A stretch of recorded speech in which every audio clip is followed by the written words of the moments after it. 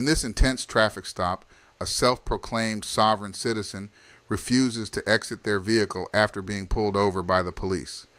Claiming they don't recognize the officer's authority, things escalate quickly, resulting in the car windows being shattered.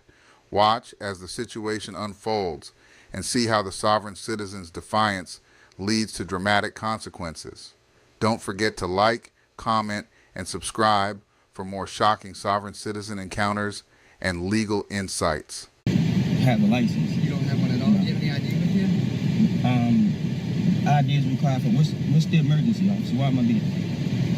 The stop in general. I'm confused. Like Violation of the Maryland Transportation Act. That's what I said. yeah, but that doesn't apply to me. I'm not a part of the Maryland Transportation Union. Like, that doesn't apply to private citizens. That applies to people that's a part of the United States Constitution. That applies to people that's a part that has consent with the United States Constitution. I didn't sign. I'm not a part of that. Okay, well, you're driving a vehicle. I'm not driving a vehicle. This is an automobile. Okay, A we're driving consumer a good. Yeah. What is your last name, sir? I don't answer questions about why do you need my name? What Because crime? it's required that I document that I stopped you, sir. But you're not supposed to be stopping me by law because I haven't committed a crime. Right, you didn't commit a crime. You Right. committed a violation of the Maryland Violations Transportation don't apply to private citizens. Crime does. No, sir, it does. No, sir, it doesn't. No, sir, it doesn't. I'm recording as well. Okay, that's You fine. took an oath for the Constitution, right? Sir, do you have an ID? You with took you, an or you want oath me to of- supply me with your information? Why do I need to supply you? Because you're driving a vehicle. Am I under sir. custodial arrest? You're not under arrest. So why do I even need to answer a question? You don't need to answer a question. So why are you I'm asking me for your questions? information. What do you need my information for? Because I need to identify you. You I don't explained need to that you. identify me if I haven't committed a crime. Okay, well, here's the issue. It's no issue. You're making an issue Okay, right you now. can either supply me with your information Or- so I can identify you, or else you're going to be arrested. Arrested under what grounds? Because I don't know who you are. What crime have I committed?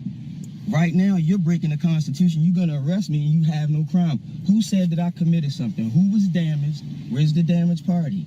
You have to point them out. That's a crime. I'm sitting here with paperwork now, and you're still going to stand here thinking that you're an authority. You're not. We're recorded for all our safety. Okay. Right now, so what am I going to be arrested for? For not identifying yourself. I don't have to identify myself unless it's a crime. You're lying right now. It's not a crime. Do you know what a crime is by the United I States never said you Constitution? committed a crime. I said that you committed a violation of the So Maryland you Transportation. cannot have your property or your personal being touched if you did not commit a crime. There has to be a crime. Again, where's Not the true, crime? sir. There could be a violation What of you're transportation. you're lying under oath right now. You're recorded. I'm not.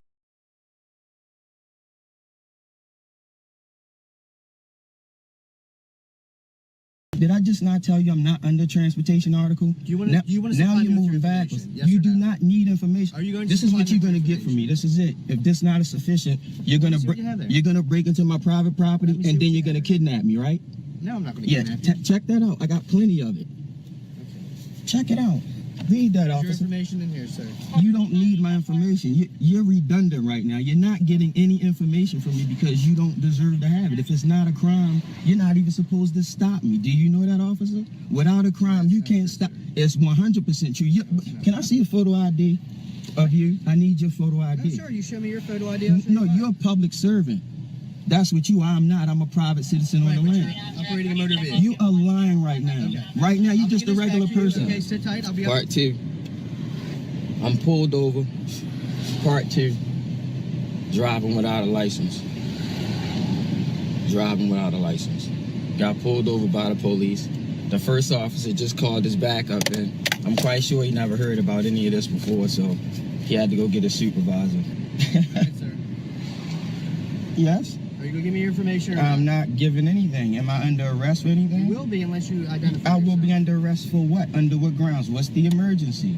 I didn't say there was an emergency. Well, if it's no emergency, what is the arrest for? Like, what's happening? What's going to happen right now is going to be bad. It's going to end bad because we're all recorded right now. And what you're trying to do is assume authority that you don't have.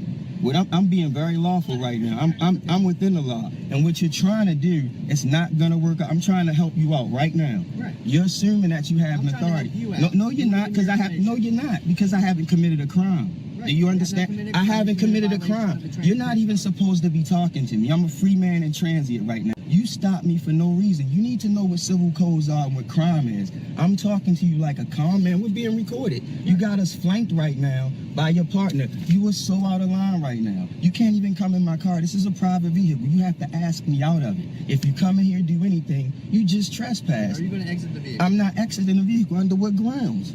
You have no grounds. You're just going to try to bully. You don't even understand right now because it's who you are. It's who y'all are as a people. You refuse to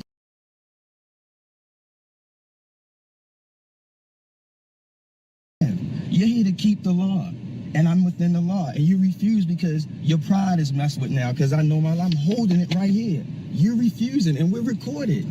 We're recorded. Okay. Yeah, but you're So in you're the not gonna- wrong. I just wanna I ask don't you- have any reason to give you anything. And if I'm under custodial arrest, I'm going to stop talking. Am I under custodial arrest right now? You're being detained right now. Well, I'm not talking right now. Are you going to exit the car?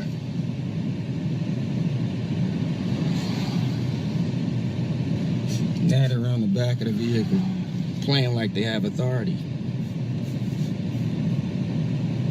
They have no authority. It's no reason for me to be stopped. I repeated it. And it's a peaceful detest. Like, I'm telling you what the law is. I'm showing it. I'm not getting out of my vehicle. I have no reason to get out of my vehicle. They can call the whole force here. I'm not getting out of my vehicle. And I'm going to drive away. Or it's going to be problems civil rights wise. And I can use the money, and it's not going to be against the police force. It's going to be against that personal officer. Now I need you to identify yourself, because you haven't properly identified yourself. Now you just a man outside my car with a gun. We have to go to that, because I asked this officer for a photo ID to see what corporate, or not even officer, this person, because you're only an officer if I committed a crime, which is an emergency, damage to somebody or their property. It needs to be a witness charging me with whatever he's talking about, because he's an observer to some violations that clearly I'm not a part of. I'm a free man and not a part of this United States of America thing where you need a driver's license in capital letters, a birth certificate and not a live certificate of birth, and a social security card, which is something that only like federal agents are supposed to have. So I'm gonna sit tight and see what happens. This is the part where they try to wait you out, like the duress part. This is what will happen when like normal people that don't know the law, like you go to pieces while you waiting. They like, oh, we got something on you. They have nothing on you. If you haven't committed a crime, nobody pointed you out, said you did this to them, it's no crime. This is the part where they pretend like they have the authority. But what you have to do is you still have to act peacefully. Like they want me to act out. If I act out, then they have cause. I guess that falls under mayhem or public nuisance. That's why cops always say shit like calm down. They're trying to promote a narrative like they're recording at your wild. But as long as you talk in a conversational tone, don't get all expressive and shit, you're fine. They don't have the authority to pull you over. This is an illegal stop because no one said I committed a crime. He's coming off like, oh, you got a violation, I can't see your license plate. I don't even need a license plate on the car. That's what the law is, because I don't have to register it. It's a personal good, a household good. So when you don't... Automobiles and cars are not considered household goods, and they must be registered in one of the 50 states or Washington, D.C. The only exception is if the vehicle remains parked on private property. Once it is driven on public roads, it must be registered and insured. Sovereign citizen claims that argue otherwise are baseless and have no support in any court within the United States. What did I say my rate was? $100 an hour? That's pretty cheap. I should charge more. I should give myself a raise right here because it's raining outside. On rainy days, it costs more because of travel. You know what I'm saying? While I'm traveling and not driving my car, while I'm traveling and my consumer good to the place that I have to go inside to make my commerce. You know what I mean? Free man on the land, that kind of stuff. Wow, the land of make-believe. But he knows though, like they can't stand down. That's the thing about it. This is America on a whole. And when I talk about the construct, when I'm talking about white versus Caucasian, this is what I'm talking about. Right now, this is the white man in them. Like, This is that no matter if you have the right or not, like, I don't give a fuck is what I say. And this is the problem with this country in a whole. These are the people that racism exists in, while they look like all the other people. This is police, right? This motherfucker right here, he a regular citizen off the clock.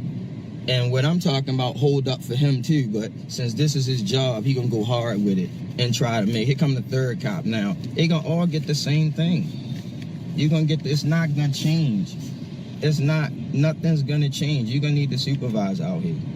And it don't matter. I already told them. I already showed them this, so they can try to take it all they want. And actually, I'm gonna give it to them.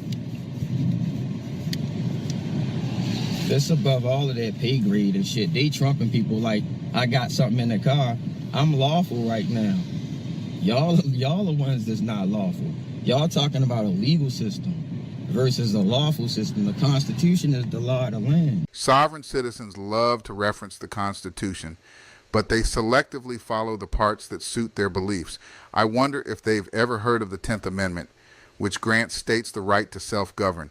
As long as state laws don't violate federal law, states can be more restrictive, but not less restrictive. Pulled over. I apologize, man. I legitimately can't hear you. There's no crime committed, so you guys shouldn't be pulling me over. Well, there's a traffic violation. I said crime. You talking violation. The law of the land, the law of the letter versus the color of the law, all right? Like, you know what a violation is versus the law? What the police has jurisdiction over private citizens about is crime. Me hurting somebody or their property, right? That's what crime is. That's part of it. No, that's crime. That's what I fall under. What you have a jurisdiction. When I succumb to your orders is when I violate somebody's property or them. This is some civil nonsense. This is violations in code. Very minor. It's so minor that it's not a part of who I am, because my car is an automobile. It's not what you talking about. I'm not a part of any of that you're talking about. I explained this to your officers, but y'all still here. And you haven't identified yourself. Anybody got a photo ID? See, no, I already identified myself. No, you haven't. I need a photo ID because you work for a corporation. Otherwise, I'm talking to a regular man right now.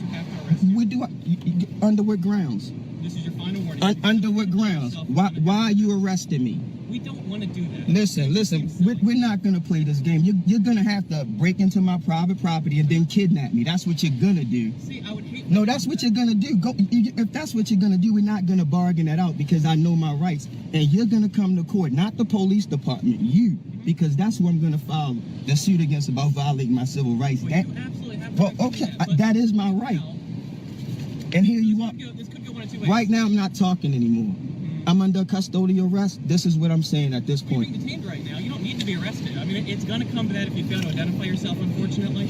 But we don't want it to come to that. I'm quite sure you don't want it to come to that. So, if you have anything with your name on it, we can handle the traffic violation. We can all move on about our day.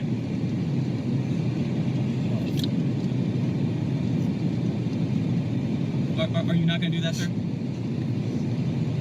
What are y'all gonna read me my rights, or am I gonna hold that against y'all too? No. Because I'm under custodial arrest right now. I need to be Miranda. Y'all think it's a game. I'm not playing. All you had to do was read what I gave you, and I could have been on my way. But y'all want to violate my Constitution, right? Okay, sir. So you're not going to supply any So identification. for what? For what need? It's a yes or no. What need? Supply What crime was committed? Again. I've explained that. What crime? No, you haven't. Neither one of you have explained the crime. I'm using crime on purpose. You should know what's going on right now, but y'all still playing this role. I know exactly what's going on. Okay, well, you're gonna have to. What you're gonna have to do is come in my personal property and pull me out and kidnap me. That's what you're gonna have to do, because right now you don't have any jurisdiction over me because I haven't committed a crime. And we can go through all of this, or it could be simple and I could go about my way to the market like I was doing. That's what can happen. That's the only thing that's gonna happen. Or you two are gonna be cited for civil violations. I'm telling you. I'm absolutely fine with that. Okay.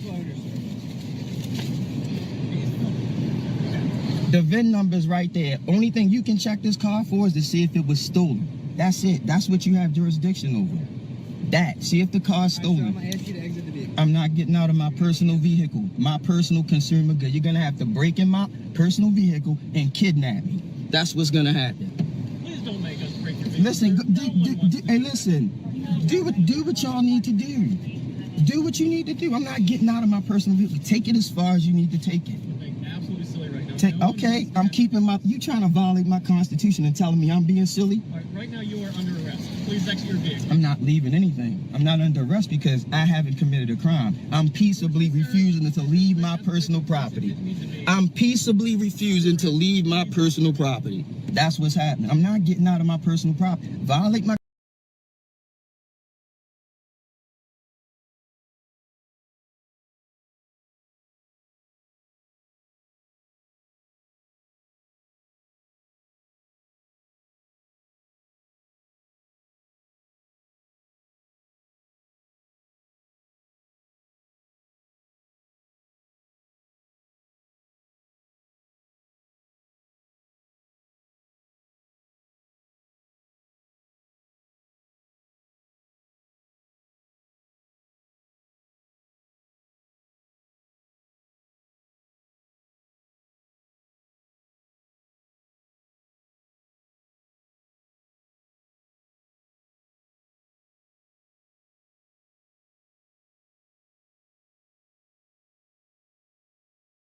Constitution.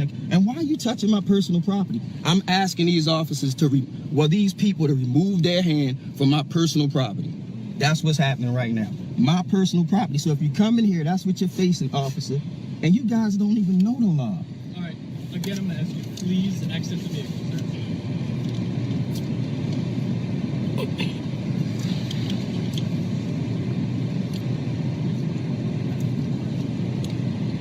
They're about to break my window, which I'm pressing charges about. Exit the vehicle. I'm not leaving my vehicle.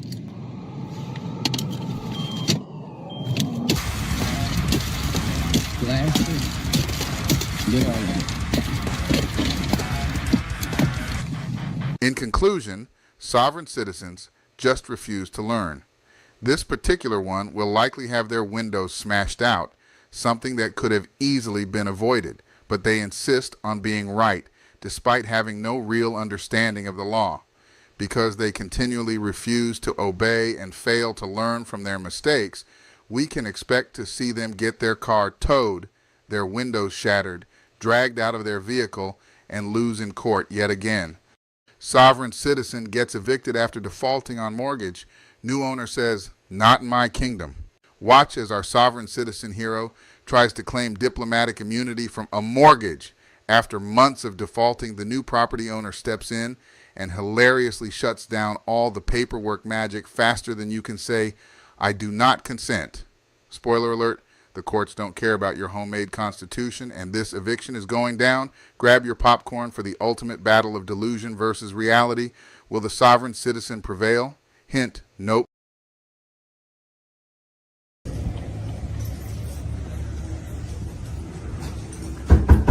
Sheriff's office, start eviction.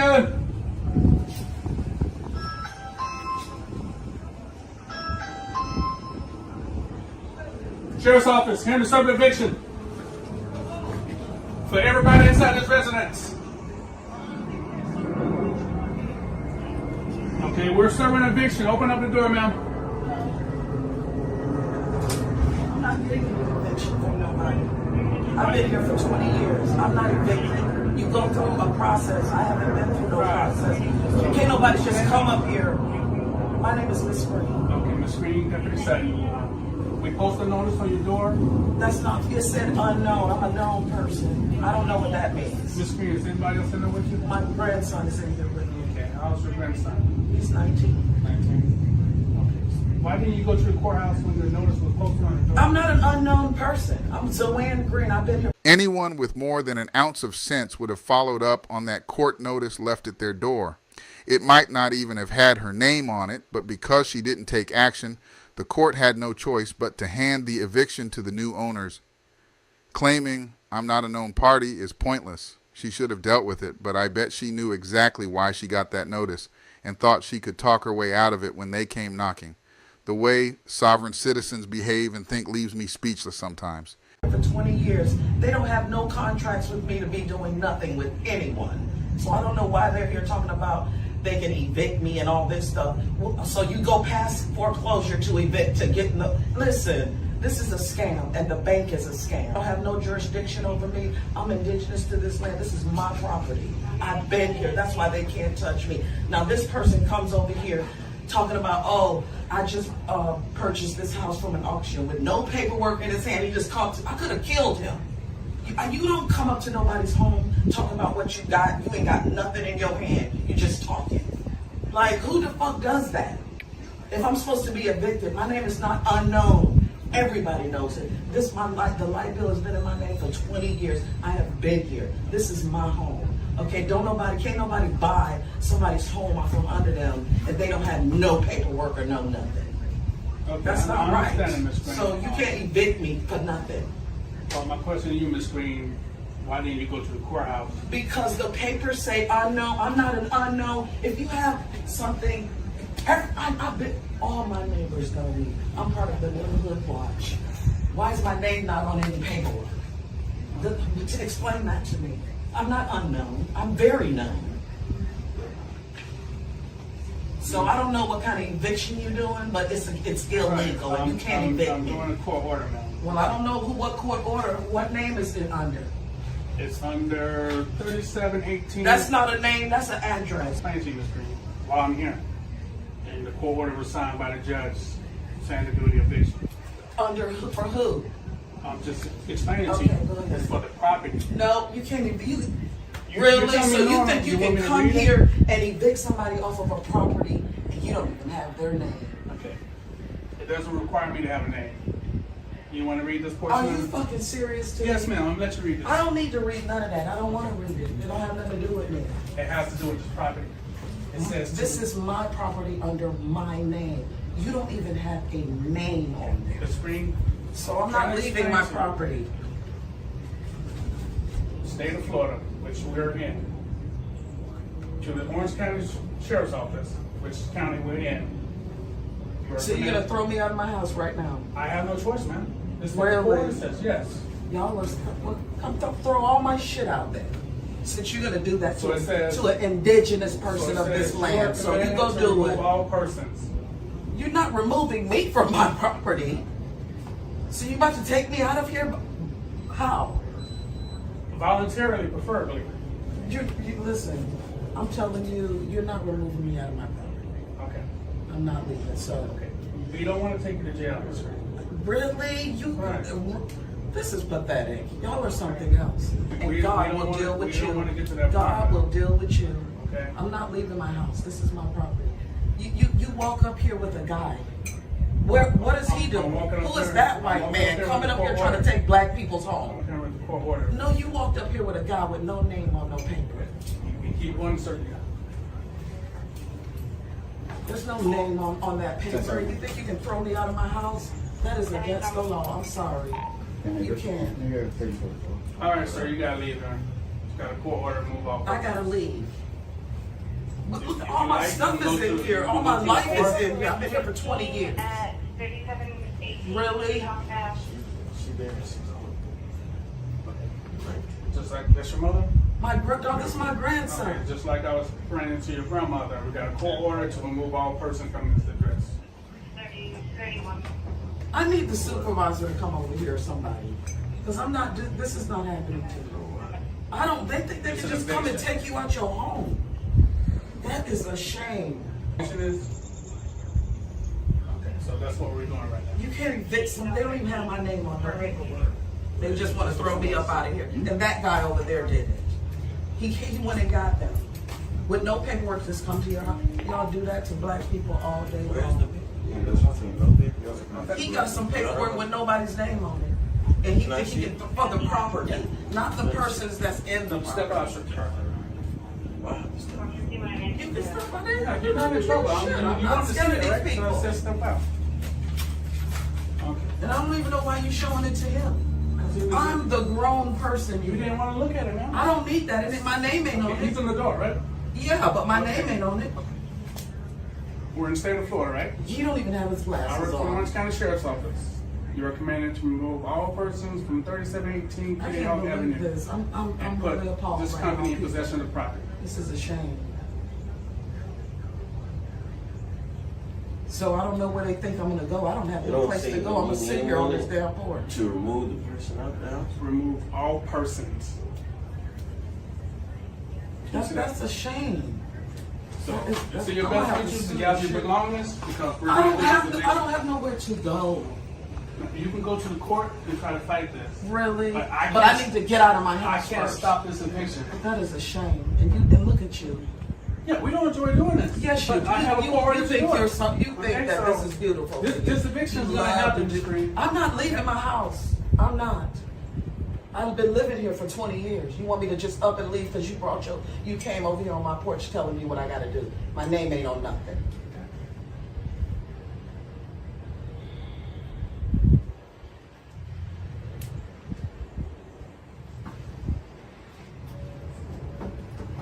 So you gonna take me to jail?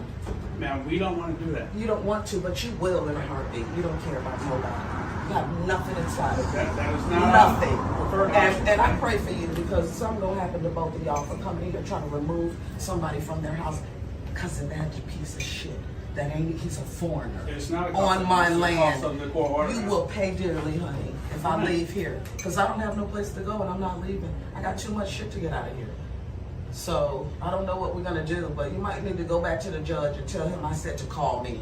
That's something you should have did, man. I don't need to do that. That's not none of it is on my name is not on any. They're not talking to me. Okay. So you're not a person, I'm not my name. I have a name and an identity. but you are a person, right? It doesn't say person. It It says- says it needs to say the person that has been here. The light bill is in my name for So that's 20 something years. you have to talk to the court about. I don't need to talk to no court. I'm indigenous. This is my land. Wow, the land of make-believe. Well, we got a bit of a situation. Bought this house at the auction. She's claiming it's sovereign property. We had to go through the eviction process. She's called me many names. Looks like she has requested all the officers' names and badge numbers, and they are writing this information down. Yeah, she's asked for all their badge numbers and names.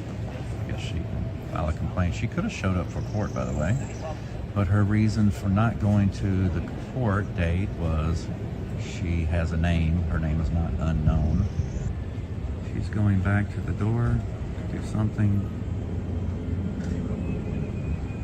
She unlocked the door, went back in for some reason, don't know why. The police officers are going in with them. They have a car. And for the record, it is a BMW. In conclusion, this sovereign citizen ignored court notices, skipped every hearing about the mortgage, and refused to deal with the steps along the way until eviction day came knocking. After the house was auctioned off, the new owner just wanted his property, but she still wouldn't accept reality. The kicker, she's got a BMW sitting in the garage. Maybe selling that could have helped cover the mortgage. What do you think? Like, share, and drop your comments below. I'd love to hear your thoughts.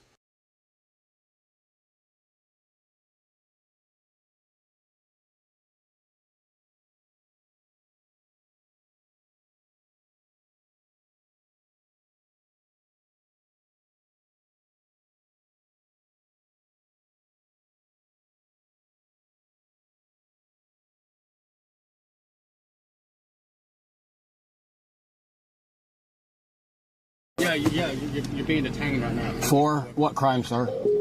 Investigation for ours are super pinpoint, okay? Pinpoint pupils, also known as meiosis or miosis, refer to a condition where the pupils become abnormally small. This can result from various factors, including certain medications, deep sleep, or an overdose. Here are some common causes of pinpoint pupils. The games and answer all the questions. By law, I am not required to answer any questions. I am required to provide my identification. I have provided my identification. Please run my license. You're going to find I'm clean. Pull in there. Yeah, I'm not pulling anywhere, sir. I don't have to. By law, I have complied with everything I must do right now. All right, well, I'm going to run some tests on you, okay? No, sir. Yes. No, sir. I am... Pull in there. No, sir. I am in full compliance with what is required by Mississippi law right now. I have provided my license. Please run my license. If you would like insurance, I will provide my insurance. I am not in any way wrong right now, and I am not going to get out of my car nor answer any questions that I am not legally required to. At this point, I would like to invoke my right to my Fifth Amendment and to not speak further, and I would like the supervisor, please. Thank you. Well, I am the supervisor. Okay. You're speaking to me. Okay. Then you will know that I am not required by law to answer any questions, only to provide my license and insurance upon demand. I have done so. That is only if another crime has not been suspected. Oh, I'm not required by law. I've been through this so many times with the police and sheriffs. I'm just trying to get to work. I'm going to Ellisville, to Dental Group of Ellisville, to install this computer and monitor in Operatory 1 because it has been down for some time. I don't have to answer these questions. This is harassment. Well, it's not harassment. It is harassment. You just let them other people go right through without even asking to see their license, and you're detaining me because I refuse to tell you where I'm going. This is harassment. And let me get your name too, sir, please. Joshua Summerlin, badge number 9. Thank you. Okay. No big deal. Thank you. By the way your speech is, the way your eyes down. I am not. My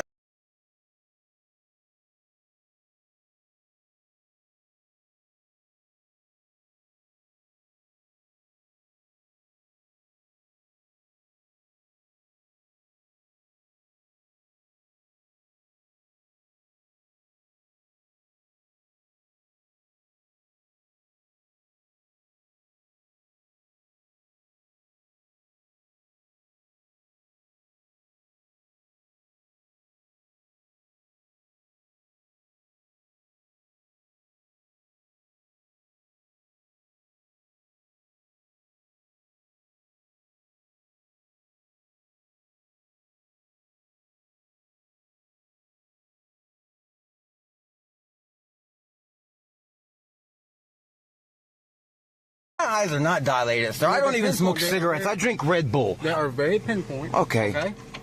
My eyes are not pinpointed. We would like to run some tests. My eyes are not pinpointed. You're making stuff up to be able to further detain me because I would not answer y'all's questions. What questions have I asked you that? You and that other gentleman come over here and ask me where was I headed. I said I don't like to answer questions.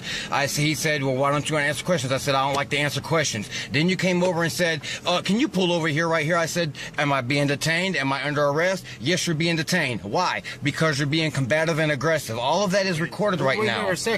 Yo, my goodness, you said something along the lines that I was being... I am asserting my right to travel freely and without molestation. Please run my license and insurance, please. We're not harassing you, okay? You are harassing me, and this is all recorded. That's fine, and I have my body camera on, no big deal. Thank you. Okay? Look, you are giving indicators. I have given no indicators, man. I am at work. I travel for work, just like you. You're a road pirate. You get out here and harass people traveling. I am trying to go to a destination. I am not driving. I am traveling to a destination to install a computer, by which I have every right to do with a current valid license with no restrictions and valid insurance. So can I please have my license back and be allowed to proceed on my way? Unless I'm going to be arrested for committing a crime, I would like to have my license back and be allowed to continue on my way, please. This is ridiculous. So, since you've gone through this before, can you cite the case law where you're allowed to do what you're saying you're doing? Oh, I've already been through this with several counties, sir. That's fine, because I can cite... I don't have to I do not have to tell you where I am coming from, where I am going, why I am doing it, or anything. By Mississippi law, all I have to do is give you my license and insurance, and I don't even have to have this conversation. You are absolutely right, to the point to where we are suspecting indications of impaired driving. That's why we're asking to pull over. I slowed down way back there when I saw the lights and I thought there might be an obstruction, man. Okay. I sat here and calmly put my hands on the steering wheel. I drink Red Bull. My blood pressure may be elevated right now because I'm frustrated at the situation that I'm going through right here. This is ridiculous. I'm just trying to get to where I'm going and you're still holding me. And you know I'm right. You know I'm right now. You're just looking for a way that you can escalate this situation further to make it more than what it is. I'm not trying to escalate. If I wanted to escalate, I can invoke what I call Pennsylvania versus Mims, which states if I ask you to get a vehicle, you must get out for any reason. Not in Mississippi, sir. Pennsylvania versus Mims is a U.S. court. I understand that, The but Supreme Court, sir, authorized all I've just went through this a few months ago with Mendenhall, Simpson County, and I went through it last year with Gulfport, Harrison County. Please just run my license and let me be on my way. If you would like proof of insurance, I can provide that as well. This vehicle is registered to my wife at the address that is shown on my license. Okay. So you can't just pull right over there. No, I'm not. I'm not going to play your games. I can't walk a straight line when I'm sober, let alone if I was impaired. I'm not impaired by any means. I'm drinking Red Bull. I'm not required. I'll blow a breathalyzer. Would you like me to blow a breathalyzer? Let's play that. I'm not doing your road test. I will blow a breathalyzer. And that right there is consent, implied consent. You're right. So, please let me blow a breathalyzer. I am not taking any field sobriety tests that involve coordination of my hands and eyes and feet and all that. I will blow. Okay. I'll give you a blood test. Okay. Well, you go that route. You keep you out of the roadway. Just pull right there. Get your insurance card out. I'll get my portable, and we'll go that route. Okay? My insurance. All right, I'm back here again. I'm currently waiting on them to come back. I pulled over. I told them I would blow. I showed them my license. I'm waiting on them to come back.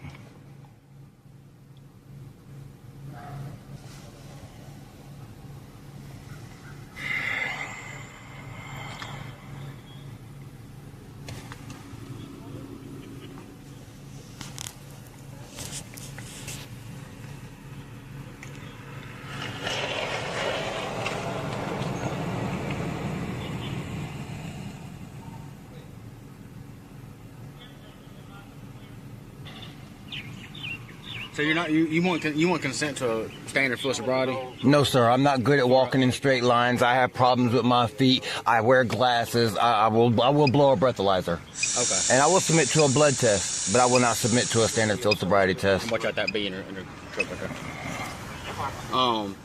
So would you do an eye test? No, I'm visually impaired. I have problems seeing. Okay. I'm drinking Red Bull. Look, my license just came back clear. I heard it. Can I please be returned my license? You've seen my insurance. I have a deadline. This clinic closes at 4 o'clock. I have to get there and install this computer and this monitor and operatory one at Dental Group of Ellisville, where the manager, Kayla James, has been waiting on me since I left my home in Oakville. I'm not even required to tell you all this. This is harassment. What I find interesting is that he refused to take the roadside sobriety test, claiming he has flat feet and difficulty walking, yet he agreed to take a breath and blood test. If walking is such an issue, then who would carry the PC and monitor to its installation location when he's about to set them up? Profession. You chose to enforce the law as the law has been interpreted and handed down by the courts. Yep. I choose to work in information technology. But other than that, there is no differentiation between you and I, sir. And I don't have to even call you sir, even though I call my children sir and ma'am. And I address them as please and thank you because I teach them manners, because that's how we should communicate. But because I don't defer to you and provide you with I don't know what kind of perceived respect you think is entitled, I'm being held and detained here when all these other people simply showed their license and you let them go. Well, they show their license and they don't have any indications of impairment. Because I didn't want to answer y'all's questions. That wasn't it. That was it, man. I got it all recorded right here. I'll be glad to take it to court. Want to write me a ticket, please? If I've broken the law, please write my ticket and let me go. Well, that's why we have reasonable suspicion to believe you have broken the law by impaired driving. Oh my goodness! Then let me blow. No, I'm saying because field sobriety tests are open to the perception and discretion of the person admitted. Please refrain from leaning on my car. Thank you. Because field sobriety tests are open to the objection and. Why are you so upset? Because I'm trying to go to work and y'all are holding me up, man. Getting out of here if you let us do field sobriety. No, I'm not for what? No, I'm drinking. Because your pupils are pinpointed. Whatever. I'm drinking Red Bull, dude. Red Bull has nothing to do with it. Okay, whatever. This ain't our first day on the job, sir. Whatever, man. Go ahead, step out, then. No, I'll blow. I will blow. Blowing is for alcohol. For alcohol. We ain't worried about alcohol. For what then? Get out of the vehicle. Step out. We believe that you're impaired on another substance other than alcohol. Like what? Okay. Under what reasonable suspicions? I'm talking to your supervisor, sir. Please don't interrupt. We have reasons. Please, will you please ask your deputies to refrain? I'm discussing with you right now. We are discussing, all of us. I'm talking to you. You're the supervisor. Okay. Same thing he said. Okay. We believe that you may be impaired. On what?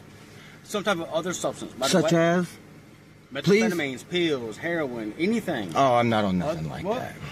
And that's why we want to do a standard field sobriety to make sure. We are out here not looking just for people with no driver's license. We're out here enforcing traffic But you laws stopped and to said you were encourage looking for a laws. driver's license, and I have that recorded. And according to the Mississippi statutes, if I had a signal, I could pull it up. I just went through this.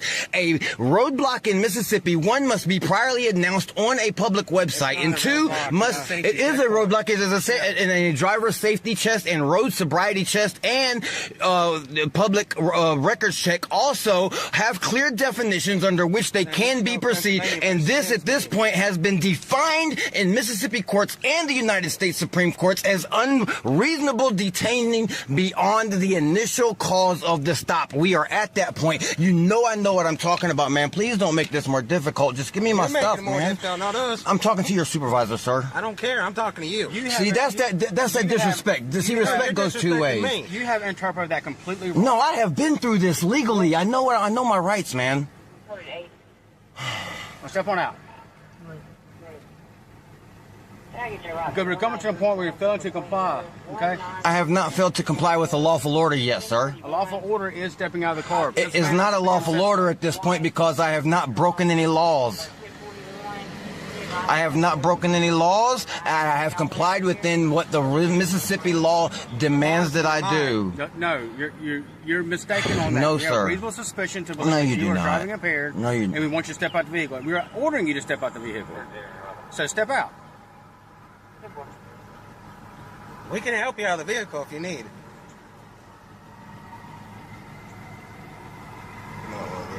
I would like to speak to another supervisor, please. We're here. Sir, my rights are being violated here. I am clearly asking for another supervisor. I am not going to resist anything. I am not going to fight anybody. I am requesting that you do not, I am not giving you permission to enter my vehicle. I am not giving consent to have my vehicle or my body searched. We're not searching your body. You have conducted a visual, each of you have conducted a visual inspection of the interior of my vehicle, which has all four windows down, and there is nothing that is in any type of conspicuous way trying to be hid. Each of you, if you had found something inside the domain of my vehicle, which did warrant suspicion, you would already be using that as reasonable cause to enter my vehicle, but you have not, because there is nothing. Because the reason for us to get inside the vehicle is you, because we believe you're impaired driving. No, you don't, sir. You want me to bow down to you. Get blood. You willing to go to the hospital and get blood? Nothing's going to be found in your blood whatsoever. No. Okay, then. So step what's out. the big deal? Step out. Because I can't walk in a straight line on a good day, let alone if I was impaired. We're not walking to get blood. What? You said you want to get blood. So walking a straight line ain't gonna matter. Well, you're talking. Look, because if I give up okay, you suspect I'm on methamphetamines or cocaine or something because I'm drinking a Red Bull? No. Yes, it's a known stimulant with known ingredients in it that cause people to have dilation of the eyes and elevated blood rate and stuff like that. This is no secret. I don't even smoke cigarettes, man. Well, all this are here in the car here. Oh, what? The ash on her side. My wife smokes. Okay, then. But listen, we have reasonable suspicion to believe that you were impaired driving, okay? So you must step out the vehicle to do one of three things: a field sobriety test, give blood, or get arrested, okay? What's your name and badge number again, sir? I told you. This is a new recording. The other one stopped. That's fine. Sergeant Josh Summerlin, Covington 9. Okay. I am getting out of this vehicle. Please step back from my vehicle.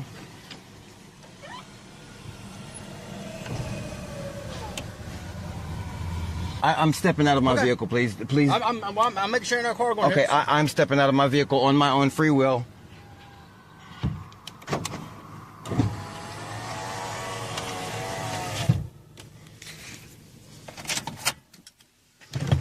I have turned my vehicle off.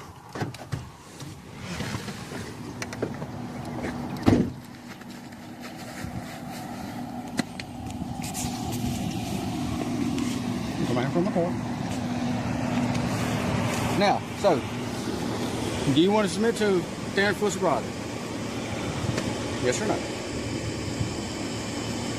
I'm not consenting to anything. I'm doing whatever. I'm going to play these games with you.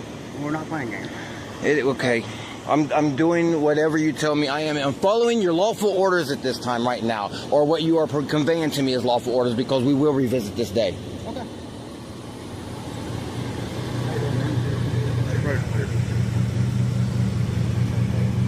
So, I can't tell you to do full sobriety. That's what I am following whatever you are telling me to do is a lawful order right now, because I will revisit this day with my lawyer. I'm not telling you that you have to do it. I'm offering you to do it. No, you just gave me an order to get out of my vehicle to do a field. So I am following your orders, sir. Okay, go around. Why am I being arrested?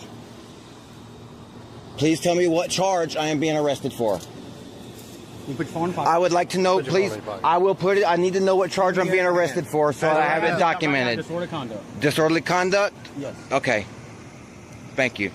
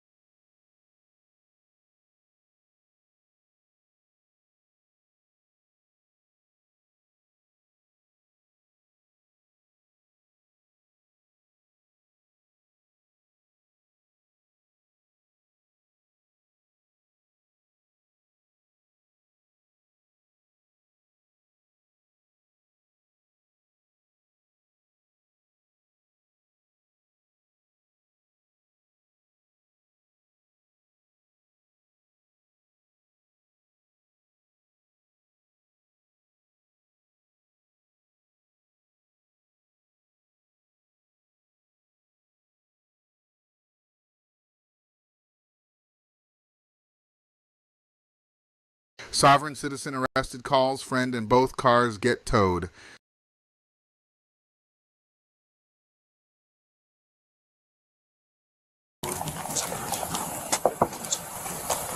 Can you roll this back window down for me? Hello. Hi, can you roll this window down for me? Hi, my name is Officer Fager with the Edgewater Police. The reason I stopped you, he's not in his seatbelt, and your tag is obscured. The top of it, you can't see what it is, and it doesn't come back to anything. My camera is blocking the top. Yeah, do you have your driver's license with you? Do you have an actual driver's license? Oh, that is my ID. I'm an American State National. Okay, that's not a thing. Yeah. Do you have a registration and valid proof of insurance?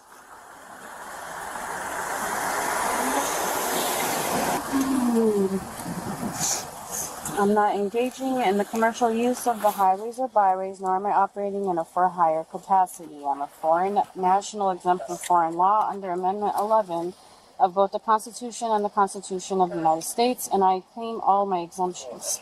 Okay, so do you have any other documentation from the United States government saying that you're exempt from these, or that you're I don't have my paperwork in the car with me, but I do have it. Okay. And that's my form of ID, and those are my private plates on the car. Okay, this is a passport. Okay, so I'm aware of your group that you're with. This doesn't grant you any rights to drive. Please run my car? I will. Do you have a driver's license in any state in the United States? No. No. Okay. Do you have any other documentation? Nothing from the United States government saying you have diplomatic immunity? My paperwork is at my house. Okay. Are you aware that in the United States, when you're a diplomat inside the United, are you claiming to be a diplomat? Is that what you're saying? No, I'm a foreign state national. Right. So. That's what I am. So you're a foreign state national. Yes, and but if you run my you're claiming passport, diplomatic immunity, correct? If you run my passport, you'll be able to see my documents there. It reflects. So do you have my a status. driver's license in any state in the United States? That is my form of ID, sir. Do you have a driver's license? That's not my question. Do you have a driver's license? You do not. Okay. No, that is my form of ID. Do you have a registration or a valid proof of insurance for the vehicle? It's a yes or no question. No. Okay. Any particular reason he wasn't seatbelted? No, he had. He was hanging out the window. Yeah, but when we were behind him, he didn't have his seatbelt Pulled on. away from school. And Okay, where did you obtain that tag? From foreign state national guy in Alabama who makes the plates. Okay.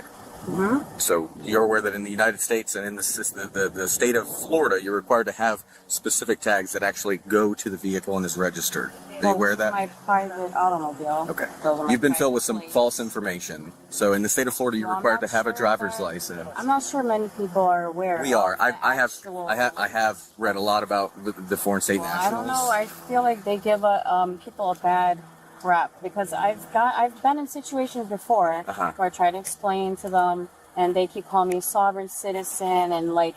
Well, that's what it even is. if you look That's what it up- is. No, it's not. It is. It's not. And when you look it up on the internet, it'll tell you right, but it'll explain it as a Essentially, sovereign citizen. essentially, it's a sovereign. It is a sovereign citizen entity. Do you have keys to the vehicle? Can you hand me the keys? No, I cannot. Okay, step out of the car for me.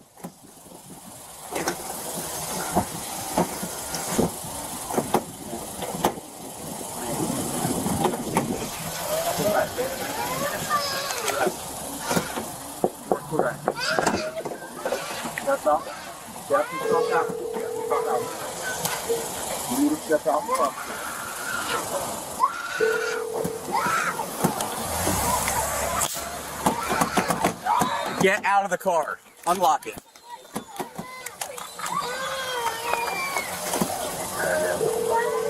Can you unlock it? Your call has been forwarded to voicemail. Step out of the car. Step out of the car. Step out of the car.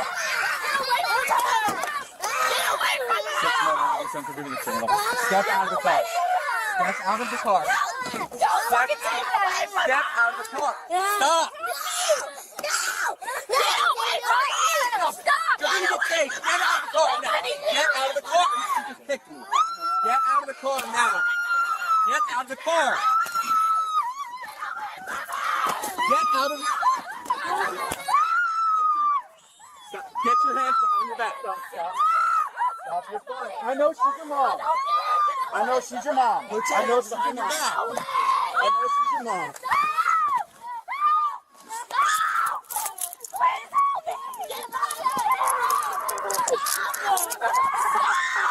Your mom's fine, okay? Go back in the car. Go back in the car. It's okay. We're gonna come take her to the grass and you guys can talk to her, okay? Step away from her. It's already bad enough with father arrested. I don't need her method too. She's the only person I have. Please. Step back over here. Please, I'm sorry. Go back to the car, please. Your mom's gonna be okay. Your mom's gonna be okay. Please, no, just don't. We're not gonna hurt her. Your mom's gonna be okay. She's the only person I have. Okay. Nothing wrong. Please. Okay. These are my children. Okay. Please, please. Go back in the Come car. here. Get these kids away from me. They forced me out of my car. They dragged me on the floor like an animal. I did nothing at all. I just Stand up. picked my children up from Stand up. school. Watch your phone. Walk over to that car. I can't believe you're doing this. Grab that one too. There's nothing wrong. Come here, bud. Come here, bud. Hey, No. come on. Step over here.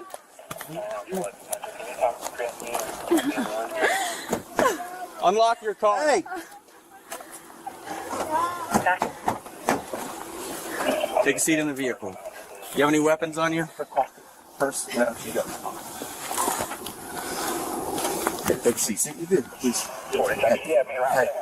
Hey, I tried to talk to you. Okay? Hey, that's I tried to talk to you. No, but Why you weren't would you listening. drag me out of my car like that? You had no right. Motor Auto says you saw the channel. Right? I'm not a U.S. citizen. Okay, I understand you're doing your job and all that, but I did nothing wrong. And now you're forcefully pushing me into Get in the the car. You're under arrest. Why? Because you kicked me. Battery on a law enforcement officer. You did. It's on camera. did You not did kick kick me. you. You did kick me. No, I didn't. Yes. You were pushing me, pulling me out of my car. Okay, I'm right here. Yep. You want some quick games like this? I'm not playing any games.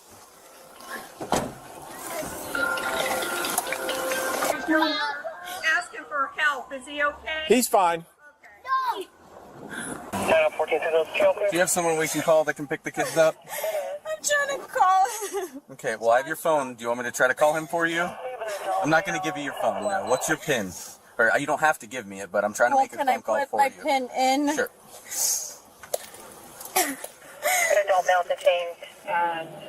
Just had a female first search with that one.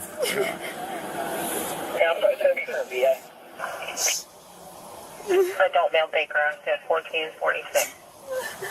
On my law, is there anything going No, they arrested me and they have the kids. I did nothing. Move your foot. And he dragged me out of my car. They dragged me out of the car.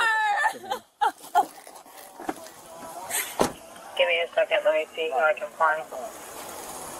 I'm trying to make a phone call. There's 3 kids in the car. They're freaking out right now. Where are you going to be? Where are you? Hi, this is Officer Fager with the Edgewater Police Department. Who am I speaking with? This is Joshua. What's going on? Are you Are you husband or father of the kid? I'm trying. No, don't touch me. I'm not going to touch you. Are you able to try to respond to take the kid? She's under arrest for battery on a law enforcement officer and resisting an officer with violence. That doesn't seem like her. I don't understand what's going on. Okay, well, you can review the body camera footage because it was her. So.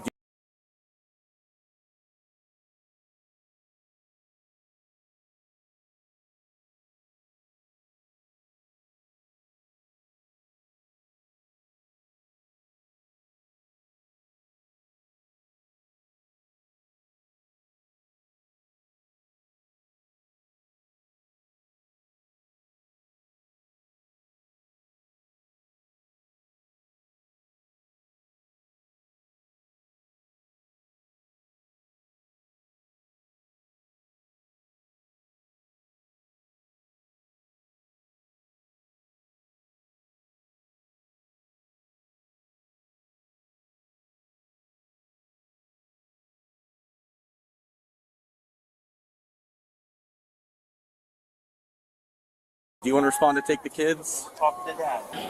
Do you want to have a conversation? My son.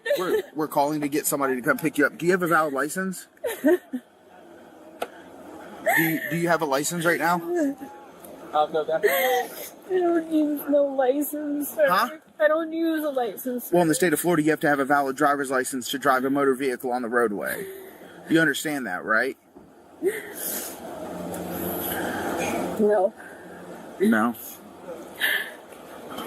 I can see if I can get someone closer. Can you give me 5 minutes? Sure. Okay. Yep, you can just call her number back if you want. Okay. Thanks, bud. Being a police officer is an inherently dangerous job. So when you're told to do something and you tell them no, we're going to then make you do it. That's just the way it works. This whole sovereign... But it's still not right. They really You forced committed a me to the crime. I did not hurt anyone. I was not committing a crime. You committed They dragged me out You of committed my a misdemeanor in the state of by my Florida. legs, like a animal. Well, you kicked him.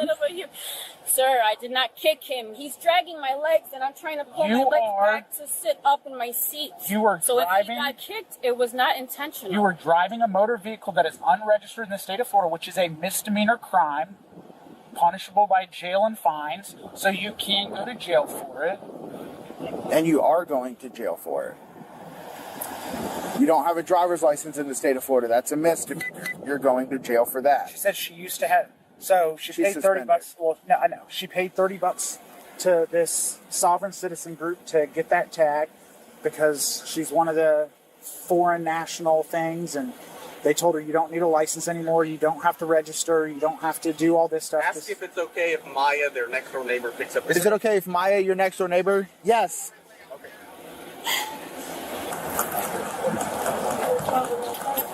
Hello.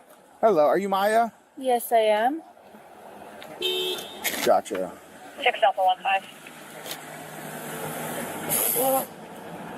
15. You realize all your cars. Do you have a driver's license? I do. Can we see it so we can make sure? You realize in the state of Florida, your vehicle has to be registered, right? It is registered. Because it's been documented time after time after time that somebody tries to do this, and it's proven that it's false. It's not true. Okay? But ultimately, at the end of the day, you can't put your hands on a police officer. Not in the United States, not in the state of Florida, not in the city of Edgewater. Okay?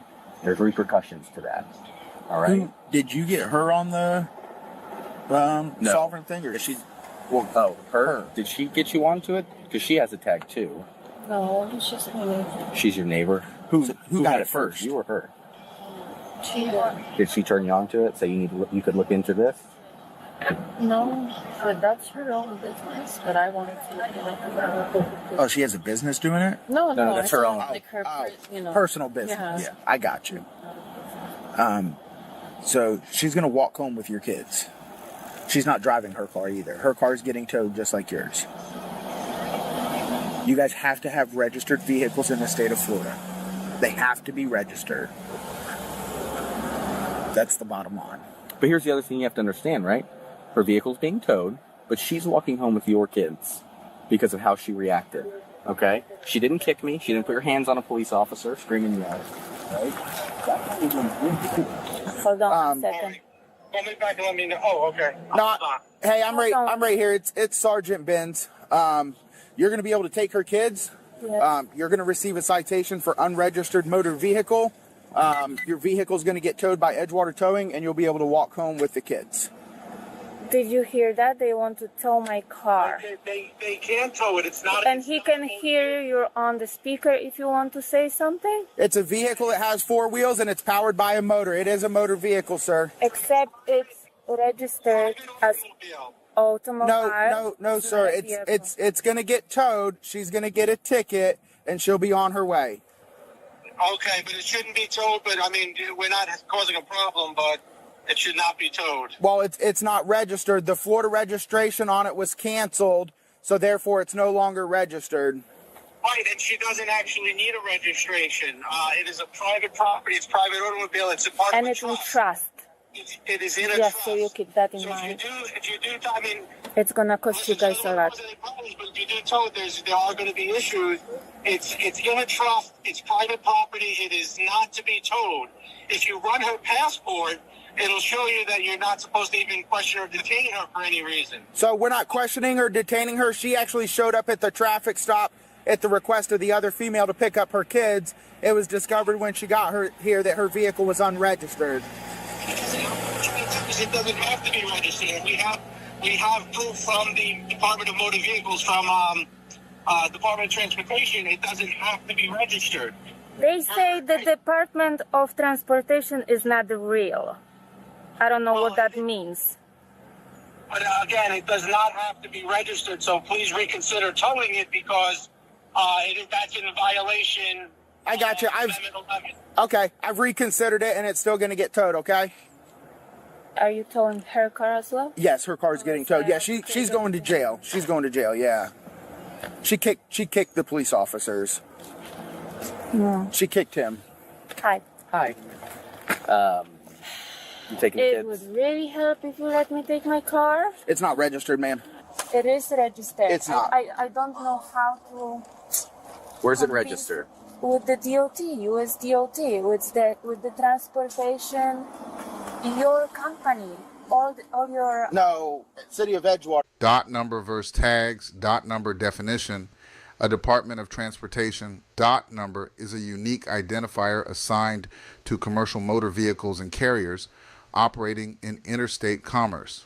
Purpose: it tracks compliance with federal safety and operational standards such as inspections, vehicle maintenance, and driver qualifications. Who needs it? Commercial vehicles that transport passengers or goods across state lines. Tags, definition. Tags refer to vehicle registration, often in the form of license plates issued by the state.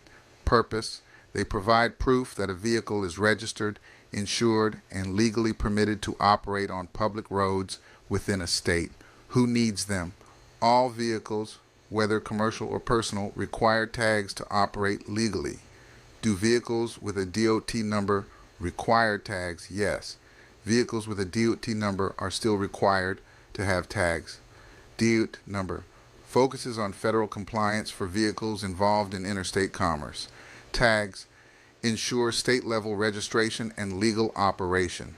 Requirement: a vehicle with a DOT number must have state-issued tags for local, state, and public road usage.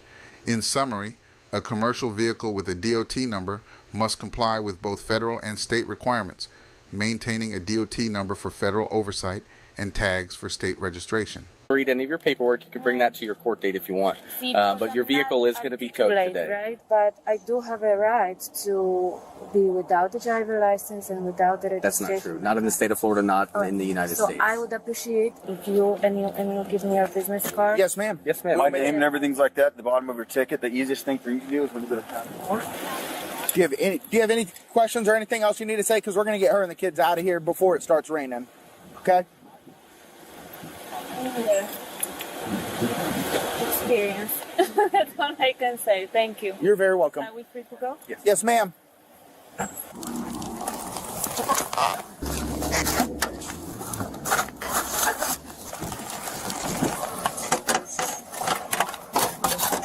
Come on, baby.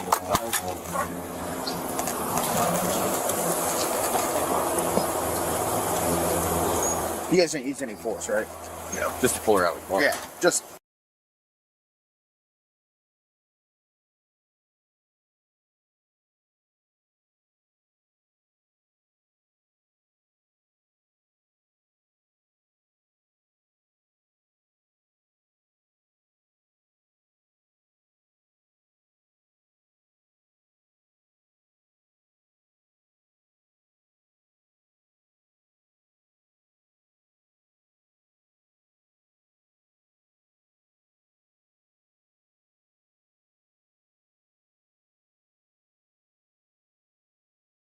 All right, Mr.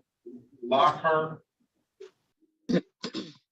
has a note here on one of these tickets. Did you send a note to the court, Mr. Lockhart? Yes, I did. No. Do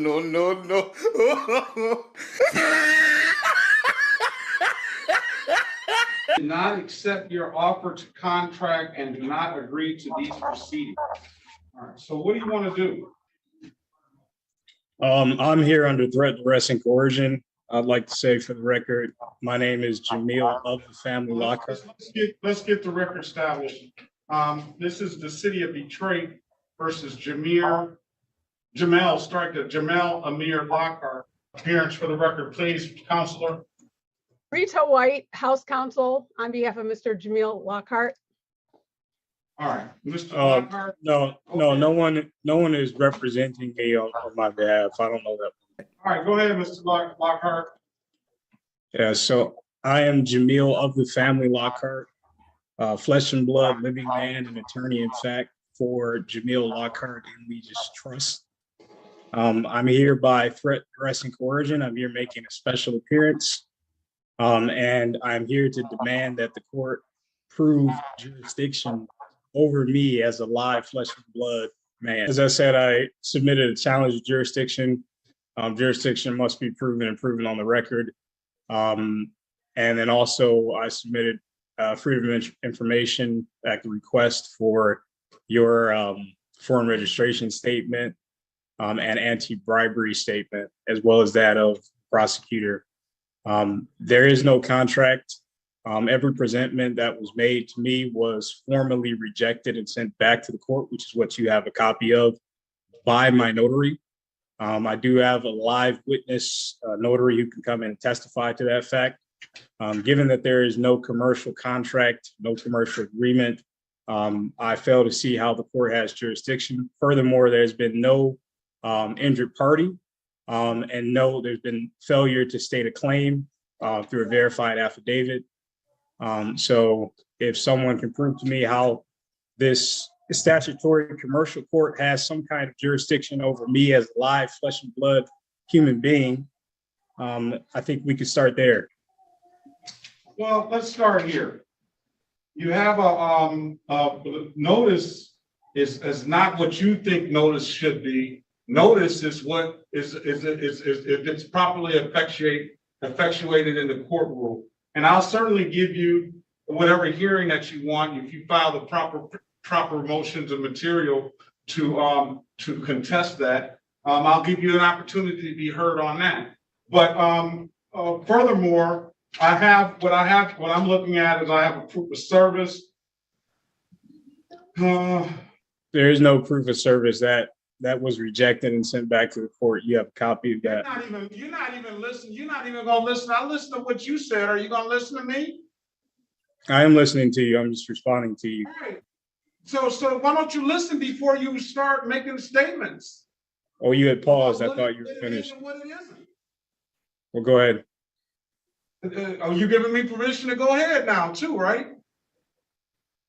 I assumed you were done speaking. All right. Listen, I have a envelope with certified mail. I don't know what I believe the contents have been stapled to the envelope. It's got a proof of service effectuated by Nyla Perrin. I have a signed complaint here, signed by Officer Randy Randolph on 11/19/2019. Is he here today? And we can get him in here. Today is only date and time is set for arraignment. So you're just being arraigned, and what the arraignment purposes of the arraignment, and let's go through the whole thing, is you're here for a expired plate ticket. That is a civil infraction that carries a $145 fine. There's an allegation that you did not have a drove while license not valid or improper. That is a misdemeanor offense, punishable by 93 days in at the maximum by 93 days in jail and or $500 in fine.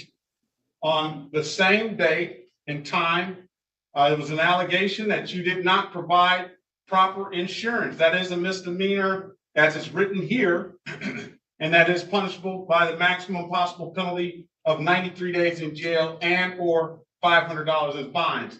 There's also a warrant for your arrest for an allegation of an improper, not valid driving.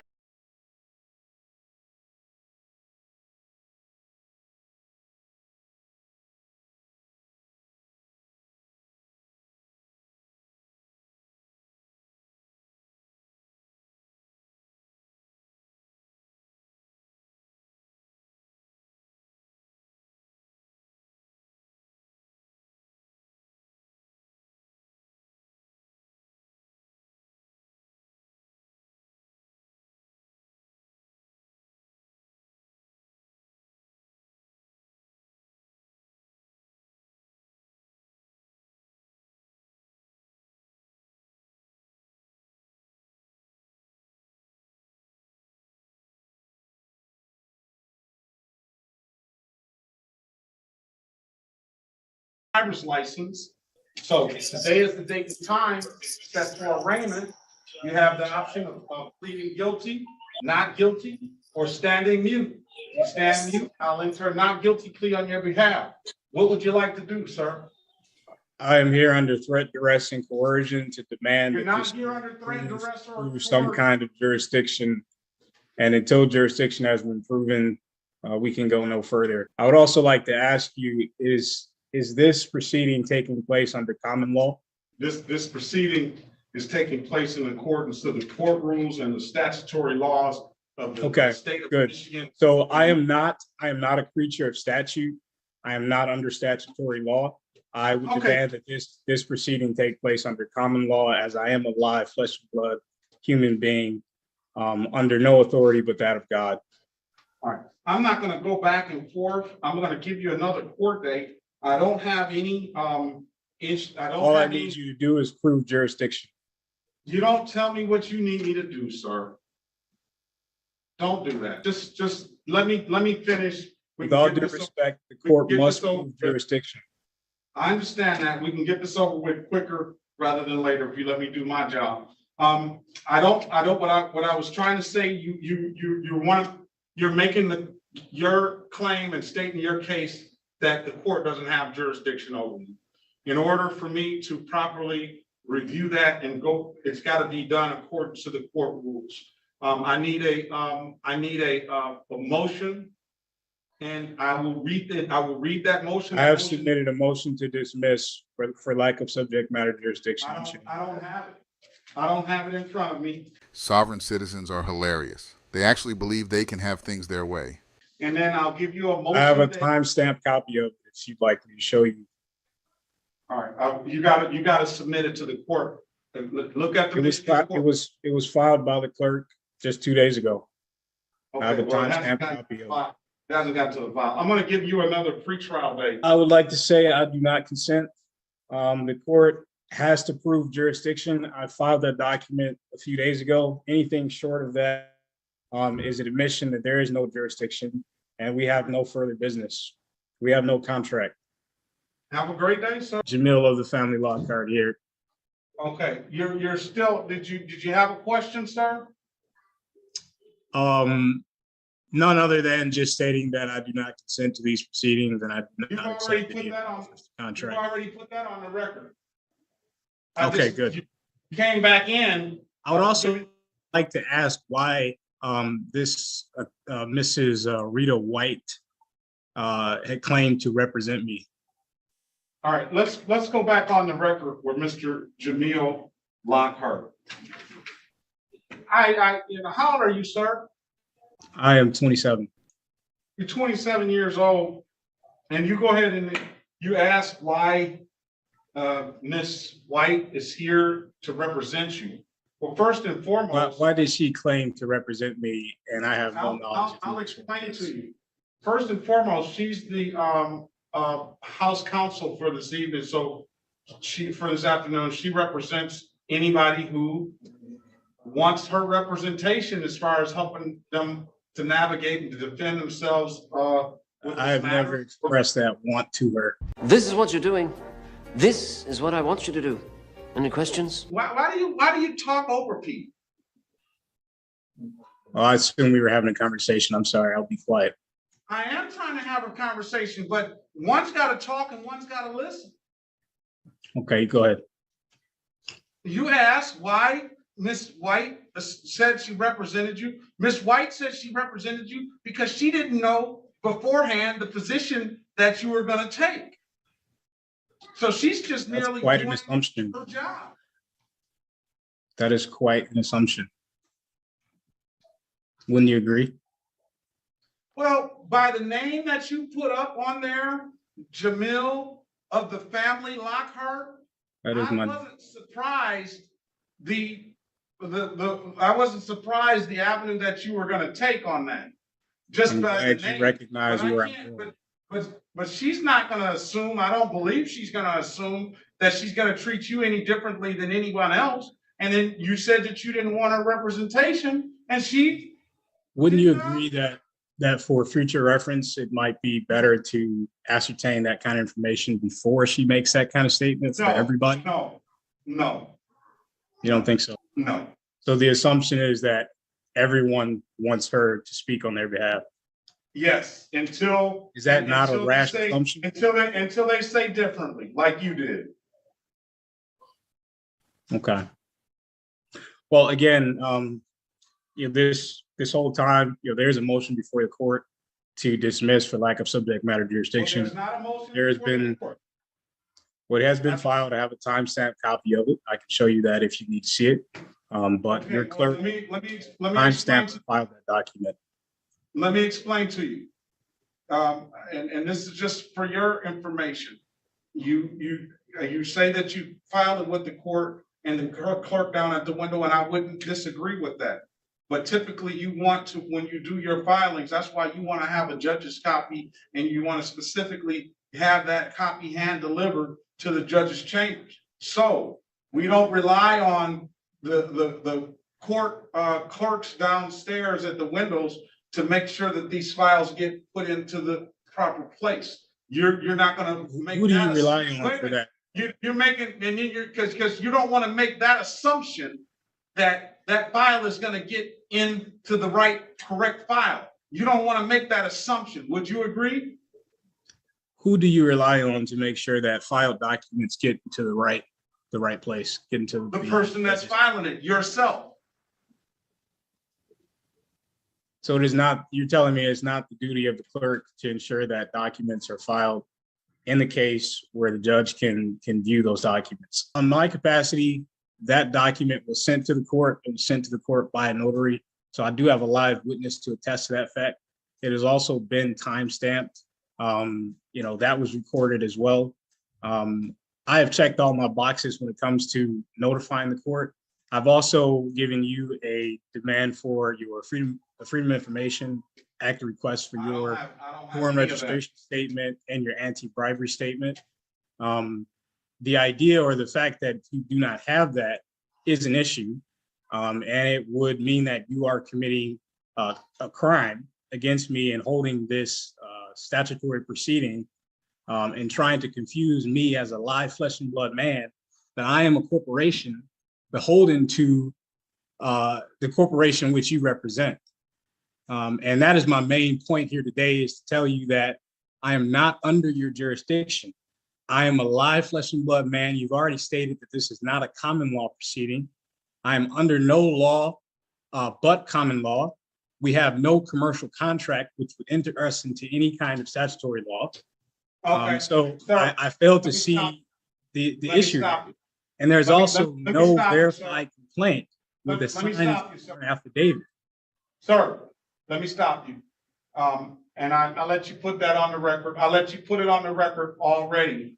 We've already done those things. So, I'm gonna end it. What you're I'm gonna committing end here it. is a fraud. Okay, That's I'm what gonna you're end it. participating in. okay. Whatever your position And is. without your foreign registration statement, that's an admission that you are here as a criminal actor. Okay, sir, I'm gonna end the hearing now. And I do not consent to And I'm any gonna further remove you. hearings on this issue or this matter. We have no valid contract. We failed to prove jurisdiction. There is no valid claim. All right, you've I do already not said consent. that, sir. I've already let you make a record, and I don't want you to mention any more because I'm gonna hold you in contempt of court, okay? So I'll let you make your record. I set a date. Do whatever March you feel 20th. like you need to do. I'm here I'll to set a tell date you of that March I am not 25th, under your sir. jurisdiction. All right, it seems that you really need an education on how this stuff works, and I'm gonna give you one today.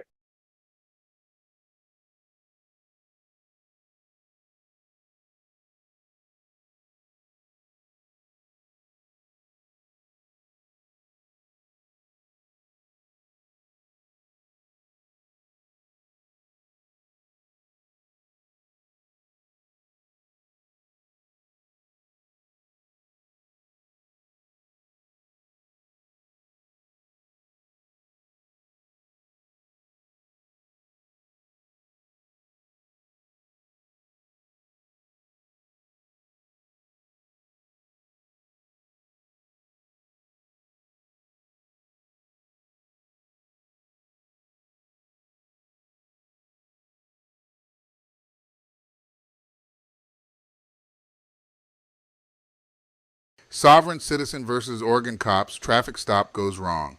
In this intense encounter, an Oregon traffic stop takes a wild turn as a self-proclaimed sovereign citizen challenges police officers with unusual legal arguments. Watch as the officers try to maintain control while facing resistance and unconventional claims. Is it a misunderstanding of the law or a refusal to comply? Join us for a breakdown of this dramatic standoff and dive into the motivations and legal misconceptions that fuel sovereign citizen confrontations. Don't miss the discussion on what went wrong and how these situations can escalate.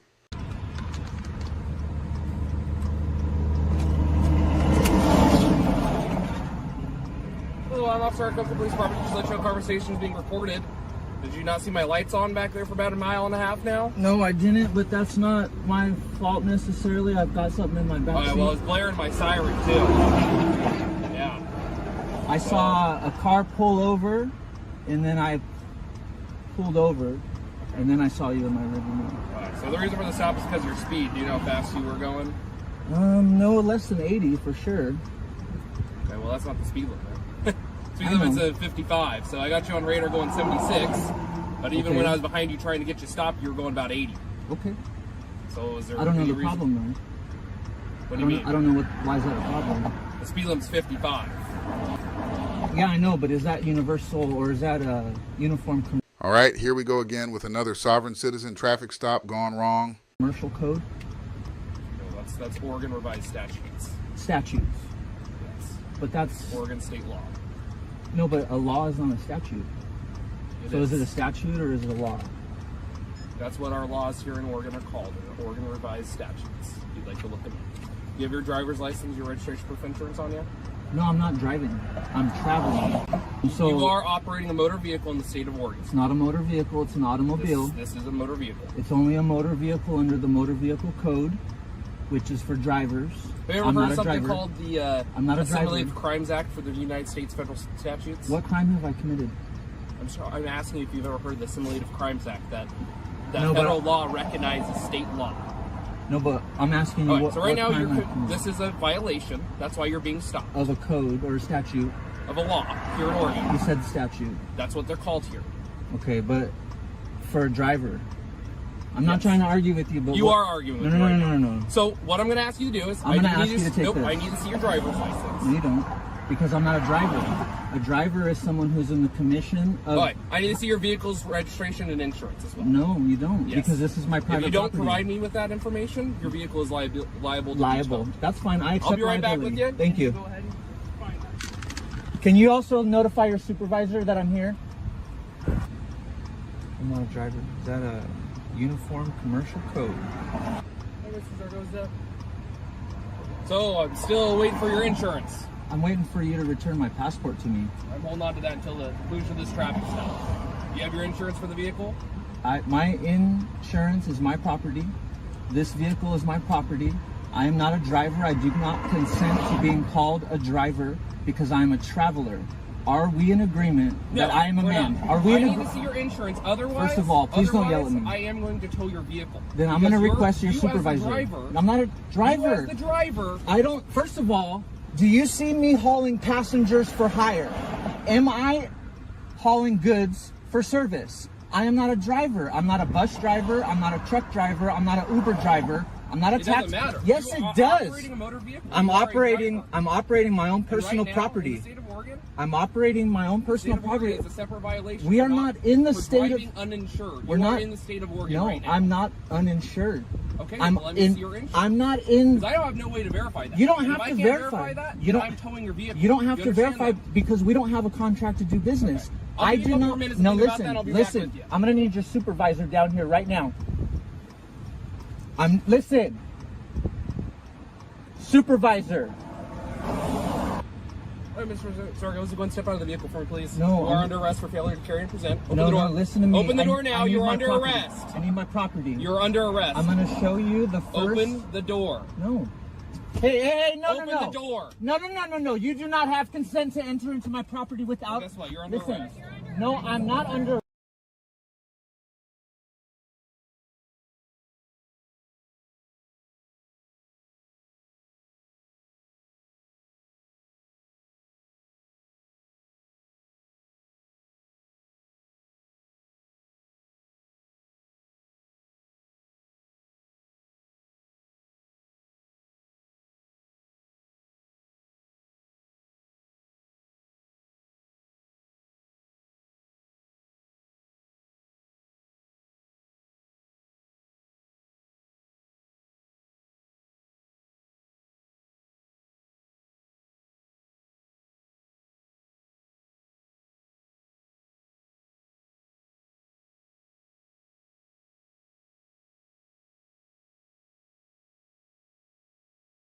arrest. Where's your supervisor? It's gonna be an extra crime. Open the door. I'm Open gonna. the door. Open the door where's now. your supervisor? Do not put hands on me. Open the door now. You're being recorded. Do not put hands on me. Open the door now. Do not put hands on me. Open the door now. It's open already. Who do you work for? Step out. I do not Step have. out of the car. I do not have. Step out of the car. A contract to do business with you. You're gonna have to provide your supervisor. Step out of the car. You're assaulting me.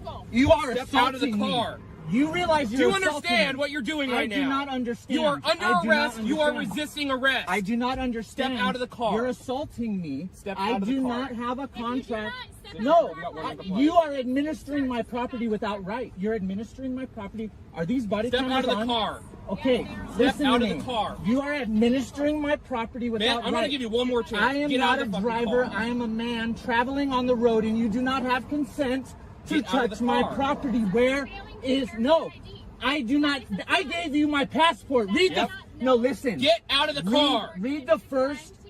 It's not a crime. It is. I'm not a driver. I'm a Get out of the traveler. car. I am a traveler in my private property. I do not have a contract to do business with your corporation. You only have jurisdiction under Uniform Commercial Code, which is Get for out of the car. drivers. I'm not a driver. I'm a traveler.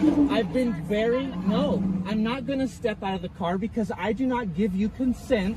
I'm not doing business with you. I mean, with that taser, that's assault and battery.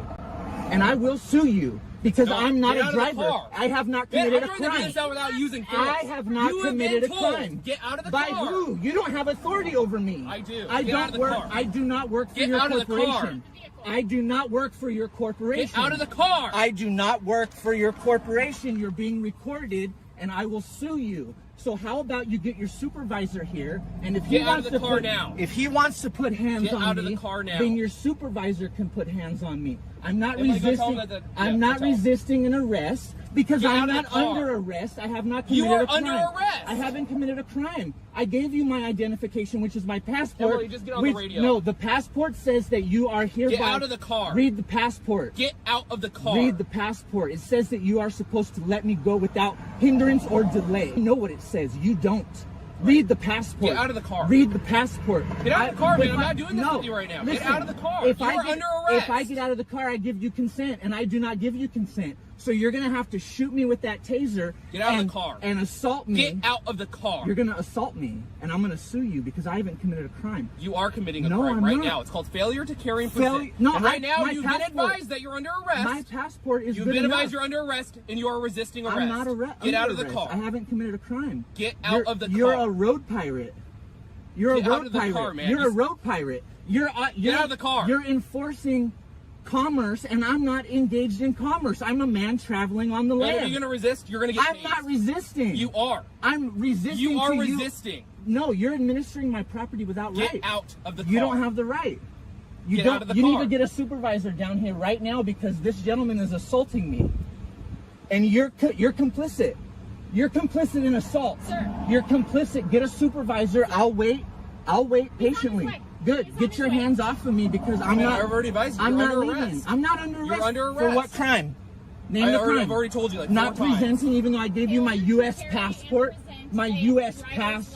I'm not a driver. It shows. I'm not a driver. Were you able to tell that I'm engaged in commerce from the road as you were passing by? No. Out of the car. I'm not an Uber. You only have jurisdiction over Uber drivers, bus drivers. Yes. Sir, I'm Get a out of the man car. traveling on the land. No. Get out of the car. You are a corporation. Corporations Get out of the car. cannot do business with men. They can only do business with other corporations. And a driver, yes, you are. You're the city of Coquille, right? You're not sheriff. Call the sheriff, or I'm going to call 911. The city is city. No, you're wrong. You're wrong. It's not Get out true. of the car. Wait for your supervisor. No, we're not waiting. You are under arrest. I'm not under arrest You are because I under haven't committed arrest. a crime. I have not out committed a of the crime. car. You're in big trouble. You're in big. You're Grab both. his other arm, Emily. No, you're not. No. Sir. Grab. You're Get out of the I'm. car. I do not consent to the assault. Who cares what you think? Just get out of the car. I do not consent to You you are under assaulting me. arrest. I do not consent to you assaulting me.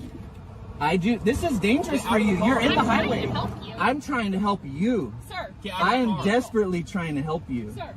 I'm desperately trying to help you. No. You do have jurisdiction over No, you all don't. of the- You all don't of the have. state of Oregon. No, so you're not the state police.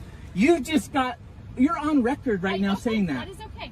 No, it's City not and okay. local police do have jurisdiction over all the state of Oregon. No, you don't. You only have jurisdiction over the incorporated area called the city of Coquille. You have only jurisdiction over the corporated step out of the car. city known as. Get out of the car. Where's your supervisor? He will get here and deal with things when he gets here. No, we're not I don't waiting. give you consent. Get out of the car. I do not give you consent. I do not give you consent to touch my person. I do not give you consent to touch my person. I'm waiting for your supervisor. If you break my arm, then I'll have your home. I promise you, you're out of line and you don't have jurisdiction over man. You have jurisdiction over drivers. If I'm engaged in Uber services, I'm a driver. If not, I'm traveling in my private property. And you're on record. I'm not armed, I'm not a threat. I've been respectful, I've been kind, but you've assaulted me. You both have. You don't have jurisdiction over me. And the passport, first paragraph says that you are to let me go because there is no emergency. Those emergency lights are for emergencies only. Where's the emergency? You guys are toast. Especially you. You're okay. You're okay. You're nice. But you, sir, have an authority issue. And you're assaulting me. And I promise you this will not be the last that you hear of me. Because I'm not being arrested today. I promise you I'm not. You have jurisdiction over drivers, truck drivers, bus drivers, taxi cab drivers, Uber drivers. Uniform Commercial Code is not law. And you're on record. And you should be ashamed of yourself. And I asked you nicely to bring your supervisor. Grab your spikes and put on your tires. I'm not leaving. You're ridiculous. You're full of fear. And you ask your female partner to help you get control over a man. Because you know I'm right.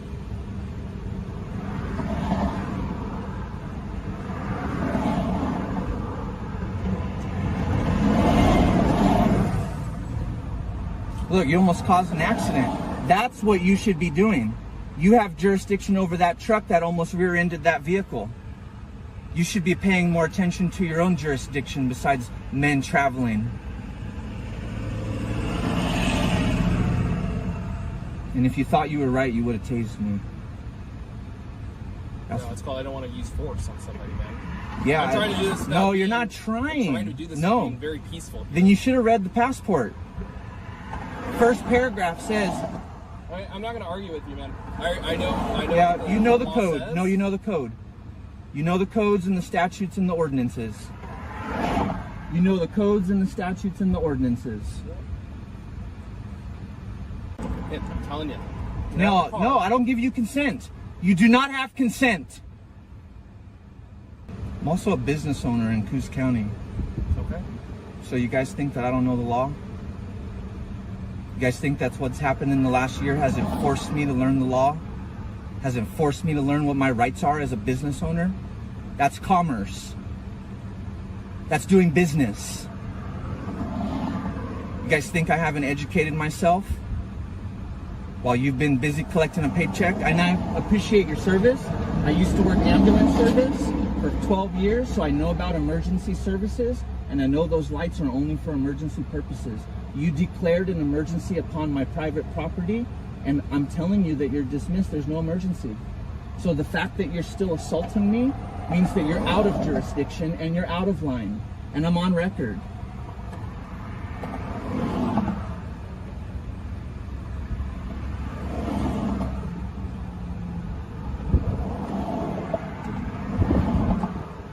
And if you let go of my arm right now, and I'm not going to do anything to you, this is unnecessary.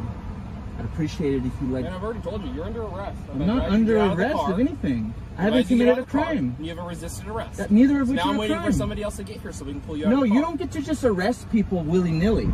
You don't get to just declare an emergency upon vehicles on the road willy-nilly and then say it's an arrest. I gave you my information. That's a valid passport. That's a U.S. issued passport, federally recognized. What is your deal other than you have an authority issue? young man. Here's your backup.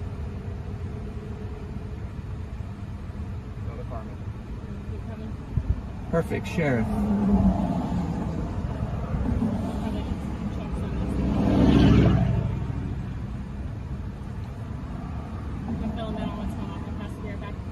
Show him my passport. First paragraph in the passport. Open it up on the first page.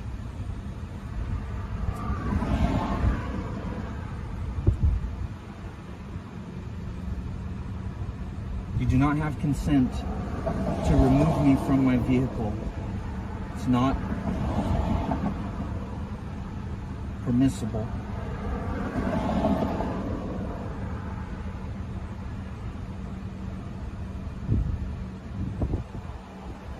Hello, sir. Sergeant Smith and Sheriff, so step out of the vehicle for me, please. I'd rather not. Okay, it's not a request. Step out. But also, why do I have to step out?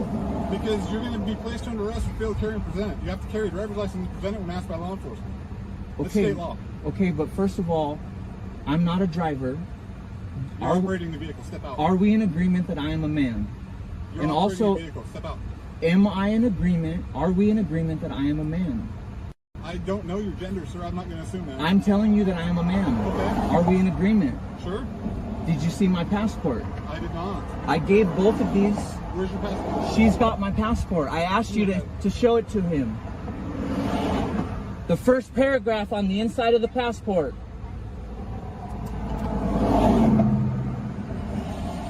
Passenger side. They've been holding it hostage. You've been holding it hostage.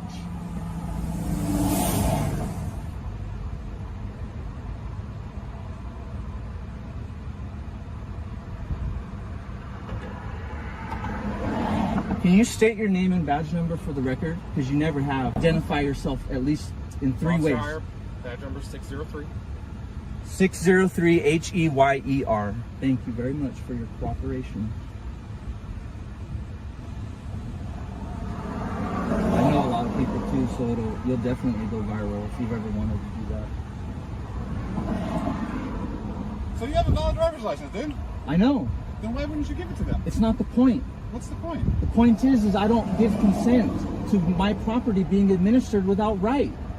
And this gentleman declared an emergency upon my private vehicle while I was traveling. No, it's not. This is all crazy internet No, it's stuff, man. not Yeah, internet it is. stuff. It's What not, this it's is, not what the law is in the state of Oregon. this is not the law. I didn't break a law. Show me a contract that says I have to do business. You're required No, by the state of Oregon to provide a proof of insurance on your vehicle. When I'm a Do you have- driver. Do you have proof of insurance? Yes, I do have proof of insurance. Great, can we see it? No, because I have to go Okay, through then the. you're gonna get a citation. No. You're probably gonna tow your car. No, That's what's gonna happen, I have dude. I'm all just trying to help you here. No, you're not trying to help me because you're not understanding what I'm saying. What I'm saying is I'm not a driver. You are a driver. You're operating a motor vehicle. I'm not operating a motor vehicle. I'm operating an automobile, and legally there is a difference because. You're operating a motor vehicle. No, I'm State not. highway in the state of Oregon. No, There's I'm certain laws that traveling you're on the required- land. I'm a man traveling on the required land. to follow. I'm a- So if you don't want to follow them, they're going to write you tickets. They're going to Show me the law, It's and ORS, it's not. bro. That's a code. That's a statute. Oregon, Yeah, what Oregon right statute. It's a statute? law. No.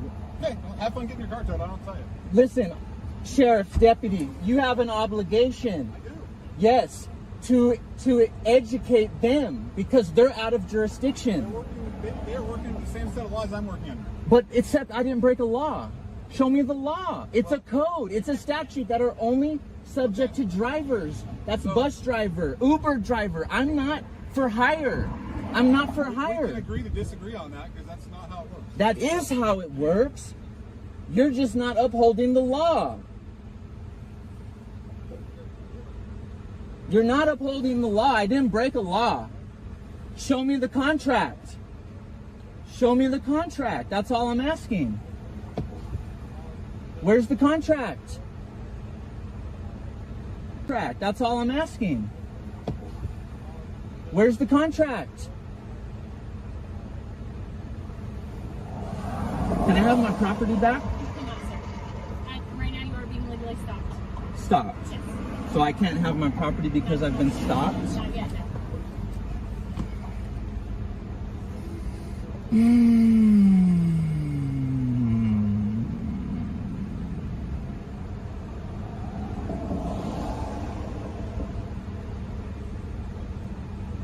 All right, go ahead and step out of the car.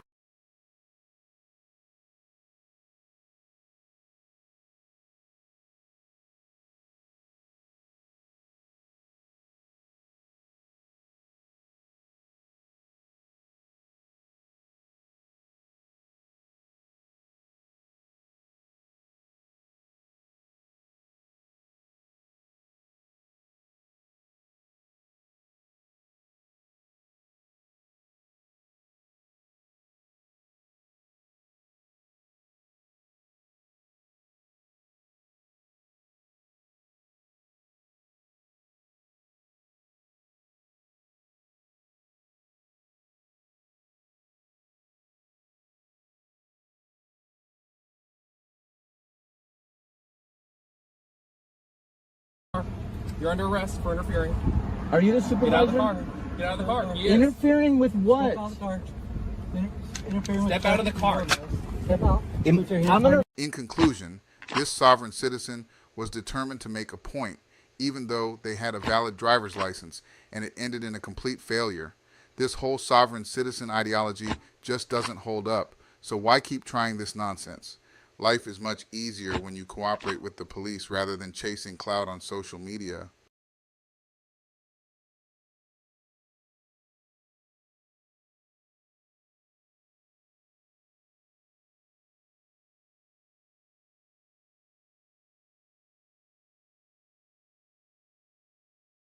You have to be a special kind of stupid to claim natural person in Judge Perkins' court. In this video, we dive into the pitfalls of trying to use the natural person argument in a courtroom, especially under Judge Perkins.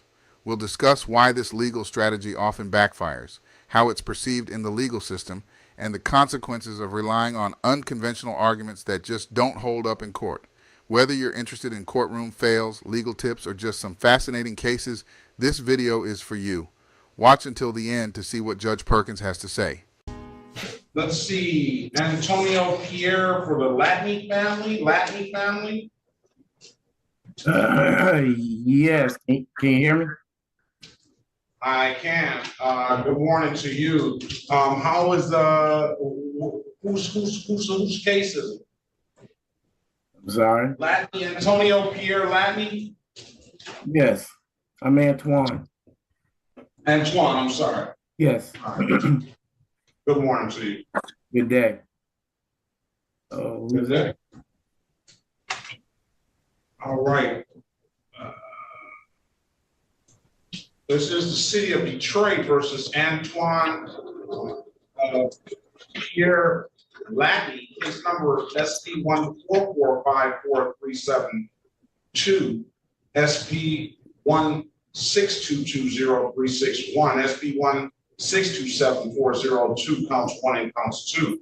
Appearance for the record, please. Sherika Harris, on behalf of Mr. Latney, please state your name for the record. here's a special appearance. Here's the bond in question, the birth certificate. I'm the natural person, natural man, and I'm not surety for this bond here, but I got it right here in my hand. You have to turn your first of all, Mr. Latney, you have to turn your camera on. I can't talk to you without seeing who I'm talking to. And I withdraw my appearance, Your Honor. Why do you withdraw your appearance so quick, Mr. Harris? Because it appears he does not need the assistance of counsel. Well, we don't know that yet. I should start my video, but it's doing something like. Mr. Ostrowski, you might want, I don't know if that's a cigarette. I would take that out if I were you. Good job. It says start your video, so you got to start your video, all right? I'm going to use my phone, I guess. Are you all right? Well, however you do it, I'll pass the matter until you get it together, all right? All right. Okay, did I get it fixed now? What's your name, sir? Good morning to you. Antoine. I'm Antoine. I'm representing this. Oh, you're Antoine Pierre. Yes, yes. Try to get it fixed. From the Latney family, right? Yes, yes. Can you hear me and see me? I can hear you and see you. Let me get you identified on here. I don't know. I only got I only got a I'm Samsung. not talking to you. I'm not talking to you. Okay. I can hear you. All right, let's go back on the record with Latney. So, Mr. Latney, state your name for the record, please. I'm making a special appearance. I'm Antoine, the natural man, and here goes his topography, all capital name, Antoine Pierre Latney Bond that you guys are questioning. Oh, sweet Jesus, not the all-natural man argument again, especially with something that looks more like a registration than an actual birth certificate. No wonder the court-appointed attorney wants to withdraw. This one's a special kind of stupid. Make a special appearance on this. Mr. Latney, I have no clue what you're holding up or what you're talking about. Yeah, that's the birth certificate. I'm holding up the birth certificate of Antoine Pierre Latney. Okay, and who is Antoine Pierre Latney?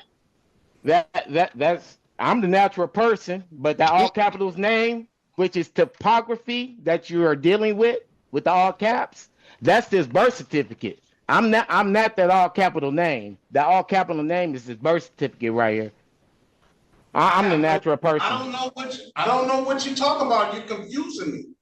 I'm confused too. I'm confused too. Okay, well, we're both confused. I need to see Antoine. I need to see Antoine Pierre Latney. That's who I need to see. I'm Antoine in the natural form, flesh and blood, right here. How you doing? So you're Antoine Latney, right? No. Are you referring to the all capital name? Bro, we trying to go. You making this shit longer than it got to be. I know it. I'm gonna pass the matter until I get Antoine Latney. Okay. All right, Mr. Latney, let's get this over with. Yeah, let's do this because it's gonna linger on. And Mr. Latney, let's go back on the record with Antonio and Antoine. For the record, I'm making a special appearance. I'm Antoine Pierre Latney, and I'm making a special appearance for this bond. I do not assume any responsibility for the all capitals name that you guys have in front of you or anywhere else. Your Honor. Yes. All right, I'm gonna put my appearance back on the record. Cherika Harris on behalf of the natural person, Antoine Latney. And I will ask for a breakout room, but I am ready on Johnny Gatewood if we could do that matter first. We'll get Johnny Gatewood out here. But you know something, Ms. Harris, I don't know if Mr. Latney knows that we get a lot of attention from these bloggers and these it's just that it's like I drive for a living, but when I get into my regular car, Mr. Latney, if I were you, I wouldn't talk. I mean, well, I'm sorry, you might not be Mr. Latney, but the person representing, I wouldn't talk if I were you. Give me a moment to speak with you in the breakout room before you make a whole lot of statements on the record, please and thank you. Oh. Okay. All right. So let's I'm gonna put you in a breakout room, Mr. Latney. Have a conversation with you don't object to that, do you? Having a conversation with Ms. Harris? No. So have a conversation with Ms. Harris, and then just wait on her. I'm going to get Mr. Gatewood out of here, and then we'll hear what you have to say. All right? Yes, sir. That's great. I have a question. Yes. For Mr. Latney, you read off 2 additional tickets, I believe. Could I know what those charges are? Does it make a difference? Does it make a difference, Ms. Harris? It might. I don't think it does, but I'll give it to you. Latney, that's 16402, counts 1 and counts 2. Also, he had a no plates on that 1 ticket for that one. I don't have any objection to setting it aside. And then he has the SP 144547372. That's a license improper, and he drives for a living. That's his own. Thank you, Your Honor. Thank you. All right. You're welcome. Let's go back on the record with Latney. Mr. Latney, what is this? How is this dismissed, Ms. Harris? Your Honor, I've had an opportunity to speak with Mr. Latney. I was able to ascertain that he does have insurance that expires December 2nd, 2024. He did show me his receipt. Mr. Bowman was kind enough to take the receipt for the registration.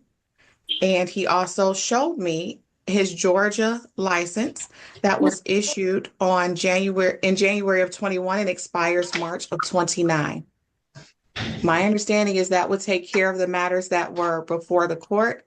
We would ask the court to adopt the recommendation to dismiss. All right. If that's the recommendation, we will adopt it and to get Mr. Latney on his way. Because I don't know how you check a Georgia license, but we'll adopt the recommendation. Mr. Latney, you still owe $174 for an expired plate, an old expired plate, and $108 for an old no valid registration. All right. Your Honor, if I can inquire as to how old those are? They're too old for me to set aside. I can give you the date, but I'm not going to set it aside. Thank you, Your Honor. I thought I would try. Yeah, you can't help but try. That is the last year, April the 8th. Dismissed for providing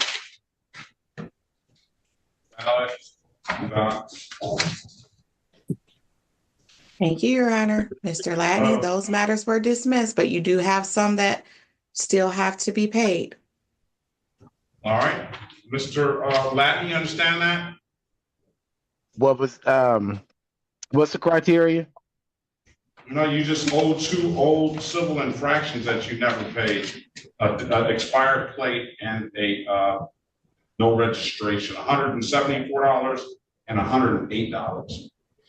The other matters that the court calls in the record are dismissed. All right. Okay. All right. Have a great day, sir. Best of luck to you. Thank you. You too.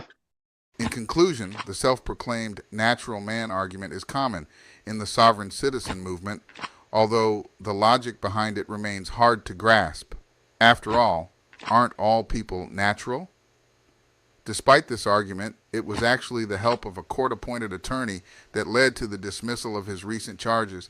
However, Judge Perkins held him accountable for 2 older fines that still needed to be paid, refusing to release him from those obligations.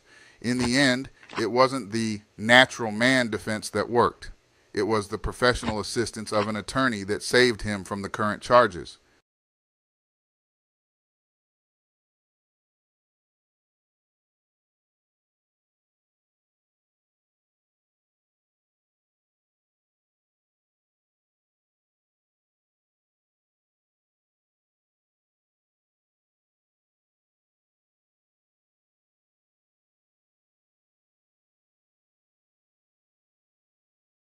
All right, Mr. Lockhart has a note here on one of these tickets. Did you send a note to the court, Mr. Lockhart? Yes, I did. No. Do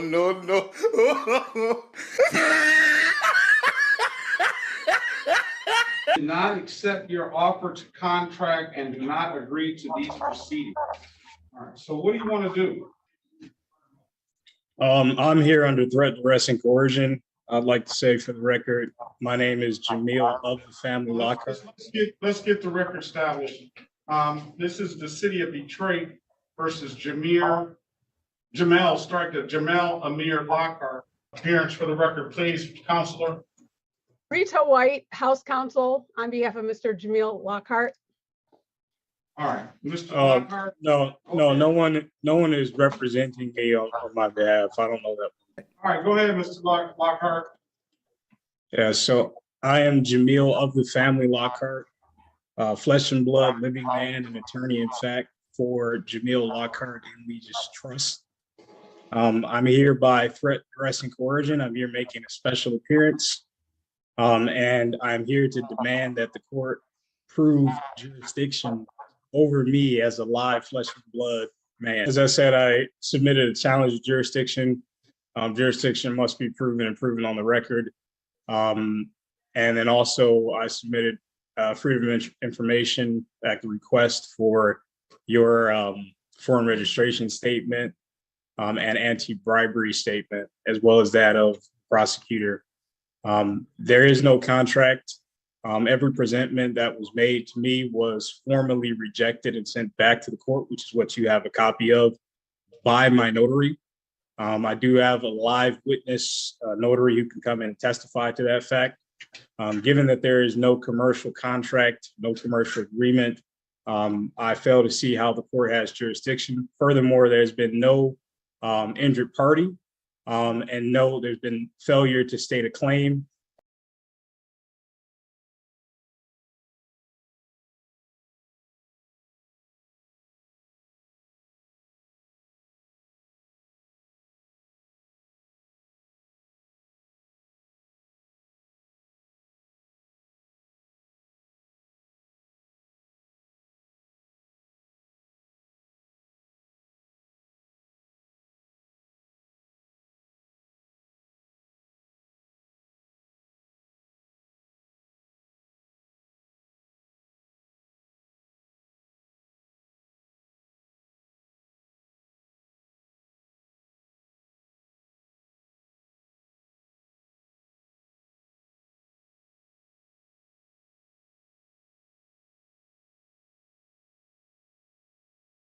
Through a verified affidavit.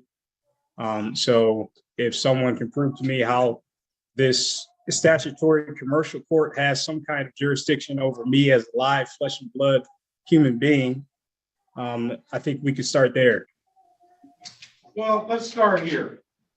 You have a notice is not what you think notice should be. Notice is what is if it's properly effectuated in the court rule.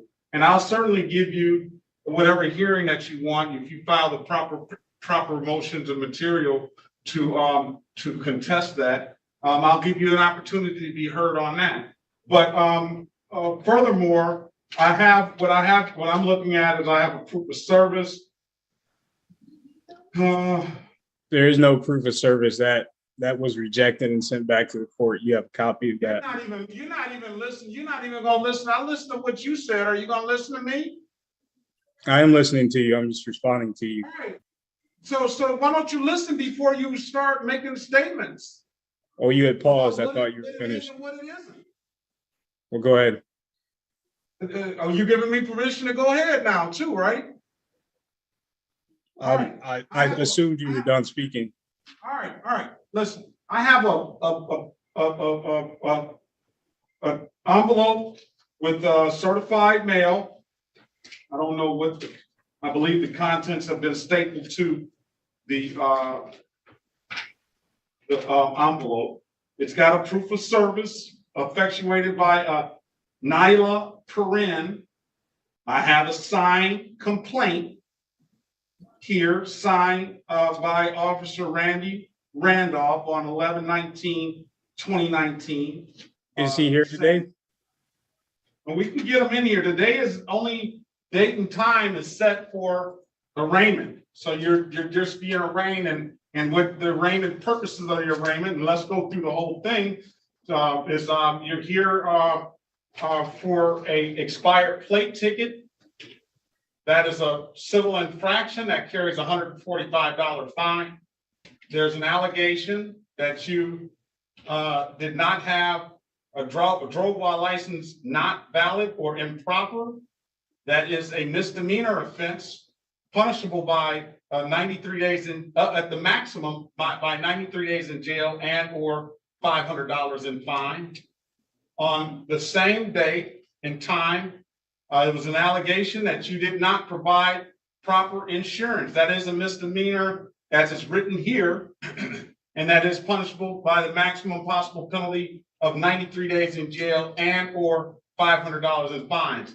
There's also a warrant for your arrest for an allegation of an improper, not valid driver's license So today is the date and time set for arraignment. You have the option of pleading guilty, not guilty, or standing mute. You stand mute, I'll enter a not guilty plea on your behalf. What would you like to do, sir? I am here under threat, duress, and coercion to demand You're that not this here under threat, duress, or prove some kind of jurisdiction. And until jurisdiction has been proven, we can go no further. I would also like to ask you, is this proceeding taking place under common law? This proceeding is taking place in accordance to the court rules and the statutory laws of the state of Michigan. So I am not a creature of statute. I am not under statutory law. I would demand that this proceeding take place under common law, as I am a live flesh and blood human being, under no authority but that of God. All right, I'm not going to go back and forth. I'm going to give you another court date. I don't have any All I need you to do is prove jurisdiction. You don't tell me what you need me to do, sir.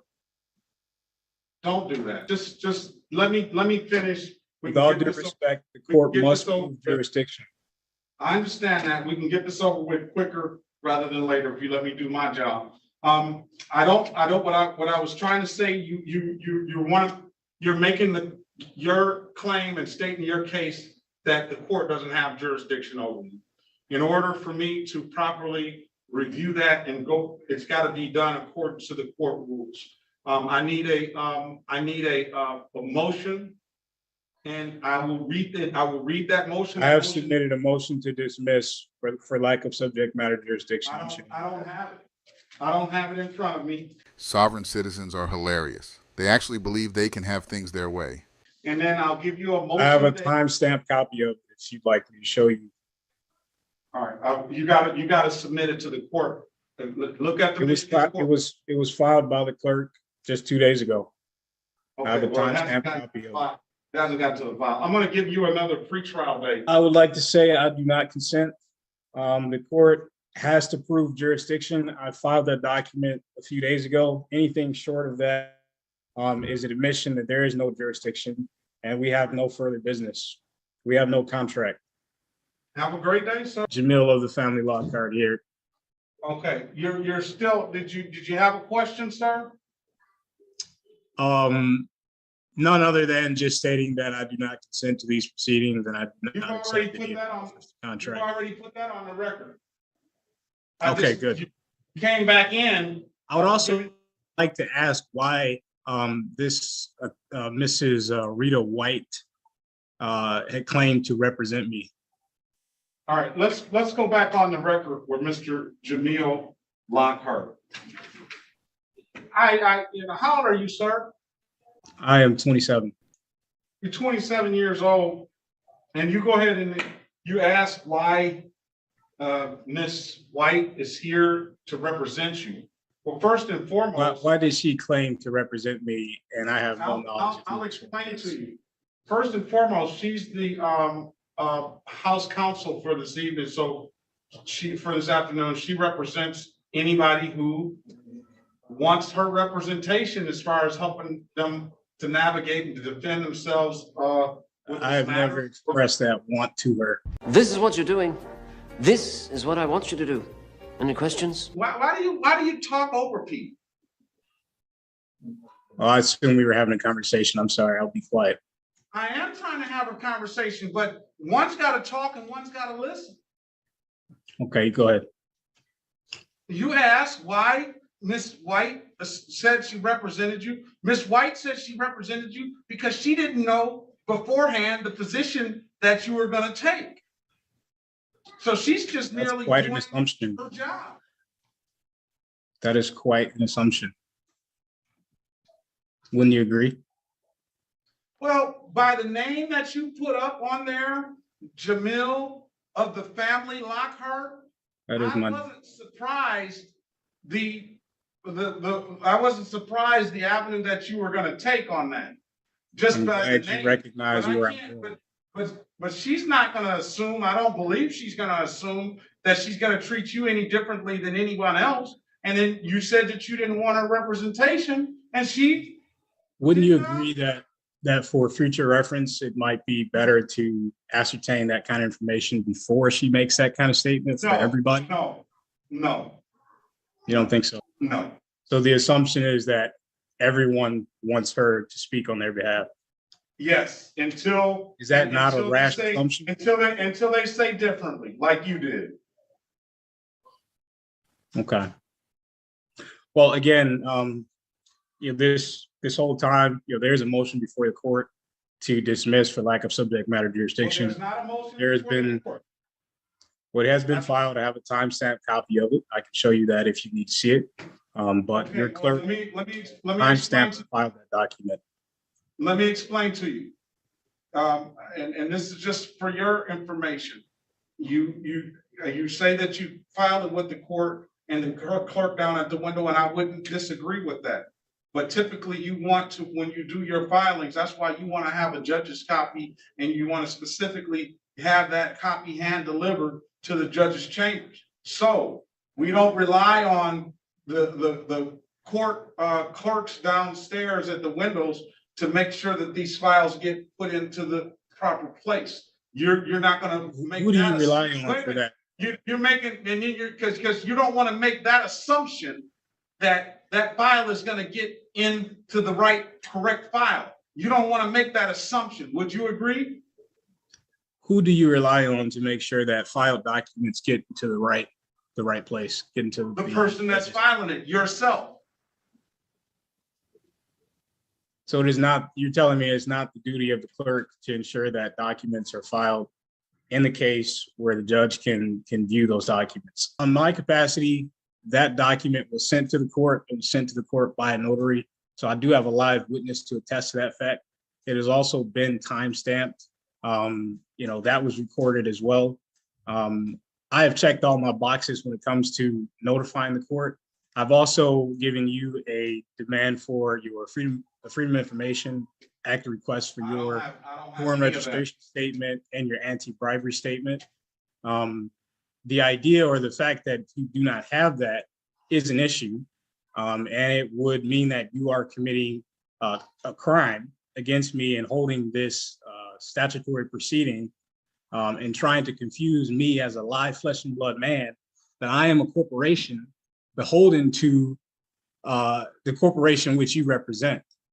And that is my main point here today, is to tell you that I am not under your jurisdiction. I am a live flesh and blood man. You've already stated that this is not a common law proceeding. I am under no law but common law. We have no commercial contract which would enter us into any kind of statutory law. Okay. So Sir, I failed to let me see stop. the Let me issue. stop you. And there's also let me no stop you, verified complaint with a Let me signed stop you, sir. affidavit. Sir, let me stop you. And I'll let you put that on the record. I'll let you put it on the record already. We've already done those things. So I'm gonna end it. What you're I'm gonna committing end here it. is a fraud. Okay, That's I'm what gonna you're end it. participating in. okay.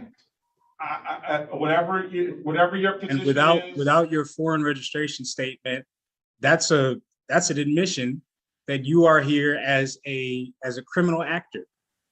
Okay, sir, I'm gonna end the hearing now. And I do not consent to And I'm any gonna further remove you. hearings on this issue or this matter. We have no valid contract. We failed to prove jurisdiction. There is no valid claim. All right, you've I do already not said consent. that, sir. I've already let you make a record, and I don't want you to mention any more because I'm gonna hold you in contempt of court, okay? So I'll let you make your record. I set a date. Do whatever March you feel 20. like you need to do. I'm here to set a tell date you of that March I am not under 25th, your sir. jurisdiction.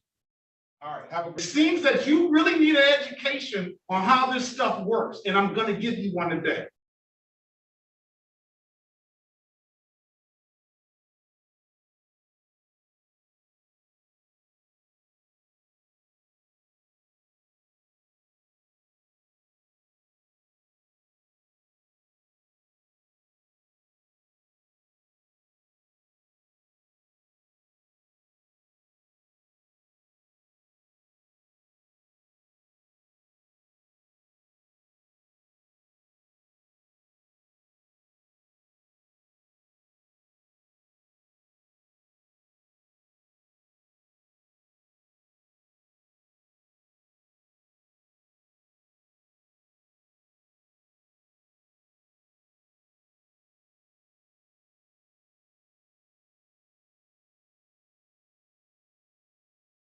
They say they're above the law. The court says otherwise.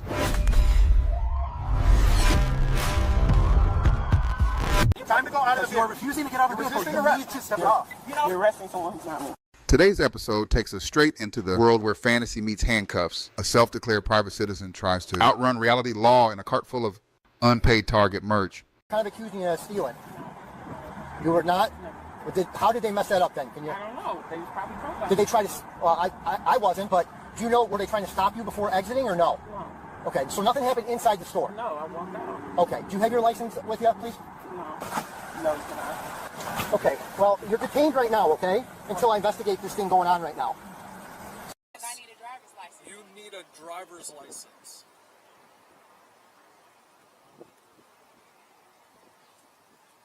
You need to provide identification. I just gave you identification. If you don't provide identification, you're going to be taken to jail. Sovereign citizen Karen Kent's traffic stop meltdown ends in arrest. Watch as a routine traffic stop takes a wild turn when a sovereign citizen, Karen, and her partner try to outsmart the police with pseudo-legal arguments. Instead of cooperating, they insist they're immune to the law, refusing to show ID or comply with basic requests. Things escalate quickly, and what starts as a simple ticket ends with Karen in cuffs. See how this bizarre encounter unfolds and let us know in the comments. Have you ever seen a traffic stop go this sideways? I'm Sergeant Brown, Eustis PD. The reason I stopped.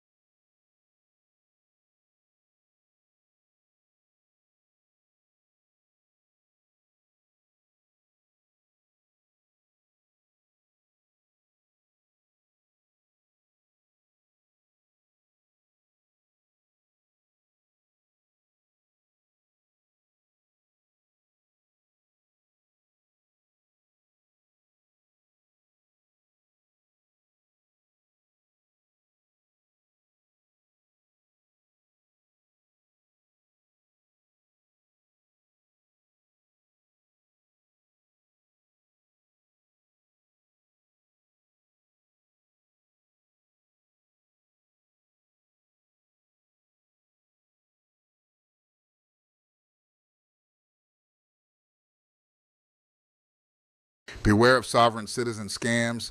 Don't fall for these legal myths. Scammers posing as sovereign citizens are spreading misinformation, claiming people can avoid laws and taxes, but these myths don't hold up in court, and following them can lead to serious legal consequences, including jail time. In this video, we dive into the myths and lies, why they don't work, and how you can avoid falling victim to these scams. Don't let someone's bad advice ruin your life. What's up, family? How y'all doing? Now look, lately I've been looking around, right?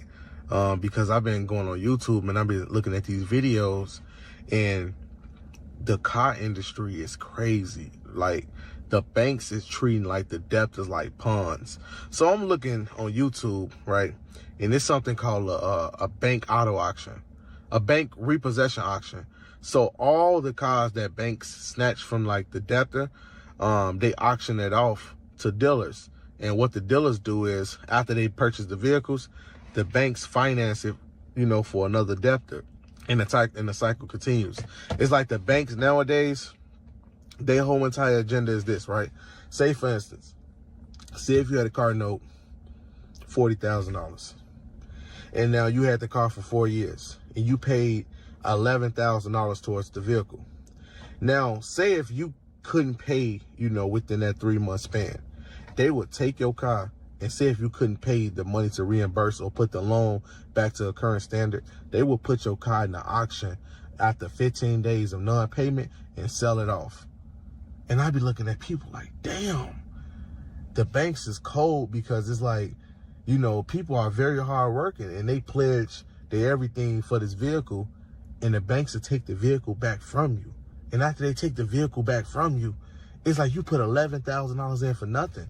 And that same dealer or bank, after they sell it at the auction, once they finance it again, that whole thing start over. So that $40,000 car, say if it's a $30,000 car now, right?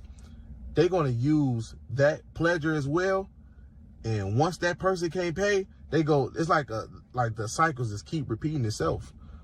And I feel bad for a lot of people, because a lot of people nowadays, they look at money, cars, assets as if this is real money. It's not real money, y'all. The US dollar is not real money. It's all credit. And y'all using y'all real livelihoods to put up as collateral, you know, to secure this loan. Y'all putting up y'all real social security numbers, not CPN numbers. Y'all not putting up EIN numbers. Y'all putting up y'all social security numbers. So this loan follow you everywhere you go. So that's why I try to teach people the method where I use an EIN number so I can operate in the private. I'm going on 4 months, no payment. But you want me to tell you what I did strategically? What I did strategically was I never gave them an address. And also, the vehicle that I have, since I purchased it all the way out, is no track on this. No track on my vehicle. And also, it's something called a skip tracing. Skip tracing is when the death are trying to locate you through public records. But since you no longer use that number, which would be the EIN number, I switched over, got a whole new EIN number, and it got another auto loan under that. And some people look at it like, that sounds kind of crazy. It don't sound kind of crazy. You got to understand what world you live in. A lot of people show and promote, oh, you don't have to pay your bills, and people just jump head first, but they not, you know, they not understanding the whole thing. Look, me not paying the car note saves a lot of money. Me not paying the mortgage saves a lot of money. So I can keep the money I was going to pay for the car note and keep it in my pocket. I don't have to worry about the banks no more. So that's why I'm trying to get people to understand that this shit is a game, and I want to play it. I want to play. I want to jump around in the balloons or jump around whatever, and I want to play the game that they are playing. Because this is a commercial game. It's a game. They look at y'all lives like games. Like when people get a mortgage and you default on a mortgage after 10 years, they take the whole house. You just you just paid 10 years for nothing. That's why I try to teach everybody, since we're dealing with a credit-based system, you want to find the legal loopholes or legal ramifications where you can find a way to take the property and offset the debt, or you can have security on the debt. Like, say, for instance, when I first got this car, right, this around 22, right, around 2022, what I did was I filed a title bond on the vehicle before before they issued the title, and put the bank as the lien holder. So I already filed a bond on this car way before a lien holder was even recorded, right? That's what I did, number one.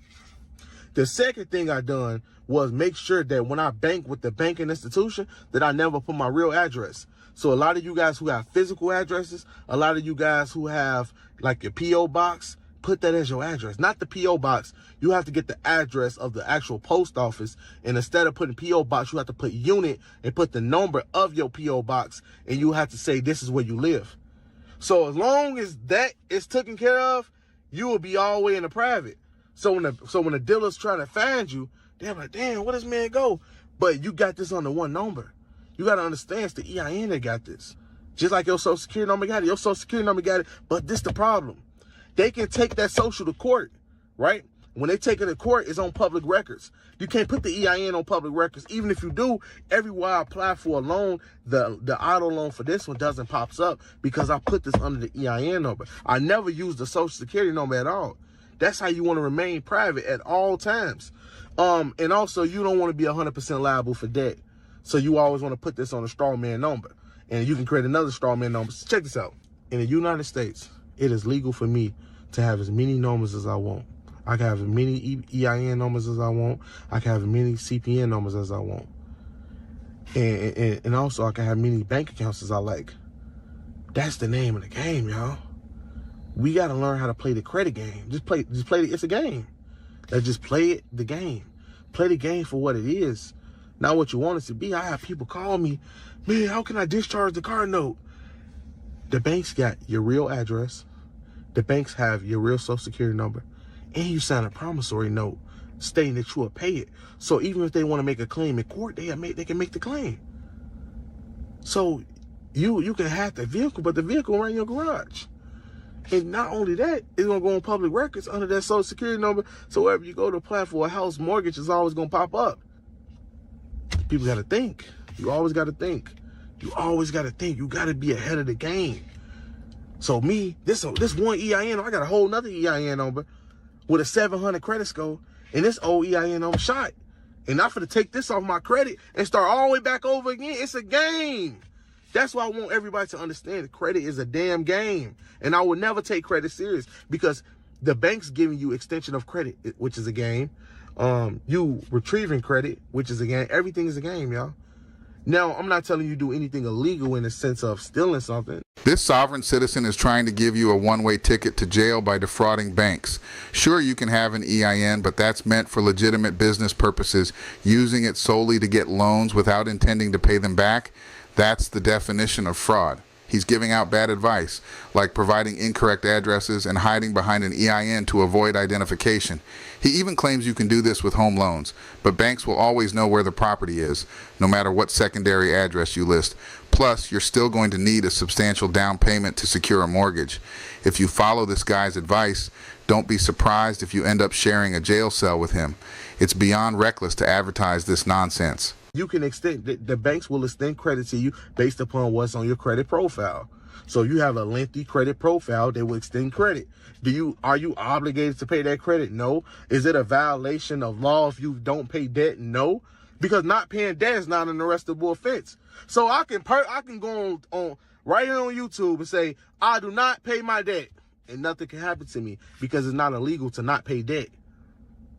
But you want me to tell you the problem is?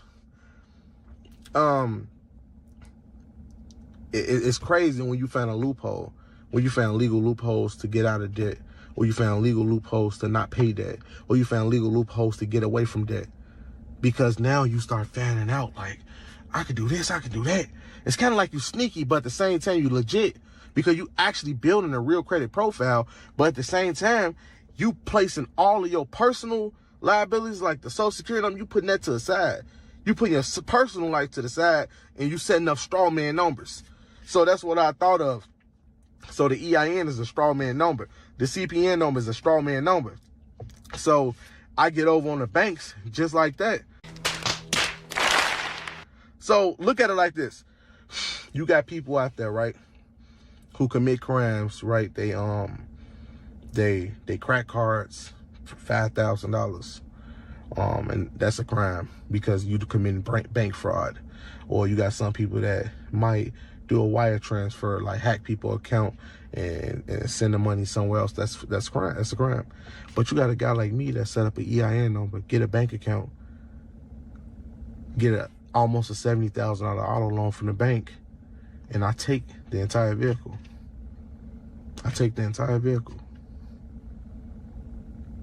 And guess what? 0% liability.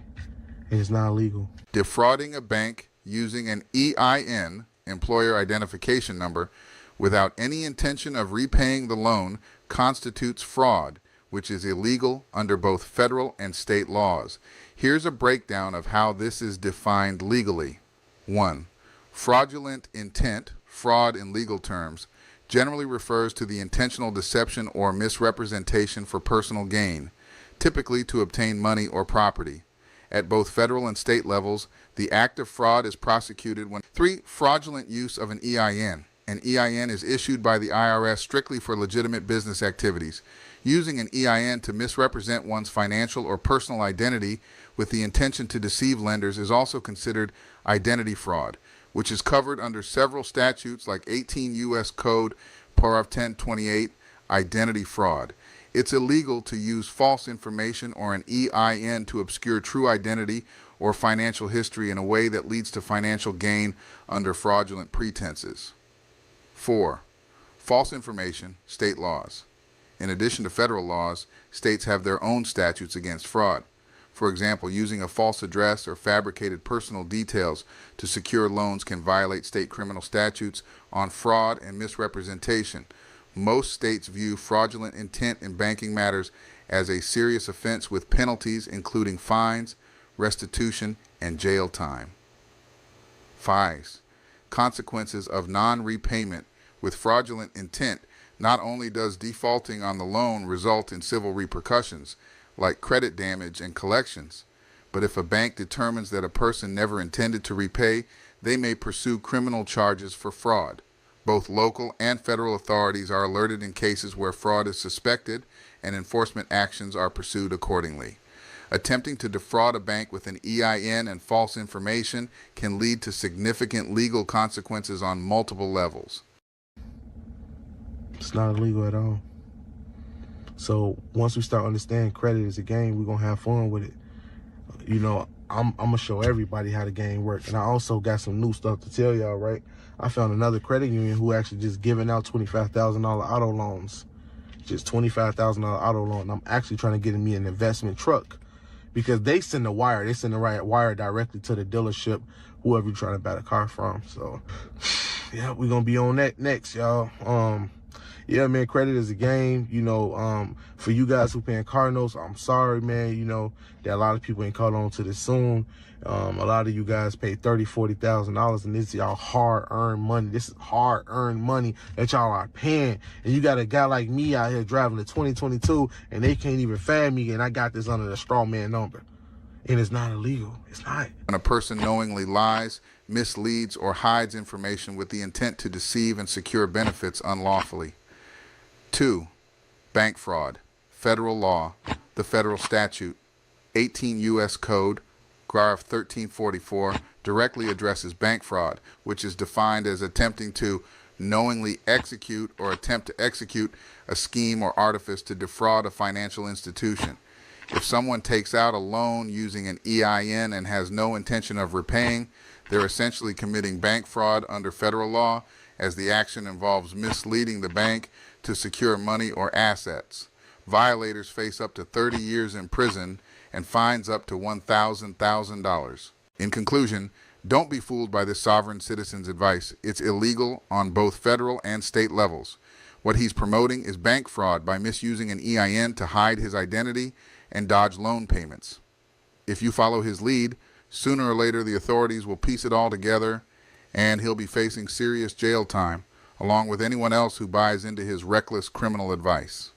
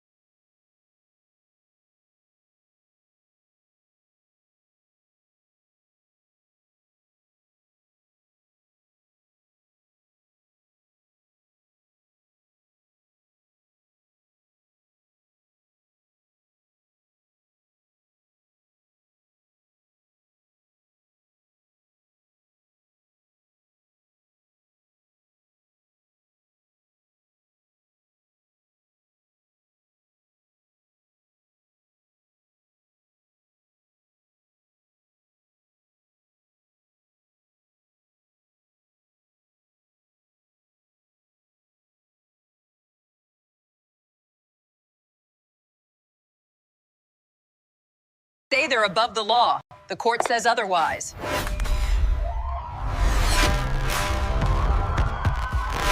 On July 17, 2025, an officer observed a vehicle operating with a defective brake light and initiated a traffic stop.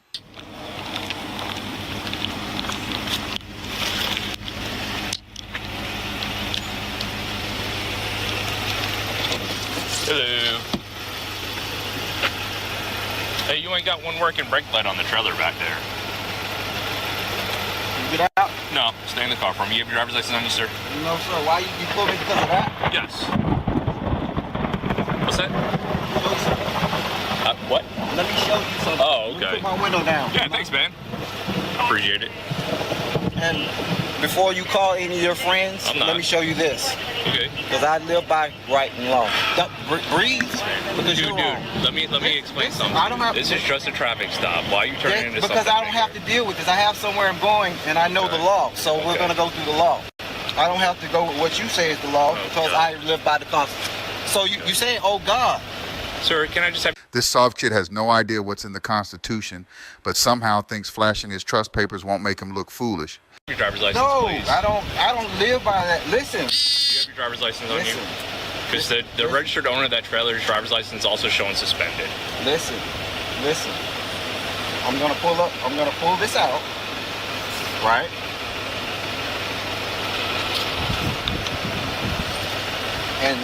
And I'm gonna give you the judgment that's going to that.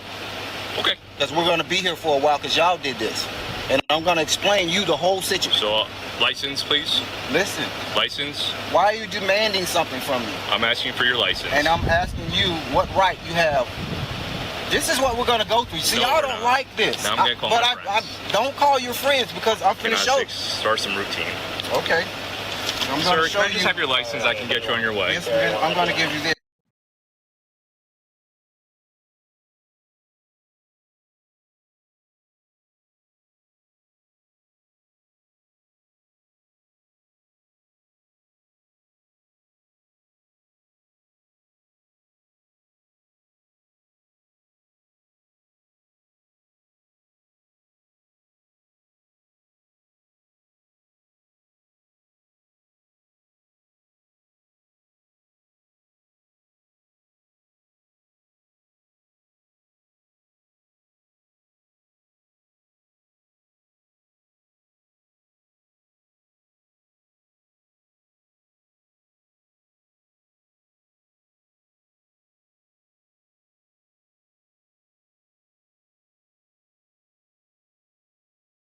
This clown, all he has to do is give his license so we can get over it. But with sovereign citizens, is so hard-headed. But let's continue to watch the silliness. This. Read that. No, I'm okay. It's your life. Sir, Look, do you have your driver's I'm trying license? to show you something for your own good. No, I need your driver's license. Look. This is for you. This is the law that I use. But you don't get to just choose your law. Sir, do you have your driver's license or I not? don't have a driver. That's Do you have Florida's. a picture ID? Don't have anything for you. Okay, do you have insurance on the vehicle? I don't have to give you anything. Do you I'm have under registration no for the vehicle? You're scaring me. How am I scaring you? Because you pulled me over out of nowhere asking me for something. Right. And under the Constitution right now, Okay. I'm telling you, I'm invoking the United States Constitution due process clause. I do not have any duty. Do you have identification? I'm telling you, I'm going to enforce it. Okay. I know all the federal codes. Can I have your first name? No. Okay, what do you think the solution is here today? The solution is for you to go by law. You want me to adhere to your Florida law, and I adhere to the Constitution. Now we're at odds. Okay. But now there's a supremacy clause. Stay here for me. Don't leave. You're not allowed to leave yet, okay? What? I'm going to go run some stuff in the vehicle. Do not leave. If you leave, Don't run nothing don't on my. leave. Don't touch my. Please. Listen, just start them expedited. Let me go look at your vehicle real fast. I'll be right back, okay? Do not leave. Poor thing, this sovereign is dumber than a box of rocks. Call 911 because you're assaulted. If you call 911, you're going to go to jail. Okay, so come back. Okay, I'll be right back. Don't go anywhere. This is stop sticks in case you decide to leave. I'm not going nowhere. Okay, sir, do you have your ID on you? Listen. Now you're assaulting. How am I assaulting you? Because you just put something. What's the definition of assault to you? This is my property. I labor for Can I it. explain this to you? An officer is coming on scene now. You're going to go to jail tonight. Okay, for what? Okay. Won't provide your identification. I don't You're have impeding my investigation. What's the law? What's the law? I don't know. Apparently you know it better than me. Okay, So I when do. you get with So your defense attorney, provide all your paperwork go in front through of the that. judge. The law said if it's the law, it doesn't begin then. It's now. You just said you don't know the law, but I do. Sir, you need to step out. Can you please? Why are you? This is Officer. Why do they always have to take it this far? It never changes with this. Leonard, don't touch. Don't touch me. Don't Don't touch me. Get off my car. Get off my car. Start some Get others off my car. expedited. Refusing to get out. I was super calm and nice with him. He didn't want. Hey man, we just want to talk to you. That's not going to stop. It's not. Sure, hand it to me. Yeah, I'm more than happy to, in fact, if you don't want to talk to me, man. You're going to go to jail the hard way. Your car's going to get rain in it, man. I don't care about So you don't care if it gets rain all in it from when it gets broken? It is going to get broken. Here, you want to hand it to me? Do you want to hand it to me? I can't hear you through the window. I can't hear you. Window down. Okay. I'm scared. Perfect. But I want y'all I'm not scared of you either, but I don't want to break your window if we don't have to. Why are you going to violence? Unless you're going to step out of the car, that's what's going to happen. Listen. Everybody I'm here. listening. Listen, everybody here is a man. Okay. Listen, I know the law, and I know I'm enforcing my rights, and I'm trying to tell you. Okay, right now you're misunderstanding the law, man. That's what I'm trying to tell you all. All of you are commit a crime. Okay, I know the code, so I'm trying Can I explain something to you? Listen, Then why should I listen to you if you're not willing to listen to me? I want to talk. I don't want to do violence. I would like you to step out. Why are y'all putting all this stuff? I never said I was going to run. I would. Why do you assume I'm going to run? Perfect. I don't want you to run. You don't want to run. So We're on listen, agreement with let's that. make a deal. I Good. don't Step have to out run. for me. Listen, I don't have to run. I'm going to put my window more down. Okay. Great. Back up. I talked to you because you're reasonable. Perfect. Back up. Can we all comply? Can you guys take like a half step for me? Okay. Look, they backed up. Let's go through the law. Y'all Perfect. say y'all say y'all live by law. I have the rights to do what I'm doing. Sure. Can you show me where it says that? This is you're supposed to know the Constitution. Well, you have it in your hand. Yes, I do, but I don't. Listen. The Yeah, law. I'd love to. You don't get excused for ignorance. Okay. Let me let this. Well, can you educate me? Don't grab me. This isn't me Because grabbing I'm you. not- I'm literally pointing at myself. Good. Let me get out the fucking car. Y'all doing Yeah, all come this on shit out, for man. nothing. Come on out. No, y'all remove. Listen. When y'all, Okay, then when what's y'all, going on? Here, take that. Yeah, show me. You trying to be? His soft set paperwork is about as good as what is printed on. No, I want you to explain to me. If you say you know it, help me understand. A little bit. I like what y'all doing, so now we getting somewhere. I don't want to go through all this. Okay. Because y'all are wrong regardless. Okay. Because y'all don't know the law. And then when y'all meet people who do, y'all don't want to respect. So What where you in the don't piece of paper that you handed me says this? Listen, this? Yeah. I'm gonna show you a quick way you should know this. Okay. You been to traffic court? Okay. You been to traffic court? I have been to traffic court. Where's the jury at?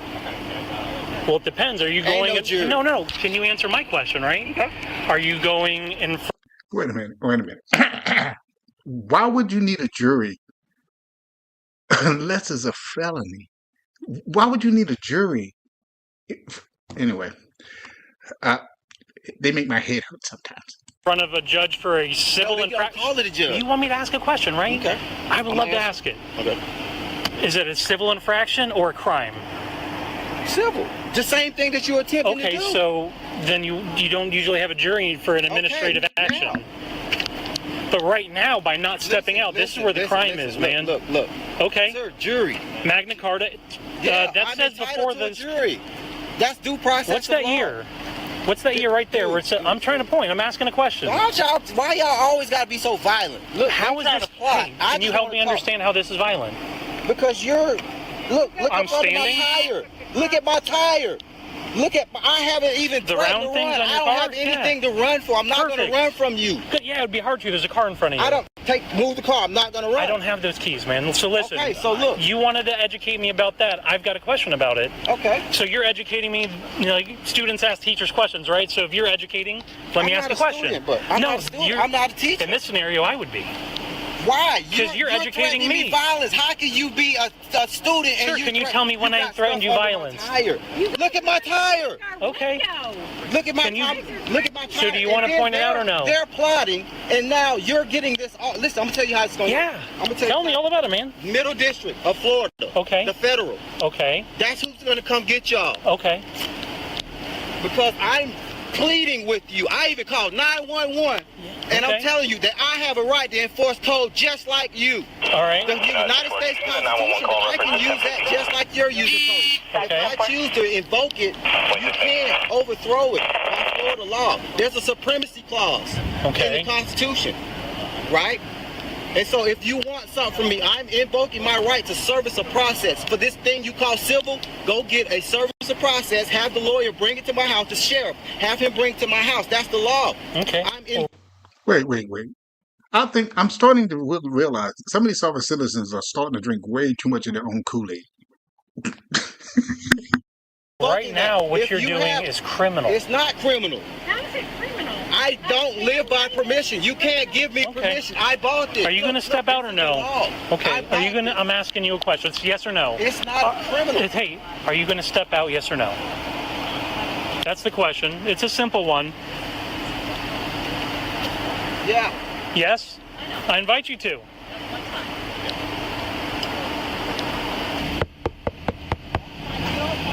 Michael, are you going to step out?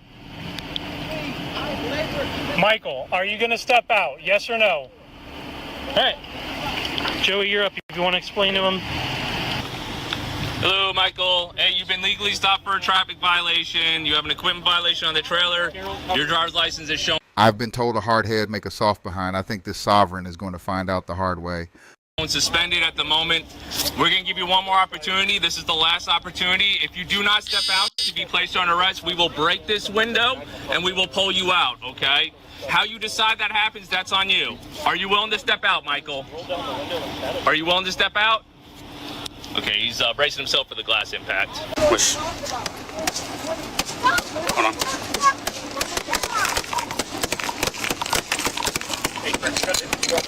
Not the middle.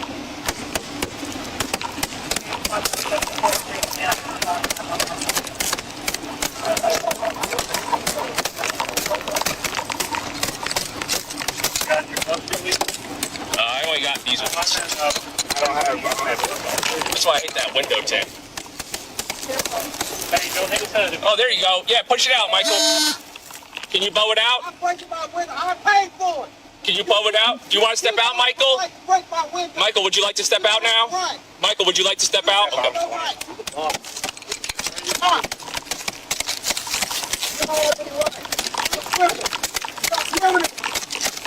All of y'all are going to jail.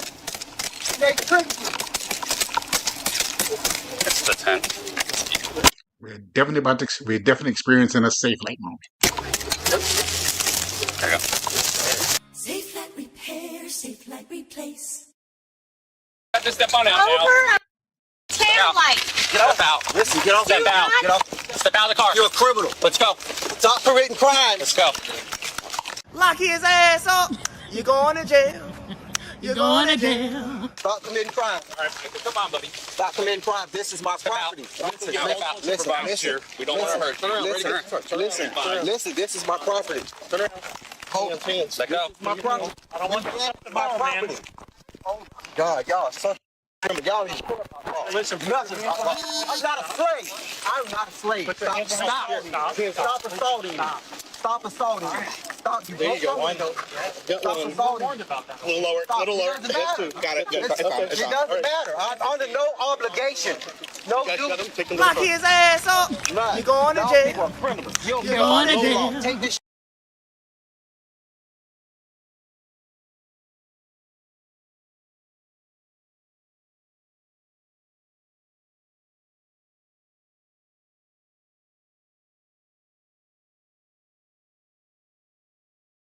They say they're above the law. The court says otherwise.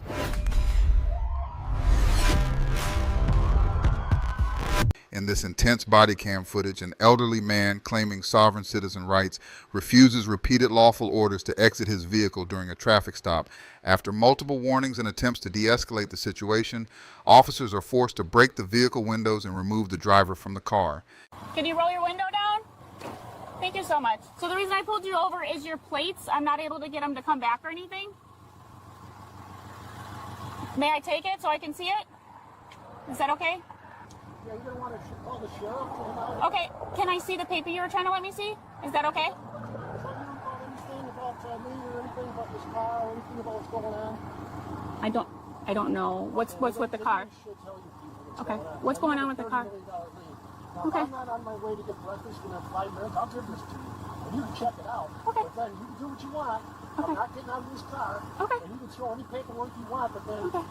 I didn't ask you to get out of the car though, right? Yeah, I know. I'm trying. You know what? I'm sorry, I haven't met you before, so I don't know what your I've been dealing with it for 5 years. Okay. I have every piece of paper known to man. Okay. That shows that nobody has jurisdiction over me. Okay. So here. Am I able to see that? Thank you so much. That's what I'm a claim. Okay. You and the village of Fox Lake and the police department. Okay. $30 million. So, That's a lot of money. Yeah, it is. Okay, so that's what's going on. I'm so tired of this. Right. I know my rights. I know exactly what I've done for 3 years. Now that number that you see. Okay. In fact, here, let me give you that too, because here you go. Is your name Leon? I just want to make sure I've got the right. It's the highlight. Okay. Okay. This is what that number means. You see this number that's now you know, what number? You said that number this number that you're talking about is this man that I gave on this date. Okay. Told him my jurisdiction. This person? No. Sorry.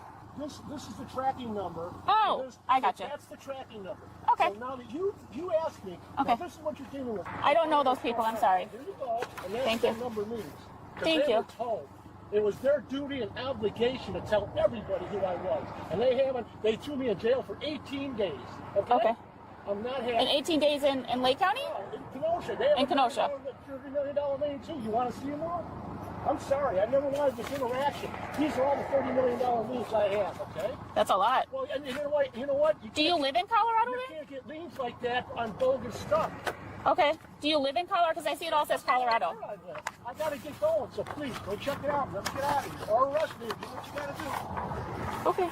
Do you have any type of identification or a name or anything? Let's go find out who I am. Okay. Oh, here. You know what? I'm sorry. I'll It's okay. calm down, okay? I appreciate that very much. Thank you. You've been very cordial so far. Jurisdiction is. That's the problem. Okay. Here's the laws are up in there right now. Okay. Go see that everybody knows about it, including the governor on Friday. Okay. So these are the laws. You can just look at them. Or you want to take a picture? Oh. Okay. Okay. Well, I can look up the laws. That's not an issue. Okay. Do you have insurance on the car at all or no? Like car insurance? Sorry. That's what I meant. You know what? And now that you asked me,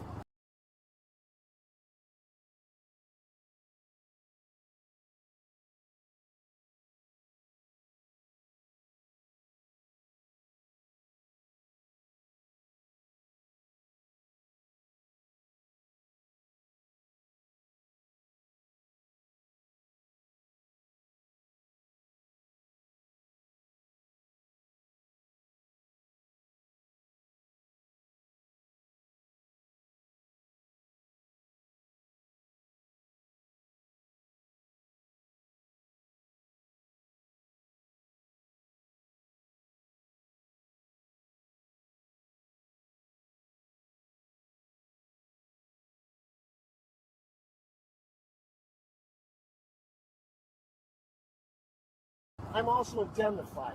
This is beyond any. This is beyond insurance companies. Okay. Okay.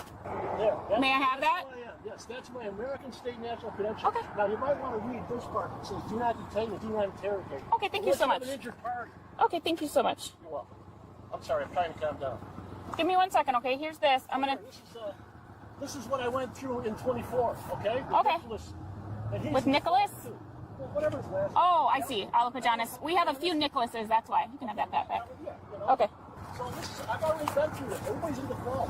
Okay. Times everybody. I'm talking 100%. Everybody I've interacted with about this stuff. Okay? I hear you. I hear what you're saying. I hope so. Okay. Give me 1 second. I'll be right back. Okay. Well, you know what? I'm going to call the sheriff here in a minute, so. Okay. Can you just give me 1 second and I'll come back and talk to you? You know what? I'm calling them. Okay. That's my rights. Okay. Totally understandable. If you're what? I'm calling the sheriff to take care of you people, okay? Tell them Okay. you want it. Can you just give me 1 second? Is that okay? Can you just hang on for 1 second for me? Thank you so much. Down at all? Huh? Will you not roll the window down at all? You did on that side. Okay. Hello, Mr. Gang. I need you to turn your car off and step out. Why not? Did you call the sheriff? I need you to step out. I'm giving you a lawful order to step out of the car. Do you have an injured party? Pennsylvania versus Mims, get out of the car now or I'm going to take you out. Get out of the car. Hey, Leon. Leon. Leon, do not put your car in drive. Get out of the car. You're under arrest. Okay?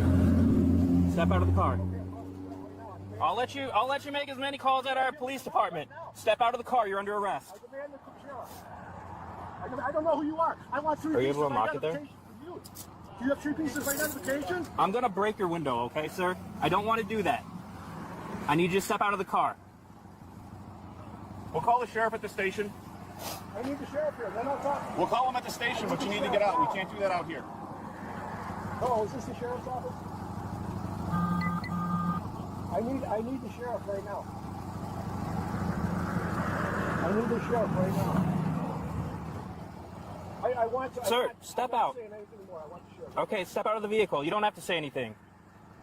I need the sheriff right now. Leon, you're under arrest. I want to make this as quick as possible for you. I need the sheriff. Step out of the car, or I'm going to break your window. You do not want me to break your window. No, I don't. I want you to step out of the car.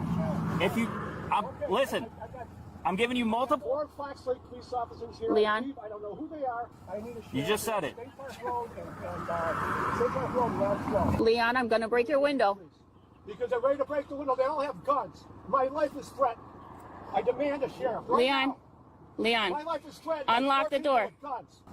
Right now. I'm over on I got State it. Park Road, just off of Leon, come on, man. Now, I can take this I'm down. on State Park Road, just off the Because it's down some. State Park You Road. can just pull it This is all down? the squad cars Go here. for it. Okay, they're wrecking my car. They're wrecking my Jesus. car. You got it. Okay. Go. They're wrecking my car. No, stop. Leon, open the Just door. open the door, brother. You're under arrest. Just deal with it. Act like an adult. Come on. They're actually breaking my car. Hey, did this happen last time, Leon? Come on. The cops. The police. Fox Lake police. Hey! Get out of here. He's got his foot on the gas. Get your arm out. Get out of the car. Thank you. Get the police here, sheriff, now.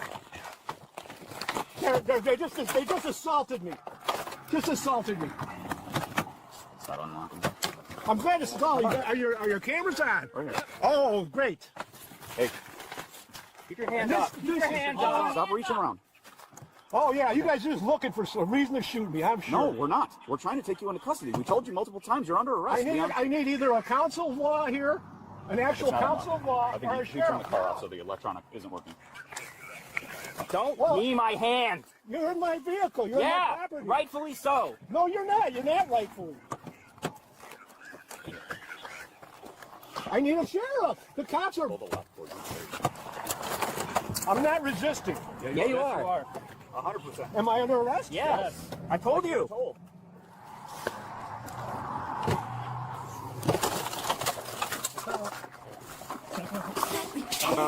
Okay. Hands on your back. Don't tense them up. Don't. Who's got cuffs? Don't grab my hand. Don't grab my hand. I need to spit. Well, you say you need Just to spit? wait, and we'll let you spit on the ground. Spit on your car, don't spit on us. Otherwise, we're I'm not putting gonna spit on you. I just need to spit. Okay. That's all we're trying Well, to let do. go of my thumb, please. Well, you know what? Leon, thank you. Okay, I hope we guys. All right. Yes, it's all being recorded. The yellow button is the double. So you denied me a sheriff? You denied American State and asked me a sheriff? Stop. Do you have anything on you that's going to poke me, stick me, or hurt me, Leon? You know what? No, I don't. And all that paperwork goes with me, every bit of it. That's everything I have to say right there. So all that, I'm going to grab all that stuff and I'm taking it with me. We'll grab it for you. I'm going to tell you which ones to grab, but I'll make sure. Well, You know just what? grab What are you doing? That's my money. Searching you. You got my paperwork. You're in default. Come to think of it, I just recognized your name. Right here, okay? Well, this is going to happen again, but now it's 30 million. Sorry. Hey, wait a minute. I got to get that paperwork. I have to get that paperwork. Grab it. No, I need the. All right, the big folder and the small folder on the seat. Okay. Before I Get get in, can I see it? No. Leon, get in the car. Because we're gonna catalog every piece that's in there that I tried to offer you. We're gonna photograph everything.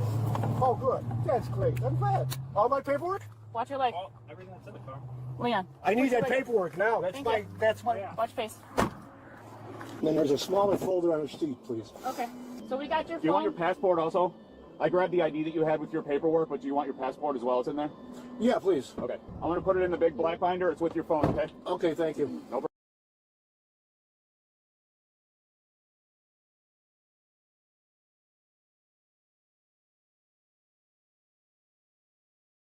Border Patrol versus sovereign citizen truck driver, heated checkpoint clash.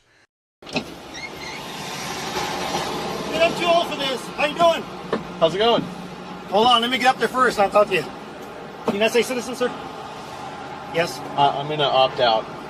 Well, the thing is, before we can proceed with the immigration inspection, if you are, that's fine. I don't really care if you're German or whatever, but are you legally in the United States? I'm not answering questions.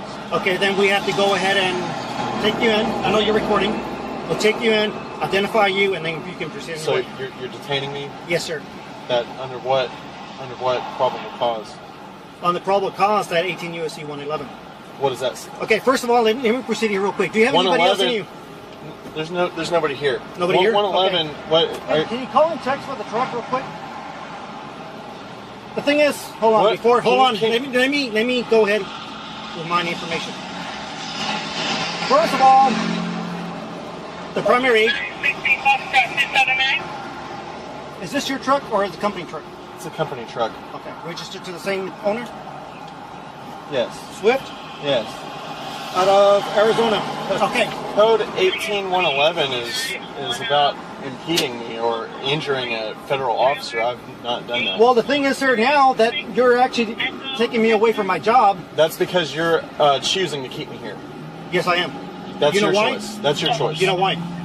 Yes. Because I asked you a simple question. Are you a United States citizen? But prior to prior to our encounter, there was no probable cause to even stop me. So any further search is invalid. No, sir, you're incorrect. You know very well this is a immigration inspection. Yes. As a trucker, interstate trucker, yes. You're aware that at southern borders, California, Arizona, we have checkpoints. Yes. Right? And you know that they're going to ask you questions. You're asking everyone questions. Yes, every single one.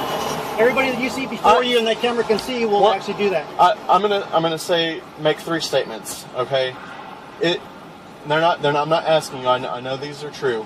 Your establishment is here lawfully. Yes. Yes, it is. You're asking me these questions here lawfully. Yes. Yes. I'm obligated to answer them. No. This guy has no idea what he's doing. Arguing with a Border Patrol officer like this is a terrible idea. It's definitely not going to end well for him.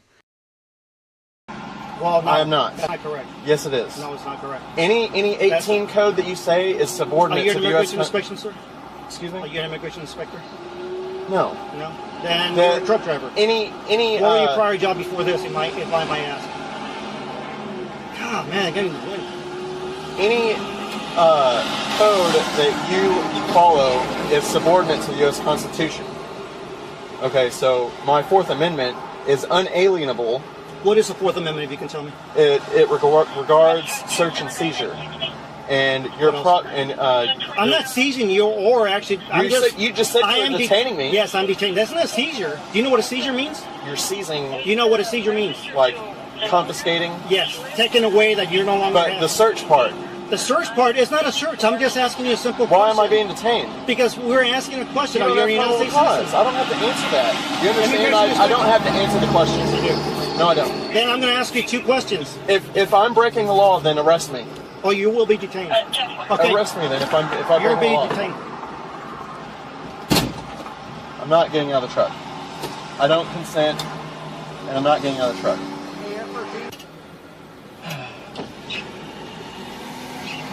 Can Look, you man. before I fall? I don't want to break your glass. As long as you don't grab me Go ahead, close it. Can you close this one? Open it. I don't want to break your glass. We're not gonna open it. What is that for? Go ahead, put it down. Put it back. No. I need you. Hey, I man. don't break your glass. I don't want to break your glass. Look, man. I should be able to travel down these roads without being stopped. All right. I need you to get off the window. No, because you're gonna close it. You go. I need a camera. I need a camera. This guy is refusing to go in and cooperate, so I'm gonna need to take him out of the car. I'd rather you not touch me or be forced to do anything. Well, you will be extracted from this vehicle, sir, unless I'm satisfied with the immigration inspection. Do you understand? Do you understand? That's yes or no? illegal. We can stop here.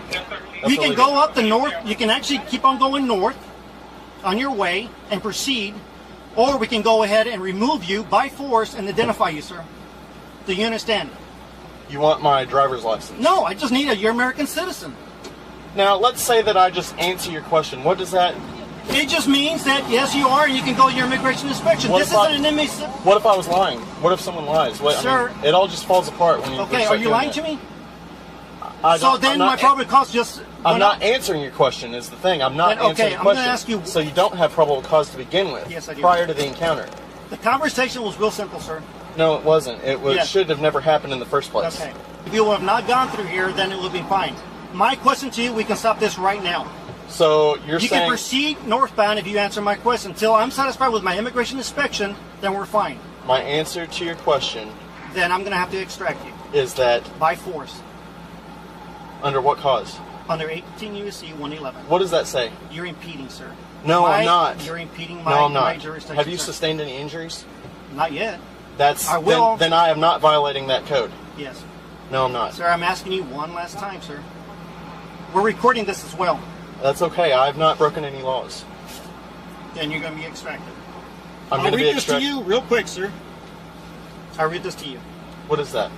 18 U.S.C. 111, assaulting, resisting, or impeding certain officers or employees, which is me.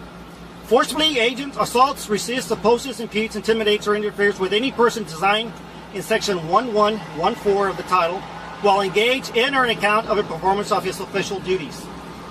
That's where we're at now. I'm not interfering with that. Okay, You're or keeping- intimidations you're of any keeping me person here on your own formerly accord. served as a person designated on section 1114 on the account of the performance of the official duties during such person's term of service shall, where the acts in violation of this section constitute only simple assault, be fined under title or imprisoned no more than 1 year. Okay? Oh, you touched this guy before? What was his status before? Hey, you recognize this guy? No. You don't? Okay. It would have made it easier if you did. The Immigration and Naturalization Act, CFR 8 and 22, federal policies and landmarks, U.S. Supreme Court decisions grant Border Patrol agents the authority to conduct checkpoint operations. Motorists should not be permitted to proceed until agents are satisfied with the inspection procedures. Okay? This is a U.S. Patrol checkpoint, and I'm intending to conduct an immigration inspection under Section 287A3 of the Immigration Nationalization Act, INA. I have not broken any laws. The Supreme Court has ruled under U.S. versus Martinez-Cortez 1976 that the U.S. Border Patrol has authority to set up permanent or fixed checkpoints on public highways leading to or away from the Mexican border, and that these checkpoints are not violation of the Fourth Amendment. Yes. You are being ordered to move out of your vehicle to secondary inspection, which you already are, to allow us to complete the immigration inspection. That's what I was trying to get you to do. If you do not move your vehicle, which you did already, you can be arrested under 18 U.S.C. 111. However, if the motorist refuses to exit the vehicle, agents will use the amount of force necessary to effect the arrest and enforce compliance.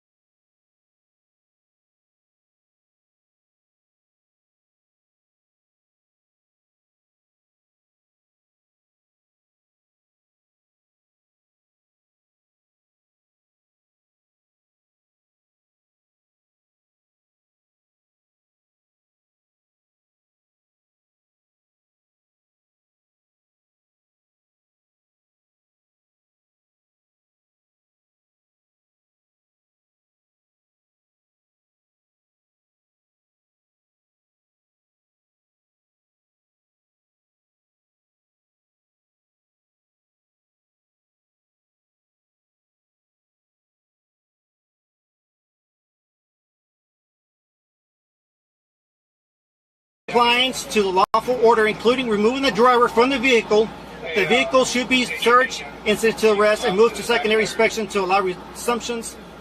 And all on of the this checkpoint. is based on probable cause, right? This You is the have no United States probable Border cause. Patrol checkpoint, and I'm attempting to conduct an immigration inspection on Section 287(a)(3) of the Immigration National Safety Act. Okay, so I'm asking you right now. I want you to know that as a person driving down a U.S. I highway, can't hear you guys pick up the trucks. I want you to know that I'm very frightened right now. Why? Because Would you talk to me only? you're this big gigantic group of people is. Do you know very why frightening. they're here, sir? Because everybody Because- has a mortgage to pay. Negative. You're driving because you have a mortgage to pay. Yeah. We have a job to do. And under Section 287, And this is a checkpoint. I'm asking you, sir, for your cooperation. This is the last time, sir. I've cooperated as much No. as I need to. I'm not satisfied with my immigration inspection. I'm a supervisor. I'm in charge of the checkpoint. You're not supervised. I'm asking you this because last time. Cooperate or you be extracted I out am of the vehicle. cooperating. All right. So I'm asking you. I am cooperating. Okay, are you going to step out of the vehicle and talk to me, or we're going to have to extract you out of this vehicle? This is all being recorded from both phones, your phone and my phone. I don't want to be extracted from my Okay, vehicle. are you going to go ahead? Are you going to go ahead and cooperate, sir? You want me to go inside? No, I need you to talk to me. Are you a United States citizen? Simple yes or no. That makes no difference to me traveling down a road.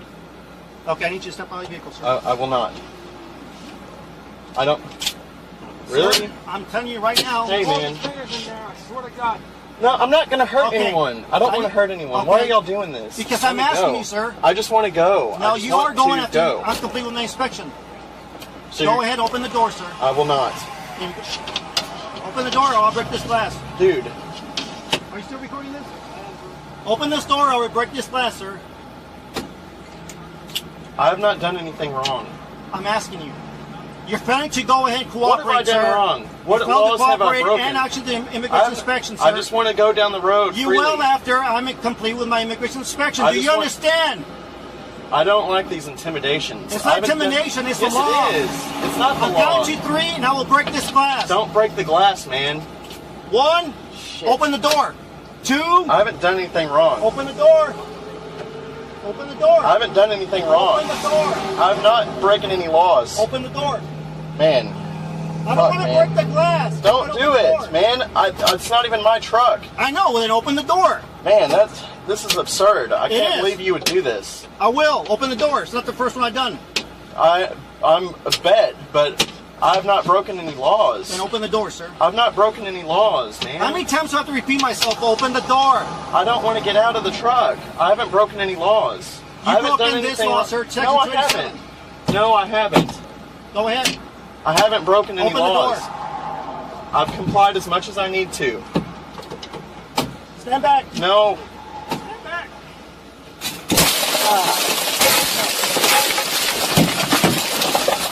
Safe Light Repair, Safe Light Replace.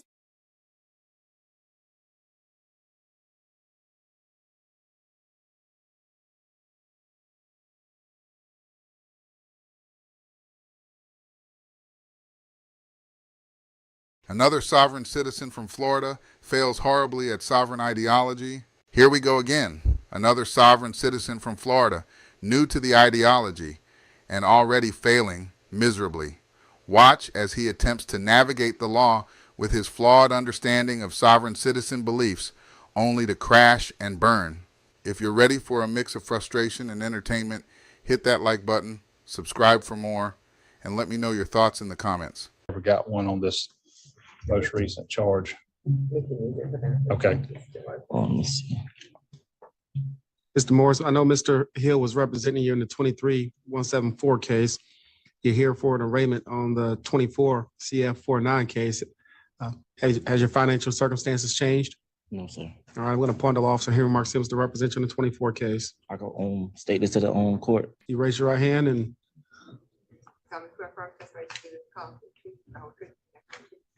Yes. now that Mr. Hill is representing you, you probably want to talk to Mr. Hill before you say anything. We're recording this proceeding, so anything you say may be used against you.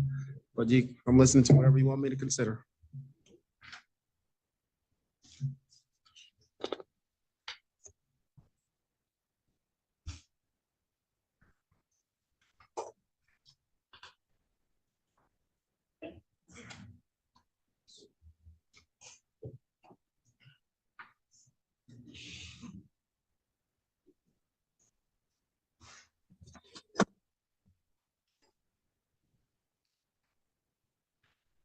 I'm not real sure what Mr. Morris is trying to claim in that writing right there. Said he's not a citizen and something about a secured. My name is Alize Morris, a secured party creditor under the UCC 1 filed in Florida. American national being held in custody in Gulf County, which is not a 14th Amendment citizen of the United States. Not a record. To documentation, which is official records. To state it, I'm the agent of the said principal. Who wrote that for you? I did. Why do you need to read it if you know what you're talking about? This memory. Okay. Tell me what the 14th Amendment says. That you were considered a slave under the 14th Amendment. That who's considered a slave? I'm not a slave. No, the incarcerated person. This if you commit a crime. Okay. Doesn't say if you commit a crime. Or yeah. That's not what it reads. I got the 14th Amendment really wasn't in the book. What book? The book that we had in the back. What book do you have in the back? It's a law book. What law book is it? Florida statute book. Yes. So the 14th Amendment isn't in the Florida statutes? That's because it's an amendment to the U.S. Constitution. Mm-hmm. So you don't know what the 14th Amendment reads? The 14th Amendment reads not off on the top. Not off. Okay. That's why I've written. What else do you want me to consider? That I'm a secure party creditor under the UCC 1. Tell me what the UCC 1 reads. I wish I had my documentation in front of me to present it all the way. I wish I had someone here that was supposed to be here so I can have it. I asked you who wrote that for you. You said you did. I wrote it. Yes. So do you know what you're talking about? Yes, sir. All right. So tell me what the UCC 1 reads. It's the Uniform Commercial Code filed with the Secretary of State or within the entities under the contract with the Secretary of the State to maintain uniform commercial code records and database of judgment liens maintained by the Secretary of State. Now tell me what UCC 1 reads. It's a statement and it's a financial. You don't know what the UCC 1 reads, do you? Not on top. You're not prepared. You're not prepared this morning with your sovereign citizen argument. You needed some additional time to prepare. Yes, sir. I'll give you some additional time to prepare your sovereign citizen argument. When do you want to come back? I would ask that he's got 2 cases. I know one we've got already got the discovery on that I need to go meet with him at the jail and go over. Being at the jail, I can find time between now and May 9th to go to the jail and take care of that. All right, Mr. Morrison, you come back. Usually when sovereign citizens come in the courtroom, at least they can recite from memory a lot of the stuff they travel under. So next time you want to come with your sovereign citizen argument, be prepared, okay? I'll listen to you, but be prepared. Yes. But you're not doing justice to your fellow traveling nationals who consider themselves sovereign citizens if you're not prepared to even articulate what the argument is, all right? Yes, sir. All right, we'll see you May 9th at 1:30. Today. Be prepared next time, all right? Yes, sir. It should have a constitution in the back so you can read the 14th Amendment and be able to tell me what it reads. And what it says right here. What is state? We're gonna May 9th at 1:30. Machine into a contract. That's not a contract. That's giving you notice that you're Yes, gonna sir. come back. Just making sure. You're fine. I'm not going to query you about what a contract is, but we'll talk about whatever you want me to consider next time.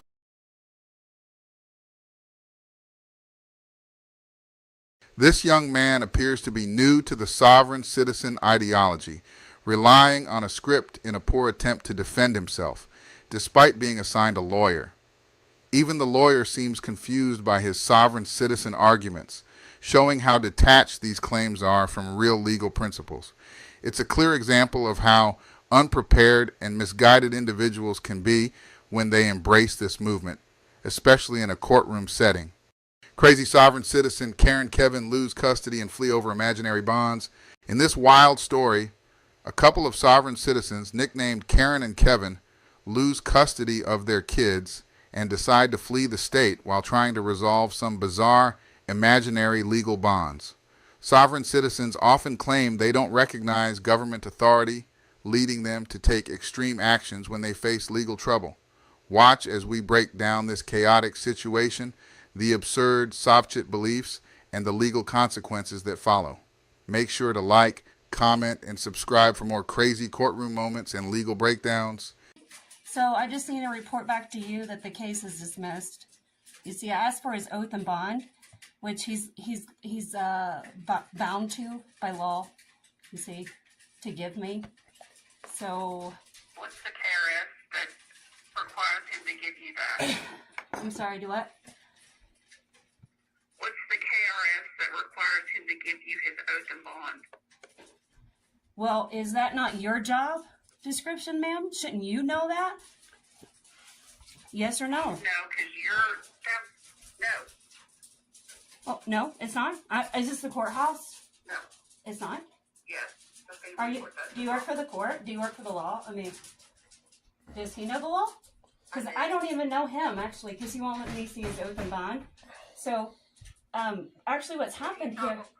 That's why I asked you what KRS requires him to do that. Oh. Because we're talking about equity, ma'am. We're talking about property in this hearing, whether in the division of in this family court. So we need to have the credentials when we're talking about equity, so we know that all parties involved have the authorization, okay, to arbitrate equity. That's all we're trying to do. We're ready to settle this matter. That's what we're interested in settling. No, it has. If it was settled, man, we wouldn't have had this hearing today. How can they settle that when there's no consent to the commission? And see, there's no commission in the matter here, man, because they haven't been able to get one. There's no consent to the commission, so this case is dismissed.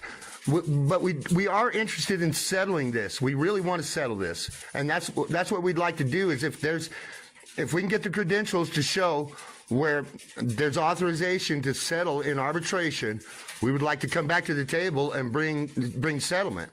Okay, we don't want to come and argue or anything of that nature. We just want to get all the facts out on the table so we can bring a settlement. Yeah. That's all. No, ma'am. All those pleadings, I have never received an oath and bond from Mr. Petrie. Never. Now, see, ma'am, all those pleadings are hearsay. I have never received an oath or a bond has never been received. What requires him to do that? U.S. Code title. It's in U.S. Code Title 18. It's in U.S. Code Title 14. It's in U.S. Code Title 15. You'll find it in U.S. Code Title 12. Okay, this is your code. This is the code that the government established, and this is the code that the government must follow. Sounds like a bunch of word salad to me, but why am I even surprised by this complete nonsense coming from a couple of sovereign citizens? Mr. Petrie, we'd just like to make sure he is authorized. I've never seen this man's credentials, okay? This man has not seen my credentials. I agree with that. We agree with, if everybody wants to bring the credentials to the table, we want to settle. Yeah, there's no seal on any of this paperwork, ma'am. None. It's all fraudulent. Every bit of it. There's not one seal. My signature is not on anything. They have nothing. These people have destroyed my entire life and my children's life, and I'm not going away. And everybody's name that's been put on any of my paperwork, I promise you, I am going to sue on a personal manner. Okay, every single person I've spoken to, texted with, emailed with, been in any hearing with, I will be coming to the table with to settle with, because y'all picked this fight. I'm just finishing it. Do you understand? And that's. Do you understand? You've not been in the hearings, Ms. Stevens. You are correct. so right. You're correct. That's why we're here talking with you here, ma'am. Yeah. Look. The court clerk kind of is the banker of the court. We know there's bonds here, okay? We're here to settle this tax issue, okay? That's what we're here to offer here today. We don't even know the amount of the debt. We don't even got any fact of any detriment that's brought any consideration. That is all hearsay, man. We don't have any evidence of that. It is filed with no seals, ma'am. No seals, no signature. There's no signature, no seal.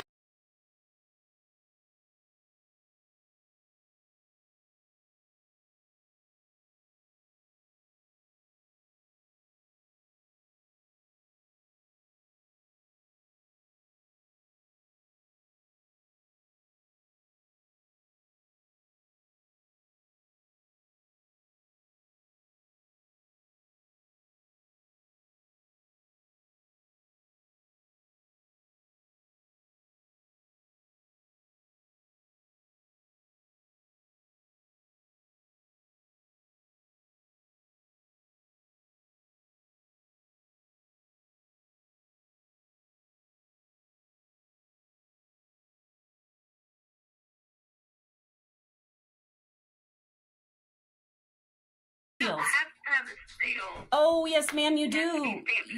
You do. I tell you what. Every banking institution has to have a seal in order to have proper bonds. Circuit court clerk is not a banking institution. Yes, it is. You have a DUNS number and you have an EIN. You are a banking institution and you do file 1099-As, ma'am. I know this for a fact. I am a banking examiner. I am a banking examiner, ma'am. If I want, I will force you to bring those 1044s to ensure the tax is made on those bonds, because I guarantee you're not paying the tax on them. Ma'am, this is a huge problem. Ma'am, we're here to settle. Okay, we could do it the easy way or the hard way. If you want the IRS and the Treasury involved in your breach of trust, we can bring it.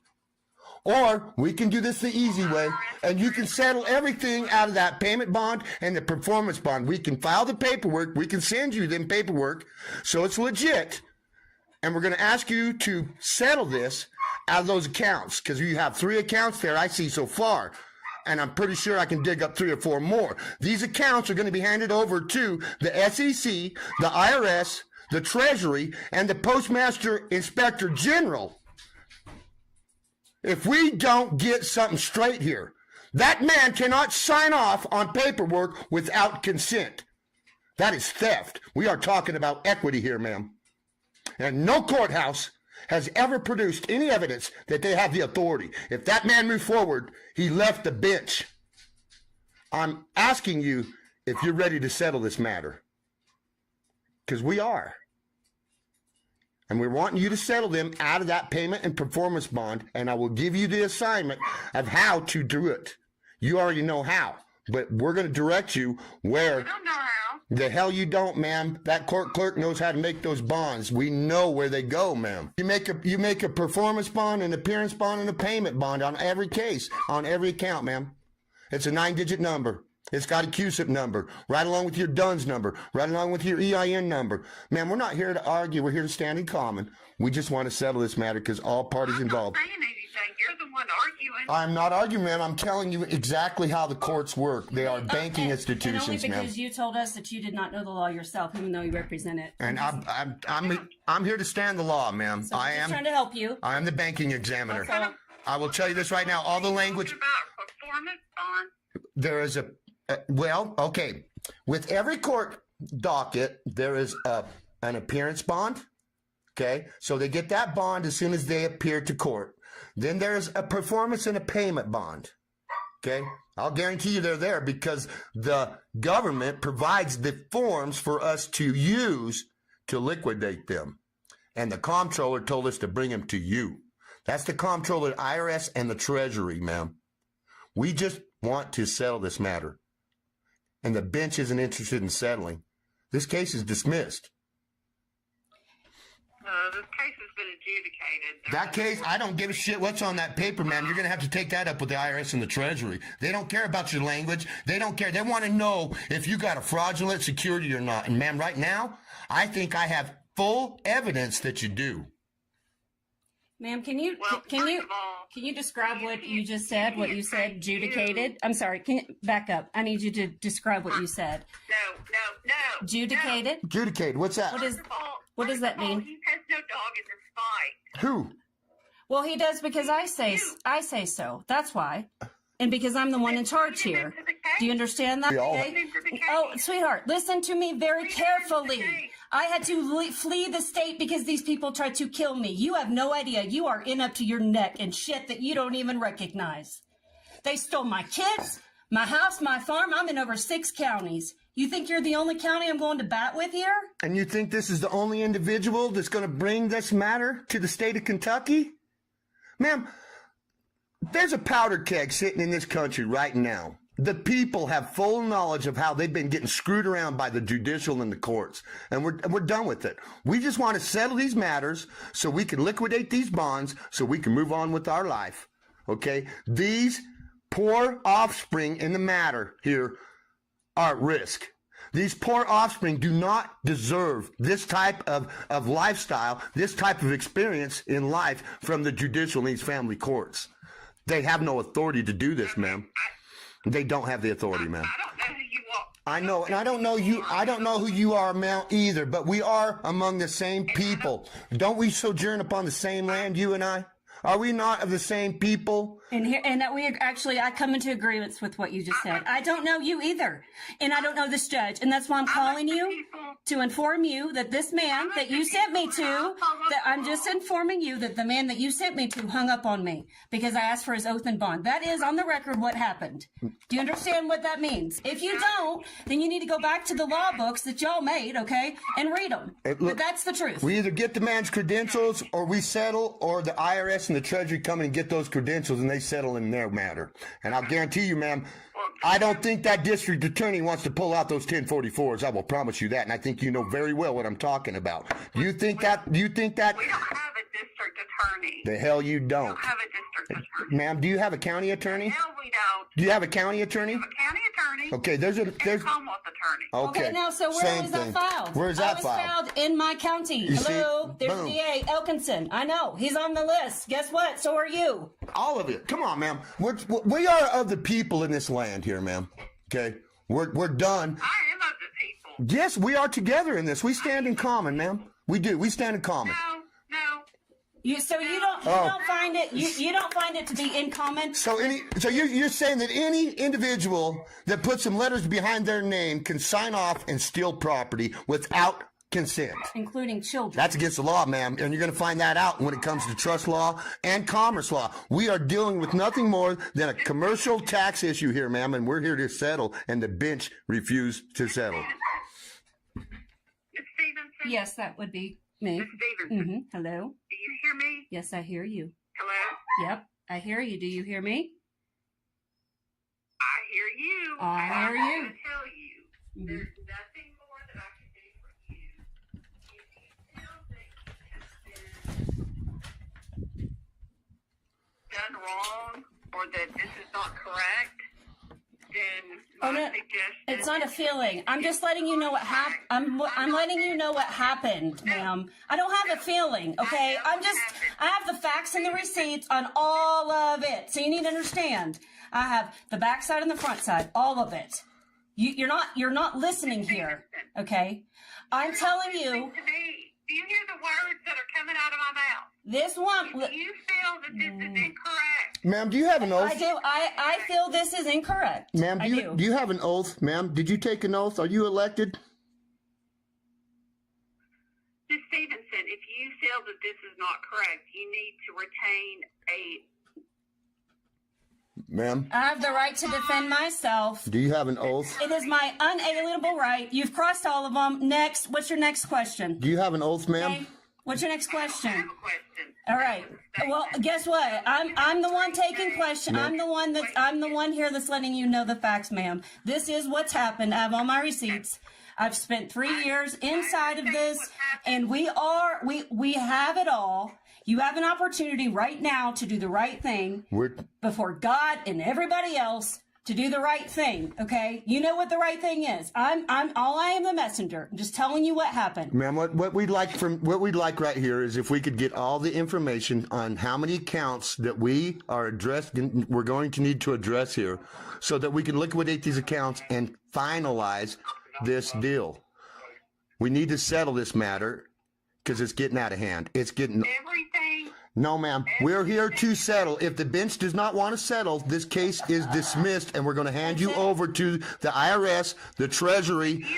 I'm not threatening you, ma'am. I'm telling you where you're going. You're informed. You're notified. Informed right here. They're all right here. notified. They're all notified. The judge left the bench. That's going to be right to the Kentucky bar, where it says right there, if that judge leaves the bench, and that's in Kentucky rule. If that judge leaves the bench, that case is dismissed. And actually, ma'am, it's already That's been three dismissed. times. That's 3 times in this case. In these accounts, the judges have left the bench. It's actually the fourth. There's 4 right And there. we have the receipt. We're telling you, so you are notified, and this is recorded, that we're here to settle. If the You're recording me? you're recording me. You're recording me You- without my permission? You are, everything's recorded, man. We're talking on recording devices, okay? How do you know the government's not recording you? How can you guarantee me that you are not recording me either? All courthouse lines are recorded, ma'am. Oh, I know that for a fact. But anyways, but Courthouse line. But All courthouse lines are recorded. What gives you the authority to record me without my consent? this isn't the court. Wait a minute. She just admitted this is not the courthouse line. So, ma'am, which is exactly why we need your oath and bond. Same with the judge, because we don't even know who you are. Ma'am, come on. Do you see this? So that's the thing. Okay, So- we don't know who you people are. So you guys, you so don't what have. number are you called? So just re-identify yourself. So- Start over. Start from the beginning. Okay, who are you? Who are you? Who do you work for? And what is your W-9? I'd like to have your employee identification number right now. Yeah, we're gonna need a copy of that. That's what I need right now. Your W-9. We're gonna need your basically your 10. I have no idea what my employee number is. Ma'am, that court has an EIN number, a tax identification number, okay, an employee identification. Administrative office of the courts. Listen, I'm sorry. We are getting nowhere in this conversation. I know, ma'am, because you are failing to recognize that you have a duty to do, and you've been neglecting your duty. That's what we're trying to find out. How come we can't move forward with this? How come you keep holding this up? How come you do not want to settle this? We're calling. We want to settle. Okay, so the judge doesn't have the authorization, ma'am. You do. You have the authorization. You have more power than he does. You got more authority than the judge. You do. Yes, The you court do. does. You're the court clerk. You're the banker. Your signature's more powerful than the judge. Want me to tell you? Look, man. Who's the court clerk? So we're not even talking to the right person? We're not even talking to the right person to even settle this, are we? Perfect. This is beautiful. Oh, my goodness. Well, can we talk to your supervisor so we can settle this? Can we get back to the beginning here? Who's who? Who's who? We need, look. Are you the court clerk? Can you settle this here today? Is this Martha? Is this? You have called the family court office. If you want the circuit court clerk, you need to Google it and call the Clark County. No, ma'am. You are the trusted trustee, and if I ask you for that number and you don't give it to me, you are in breach of trust. You have a fiduciary duty. I'm not the circuit clerk. Okay, so why are you calling me from this line trying to identify yourself? Can we talk as to the court working clerk? for Boyle County, and then you put me into a conference call with this man named Judge Petrie, whoever that guy is. Who's that guy? I don't know who this man is, but obviously he has confusion because he has no seal, no oath, no bond, nor does he even know the language of English. Can he sit in a conversation to speak to the victims that he's destroyed? This is a crime, ma'am. Do you understand what you're a part of? Yes or no? Do you understand? No. There are 6 Well, ma'am, children here that have been kidnapped. There's a lot of claims as who people are. He says he's a judge. There's no evidence of that. He says he's a magistrate. There's no evidence of that. That's all we're asking for. Hey, if you claim this is who you are, let's see your credentials. Let's see where you get your authorization. That's all we're asking. Where do you get your authorization to claim these things? Where does anybody in that courthouse get their authorization to make any claims? Once we get that, then we will establish what jurisdiction means. Because I can guarantee you, you're not in mine. None. You're subject to our jurisdiction, ma'am. You work for us. We want to settle this matter. Can we get somebody on the phone that can settle this? Can we talk to the court clerk? Who's your supervisor? No, the judge is my boss. I don't care about the judge. He's irrelevant here. The court clerk makes the decision. Yeah, he's pipsqueaked us. That guy ain't nothing but a referee. He didn't like the bench. I'm done with him. That's just some guy that went to Amazon, bought a costume, and threw it on his shoulder and said, "I'm the judge." There's no honor. There's no honor in that. There's no credentials. He is the mockery of the court. Just because you put a black robe on and sit up on a freaking chair up on an elevated bench doesn't mean you're the judge. You got to have 5 oaths, ma'am. 5 oaths. You've got to be bonded, man, through an insurance company, ma'am. Where are those credentials? Without those credentials, this is null and void. That man left the bench. It's looking bad. It's looking bad for the guy. You tell me, ma'am. We just want to settle this. Can you get somebody on the phone that can settle this matter here today? Or do we got to get the IRS to do it? I don't care. We want to settle today. Is that possible? You were on the hearing. You were talking to Well, that's the point. That's the point. That's why I'm calling you, because I'm informing you of what happened. You weren't there. He left the hearing. But I'm informing you, okay? Because you're the one that put me in contact with him because you represent Boyle County, which is what you told me. That's the truth, right? And so I'm coming back to you just to inform you. This is what happened. When I asked the man for his oath and bond, he got nervous and he hung up on me. Now, is he capable, okay? Is he competent enough to be in a conversation?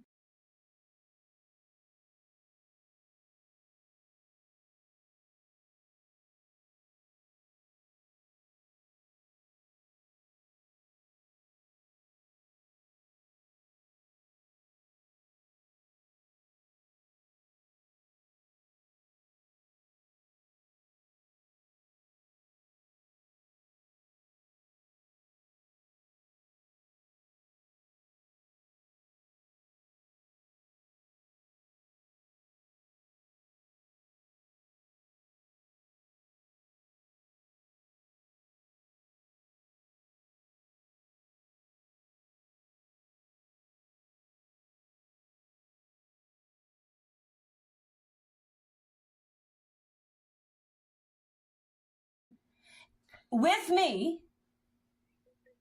Yes or no? I need to know that. And the only way I can know that is if he shows me. Okay? Show me the papers. You see, you people are the one that asked us to this meeting, okay? We comply to your meeting, okay? All we ask is you comply. Well, you can call it what you want, ma'am. You can call it whatever you want, but there's no evidence of that. You can label, obviously y'all can write whatever story you want to. I mean, because it's all a bunch of hearsay. All of it. All those pleadings are hearsay, and that's been put on the record, okay? Yep. Hearsay from an incompetent individual that bench deemed incompetent due to the fact that he hired an attorney, and that's defined in the Black's Law Dictionary, Volume 4. Oh, I think they're going in Volume... Buddy. The current version is the 12th edition of Black's Law Dictionary, not the 6th. You're 6 editions behind. How come we're admitting all these incompetent pleadings through a brain jackass called an attorney with no fact? There's no fact on this. There's no fact in dispute. There's no fact on the record. Nothing. None. Y'all are. And you guys are you're sitting here and you're going to arbitrate equity in admiralty? Come on, ma'am. You got to be smarter than that. You got a fraudulent security. And here's the thing. We have it all. Let's just get somebody on the phone right now that we can give the information to so we can get this settled today. We need those bonds liquidated because these offspring are hurting. They deserve better than this, ma'am. And if you claim to be doing this in the best interest of them offspring, then you're going to settle today. We need your supervisor. Ma'am, here's where we're at, okay? The judge left the bench. No, yes you are. Yes you are. Who's your boss? Here's your boss. Look, that judge, we have a certified mail, okay, with an unrebutted affidavit on that judge, okay? I don't care. We're done asking questions. We're here to settle. If he does not want to settle, we've already got chain of custody on his ass. Okay, he's already admitted that he committed crime. We have an unrebutted affidavit. We're talking about commerce, okay, and a commercial tax. That judge knows the 4 judicial canons that govern that bench. Okay, that man went out his conduct. I don't care, ma'am. Get us your supervisor so we can settle. Or if we're not going to settle, we're done. Yes, I want you to give the judge this one. I just want you to give the judge this one message. I don't need any of your statements any further, okay? I'm done with you, okay? You just need to let him know this. Okay. All right? Okay, ready? Have a good day. The jig is up. Let him know that. Okay? The jig is up. Have a good day if you're finished with me. Goodbye. So no settlement, no case. She hung up. Conclusion. This couple claims that the courts are banks with EN numbers, and in their desperation to fix their poor decisions and the loss of their children, they lie about everything. Their bizarre claims took me by surprise, especially as they repeatedly verbally abused a woman who may or may not be part of the court system. To them, it doesn't matter. Sovereign citizens often believe they're above everyone, including the law, so this kind of behavior isn't shocking. They put immense pressure on this woman, calling court clerks and claiming she has more power than the judge. Their thought process is all over the place, bouncing from one absurd idea to the next. Sovereign citizen arrested by Oklahoma City police. After chasing another tense encounter involving a self-proclaimed sovereign citizen, Oklahoma City police were forced to take swift action following a high-speed chase that ended with the individual's arrest. Sovereign citizens are part of a fringe movement that denies the legitimacy of government laws and authority, often leading to confrontations with law enforcement. In this case, the suspect led officers on a dangerous pursuit, further demonstrating the unpredictability of such encounters. The sovereign citizen ideology often includes refusing to obey traffic laws or provide identification to authorities, which can escalate routine stops into serious situations. Law enforcement officers face unique challenges when dealing with individuals claiming sovereign citizen status, as their refusal to recognize legal authority poses significant safety risks. The arrest highlights the ongoing tension between law enforcement and those who subscribe to these anti-government beliefs. Fortunately, no officers or bystanders were injured during the chase, but it underscores the dangerous potential of these confrontations. While the sovereign citizen movement remains a small segment of society, its participants' disruptive behavior can lead to dangerous outcomes, both for law enforcement and the general public. This incident serves as a reminder of the importance of clear communication and the need for law enforcement training to de-escalate similar situations. It also raises broader questions about how society and the legal system handle movements that openly reject the rule of law. A swarm of police cruisers involved in a bizarre standoff that shut down major metro roadways near Northeast 23rd and MLK. Air Comfort Solutions overhead earlier today after a man allegedly refused to pull over or really even get out of the car because he claimed he's a sovereign citizen. News 4's Kate Smith has more from the man's family. She joins us now live from police headquarters. And Kate, they tell us he's a former deputy and a veteran, but tonight he's in jail. Yeah, that suspect not cooperating with police at all. Police say they waited for things to calm down about a half hour or so before the suspect eventually surrendered. A man claiming not to believe in police authority, arrested by none other than Oklahoma City Police. He was upset with us for taking him into custody. He's just not happy with the Oklahoma City Police Department. Police say Monday afternoon the suspect was speeding and refused to stop for officers. Didn't believe that the officers that were pulling him over had the authority to pull him over. Police swarmed his truck near Northeast 23rd and MLK while they waited for him to follow orders. One of the problems that we had is we couldn't see inside the vehicle. We didn't know what kind of who he was or what his intent was. So it caused us to slow down and just take our time in the situation. His wife in the truck with him, our camera rolling when she left her husband inside the truck and reunited with her daughter. She helped us as much as possible. He just refused to cooperate with the Oklahoma City Police Department. That daughter telling News 4 her father identifies as a sovereign citizen and believes he doesn't have to show his driver's license or roll down his windows to police. I don't know what title he put on himself, sovereign citizen or more or whatever that is. I just know he's a traffic violator that committed traffic violation. That woman also telling us off camera that her father is a veteran and former deputy.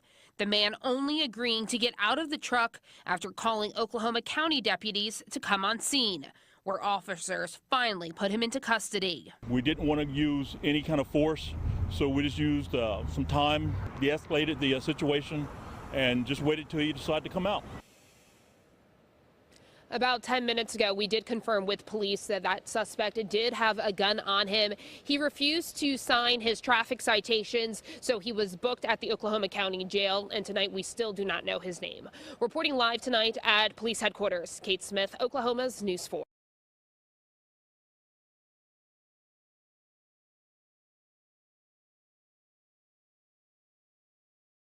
Sovereign citizen father-son get pulled over in dumb-dumber traffic stop fail.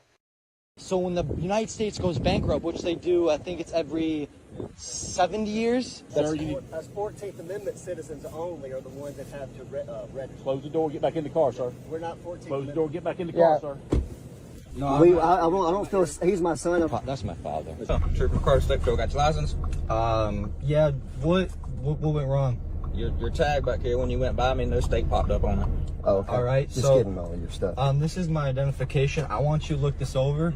This is an affidavit of truth and facts that is notarized and is signed under penalty of perjury. Before you do any writing of citations or anything, I need you to look over this truth of facts. And if you do write me a ticket or a citation, I want to let you know. that there is a fee schedule to every right that you violate. Private citizen, this vehicle is placed in a trust, and the UCC and common law both acknowledge that trust law is above the UCC Admiral Maritime statutory jurisdiction, which you guys are under. So I want you to look over this information here. Do you have anything for the registration? It's all inside that. It's all inside that. You look that over. You need to talk to your dispatch and let them know, because I don't want this going anywhere where it shouldn't. You need all that information. The registration, everything's in there. Did you read this over? No, I don't need to read that. Yeah, you actually do need to read that, sir. Boy. How's it going? All right, I understand you said it's through a trust, but is it going to come back through any of the 50 states if I was to run the registration of the vehicle? No, it's not. It's not registered. It's not registered with the state. It's completely 100% private. Yep. No state registration at all. So it's going to be strictly under the trust? That's right. We're travelers. So, yeah, I understand that. Hang tight, okay? Alrighty. That's it. Yes, sir. Grab that right there and step back here with me so we can figure this thing out. All right, well, he don't have to step out of the car. You take whatever you need, but he's not getting out of the car. You can read this information. I don't feel, he's my son. I don't feel safe with him getting out of the vehicle because we are protected inside our conveyance. I understand, but I'm not on the side of the road. The only thing I'm asking him to do is grab his just write us a citation so we can go. We don't mind taking a here's ticket. The thing, I can't just write a citation and let you go. That's what I'm trying to Because verify. we didn't commit no crime. Well, okay. We reserve all of our rights under UCC 1-308. Alright, We're going 60 miles an hour. I got a dash cam. I have all the evidence I need. I never said it was your speed. It's the registration. What's wrong with the registration? I don't have to. You don't have to be I don't contracted. have to have a contract with the U.S. Corporation. I'm not a 14th Amendment citizen. Is insurance or anything inside this? I am Yes. privately insured. We have insurance, but that's beside the Everything is in point. here. I'm privately insured through my Sessicated Trust. Okay, well you grab it, come back here, show me the insurance. No, I am not stepping out, and I'm going to roll this window up a little bit here. Just fill out whatever you need to fill out. Why do you need him to step outside of the car to verify it? Right here. You can talk to him right here. I can hear you right Yeah, here. we're fine. Just talk to us right here and tell us whatever you need. He don't need to get out of the car. Now it's a lawful order that I'm asking him to step out. You unlawfully pulled me over. Right. I'm lawfully asking you to step out the vehicle. Okay? Why do you want him to step out of the So vehicle? I can talk to him. You can verify the No, we got a camera right here. That's all it is. No, you can talk to me right here. I don't feel comfortable with him. Just for our protection. I'm trying to do this the best I can. It is very simple. All right, go ahead and Jake, No. go ahead and do what he's saying because we way. already got him on several violations. There's no way I'm No, doing go that. ahead. No, go ahead and step out because otherwise they're going to arrest you. So go ahead and get out. Take the book. No I'm going way. to step outside and video it just for your safety. Inside the vehicle. Huh? Okay? No, let me. All right, well, take your phone with you. All Take right. your phone. I'll get my phone. This is Just step outside. It's fine because if they arrest you, it's look. Just go ahead and follow their orders. Do what they want you to do. All right. That way you're not resisting anything. Oh, that's my pen. Sorry, bro. I'm gonna step right here. All right. All right. He said you do have insurance. Can you just flip the notebook open and show me this? Yes. That's all I need. Here's our insurance policy right there. Just on this side, please. No, just because of the road. That's all. All right. Yeah. They don't get over the blue lights. We don't want you to get ran over. I appreciate that. That's the only thing we're doing. Yeah, I'm sorry. I'm just trying to exercise my. Yeah, I was trying to get him to read that affidavit of truth and facts. I don't know if that's something you want to look over, but I mean, this is very serious document. Right okay. Yes, I mean, we have this signed under the penalty of perjury. We have it notarized. I mean, this is very powerful information that I encouraged him to read beforehand, but he just didn't really want to do it. Well, yeah, and you got to understand, he don't want to divert his attention away from what's going on. He's only one person. Y'all are two people. He don't know y'all, and y'all don't know him. I He's just understand doing that. his job. Right. But yeah, I understand. I've read something like that once before. Yeah. Right. Yeah. It's I think the guy was from Pennsylvania when I was looking. It's really powerful information. Basically, in short, we don't have any contracts with the U.S. Corporation, which puts us outside of your guys' jurisdiction. And that's why we don't have a registration, because by registering your vehicle, you're putting your vehicle into a trust agreement with the U.S. Corporation and its trust law. And what you're doing is you are now making the U.S. Corporation the beneficiary of that vehicle, and you're the trustee, which means the state owns it, and you just have to take care of it and pay all the bills and everything.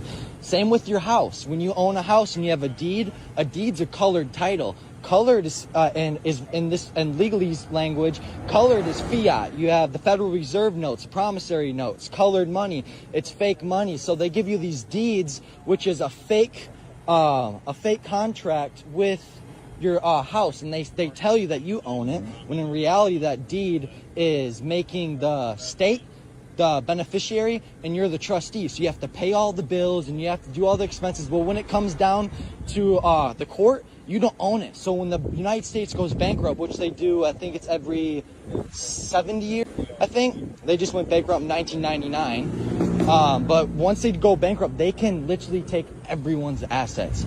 Their cars, their houses, all that. When the cabal comes down and takes over this place because we're in so much debt. I'm 60 years old and I've never seen that. It's really powerful information, man. Yeah, but I mean, you're talking about when going bankrupt. You're talking about that. Oh, right. Yeah, you're talking about when the government. Yeah. Yeah, I know. Oh, I understand. That hasn't happened yet. But they took her gold away in 1933.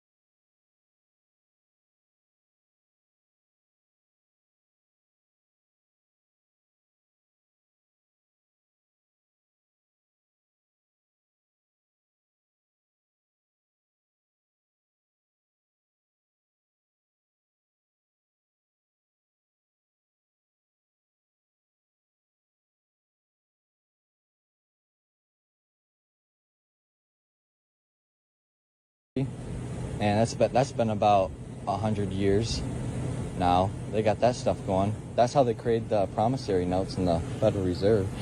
But yeah, that's just a little bit of the law. That's kind of where I'm coming from with this. The vehicle is placed in a trust, and the UCC and the common law both acknowledge that trust law is above the UCC Admiral Maritime Statutory Jurisdiction. But by law, it's supposed to be registered to either you or whoever. Right, the UCC code. Right.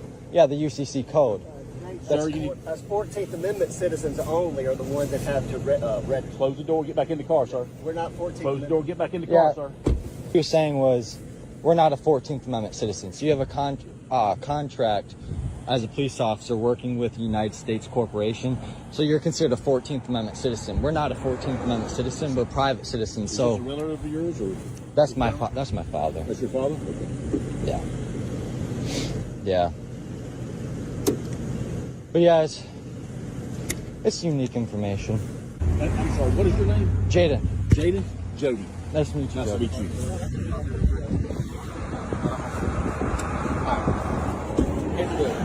Let's turn you loose because we're going to work a fatal crash, okay?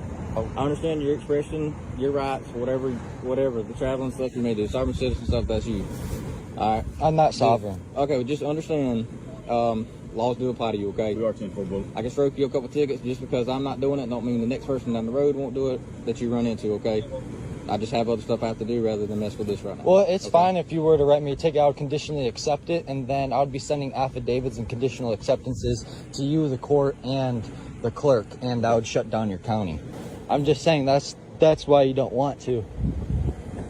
I'll conditionally accept any citations, but that's dangerous. That's why we have the affidavit and all that information in there. You can, but nobody will listen, right? Gotta roll with the punch. Ain't it? Is he really about to write one now just because I said that? No, I doubt very seriously he's going to do that. He's just taking one of those.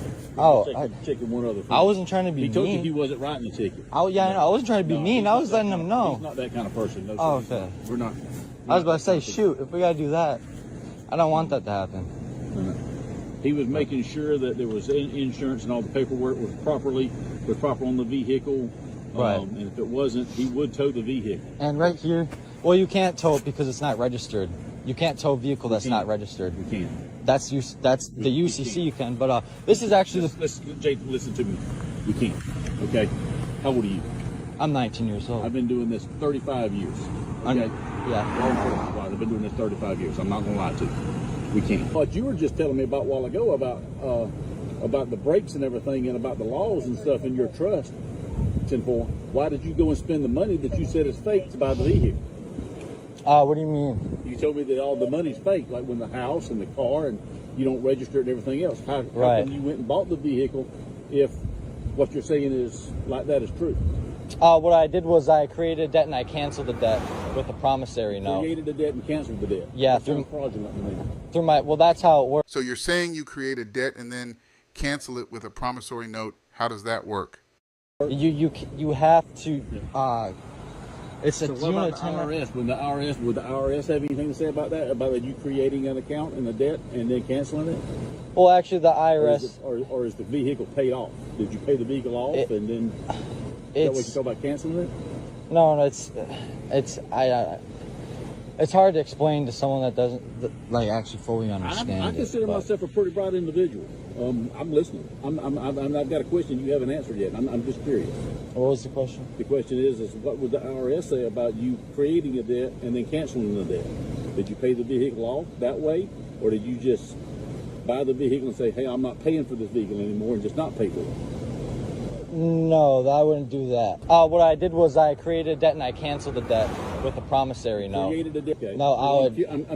I'm curious about how. Yeah, you you would want to do that. No. Well, you're telling me that bills and everything are fraudulent, and the government is here to screw us and everything. And if I buy a house, I'm paying it with fake money, and the government's trying to take everything that I own.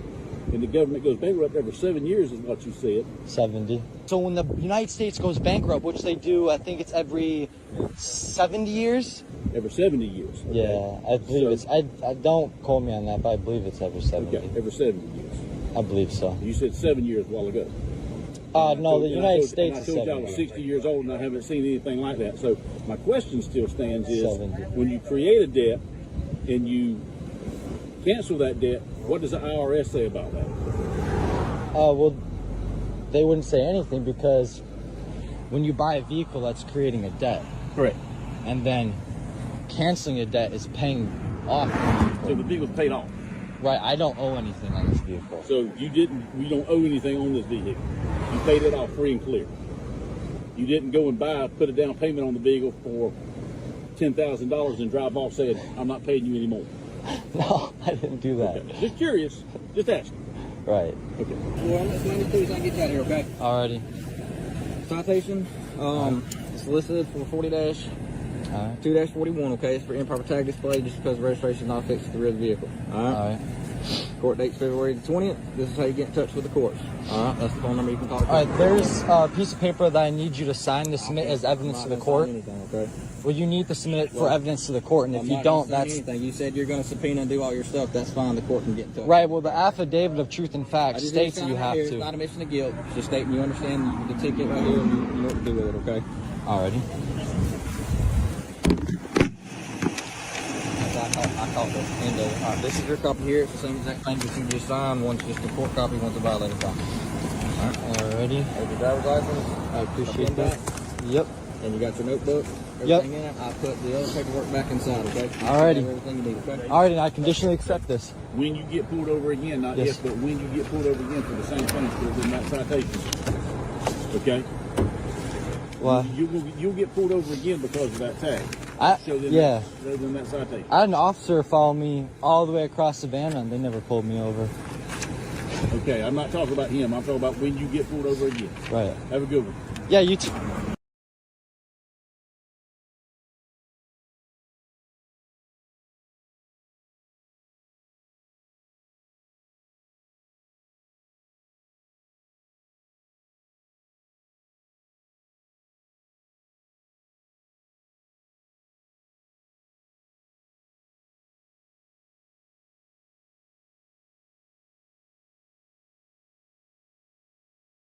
Can you really avoid getting your car towed by claiming right to travel? In this video, we dive into the controversial right to travel argument that some people use to avoid getting their cars towed or ticketed, claiming they're not driving commercially. We'll explore the legal basis or lack thereof for this argument, break down what the law really says about public roadway use, and discuss some real-world examples of people challenging law enforcement on this topic. Is it legitimate or just a myth? Find out here. I need your driver's license insurance. I don't need to provide any of that. Yes, you do. No, I don't. Yes, you do. No, I don't. Yes, you do. No, I don't. Broad Street. You think so? That's not me, just so you know. Okay. That's magistrate. You have to plead guilty or not guilty within 10 business days. If you plead guilty, you pay the fine. Here, my love. The judge will set up a date and time. Do you have any questions for me? Nope, but you're a loser. It's not a question, but... Babe. Sir, sir, can we get your name? You conducted business. Can we get your name? My name? Yeah, and the company. After the initial stop on October 2nd, I was almost certain this police department had a deceitful and dishonorable history. So I decided to do some research myself. There's people out there who actually believe the police are here for a good thing. Rimmer, 415. Open your window. Remember 415? Got it. Okay, what is the reason for the stop? Open your window. You can see me. What's the reason for the stop? You can see me. I cannot see you. Yes, you can. No, I cannot. What's the reason for the stop? I can't see anything. You can see my hands. What's going on, man? Everything good? Name and badge number? Name and badge number? All right. Badge number, though? 455. Okay. Go on the sidewalk. Well, for what? What law am I? In the middle of the street. You can record, but go on the sidewalk. I'll go over here. I'll go over here. Don't interfere with this. I'm otherwise not. you I'm get not. instructed. I'm not. I can't get in trouble for that. I'm recording. This is my right. Yeah, you can, but you can't get involved. I'm not involved in anything. What's the problem here? The reason for the stop is several reasons. What? It's illegal. My tints are illegal? Yeah. You hear me? Your tints are illegal. Yeah. I've been pulled over multiple times. My tints have never been illegal. Congratulations. Your tints are illegal. Okay. Your car is not inspected. Yes, it is. You know what day it is? Yes. What's today? There's one there, and then there's another one. And what do they say? It was approved on one part. The other one isn't. What do they say? What do you mean? They're expired. One isn't. The other one isn't. I already got pulled over for that. Did you fall off? Do you have your driver's license insurance? I don't need to provide that. Yes, you do. No, I don't. Yes, you I'm not driving commercially, so I don't need to provide that.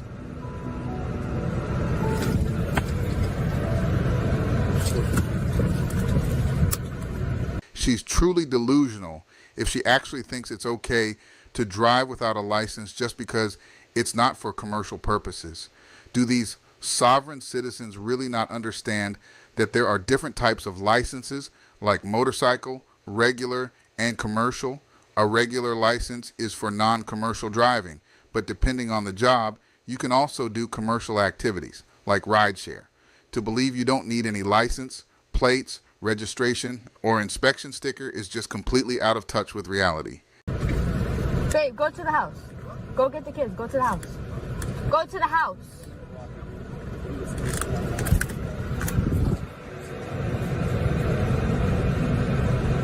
I've had multiple cops behind me multiple times and nobody has pulled me over. Can I have your driver's license? I don't need to provide that. No, I don't. I don't know who you are. I don't know who you are. She's not driving commercially. She doesn't need it. What's your? This is my girl. What if she? But what's your RA?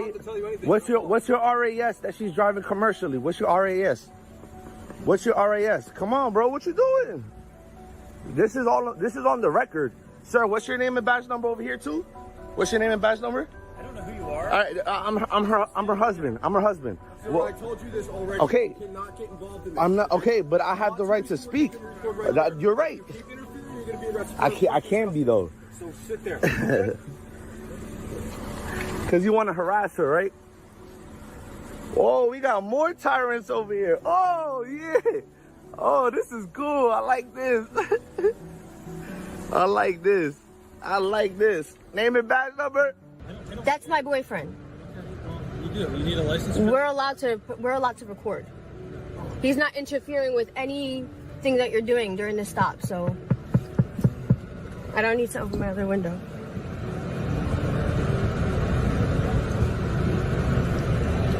I don't know who you are. So stand over there. Okay. I need your driver's license insurance. I don't need to provide any of that. Yes, you do. No, I don't. Yes, you do. No, I don't. Yes, you do. No, I don't. Why do you say that? Because I don't need to. That's why. I don't need to. No, I don't. What is your reasonable, articulable suspicion that I committed a crime? Why are you pulling me over? What's the reason for the stop? Please. What's your reasonable, articulable suspicion that I committed a crime? Do you have your license plate? I don't need to provide that. You have your ID. I don't need to provide any of that. We're gonna get a supervisor. That's fine. That's fine. And you can't arrest me if you have no jurisdiction. So how can you arrest me? What? Doesn't matter where I am in the world. It doesn't matter where I am. I don't need to provide that. What is your reason? Okay. What is your reasonable, articulable suspicion that I committed a crime? And just so you know, I'm just going to grab my baby so you don't think I'm doing anything, okay? I would really like it if you got out of the car. I don't need to. What? Okay, so get your supervisor. That's fine. I'm waiting for someone to tell me what's the reason for the stop. I'm waiting for someone to tell me what's the reason for the stop. I told you already, but you don't believe in what we're telling you. So How is it illegal tint? you have no registration on the vehicle. I have. What do you mean I have no registration on the vehicle? I have whatever I have. I don't have to provide that to you. I understand that. We're gonna have a supervisor. That's fine. Please do. So we're wasting resources because somebody's traveling while there's real crime going on out there. Stand by. For a female in a car? You need to learn your actual laws and not the laws that you're just taught, bro. Come on. Is there any movement with this? Is there any movement with this? Okay. Okay. Okay, thank you. I appreciate that. It sounds like you understand what's going on. Absolutely. Okay. You know, and Well, step out of the way. I don't want to call. Yeah. So you'll obviously have the opportunity. You can plead not guilty to these tickets, and you can. But we can't get ticketed because.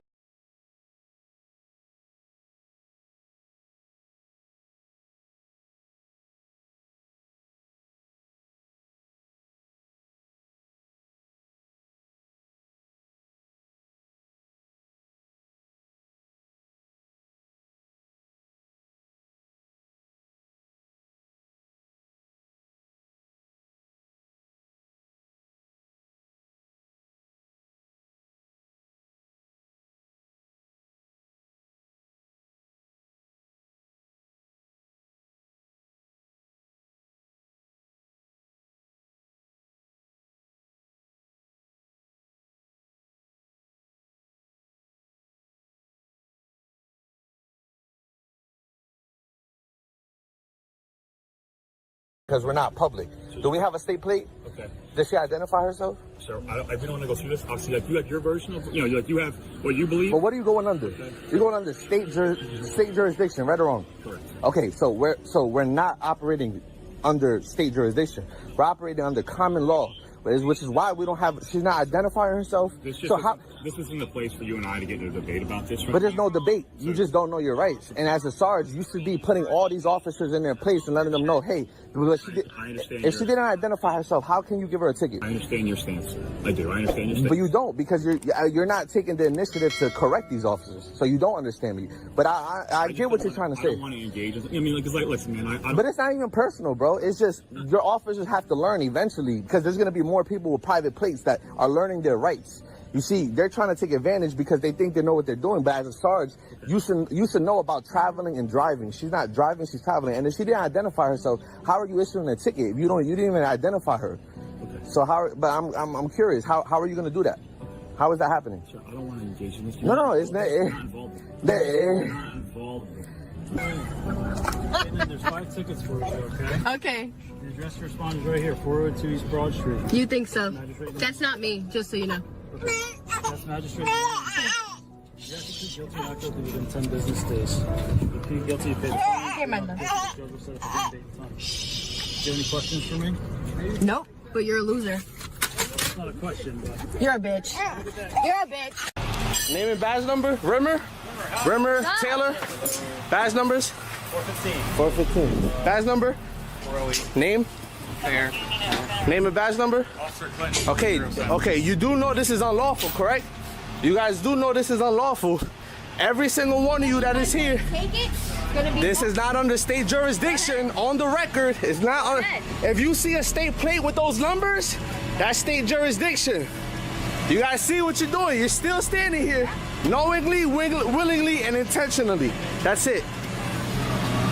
Knowingly, willingly, and intentionally.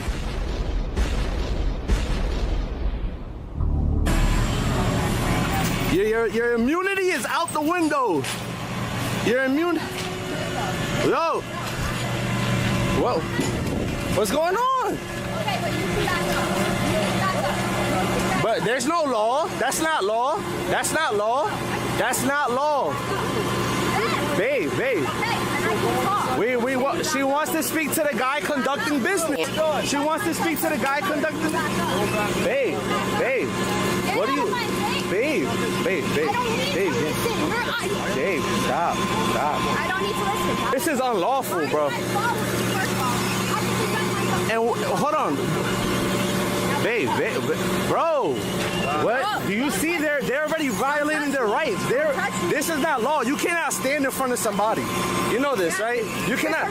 Okay, but they're already breaking the law. They're breaking the law. Let them do it. It's on camera. It's on camera. Clinton, you see what you're doing? You're traffic. You're in traffic. So you're going to be held liable even more than these guys. Just let you know, this is on the record. You know, you're either wrong or completely delusional when even a lawyer refuses to take your case. I think this is and we already have UCC codes.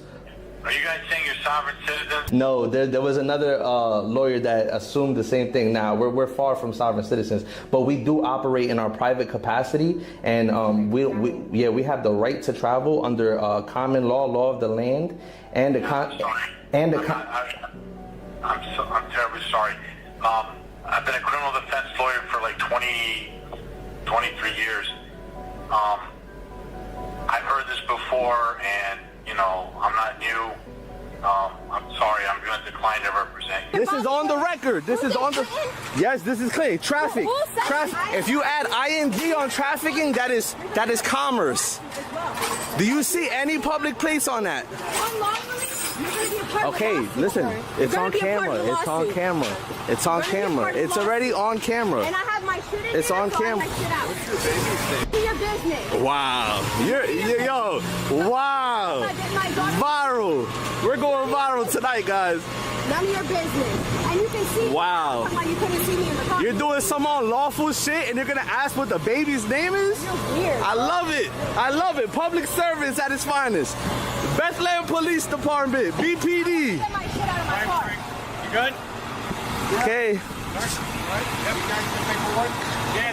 Babe. Sir, can we get your name? You conducted business. Can we get your name? My name? Yeah, and the company? The name in the company? Okay, but I'm asking you, you conducted business with the automobile. Okay, so what's your name? All right. Just go? Oh. Okay, Clinton. All right, Clinton. All righty, Clinton. All righty, Clinton. Yeah, sir. Let's go ahead and leave. Oh, that's on the report as well. He's exactly. No, this is our private property. This is private property. No, this is private property. They're unlawfully doing. Sir, you're talking. I'm talking to you, sir. They're unlawfully after this now, Clint. Have a good day. Wait, where are you walking? You're taking my property that has my big shit in there. Babe. Stupid ass bitches. You need all these different cops to do this unlawful act. In conclusion, these sovereign citizens believe they know the law, but once again they were shut down with their vehicle towed and impounded. They claim common law rights, but each state operates under statutory laws, and everyone must follow the laws of the state they live in. The 14th Amendment allows states to self-govern as long as they don't violate federal law.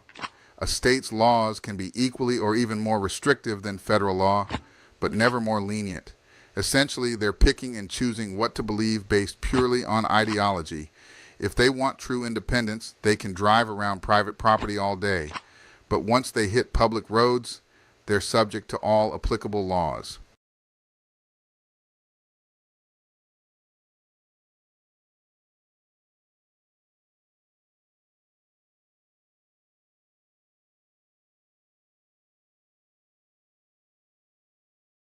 Florida cops versus sovereign citizen with no license, fake plates. Backup SovCid arrives, windows smashed. In this intense video, Florida cops confront a sovereign citizen driving with no license and fake plates. As the situation escalates, another sovereign citizen arrives on site to assist, but ends up facing the same consequences. Her refusal to cooperate leads to her windows being smashed in a dramatic standoff. Watch the shocking moment as law enforcement takes action against both defiant individuals. Like, share, and subscribe for more jaw-dropping police encounters and sovereign citizen showdowns. It's going to be at Howland and Catalina.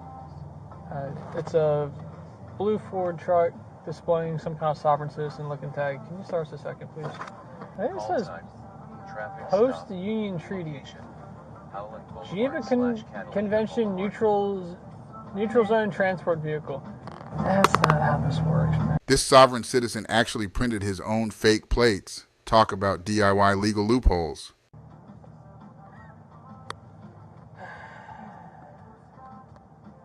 You know what the flag upside down means? No. It's a sign of distress. Hey boss, how you doing? Not too bad. Deputy of the Sheriff's Office. I just got pulled over. Hey, so the reason why I'm stopping you, boss, I didn't recognize the tag that was on your vehicle. Yeah. Okay, do you have your driver's license registration with you? Here you go. I got the paperwork right here. Where's the paperwork at, Michelle? Here. All right. It's where? Down my seat. Okay. Here. She wants to talk. It's on speaker. Yeah, good.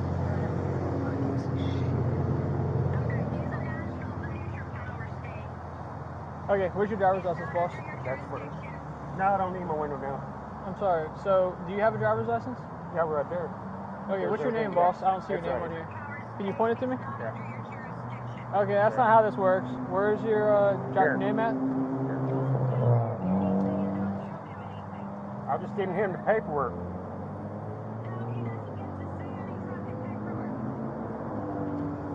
Okay. Here, you talk to him then. Ma'am, if he refuses to identify himself in this traffic stop, there's going to be an issue. Sir? Uh-huh. He is identifying as a national of the neutral power state. As you know, that removes him from your jurisdiction. It doesn't matter who he identifies as. He's operating a motor vehicle in the state of Florida, ma'am.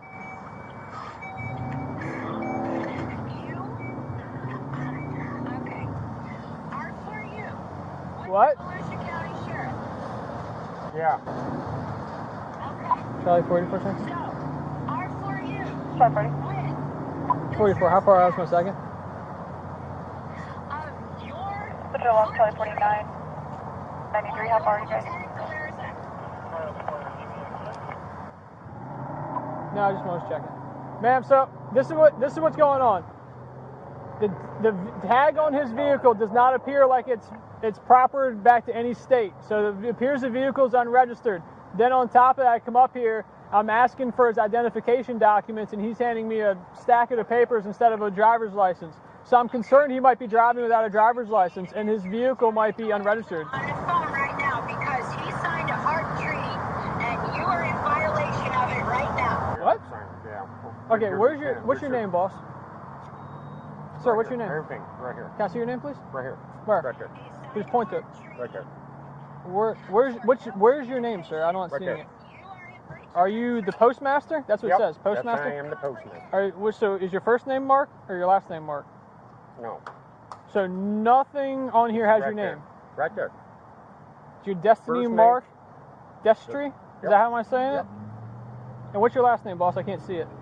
Right there. Walgerman. Walgerman? What's your date of birth, sir? It's all right there. It's not I'm on not there. telling him anything. All right. Well, this is the thing. If we cannot properly identify you, then there could be a potential issue for us coming up. I'm telling you that you cannot talk to us. Well, that's fine. He doesn't necessarily have to talk to me, but he does have to obey my lawful commands. Sir, as you know, the terms of the Geneva Convention clearly state that you are required to have knowledge of every term. Hey, Murphy. Why is he looking at my truck for? This is part of his job. Hey, Murphy, can you just switch with me real fast? Lieutenant Galarza Who? signed a Lieutenant who? contract treaty. What? Lieutenant who? Port Authority. Lieutenant who? Lieutenant Galarza. I think you mean trying to say Galarza. Yeah. All right, just hold on one here. I just gotta look at something real fast. Yes, sir. This sovereign citizen is a complete clown. He either can't pronounce his own name or doesn't even know it, while the other one on the phone is just rambling nonsense. 10-4, that's going to be negative. Comes back on a blue 2012 Ford, registered to a Lower Lynn, the Bonzi, out of Lake Helen, expired back in 2022. All right, sir.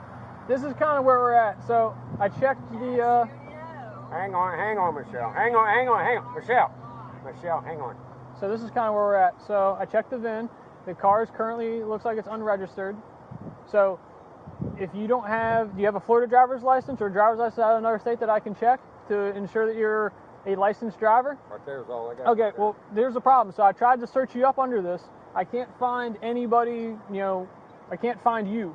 So if I can't verify that you have a valid driver's license, then how am I supposed to let you drive off? She's coming. That's not gonna change anything. He's saying I gotta have a valid driver license. To operate a motor vehicle in the state of Florida, yes, sir. Okay, you're at Catalina and Howland. Yeah. Okay, sir. It's a simple question. Do you have a valid driver's license? Right there's all my paperwork I got. Okay. She's coming. Ask him that because he's not required to provide any. First name is it Destry? Is your middle name Mark? Well, because he's got it right here. He's got the paperwork in his hand. All we're trying to do is just identify it, that's it, and then send you on your way. Is that your last name? Yep. Okay, is your ID through Florida? What state is it from? I'm right here. Yep. What state is it from? Right there. She's coming to talk to you. That's fine. What state is your ID from? I don't have an ID. I was surrendering my ID, my birth certificate, and everything. When you used to have an ID, what state was it from? Colorado. Colorado? Yeah. Okay, But what's that? It won't register because it's fine. Here she is. She's right there. That's fine. I don't need her, actually, and she's not going to come over here. What is your date of birth? It's right there. Everything's right there. No, not everything is right here. Well, he has a birthday. He is a living soul, not a corporation entity. Okay. Does that make sense? Not at all. All this, I know. Destry, hop on out. I'm not. Why do I need to get out of my car? Have I done something wrong? Wait, whoa! Before you drag me out of the car, what have I done? Hop out of the car. Have I done something wrong? You're failing to identify yourself. That's not a law. That's not a misdemeanor. It's not a law.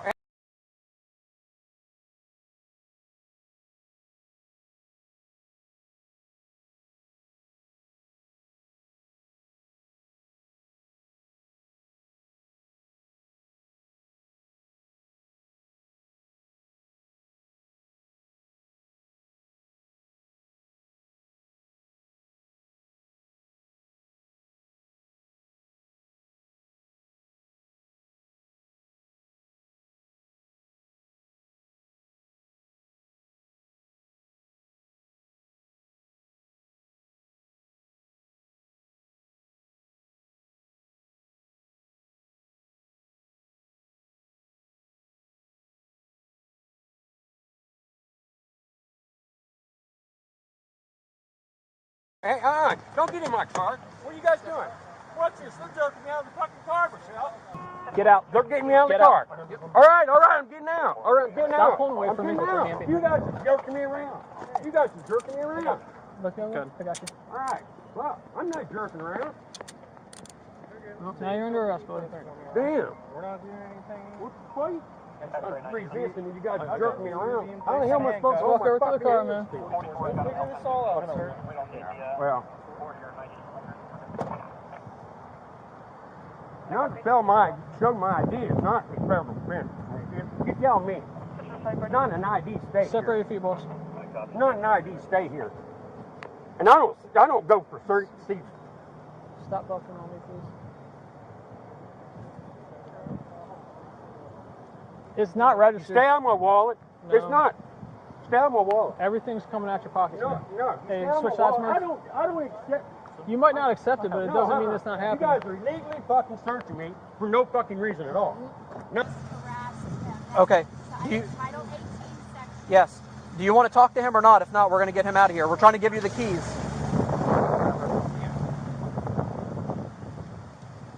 Hey, what? Hey, watch your back. Because I have a phone number for him. Unlock this door now. No, I'm not gonna unlock. You. Get out. We breaking it? The door. No. Yes, so. Now get out. Get out. Get out. Oh, shit, stop it.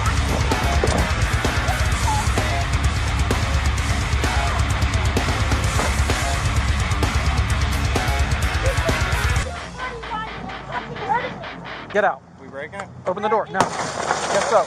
Now get out. Get out. Get out of the car. Oh, shit. Stop it.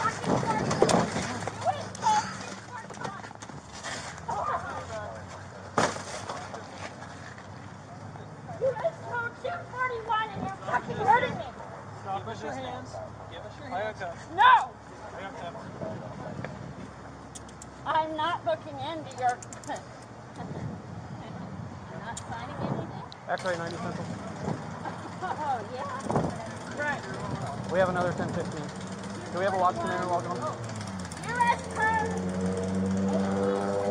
Conclusion: this Florida traffic stop began with fake tags and quickly spiraled out of control. When the sovereign citizen's assistant arrived on the scene, she ended up having her windows smashed and was dragged from her car. This situation could have been avoided, but like many sovereign citizens, they believe they are above the law. These dedicated officers demonstrated that no one is above the law. Don't forget to subscribe and leave a comment. Thanks for watching.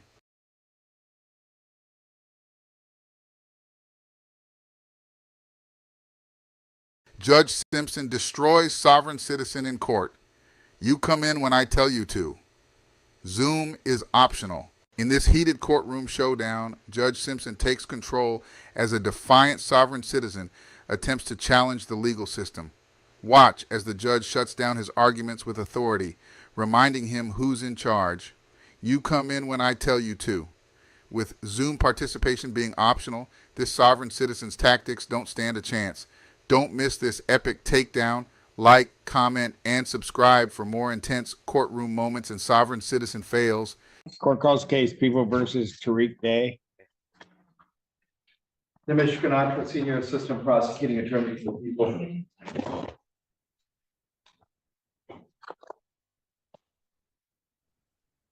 Hello, Tariq Samar, Tariq Day here. Already, Judge Torsho Fleeser, Assistant Public Defender on behalf of Mr. Day. He's there. Can you turn on your camera, sir? I don't have any contract with a public defender's office. You what? I don't have any contract with the public defender's office representing me. Oh boy, here we go. You don't have a contract with them? Correct. Yes, Judge. I reached out to Mr. Day to try to help pre-try this case.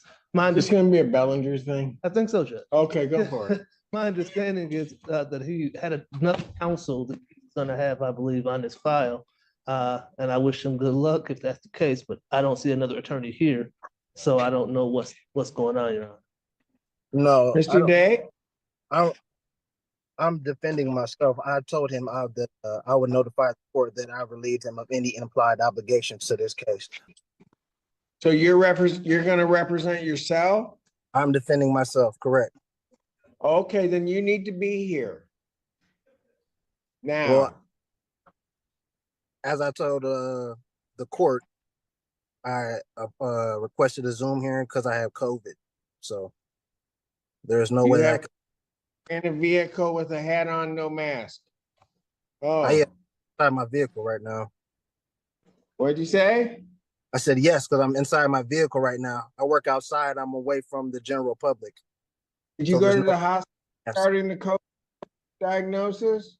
Excuse me? Have you been to the doctor regarding the COVID diagnosis? It's against my religion. Okay, so here's what you're going to do.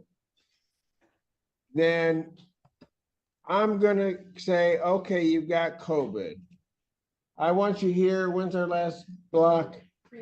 3 o'clock today. Wear a mask if you're going to represent yourself. I can't make that. Is there a later date? Oh, yeah, you can. 3 o'clock. 3:30. I can make that. I'll be here at 3 o'clock. Well, I'll be there at 3:30, and if there's any issue, then Okay, and at 3 o'clock, I may issue a bench warrant. Be here at 3 o'clock. I'll pass this matter. Thank you. There's no bench warrant to be issued because this court didn't have. Okay, I'll determine that at 3 o'clock. The court See didn't you at have. 3 o'clock. Thank you. This court does not have jurisdiction. You're welcome, Mr. Feaster. Cut his line. The "oh, I have COVID" excuse didn't work with Judge Simpson since this sovereign citizen wants to represent himself. The judge made it clear he must appear by 3 p.m. that day or risk a bench warrant being issued. Do you think this sovereign citizen will make it by 3 p.m. even though he's trying to request an extension until later or another day? Let's see if he truly believes he's in control here or if deep down he knows the judge actually has jurisdiction over him.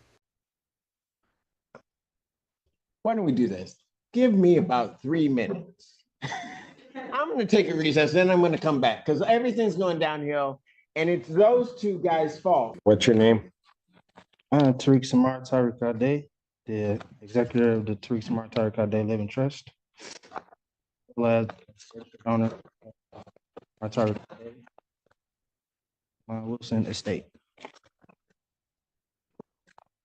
Sir, you indicated that you wish to represent yourself on this matter? Yes.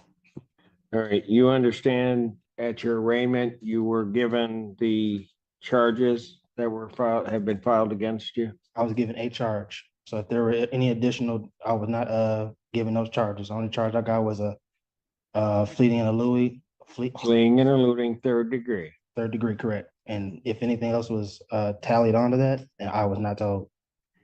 Okay. I have 1 charge. Okay. That is a felony punishable by up to 5 years incarceration and $1,000 fine plus court costs. The Secretary of State would be required upon your conviction to suspend your license for a period of 1 year. You understand that, sir? I do, but I have some questions. As soon as I get through this, you have indicated that you wish to represent yourself. I have to advise you that there are some dangers in you representing yourself. You understand that, sir?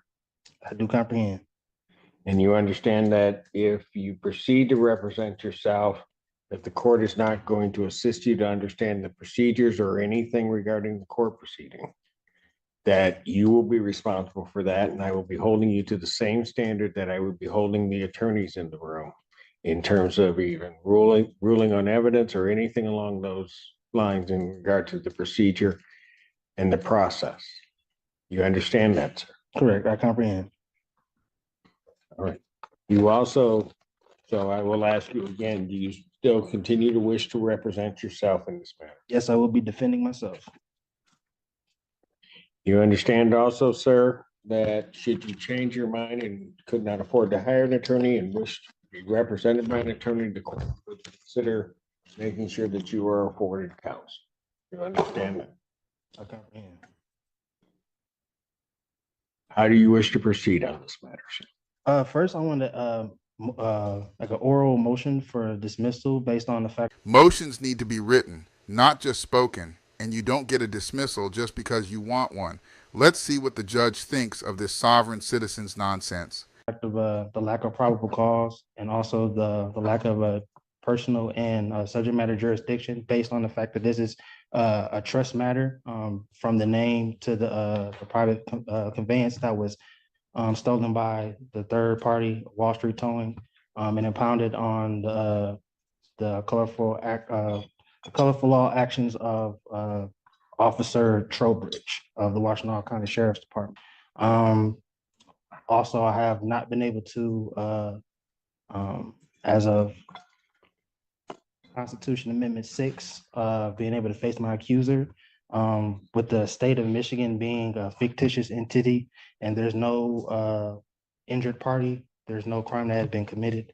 And again, to the probable cause of the initial stop and the arrest cannot be proven. There was no probable cause for the arrest or stop. There was no warrant on hand for the arresting officer to conduct an arrest. And even more so, again, as I stated, this is trust property, so this court doesn't have jurisdiction to adjudicate over the foreign trust. Yeah. Finish. Oh, no, actually, I was also moving to place you and the clerk as fiduciaries over the trust. And I'll be able to supply you all with the adequate assurance, certificate of security to settle and offset the charges. Well, you will be doing nothing to me and nothing to my clerk. So whatever that motion was, that's denied. As to your other motion regarding all of that, quite frankly, it doesn't make any sense. We haven't even had the probable cause hearing. There will be a determination at the next stage as to whether or not there's probable cause regarding the charges. I was told this was a probable cause hearing. This is a probable cause hearing. So I don't understand what you're saying. I know you don't understand. They're not having a probable cause. Pardon? You said that no probable cause was had, but then you said that this is a probable cause hearing. You have not had your preliminary examination, at which there will be a determination as to whether or not there's probable cause to believe that the crime has been committed and you committed it. That is the next stage. That has not happened. So to the extent that your motion is even valid, which I do not believe that it is, and certainly you may raise it at a later date, but to the extent that it's valid, at least at this point, your motion is premature, and therefore your motion is denied. Here we go, folks. His motion has been denied, so we're about to hop on the sovereign citizen carousel. Let's see how this one turns out for him. Anything else? Well, lastly, I want to also put on the record, I wasn't able to provide all my exhibits based on, as I told you, I was. You weren't able to do what? Provide my exhibits. To whom? To the court to help for my defense, the evidences. You haven't had a hearing yet. I comprehend it. I'm just saying that I usually have my documents precede me before any hearings take place, and I wasn't able to because I was under the weather. That was my point. So they will be here, if not by the end of the day in the drop-off box, and you'll have them tomorrow. But you all will be served with the proper documents, and the taxes as well will be filed on the case. Okay. Anything else? No, not at this time. All right. So how would you like to proceed next on this? Entering a plea of demurrer. Okay, you've already done that.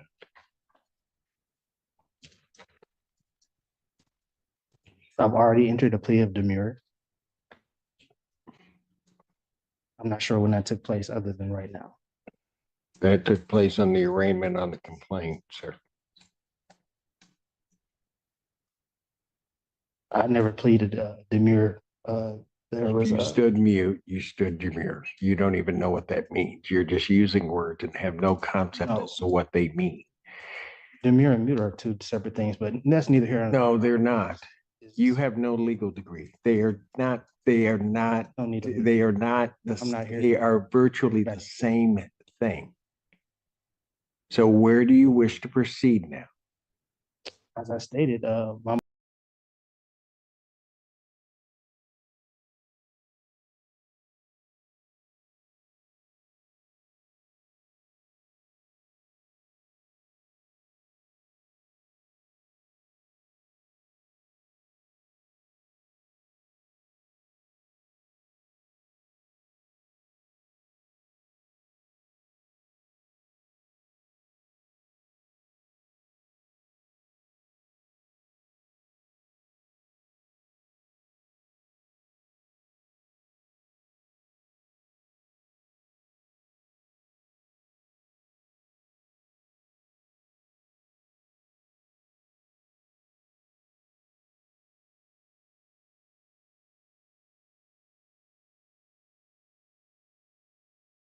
Do you wish this set for preliminary examination? Your motions have been I denied. wish for the prosecution to provide the evidence that any of this needs You to. don't have discovery on this case. Is that what you're asking? I'm not asking for discovery whatsoever. So what are you asking for? I stated that the prosecution needs to prove that a crime was committed, and they also need to show and prove that there is an injured party for the crime to have even been committed. As I've indicated, you will have that hearing. Do you wish to have discovery? Discovery should be provided regardless. There's no wish about Do it. you wish to have Discovery should be discovery? provided. Don't play word games with me. I'm not playing. Mr. Allen, Discovery, not play word games with me. You're playing with the wrong judge. You can smile and smirk all you want. I'm not trying. I'm giving you your warning.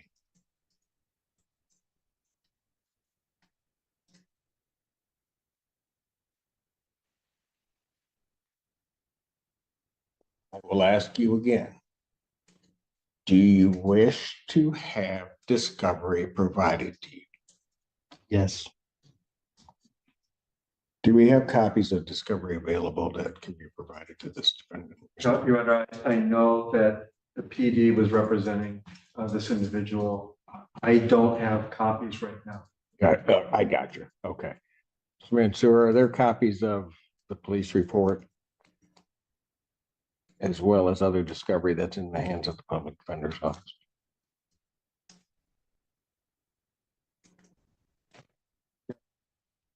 I do see traffic stops and discovery videos onto our program. All right. All right. Those need to be gotten to the defendant.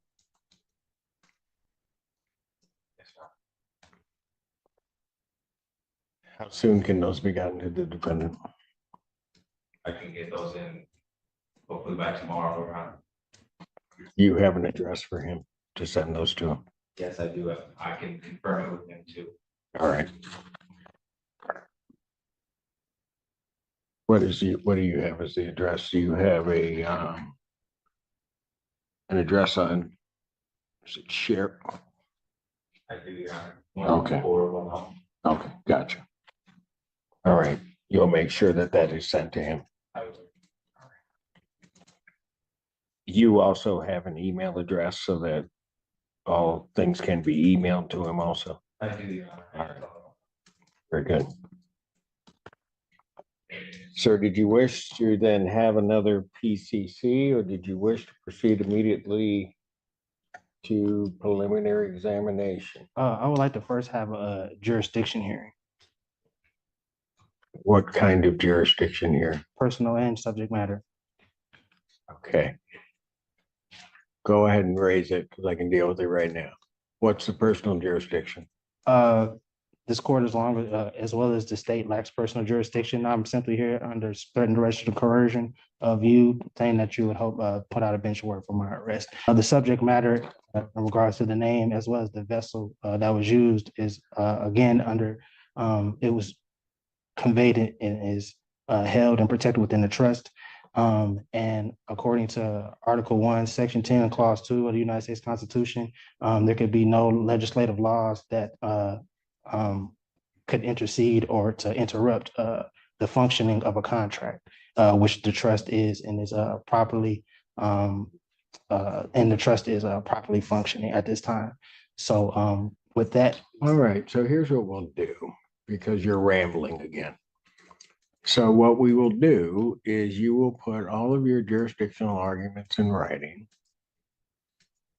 because you're wrong. So we might as well get it in writing that you're wrong. Because I have subject matter jurisdiction over you and I have personal jurisdiction over you under the Constitution of the United States and the Constitution of the State of Michigan. So if you want to put your objections to jurisdiction in writing, you may do so, and then I will address those in due course. Awesome. So that would be the next step, and I can get those in today. No, that is not the next step. Either you're going to have another PCC. If you want me to set it for a hearing, I'll set it for a hearing. Yeah, for the jurisdiction. But I have nothing to set a hearing on. You have not filed anything regarding jurisdiction. Okay, so for right now, as of this moment, PCC is fine, and then I will file the proper documents for the jurisdictional hearing. Gotcha.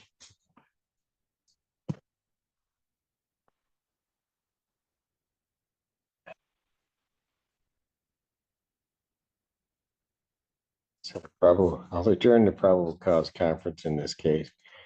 April 25th, 2024 at 3 p.m. Is it possible to get another week for person to provide to accumulate my documents for my defense? Is there what? Is it possible to have that extended out another week so that I can provide my? I'm going to set it 25th. I mean, I was on the call. I've heard you give multiple councils extended times. So what is the bias? I have no bias against you, sir. Well, I'm simply asking for I'm a reasonable setting the date of 2 weeks out.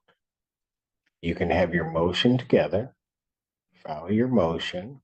I will be able to address your motion at that time so that we can get this headed to a PC, to a preliminary examination.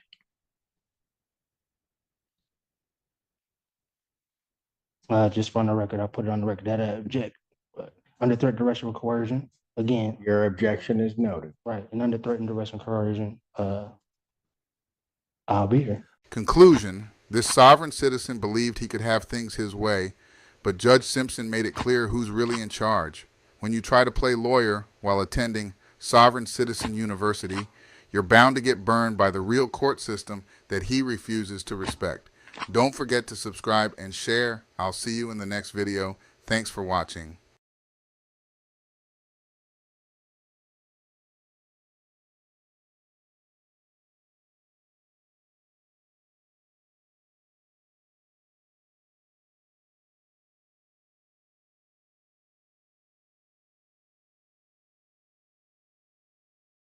I thought I could help him, but I can't. He's unstable. He's disturbing the peace. So what happened The today? peace must be maintained. Right. You feel the peace? You feel it? What happened today, sir? It needs to be maintained. It's pretty peaceful right Came now. into my home and I told him he can't come in without permission. Yeah. So he violated my space, my boundaries. Do you have a positive ID on him? Yeah, it's funny. Go check Elvis on the day that I ran. Elroy Clark is showing possible 49. We're about to go 10-15 on him. We're gonna have a problem. He's a sovereign citizen and pretty big dude. So we could just kind of make your way this way, please. Elroy. That's not my name. It is. No, it's not. It is. You got a warrant for your. Do you know? You got a warrant for your arrest. Listen. Calm down. No one's calming. Don't listen to that man. Take off your glasses. What is your name? It's okay. What's your name? Take off. I told you, it's Ben Day. It's not Ben Day. I got your picture pulled up, man. That is You're not Elroy. That is not me. Okay, How are you going to tell me who I am? Because I got proof. I got your picture. That's proof? I have your bullshit. ID. I have your ID. That's bullshit. You got bullshit in your hands. In your eye, Bro, your car. Calm down. You're on my land. You're telling me to calm down? You've got a warrant for your arrest. I've been here peacefully making things happen in my world. I am Ben Day. I'm on my property. I'm not operating in commerce. Do you have Is an this ID? commerce? I don't know what that is. I foresee a jolting experience in your future. I'm going to tase you. You tase me, it's going to get hot in this bitch. And I'm telling you, it's going to get hot. I'm telling you, it's going to get hot. I don't care. Go ahead. I'm going to tase you. All right. Put your hands behind your back. Listen. Put your hands behind your back. Go ahead and do what you got to do. Go ahead. Don't touch me, though. You're not allowed to touch me. Back up. Maintain 1 arm distance from me for your own safety. Taser, taser, taser. Hey. Tase him. Tase him. Stop. Get on the ground. Just get on the ground, please. OC, OC. Get on the ground. I gave you everything, and this is how you treat me. On the ground, please. I gave you everything. On and this is the how you treat me. ground. I gave you everything. me. Don't touch me. Stay on the ground. Do not touch me. If you touch me, you're gonna see something you don't want to see. Elroy, come on. Get on the ground. Come on. For your safety. Get on the ground. Get on the I'm ground. telling you. Let's make this peaceful. This is peace and love. This is peace and love. Come on, Elroy. This is peace Get and love. Get on the ground. Peace and love. Just get on the ground. Put your hands behind your Get back. Put your hands behind your back. Don't touch me. Elroy, come on. I'm not Elroy. Tell him to get off my grass. He's been tased twice and sprayed. Tell him to get off my He's been grass. tased. I've been tased. Get on the ground. I told you don't. Get on the ground.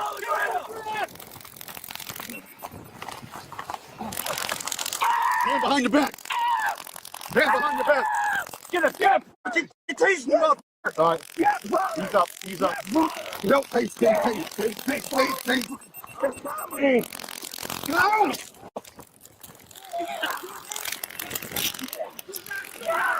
I'm bad. Get off. Get on the ground. Get on the ground. Stay down. Stay down. I've been You're gonna get shot, motherfucker. I'm telling you. You're gonna get fucking shot. Not gonna work. Get on the ground. It's not gonna work. You're incompetent. Get on the ground. What? If you shoot him, you are Not lethal. Not right now. You finna murder him. Get on the No one's gonna get murdered. We don't want to hurt you. Get on the ground. Get on the ground. 402 Central, are you going less lethal? This is a beanbag. This is a beanbag. You don't want this. Trust me. All right, you know what? Listen. Get on the ground. You don't want this. Get on the ground. You'll get water later. You'll get water later. You can get on the ground now. Palmer, move. Get on the ground. You're going to be beanbagged if you don't get on the ground. Get on the ground. G62667. I'm recording now on this. On today. Yeah. I don't know what he's bent down. Who are you looking for? Get on the ground now. Who are you looking for? Get on the ground. You, Elroy. I'm not Elroy. Then get on the ground. We can sort it out. 667. Get on the ground. I'm telling you right now. Get on the ground. I don't know if I can take it. Less lethal, less lethal, less lethal. Get on the ground. Get on the ground. Get on the ground. I know. Get on the fucking ground, dude. The next thing. Get on the ground. Benday. Get on the ground. Shots fired, shots fired, shots fired.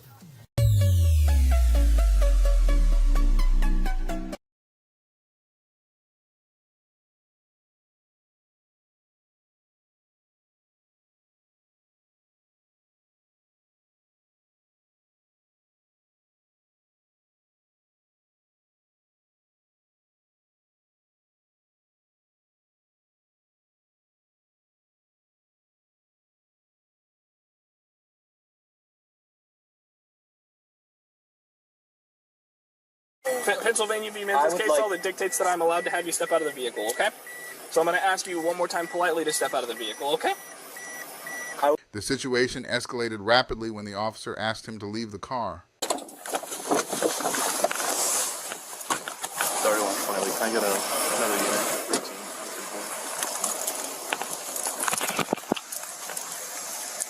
Hello. Hi. Deputy Clark, Lake County Sheriff's Office. Got your license on you? Light on my, please. You got a license with you? No, I don't. Do you have a valid license? I don't travel with a license, no. So you don't have a valid license? I don't travel with a license, no. Oh, okay. So, do you have a registration for the vehicle? Yeah, I mean, the vehicle's registered. Okay. Can I see the registration, please? Yeah, we can dig it out. What is your name? You got that car. What is your first name, sir? My first name is Brett. And what is your last name, Brett? My last name is not relevant. That is relevant. It is relevant. This is a traffic stop. So, go ahead and identify yourself now. I'd rather not do the whole jail spiel. But do you mind giving me your first and last name and your date of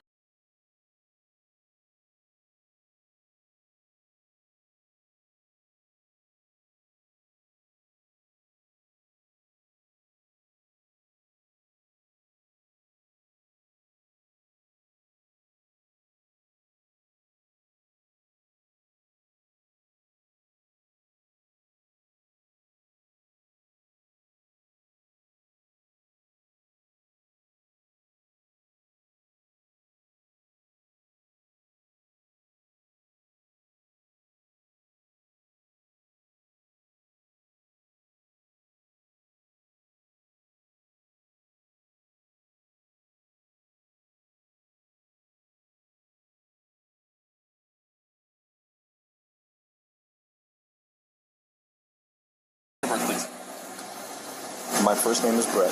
And your last name? My last name is Peavy. Peavy. And what's your date of birth, Brett?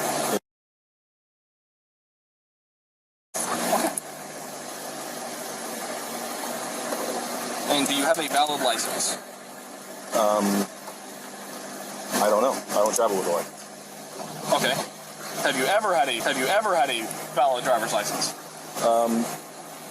Yes, I used to have a valid driver's license. I'm eager to find out why he thinks he doesn't need a driver's license now. Okay. 31, 20, like, maybe. Do you mind if I turn off the keys so we can use the key to open the door? Absolutely. 65, maybe. First name Brett, last name Peavy. He advised that he might not be traveling with a license.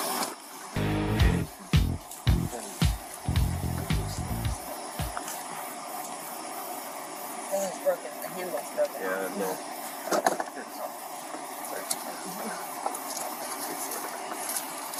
You having a good night? So far, so good. Are you guys aware that the vehicle...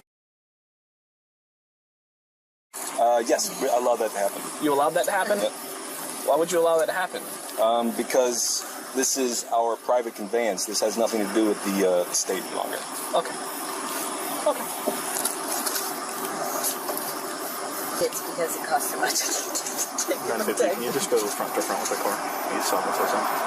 No, not a sovereign citizen. You're portraying the normal amenities of a sovereign citizen. Not a sovereign citizen. Okay. But that's here, no there. Okay. You understand that having a vehicle that is not registered for more than 6 months is criminal, correct? After the second offense? I wasn't aware of that, no. Okay. Well, Brett, I'm going to ask you to do me a favor, go ahead and step out of the vehicle, okay? What for? Just go ahead and step out of the vehicle for me. Under Pennsylvania v. Mims, I am requesting you step out of the vehicle, okay? Oh my gosh. Pennsylvania v. Mims' case law that dictates that I'm allowed to have you step out of the vehicle, okay? So I'm going to ask you one more time politely to step out of the vehicle, okay?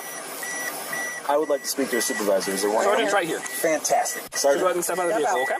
Okay, don't. No, step out of the vehicle. Step I'm asking you. Step out. I'm gonna step out. Step out. Take your hands off of me, Step please. out. I'm not asking anymore. I'm telling. Step out. Excuse me. I will get out. I will get out. Step out of the I don't vehicle. need you. Step out of the vehicle. Step out of the vehicle. Hands off of me, It's not that hard. Officer Step out. Clark. Step out of the vehicle. It's not that hard. Come on. Step out. Step out. Okay, I'm coming out. Yep. Step out. Step out. Step out. All the way out. Face the vehicle for me. Face the vehicle for me. Face the vehicle for me. Face the vehicle for me. Place your hands behind your back. Place your hands behind your back. Place your hands behind your back. Seriously, What are you doing? Please, What are you not. doing? Go. Please, stop. Take it easy. Why are you doing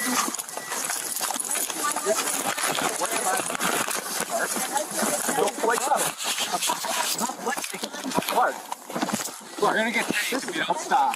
Comply. I'm compliant. I'm compliant. Look, I'm compliant.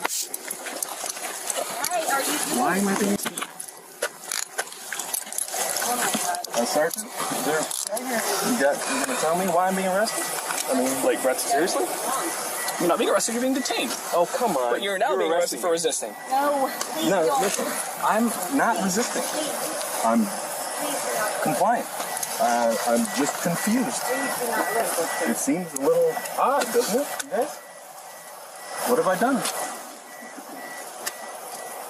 Nothing? Step back over here. Yep. No answers? Step back right here. Sure, yeah, I'm here.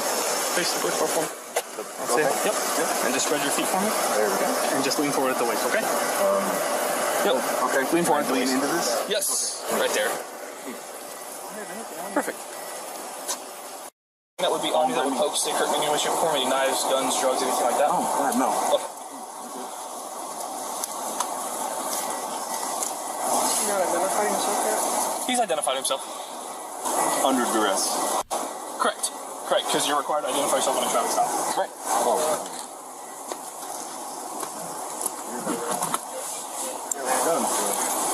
That's just Florida statute. Law. That's. Do you want her to get this? Yes, please. That would be possible. That's great. You been arrested before? Yeah. Same thing? Yeah, same thing. I mean, driving, confusion. I mean, I don't need. What's confused? What are you confused about? Well, I mean, driving isn't it's a commercial endeavor. I'm not out here in commerce. I'm not making money, taking my wife to the store, getting something to eat. I'm just going up there, traveling up there in my private conveyance. On our public roads. Well, you're allowed to travel privately on the roads. You have to have a driver's license to do so. Well, only if I'm involved in commerce. I'm not involved in commerce. Listen, I'm allowed to. On your own private property, you can drive. This is not your property. There is a private easement on every road. As far as it goes, you're being placed under arrest this evening for resisting without violence and for driving correct. Understand that? No, I do not. Okay, what part don't you understand? Okay, well, I'll explain it a little bit further while we drive down to the jail. So we'll get that part explained. Just step off to the side. We're going to walk to the back seat of this vehicle, okay?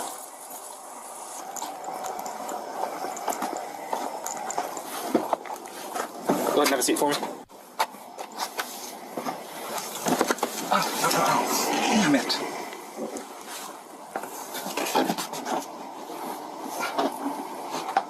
Okay.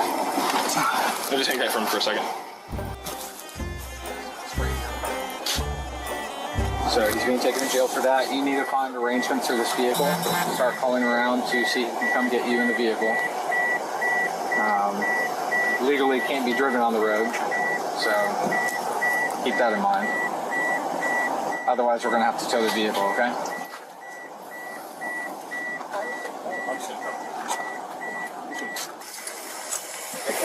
Sir. Sir. I'm not going to give you a Christmas card this year. Really looking forward to that.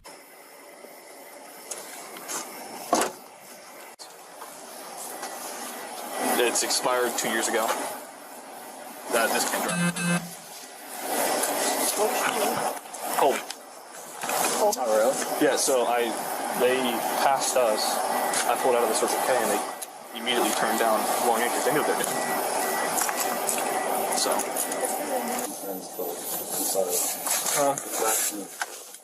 It's me? I'm not the one that broke the law.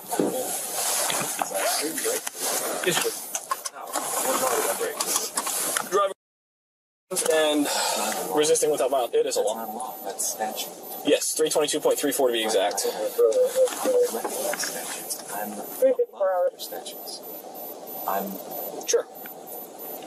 Not 31, 20, like 10, 15, 10, 12, 51 to the jail.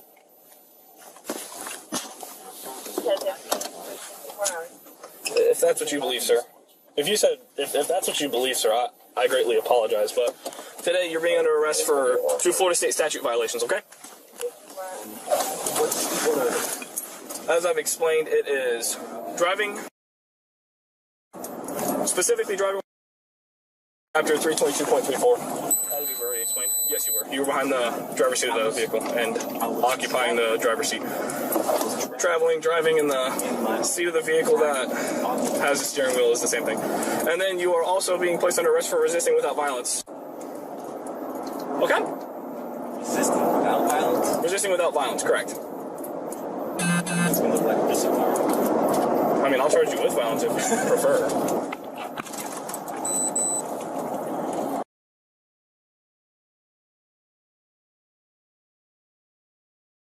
Hey, it's your boy as always. We got a joke on here on this. He's in the state of Maryland. Got pulled over by the popos. Reading out of sovereign citizen books written straight out of crayons. That's what I said, crayons. I'm not playing. Listen to this joker talk nonsense. We're going to go in and listen to what this crazy boy he's going to say. Let's go and get this started right quick. I'm peaceably refusing to leave my personal property. They're about to break my window, which I'm pressing charges about. Yes, sir. The reason you're going to stop you. Your bike rack on the back, it's covering the license plate so it can't be read. Your center brake light's out. Okay, do you have your license registration card, sir? No, I sure don't. Okay. Just have to let you know we record video and all. Yeah, I'm recording as well. For both I'm just houses. part of that. You don't have your license with you? I sure don't. Okay. You have one in Maryland? No, I don't have a license. You don't have one at all? No. Do you have any ID with you?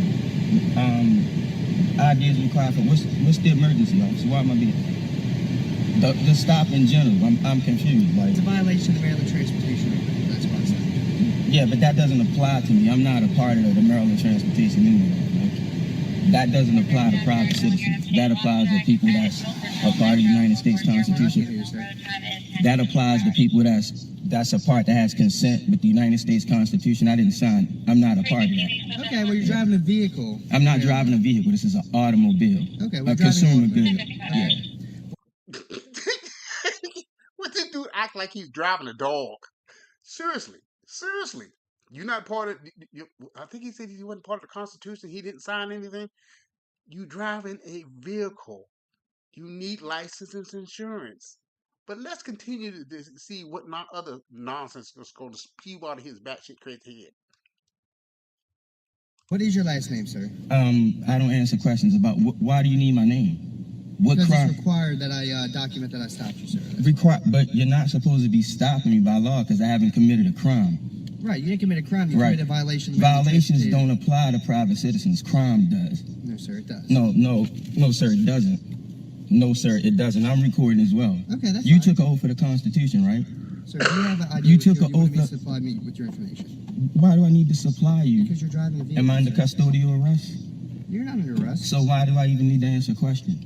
You don't need to answer a question. So why are you I'm asking me for your questions? information. What do you need my information for? Because I need to identify you. You I'll don't explain need to it you. identify me if I haven't committed a crime. Okay, well, here's the issue. It's no issue. You're making an issue right You now. can either supply me with your information Or- so I can identify you, or else you're going to be arrested. Arrested under what grounds? Because I don't know who What, you are. what crime have I committed? Right now, you're breaking the Constitution. You're going to arrest me and you have no crime. Who said that I committed something? Who was damaged? Where's the damaged party? You have to point them out. That's a crime. I'm sitting here with paperwork now. What this fool doesn't realize, and this is common phrase or wording that sovereign citizens like to use. There's not an injured party. Where in this case with the traffic violation, the injured party is the state, and so they try to mix their words around, thinking that the injured party actually has to be a human being. It does not. The state could be the injured party. You violated the transportation laws. You're driving without a license. That's good enough to have you in some wrist warmers. I wish this would be the case, but we're going to stay tuned and see what happens. And you're still going to stay here thinking that you're an authority. You're not. We're recorded for all our safety. Right now, so what am I going to be arrested for? For not identifying yourself. I don't have to identify myself unless it's a crime. You're lying right now. It's not a crime. Do you know what a crime is by the United States I never said you Constitution? committed a crime. I said that you committed a violation. So you cannot have your property or your personal being touched if you did not commit a crime. He's talking about unreasonable search and seizure, which has nothing to do with this case. Absolutely not. The Constitution prevents unreasonable search and seizures of your property without probable cause or good cause for that to happen. He's just misusing the Constitution to try to benefit him, which is a common tactic of sovereign citizens. It has to be a crime. Again, where's the crime? There could be a violation. What you're lying under oath right now. You're recorded. I'm not. And that is it. Crazy, crazy, crazy. Future sovereign citizen learns the hard way, arrest and broken windows. I'm telling you one more time, step out of the vehicle. Okay. How did you pick me out of all the people? That's what I don't understand.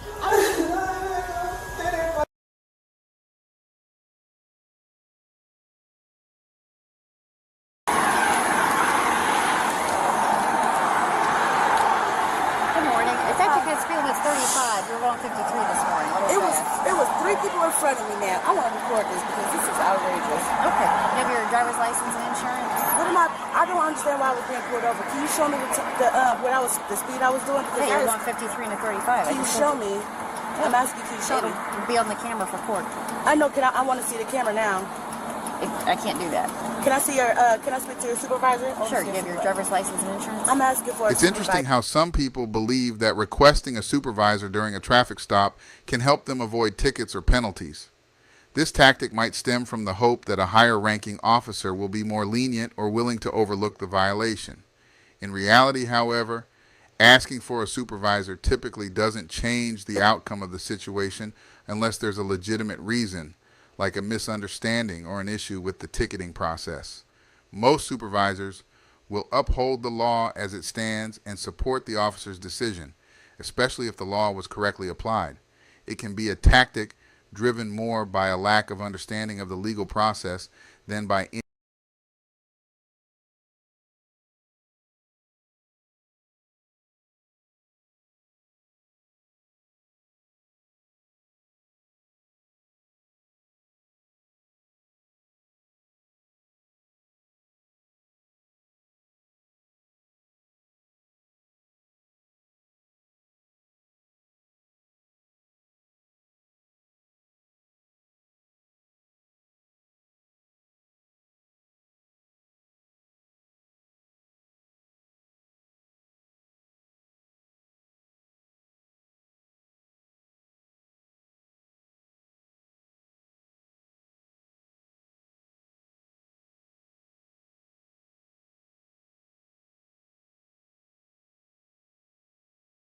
any realistic expectation of getting out of a ticket. I'm asking for your license and insurance. I'm asking for a supervisor. Okay, in the meantime, I need your driver's license. I'm asking for a supervisor. Can I see a supervisor, please? Sure. It'll take you all morning. Yes, my speeder is requesting a supervisor. Officer is requesting a supervisor. Dispatch has been updated.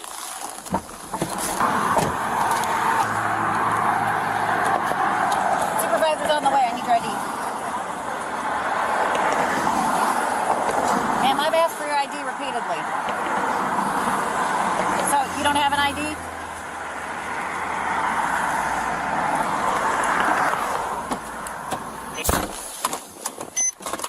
A non-emergency. She's just not cooperative at all.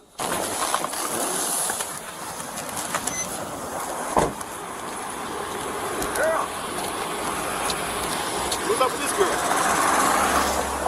She's mad. What, did you give her a ticket? Well, I mean, give me one. She stopped her and said she was going 53 and a 35, and she refused to give me her ID. She started requesting a supervisor from the start. The light bulb. Okay. And it's a rental car. I figured you did the cage town. And it's a rental car. Yeah. Let's do what we do. You want to try again? Is the Sarge on his way? He's on his way from the fifth floor.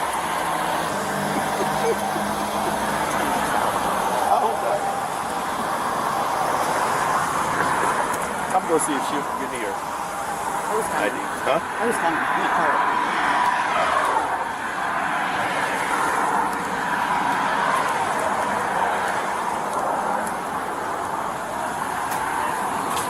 Did you give the other officer your ID, ma'am? I can't hear you.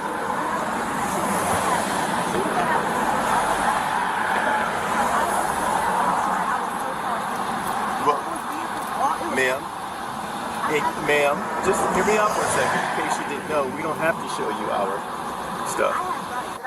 Yeah, okay, you have rights too, but we don't have to show you that stuff, ma'am. You don't have to show me, so I don't have to show proof like this. No, it doesn't work that way, ma'am. Where's your proof that I broke the law? It doesn't work that way, ma'am. I want to know where's my proof. Where's the proof that I broke the law? She just told you that she did. Ma'am, we don't have to show you our radar equipment. No, we don't. No, we don't, ma'am. If you have to, I want to verify. How are you going to accuse me? It was, officer, listen, it was cars in front of me. How did she pick me out of all the people? Where's her proof? Can you ask her, where's her proof? That's what I want to know. Ma'am, may we please have your... He's asking for your ID, dear. Can we have, ma'am, can we have your ID, ma'am? That's all we need. I just explained all that to you. And yes, I did, ma'am. Because we don't have to show you what our radar stuff reading is. No, we don't, ma'am. Maybe for court, but not right now. Y'all know we are too, ma'am. Yes, ma'am. Still here, still waiting for your ID that you won't give me. Yeah. You can make this process go a whole lot faster. Go very poorly for you, dear. Okay, I got time. So can I speak to your supervisor? Can you bring your supervisor out? They're en route. Okay. Try to get all this resolved without a supervisor. Okay. All right. We'll be back. And you said this is a routine? Yep. It's going. fine. I'll just run the plate and start the site and mirror the site. Comes back to run this. No idea. No idea what you're saying. Did she tell you she was a sovereign citizen, one of those?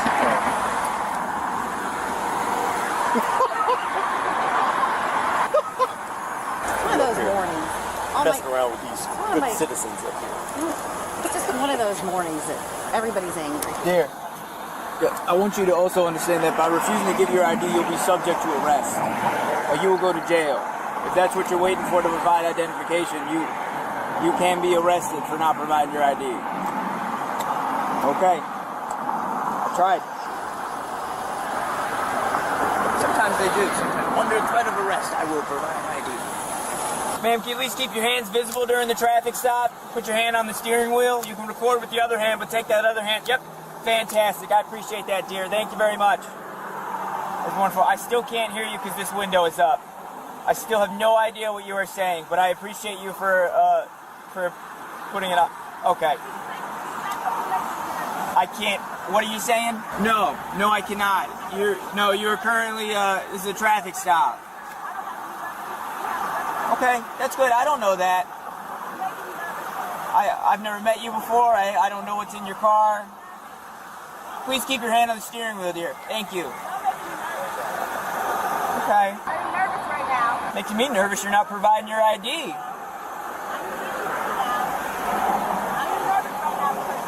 Okay.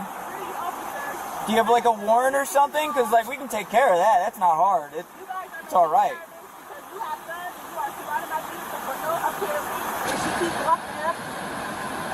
That's what we do, ma'am. On a traffic stop, we walk up. I didn't do anything wrong. How can you prove that? It's on my LiDAR gun. I do. It's called probable cause, dear. That is the standard that we have met today. Yeah, probable cause of a traffic infraction. What's that? Yeah.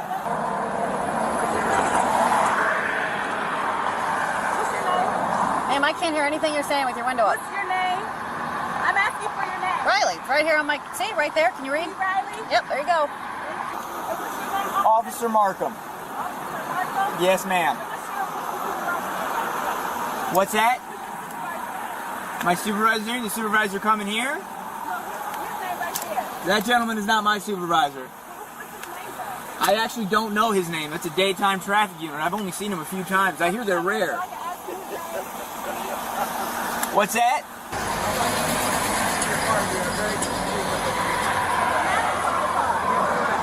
That's correct. Because you're refusing to provide your identification. No, you did not provide your identification. That is what you did do. I believe she said you were speeding. Is that correct? Speeding. Instead of providing your ID and possibly getting a speeding ticket, your car's now getting towed.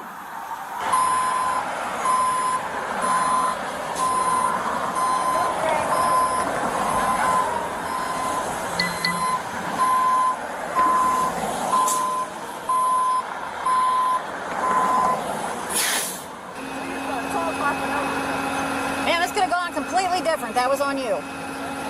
And there's no reason. You have refused to provide your ID. And I didn't even do anything. You stated that You say you didn't do anything. You said that I was speeding. I did say that, and you were. You said I was speeding, correct? Yes, 53 and a 35. So I was doing 53, so everybody was doing 53. And she's admitted to speeding now. It's impressive. Right? Correct? No. So I was the only one. So was it cars in front of me? No.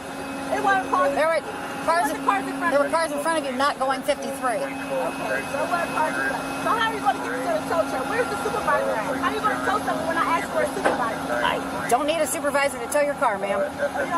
I do not. Give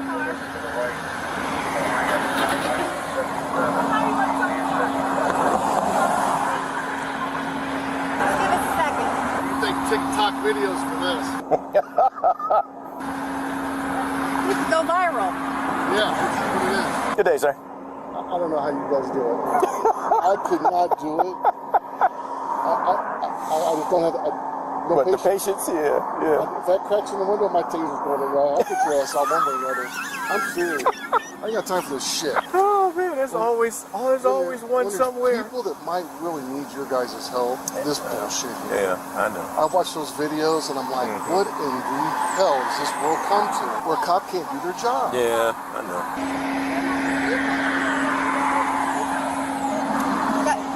Yeah, more people are going to show up. She's calling her family. Might time to move her from the car. 13. Okay. What's your plan?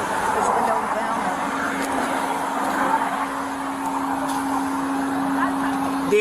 Dear, I'm going to give you a lawful order to step out of the vehicle. Ma'am, I'm giving you a lawful order to step out of the vehicle. Okay? Lawful order to step out of the vehicle. You're failing to provide your ID at a lawful traffic stop, which is a crime. Okay, so you can either roll the window down, or I will break it. Okay. So, ma'am, you've been given plenty of opportunities here. Are you going to provide your ID? Are you going to provide your ID? Are you serious? Absolutely. Are you going to provide your ID? For what? What did I do wrong? Speeding. Speeding was the reason for the traffic stop. Are you going to provide your ID? Are you going to provide your ID? Okay. I've asked you several times. You refuse to answer. Are you going to step out of the vehicle? Are you going to step out of the vehicle? Okay, ma'am, you are now under arrest. You are under arrest for obstruction of official business and failing to provide your ID. Step out of the vehicle. Step out of the vehicle, or I will break the window. Step out of the vehicle, or I will break the window. Ma'am, I'm telling you one more time. Step out of the vehicle, or I'm going to break the window. Okay.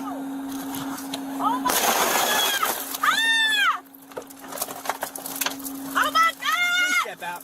No, I didn't do anything wrong. Okay. God, I didn't even do anything wrong. Oh my God! This is crazy!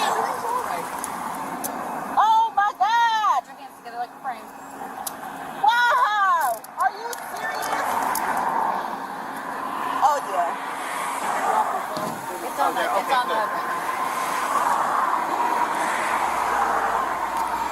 Wow. Okay.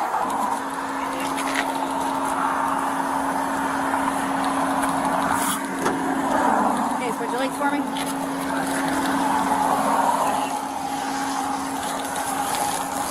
Okay, come this way. I got a case for it back. You're not right.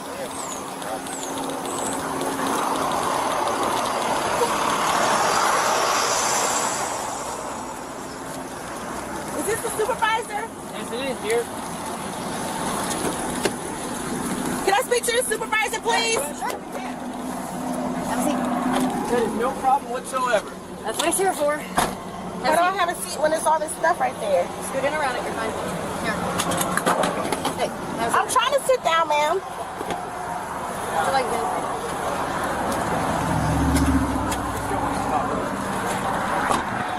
No use. Just hands properly. Thank you. She started calling family to show up too. And are you leaving there? Got the window rolled down? Are you the supervisor? I am. And what's your name? Sergeant McDonald. I have done nothing wrong. I have done absolutely nothing wrong, officer. I promise to God on my dad's grave. My dad is deceased. And she pulled me out over. I asked her, and it's all of my recording on my phone. I asked her, was there any, like, how did you pull me out of the lineup out of all these people that was driving on the vehicle? I asked her, was I the only one on the road? She said, yes. I was not. Officer, it was vehicles in front of me. How did you pick me out of all the people? That's what I don't understand. I was not speeding at all. I was going to the shop. That is, oh my God. I was going to the shop. I'm trying to look for a stolen car. Yeah. Why? Your car? Yeah, I work for a business. Who do you work for? For Marriott Rental Cars right down the street, and I was going there to put information so that I could have in the system. So I guess the whole thing is, ma'am, If she said she got you speeding, She did not. you can't say that. You I don't know how was these not. machines That's the work. You don't know how they. thing. And that's the thing. I was not speeding. That's the funny part about. I was not speeding. Why would I Well, speed? that's not something that we debate on the side of the road. If that's how you feel, then that's something you got to go to court for. And That's fine. if she I'll says just that go you to were court for speeding- that. I'll go to court first. I'll just go to court. If she says that she had you speeding and she writes you a ticket, you still have to give her your information and go that route. This is I asked to speak to a manager. I asked to speak to a supervisor. She, and then I don't know. He's a sergeant, the African American one. Them two had pulled up, and I asked to speak to a supervisor. They was like, okay, well, he's on his way. And then he broke the glass and everything for no reason. All I said was, let me speak to a supervisor. You didn't have to go to that extent to do all this extra stuff. Calling other people to come here and everything else. The owner. That's the owner. Oh my God! I called the owner. I'm scared. You guys are. Did you ever give them your information? I didn't because I didn't understand what. I mean, but see, listen, you gotta look at it this way. but man. listen- You were being uncooperative with them from the how rip. am I being uncooperative? If you get pulled over by the police and you're But driving I didn't a vehicle, even do you're anything. talking over me. You're required to show them your driver's Why am I required? I don't have rights. Where's my rights at the end? So I don't if have you're- rights. If you're part of a traffic, I'm not saying you don't have rights. I'm saying you are required to provide information.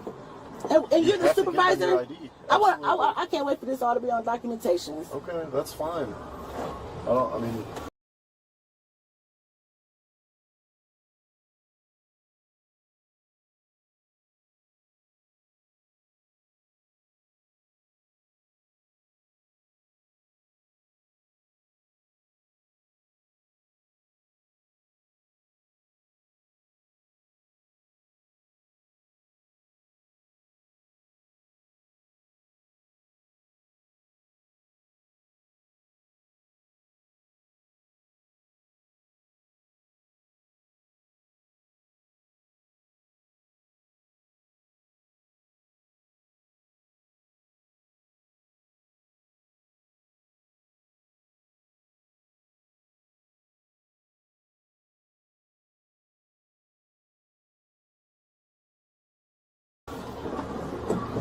It's like driver's ed 101 that you're required to show your driver's license when you get pulled over on a traffic stop. Are we done talking? Have a good day. That's funny that y'all could do all this, but y'all can't find a stolen car that I've been looking for. We just found a different stolen car today. We're just too busy. Was it a Jeep Cherokee? Yeah. Was it a Jeep Cherokee? No. Oh, yeah, that's what I'm looking for. A Jeep Cherokee that's reported stolen. I have documentations that it's stolen. That's why you see that contract in the vehicle. I'm sorry. Yeah. So, ma'am, I don't know if you've been informed yet. I already told you you're under arrest, but you're also going to be going to Summit County Jail today. Is there anything in your purse that would be considered contraband? Any marijuana, anything like that? Or tobacco products? Not that I'm aware of. That's the owner right there. The owner of the vehicle? Yes. I work for a rental car company, Oh, I gotcha. and I have done nothing wrong. I'm trying to tell you, I did not do anything wrong. You did fail to provide your ID after being... But I did not do. How did I? She didn't even verify me speeding. I wasn't. That's the funny Dude, part. that's I was what, not. that's what court's for. But I did not. I was not even speeding. That's the crazy part. And that's what court's for. I was Okay, not even if you speeding. weren't speeding and she can't prove it beyond a reasonable doubt, then you can't be convicted of speeding. But out here on the streets is not where we can argue those things. This is crazy. Can you at least get my keys that's in the vehicle and put it with my belongings? They got like your house keys on them? Yes. Yeah, let me grab them. Could you at least look for that Jeep that I'm looking for to check these cameras? I promise you, dear, if it's stolen and we have a list of vehicles we all actively look for. Because I noticed when I called the detectives yesterday and spoke with the detectives, they were saying that it was like pinging off of Copley, like through the cameras. Oh, yeah, probably, yeah. It's just about a matter of time till we find it. What's your head? Yes, ma'am. Ma'am, all this could have been avoided. It was a speeding ticket. I wasn't even speeding. You created all of this. I'll fight you in court. That's all. Dude, I gotta go sit on television something now. I gotta get off lonely. This has not gone well this morning. Warrants, this bullshit. It was a speeding ticket. Fucking speeding ticket. Take them off.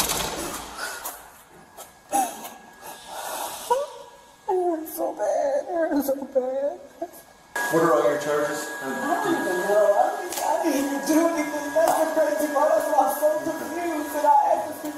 supervisor. I was receiving the information. Well, the supervisor showed up. I asked to speak to his supervisor, and he wasn't even acting like a supervisor, and everybody was being so aggressive. I'm just so scared because it's some kind of individuality thing. I didn't even do anything. All I'm just doing was just going to the shop, and that's all I'm doing. I work for it with my business. I'm looking for a stolen car. I was not even speeding. I'm not even like that. That was so crazy. And that's all I was asking was for to speak to a supervisor because I was not even speeding. I was trying to put the key back up that I had for the Jeep, and that was it. And I was about to go back home. I was to take off that, and I was not even looking on this to happen. Then they bust the window out for what? Like, and then we just had the supervisor come out and just listen to me. He wasn't even trying to listen to me. That's the sick part about it. Like, I didn't even do anything wrong. I'm so hurt right now because it's like, I'm not even a bad person. I'm not a bad person. I'm not at all. I don't deserve it at all. This is so heartbreaking for me right now. Go straight ahead up that yellow line in front of you.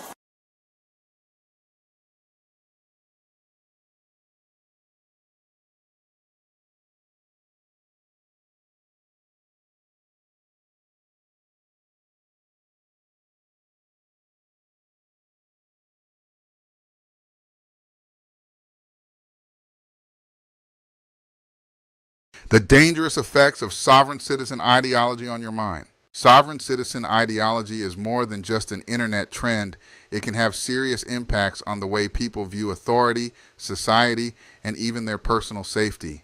In this video, we dive into the psychological effects of sovereign citizen beliefs, exploring how adopting these ideas can distort perceptions of reality and potentially lead to risky behavior. Join us to learn why this mindset can be dangerous, both legally and mentally, and what warning signs to watch out for. Right. Perfect. So Ms. Pugh, Mr. Jeffries has been appointed to represent you. He's trying to get caught up real quickly on all the information and the discovery in your case. I'm going to reset your case so that he can get all of that. Once he gets it, he'll be out there to go over it with you, and we'll see if we can get an announcement at the next court date. Respectfully, Your Honor, I do not agree to comply with any of the appointed court agents, considering that their first duty is to the state. I understand. We've had this conversation before. And for your record, I'll be representing myself. So if you want to represent yourself, there's some things. Ms. Pugh, stop talking over me. If you want to stop talking over me. If you want to represent yourself, then there is a process that we have to go through, and we'll do that today if that's what you want to do. We'll get your case set for trial, and we'll go forward that way. It is highly inadvisable for you to represent yourself. Lawyers have many, many years of training. They understand the law. They understand how a trial works, because here's what happens. When you're in a trial and you represent yourself, you're expected to know and follow all of the rules of evidence, all the rules of procedure. And so you're really at a disadvantage if you don't know those things. And so you have to do everything just like the assistant district attorney would. And if you don't, you're going to be in front of a jury, and it's going to show, and it's just not going to be, it usually does not work out in your benefit. But I have to go through with you some questions first before we do that. And then if you still want to do that, then there's a couple of things couple of options, and we'll go over those as well. Okay. So I am supposed to ask you, I'm going to go through these questions. I need you to answer them if you want to represent yourself, because this is required. All right. So have you ever studied the law? Okay. Have you ever represented yourself before in any kind of criminal matter? Okay. Do you understand the charges against you? Okay. And so do you know, and we've gone over before, I think, what the range of punishment is if you're found guilty on a jury? Do you know what that is? Let's see. Hold on a second. Let me pull you up here. We'll go over that again as well. The date of that allegation is from June 22nd of 2021. And what that means is if you're found guilty, that the range of punishment that the jury could give you is between 2 years as a minimum punishment up to 10 years in prison, anywhere in between. Do you understand? And you answer out loud just for the record. Do I understand? No, I don't understand. What do you not understand about that? I don't understand, Your Honor. So here's the thing. If you want to represent yourself by law, you have to be able to understand these things. Otherwise, I've got to appoint an attorney for you. So you can't just say, I want to represent myself because I don't like the attorney or I don't like the process. This is the process that you're in. You live in Texas, you live in the United States. This is the law that applies to your case. So what do you not understand about the range of punishment if you're found guilty? And I'd be glad to explain it. I don't understand because I have no idea anything wrong. That's what a jury's for, right? And so if you say you're not guilty, then you go in front of a jury and they determine after they listen to the evidence if you're guilty or not. That doesn't have anything to do with if they find you guilty, you understanding that they could send you to prison for between 2 years and up to 10 years. Do you understand that part?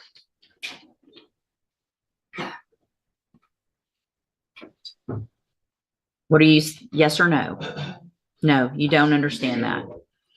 So, Ms. Pugh, it's my understanding, I'm not going to allow you to represent yourself because you don't understand the law and the process. So we're on question number 4 out of 15 that I'm supposed to ask you. So Mr. Jeffries is going to stay on your case. I don't care what you want at this point. You can't do it. All right, you can go back with the bailiff. I'm done. Go back with the bailiff. Go back with the bailiff.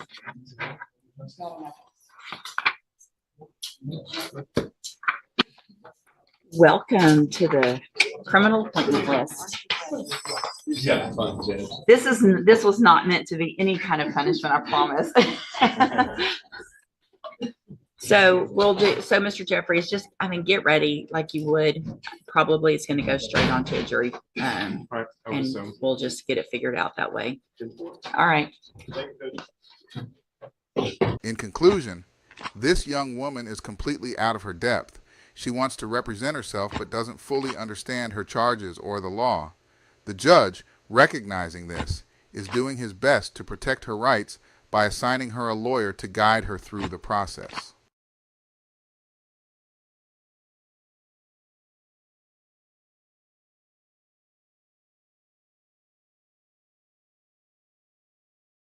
Judge Oakley versus Sovereign Citizen, Moisa Courtroom Masterclass, Taking Control Like a Boss. Watch as Judge Oakley skillfully handles a sovereign citizen's antics in this intense courtroom exchange. With unwavering composure and authority, Judge Oakley sets the tone and takes control of the situation, showcasing exactly how to maintain order and respect in the courtroom. A must-see moment for anyone interested in law, courtroom dynamics, and the art of commanding authority. All right, appearances for the People versus Frank Mishaw Jr. Good afternoon, Your Honor. Mohammed on behalf of the people, P86771. Nice. You have work. So Yeah, you're on Friday. Are you up? Please sit at the desk representing yourself. Judge needs to address you, sir. Is that a problem, sir? Yeah, you're a defendant. Sit at the defendant's chair. I'm not defendant. I'm sorry. Judge, if I may try to help explain. Try. I'll try. Mr. Michaud is a sovereign citizen, and No, I object. I'm not a sovereign citizen. All right, sir, don't speak. I maybe am not phrasing that correctly. Don't speak until I ask you to speak. But there is a difference between Frank Michaud, or I think it is Mr. Michaud's assertion that there is a difference between the natural person, Mr. Frank Michaud, and the sort of legal entity. I don't recognize that. And that's what I've prepared Mr. Michaud for that. Sir, you're a defendant in my courtroom. Either I issue a bench warrant because you haven't appeared, or you come up here and sit in the chair and we proceed. All right, so you're threatening me to. Absolutely, I'm threatening you. Either you're here today or you're not. If you're not here today, a bench warrant will issue. If you're here today, I need you in the chair so we can proceed with the proceeding that's scheduled. which is a preliminary exam. And if I may, I have advised Mr. Michaud that the courts receive objections all the time, or rule objections that are preserved on the record. If he has, He can appeal me. I'll let you build whatever record you want to build, Mr. Michaud. Are we on the record? Yes. Are you on your oath to the Constitution? Hold on. What are you picking him up? That's one of the reasons I want you up here, is there's a microphone here. I'll speak loud. Are you picking him up? Yes. Go ahead. Are you honoring your oath to the Constitution today? Pardon me? Are you honoring your oath to the Constitution? You have an oath to the I didn't swear an oath to the Constitution. You have I took an oath that said I would follow the Constitution. to not uphold the Constitution? Yes, follow the Constitution. So you are upholding an oath to the Constitution? Yes. Thank you. I accept your oath. Thank you. Okay. Now I have. Sir, get your ass in the chair or leave and I'll issue a bench warrant. You're not running the courtroom. I am. If you want to have an exam today, get your ass in the chair. That's the way it works. I reserve all my rights. I would have nothing less. I reserve all rights. Now, are you representing yourself today? I'm presenting myself. That's not what I asked you. Are you representing yourself, or is this gentleman going to be your lawyer for today's proceeding? I will be presenting myself today. All right, so that's a no. You don't want him to represent you? No, for the record, he's not my lawyer. I don't have an attorney. I present myself. Okay. Judge, what I recommended to Mr. Michaud is that he has a jurisdictional argument that he wants to make. And that, pending Your Honor's ruling on that jurisdictional issue, I have prepared to conduct a preliminary exam. Okay. And could be, available if he wanted to ask me to do that at the correct time. So you want to represent yourself for that jurisdictional argument, and if I rule against you, then perhaps you want him to represent you? Is that what I'm hearing? No, that's not what you're hearing. All right, so you don't want him at all under any circumstance? No, I don't need an attorney for the record. I'm fine. Okay. So with that being said. Well, hold on. You can stick around if you want to, but.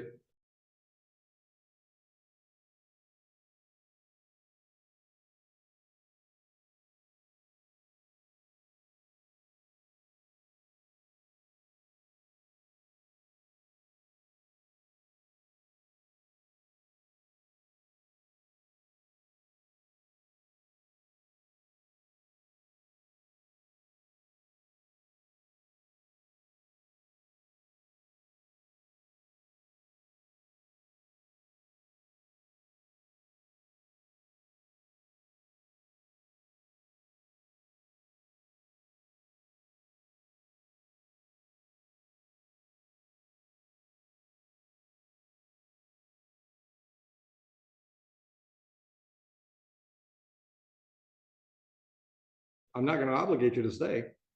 I understand, Judge. I'm definitely going to stay. That's fine. All right. So today. You have a jurisdictional argument you want to make? Well, I served notice. Sir, it's a yes or no. Do you have a jurisdictional argument you'd like to make today? I have a yes or no. Why are you forcing me to say answer? Because I'm running the courtroom and it's the way I want to do it. Do you have a jurisdictional argument you'd like to make today? I do, yes. Then make it. What's your jurisdictional argument? I'm presenting myself. So I need to know, Article 6 of the Constitution grants me the right to know what jurisdiction is this court operating up under? State of Michigan. Judge Oakley is about to teach the sovereign citizen a lesson as he attempts to use a flawed jurisdiction argument to wiggle out of his charges, but the judge isn't tolerating any of his foolishness in the courtroom.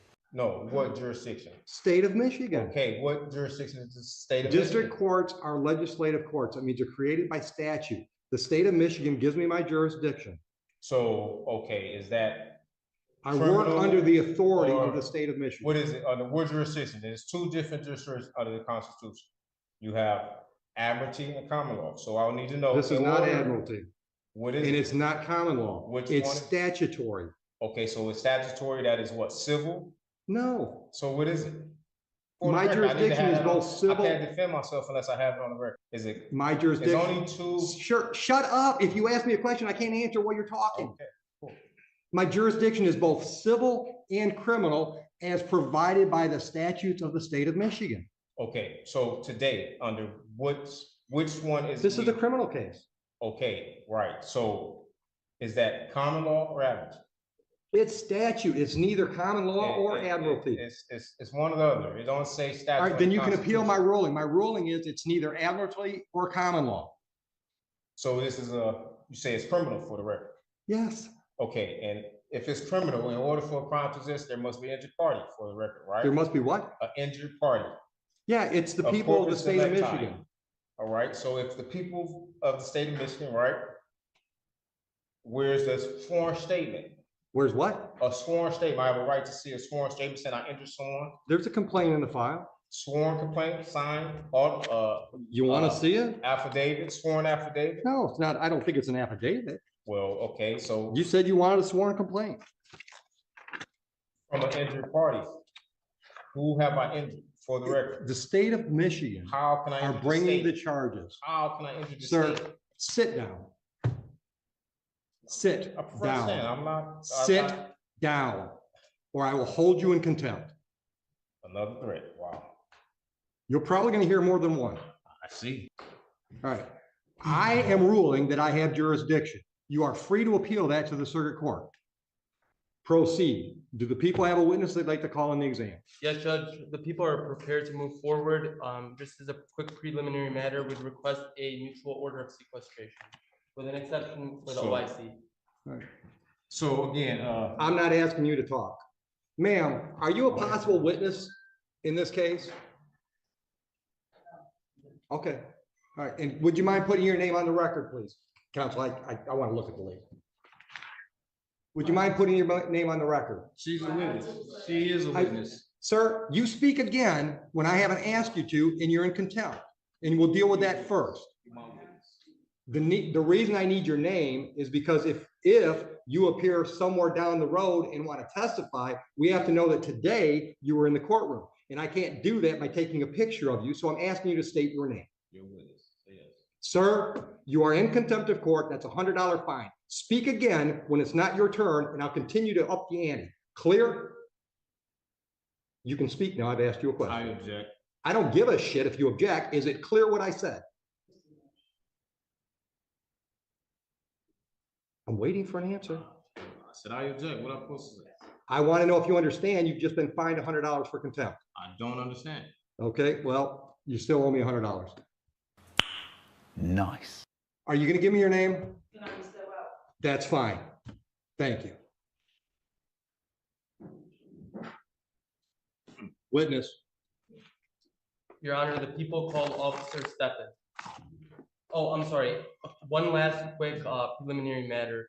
Pursuant to 76611D, we'd like to introduce a certified registered of action in regard to this individual being a previously convicted felon. I object. Hold on. Have you showed that to him? I object. I object. What's your objection, Mr. Michaud? My objection is that I am here under the guise of Bless you. probable cause conference. And I don't know how we're here at a preliminary exam when I did not waive any right to waive a probable cause. This is a preliminary exam. This is, okay, so right here. This is the probable cause hearing. It says. All right, stop. Right now, the question on the table is, you've objected to admittance of that document. I want to know what your legal objection is. I'm also objecting. What is your legal objection? To not waiving my probable cause hearing. Denied. That's admitted. Under what grounds am I denied not? Because you didn't give me a valid objection. I object. You can't just object. You got to explain with the valid objection to the I object evidence. that we are having a preliminary exam when I haven't had a probable cause hearing and I did not. They're the same thing, Mr. It's Michaud. still, on this. Mr. Michaud, they're the same thing. But it's still, I have a right to a probable cause. Am I right or wrong? Sure, try. Am I right? Do I have a right to a probable cause? That's what today is scheduled for. But today it says preliminary exam. Right here it says probable cause conference. And today is a different date that says a preliminary. Have you ever had a grilled cheese? If it was different. Have you ever had a grilled cheese? If it was different, why would it have two separate? Have you ever had a columns? grilled cheese? I object to any of that. Why would it have two separate columns? Take him out. Why would it have two separate columns? I'm not playing this game with him today. If you think you can get him to shut up long enough so we can have our hearing, we'll do it. But I'm not gonna let him try to run my courtroom. Okay, I'll just be very brief in my one attempt here. I would like to try to explain what I understand Mr. Michaud's objection to be, and what I have also represented to him regarding that objection. Mr. Michaud, I think the court record will reflect, had a probable cause conference first on November 29th, and then again on December 20th.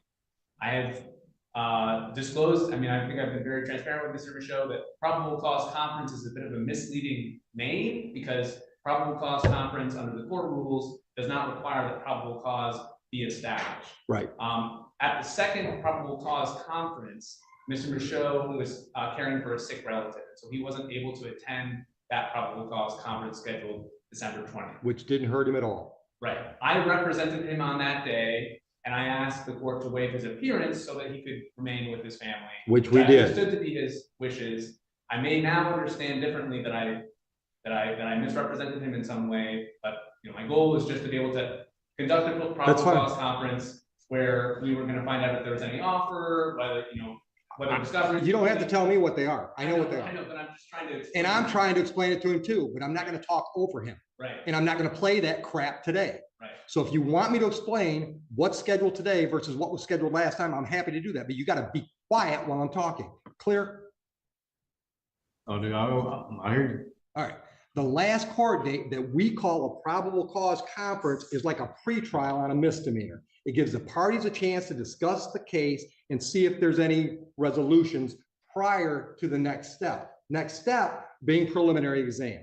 At the preliminary exam, the people have to prove to me that there's probable cause to believe that there was a crime and there's reason to believe you were involved. That's what's scheduled today. The court has been very understanding when it comes to family issues, but Judge Oakley isn't going to let this sovereign citizen talk over him or play games. The problem is the sovereign citizen refuses to understand the law and cooperate to resolve the case. If he doesn't get it together soon, he's looking at a more serious contempt of court charge. That is a probable cause hearing. Probable cause conference is just a name that we all came up with instead of saying it's a pretrial for a felon. Do you have any questions based on that?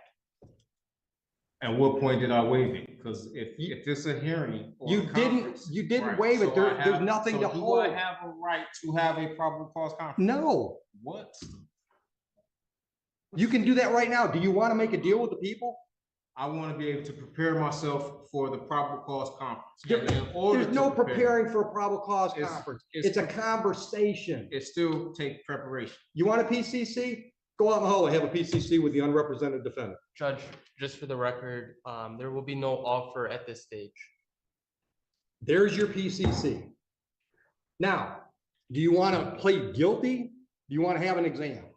And at the exam, he's got to prove to me those two things I just said.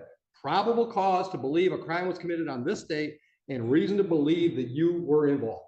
Do you want to have that hearing so he gets to prove his case? Or do you want to waive? That's the other option. You can waive the preliminary exam and we'll take the case directly to circuit court level 2 weeks down the road for an arraignment on information, which I would describe as another pretrial on a felony, where you and the prosecutor can discuss the case, see if there are any offers. That's another option. Would you agree with that assessment, Mr. Sullivan? I would agree, and I would also just add that Mr. Michaud has made his arguments today, he ruled on his arguments, and that he preserves his right to— He can appeal them. As you've already said, at circuit court. And so if he wants to sort of move forward on that defense alone, that, the waiver does not preclude him from not at all arguing jurisdiction at the circuit court level. But likewise, if he holds a preliminary exam today, holds the people to their burden, he also maintains the right to continue his objections to jurisdiction, to appeal the court's orders regarding jurisdiction at that next level, at the circuit court level, assuming that the people are able to prove probable cause today. Now, do you want to have an exam today? Well, I wanted to address some, I served the court some notices. I haven't read any of that because you were represented by counsel. No, I wasn't. I don't have any contract. As with far as counsel. I knew, you were represented by counsel. Okay, so now you know. And I served the court notices. And I want like to. First address my notice, what would you like to put me on notice about?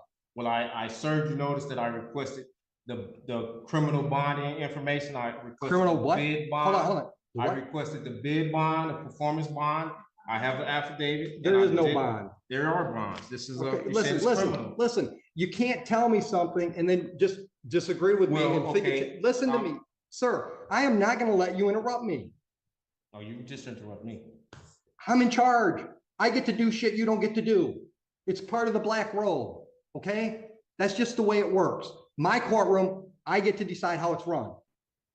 There are no bonds required for me to do what's scheduled today. I've been doing this 25 years. I've never had a bond. You have a bond. Okay, I have a bond. Everyone I here don't- has a bond. Not in any definition I know. So let's get to the point. Do you want an exam today? No, I really want to address, okay, so. I'm not addressing any of that crap you Can got in you- front of you. Well, since you say you don't have a bond, can you express that in a via affidavit so I can have It's on the record. Order a transcript. I'm not signing anything for you. Okay. Also, I want to also address that. I sent a affidavit of fee schedule for violation of any of my rights. There are no fee schedules. Well, I gave you notice and. Great. you haven't- Then you gave me notice. Doesn't change anything. We still scheduled for an exam today. Yes, just put it on the record that I served you notice, okay? Also, I served you notice on my power of attorney. Okay, you Okay. said that. Right, and Move on. you haven't responded to that, as well as my indemnity bond, which separates me, and I have a private capacity. I am not the artificial person. I don't am not recognize a any of that. United States citizen. I am Stop. actually Hold on. identified. Stop. You can put on notice what you sent the court if you want to make a record of that. But I'm telling you, I don't recognize any of that stuff you're talking about. I don't recognize that you're not really Frank Michaud. Okay, I understand that's what you're trying to argue, but I don't recognize that. Under what law could you represent or you can use, tell me that, not just from what you say, because ignorance of the law is no excuse for you or nobody else. So what you're saying just don't mean nothing. I need to have facts. Okay, well, it does Can you mean, hold prove on. It does, it should mean something Can you because, prove it? Please prove can I it prove then. what? Prove that I am not that I am the artificial person. Here I it can is. prove you're Frank I have Michaud. full faith and credit. I can prove. Okay, so. Hold on, you've Are asked you- me. I can prove you're Frank Michaud. You know how I can prove that? Because when I called the case and said you either come up here and be Frank Michaud or you leave, you came up here. And I You actually proved you it for threatened me. You threatened me. But if you're not you, the threat means nothing. It doesn't mean nothing. But Okay. you're still threatening me and you're using it under color of law. Okay, listen. And plus.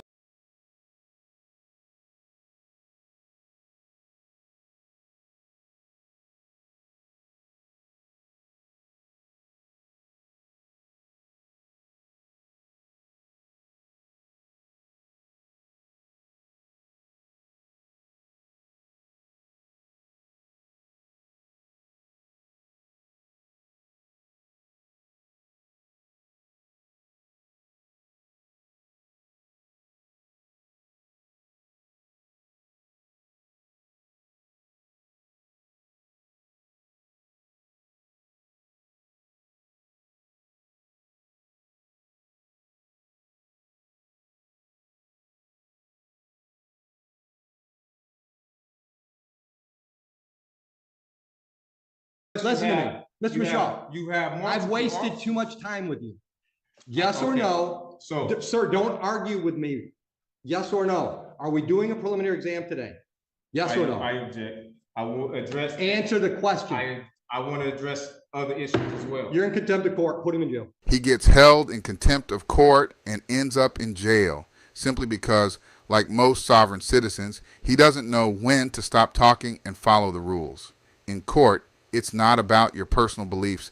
This is the legal system, and you're not getting it your way like you're at Burger King. For what? For contempt of court. I'm having. You can appeal that too. Sentence is 30 days. See you in 30 days. I object to that. That's I'm happy to hear your objection. Due process. Appeal me.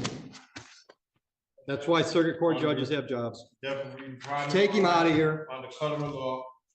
I can give you more than 30 days. John, ask the wife to come in so he can see his property go to his wife. Ma'am, would you accept some personal property from your husband, please? That was an extreme amount of patience. Good try. I appreciate you, giving him as much latitude as you did. I just can't let him run things.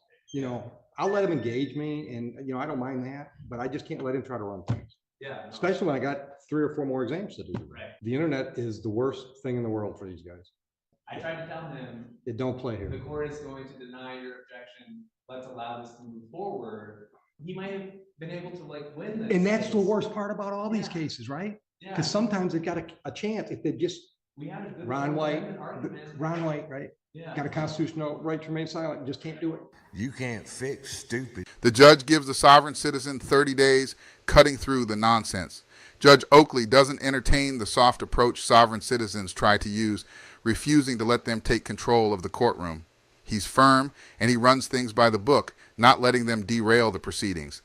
Sovereign citizen pulled out a car, arrested vehicle towed, sovereign citizen confrontation.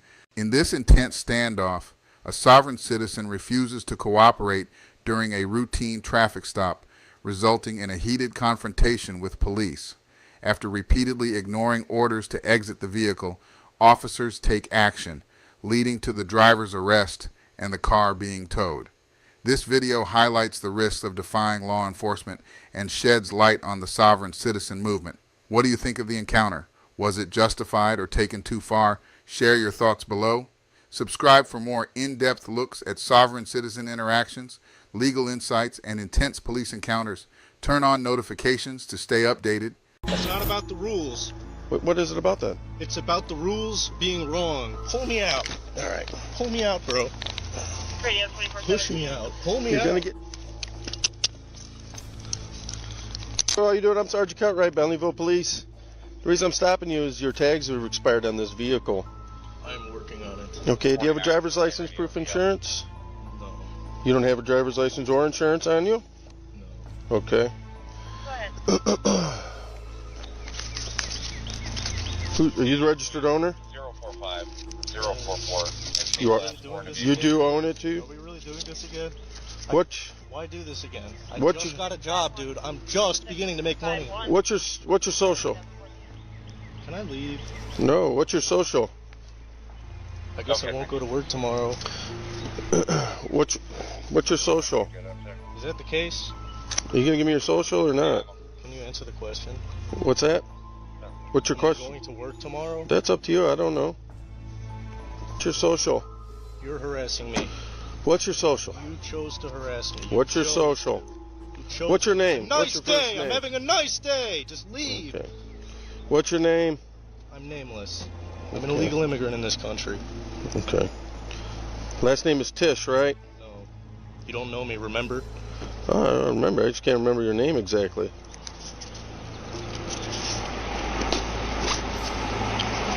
All right, hold still. Mr. Tish, you have you step out of the vehicle for me, okay? Why, dude?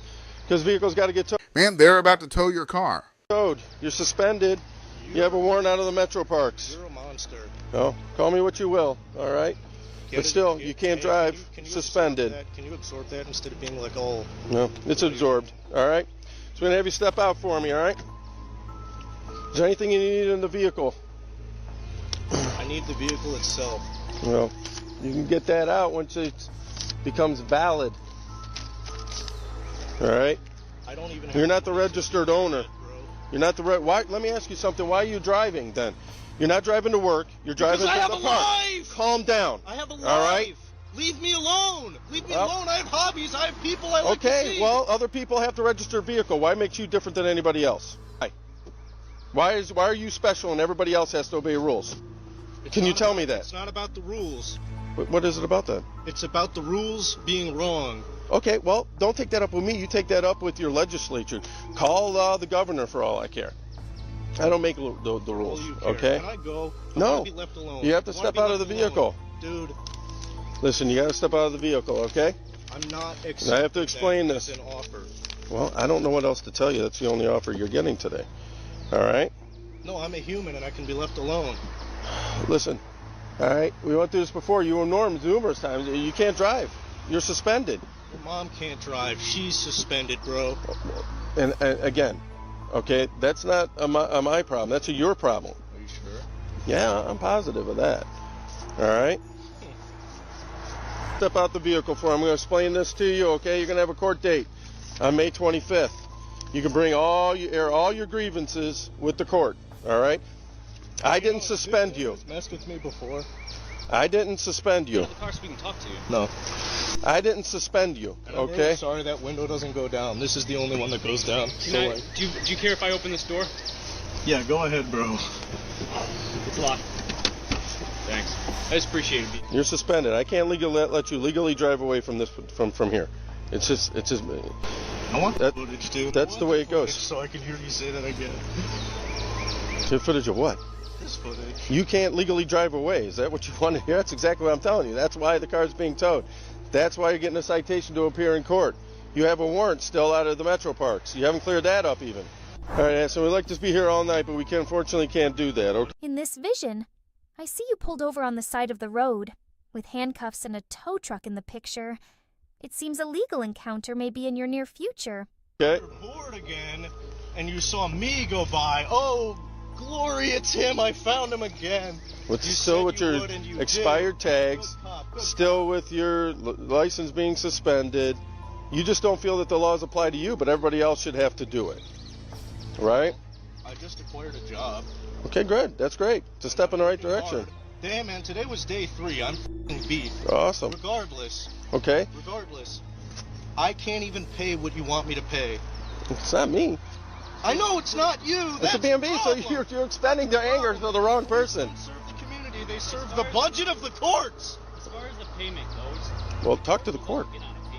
Yeah, they did that before. They'll also give you driving privileges if you have work, but that doesn't mean that you just pop up in the park and start playing guitar and running around in the woods. That's not how it works. But you just don't want to feel that you can have to listen to anybody. Unbelievable, bro, that a guy would want to enjoy a nice day. You understand where we're coming from, though, right? I don't care. Well, whether you care or not is irrelevant. Right, because the police do what the police are told, whether or not it's right or wrong. Law is law. I know. You can't drive a car if you have a suspended license. Everyone weasels their way around, whatever they want. Yeah, bro, I'm balancing the court's checkbook. You're welcome. The car for me, all right? Bro, I want you to drag me out of the car. We're not going to drag you out of the car, because then you're going to have to go to jail. I'm going to sit here. You're going to go to jail, all right? Don't do that. Don't do that. You're just compounding your issues. Do you have a life? Okay? No, I don't. Apparently I don't, okay? Are you sure? I'm sure of that, okay? Things you do? No. Family? People you see? People you know? People Got you nobody. know? It's just me, by myself. Why don't you call a friend or a family member right now to come pick you up, and then we can all... I can even give you a courtesy ride back up to your mom's. Yeah, that'd be lovely. Well, we're doing the best we can here, okay? The best you can do is not enough. Well, and what your best you could do is just let you drive away and just never to bother you. Yes. Just free to go, do whatever you want, right? That would be nice. It doesn't work that way, Edison, all right? So, don't let go of my... These are my possessions. You're about to go to jail. These are my You want to go to possessions. jail? Do you want to go to jail? I'm asking you. Do you want to go to jail? Right now. Either step out the car now. What's the option, bro? What's the other option? The option is getting out of the car and you go home. Or I don't live in Solon. You can. I don't care where you live. Call a buddy. Call a friend. 2 a.m., dude. Okay, well, get your mom here. I'll even drive you to your mom's. You can arrange a run. You're in the wrong All right, here. step out the car. Are you going to get out the car?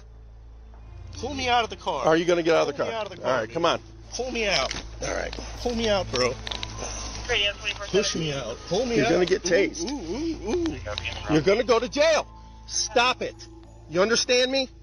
This is your only What did I do to you guys? Dude, I'm giving you one last warning, Addison. you guys? Addison, step out of the car.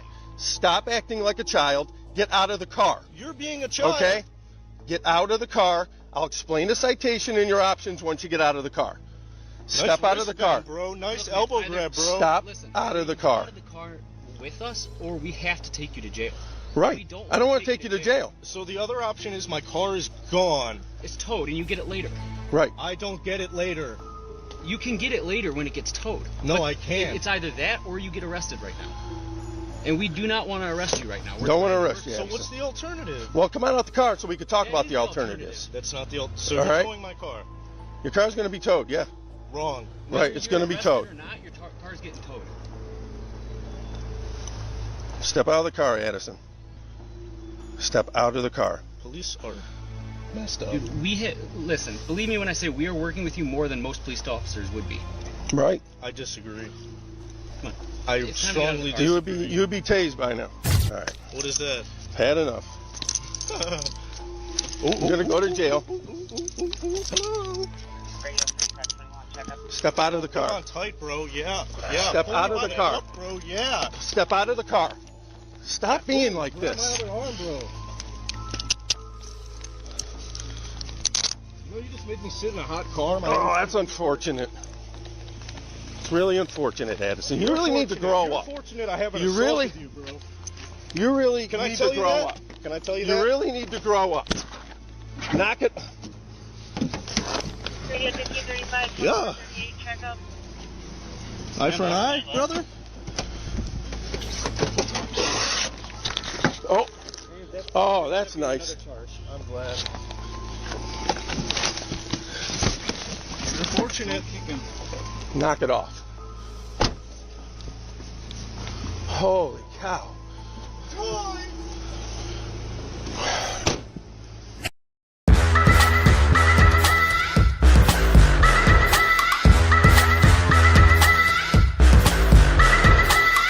Conclusion: this sovereign citizen thought he could talk his way out of the traffic stop, but instead of simply stepping out of the vehicle and going home, he chose the hard road, ending up in handcuffs and under arrest.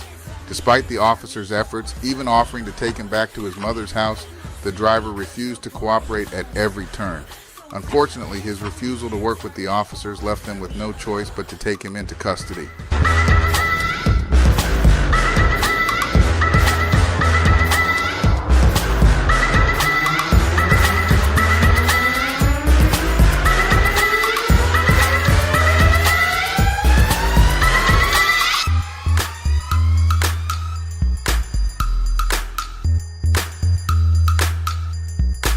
The dangerous effects of sovereign citizen ideology on your mind. Sovereign citizen ideology is more than just an internet trend. It can have serious impacts on the way people view authority, society, and even their personal safety.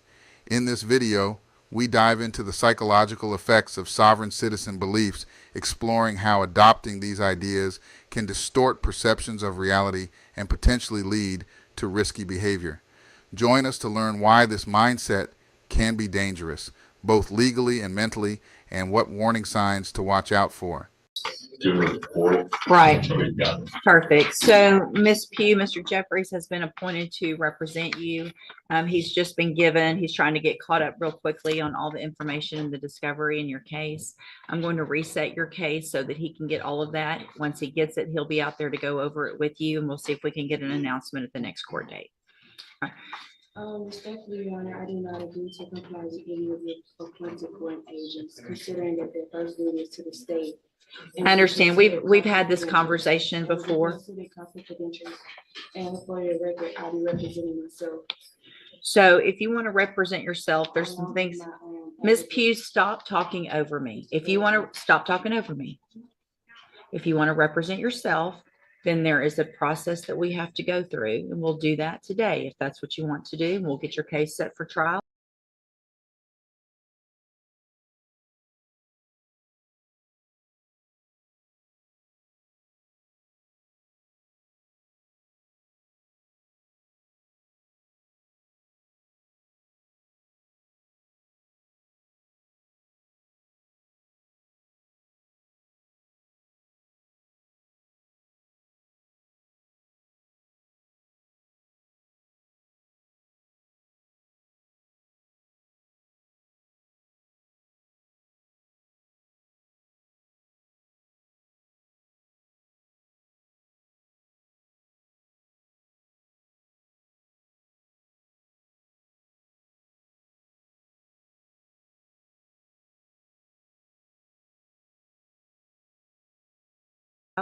and we'll go forward that way.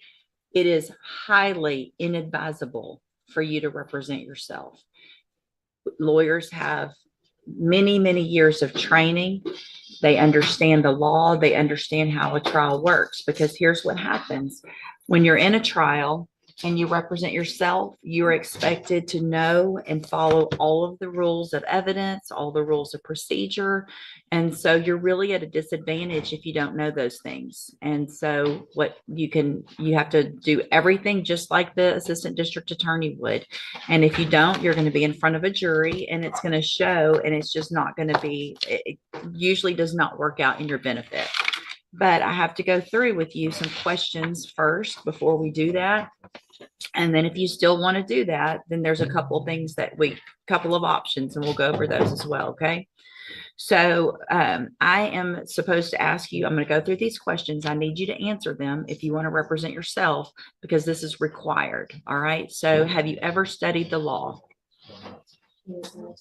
Okay. Have you ever represented yourself before in any kind of criminal matter? Okay. Do you understand the charges against you? Okay. And so do you know, and we've gone over before, I think, what the range of punishment is if you're found guilty on a jury? Do you know what that is? Let's see. Hold on a second. Let me pull you up here. We'll go over that again as well. The date of that allegations from June 22nd of 2021. And what that means is if you're found guilty, that the range of punishment that the jury could give you is between 2 years as a minimum punishment up to 10 years in prison, anywhere in between. Do you understand? And you answer out loud just for the record. Do I understand? No, I don't understand. What do you not understand about that? I don't understand, Ronnie. So here's the thing. If you want to represent yourself by law, you have to be able to understand these things. Otherwise, I've got to appoint an attorney for you.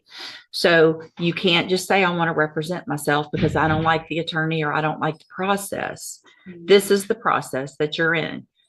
You live in Texas, you live in the United States. This is the law that applies to your case.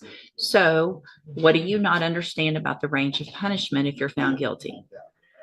And I'd be glad to explain it. I don't understand because I have no idea anything wrong. That's what a jury's for, right? And so if you say you're not guilty, then you go in front of a jury and they determine after they listen to the evidence if you're guilty or not. That doesn't have anything to do with if they find you guilty, you understanding that they could send you to prison for between 2 years and up to 10 years. Do you understand that part?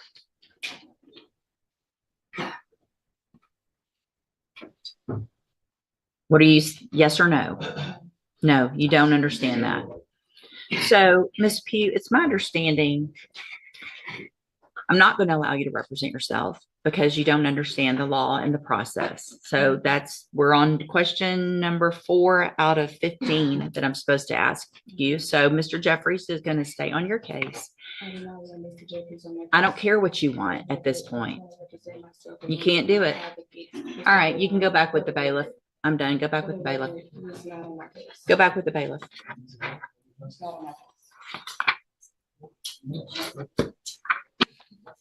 Welcome to the criminal appointment list. Yeah, fun, Judge. This was not meant to be any kind of punishment, I promise. So Mr. Jeffries, just, get ready like you would. Probably it's going to go straight onto a jury. And we'll just get it figured out that way. All right. In conclusion, this young woman is completely out of her depth. She wants to represent herself but doesn't fully understand her charges or the law. The judge, recognizing this, is doing his best to protect her rights by assigning her a lawyer to guide her through the process.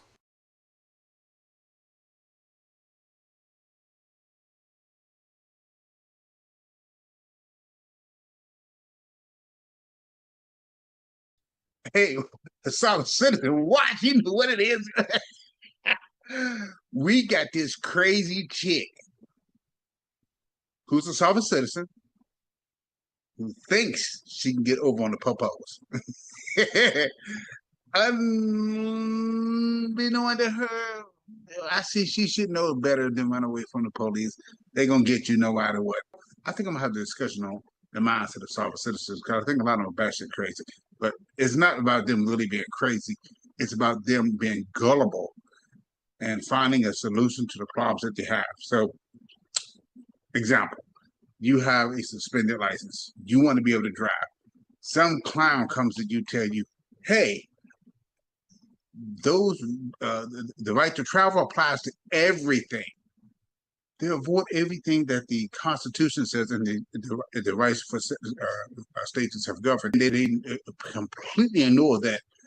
The Constitution was written before cars were automobiles were, created. If anybody with more than an ounce of brains actually went back and looked up some of these claims, they'll find out they're completely false. But they so impressed that I can drive again, or I don't have to pay registration fee for a car, $32 a year. You can go out and sell apples for that. But let's go ahead and watch this clip about this chick, this lady, who not only is a sovereign citizen, but she absolutely refuses to listen to what the cops are saying.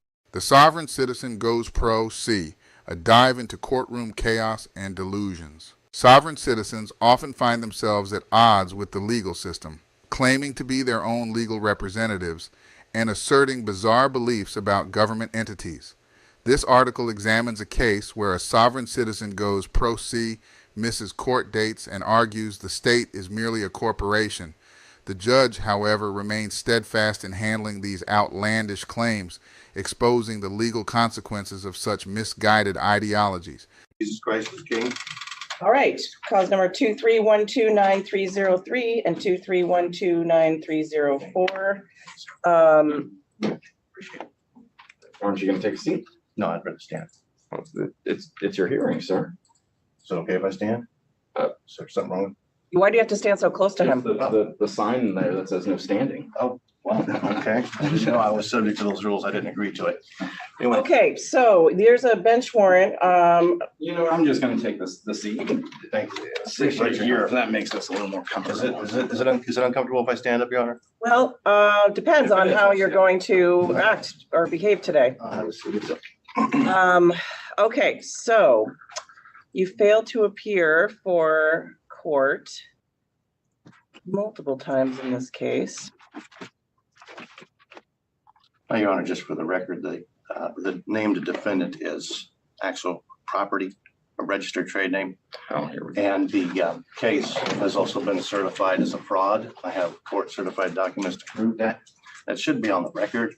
And that's the reason why it was certified to be a fraud, because the plaintiff is a foreign-owned private corporation, of which I have no contract with, and neither does the registered trade name. And the registered trade name has been used without authorization and permission, and there's an act of identity theft.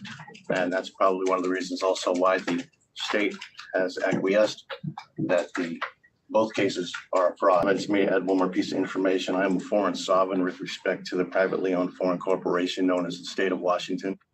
Okay, so on the 9304, I am going to quash that one. He was in RALJ appeal status, and so I'm going to quash that one. But I do want to hear from the state on the 303 matter. Yes, on the 303 matter, Mr. Haywood was sentenced to serve 4 days in jail. He failed to report to the jail on June 29, 2023, and we're asking him to be taken into custody to serve that time. No objection, Your Honor. I actually contacted the jail to make special arrangements to deliver the defendant with the special arrangements to not damage the paper, and the jail refused. This is unbelievable. He was sentenced to 4 days for one of his cases and then had the nerve to tell the judge that he took a piece of paper to the police department and they rejected it. Dude, of course they rejected it. They can't arrest a piece of paper. They want the person behind it. You. I attempted to deliver the defendant, and objection. The state has no standing as they are representing a privately owned foreign corporation, and the prosecutor is not licensed to practice law in this country. Okay, so I think it's the 303 that he was convicted and ordered to do jail, and you believe that he didn't comply with jail because there's a docket entry that said defendant complied with jail. Maybe that was an error. That was probably my attempt to deliver the defendant to the jail, but they refused. I understand, and we relooked that he had not, as was the state's understanding, that he had not served the jail time.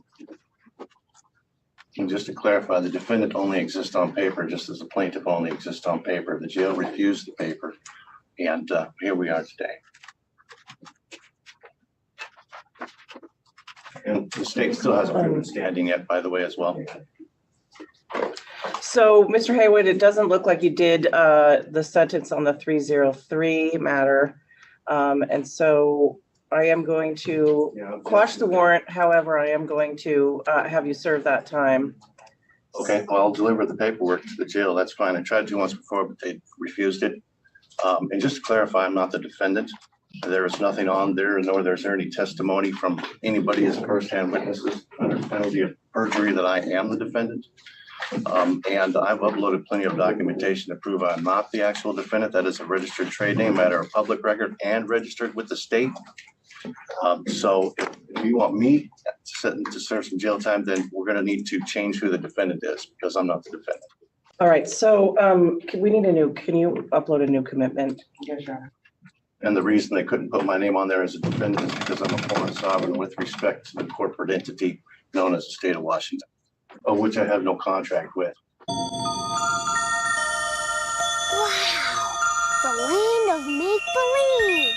Okay, so with respect to the 304 matter, which is still pending, what's your position on the warrant, Ms. Fredenberg? The state was going to ask for that warrant to be served. Objection to jurisdiction. The state has never proven any jurisdiction and has no jurisdiction or standing. So any requests or statements from any representative from the state are a nullity and a fraud. This sovereign citizen believes the courts have no jurisdiction over him, insisting that he and the person being charged are two separate entities. Let's see how the judge handles this one and locks him up anyway. If jurisdiction is challenged, it must be established on the record. And it hasn't been, and it still isn't. You can do it now if you like, if you can. Okay, so Mr. Haywood, you failed to appear many times in both of these matters, had many warrants quashed.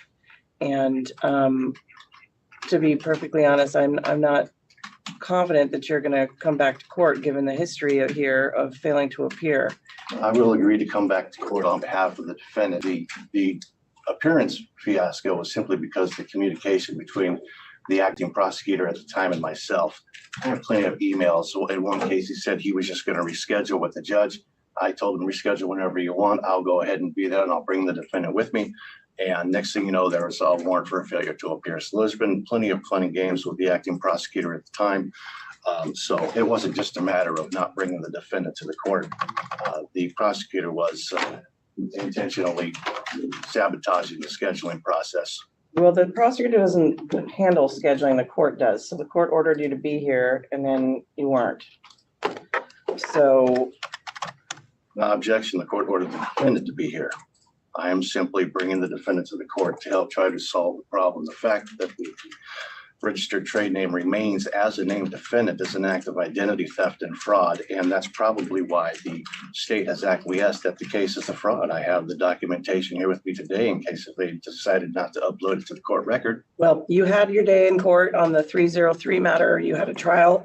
You represented yourself or the defendant, whichever way you want to say it, but you represented the defendant yourself, and you were convicted and you were ordered to serve 4 days in jail. You didn't do that. The defendant was ordered to serve 4 days in jail, and I attempted to deliver the defendant to the jail, but the jail refused. Okay, well, I'm going to make sure that they don't, because I've done a new commitment for you today so that they won't refuse for the defendant to serve that time.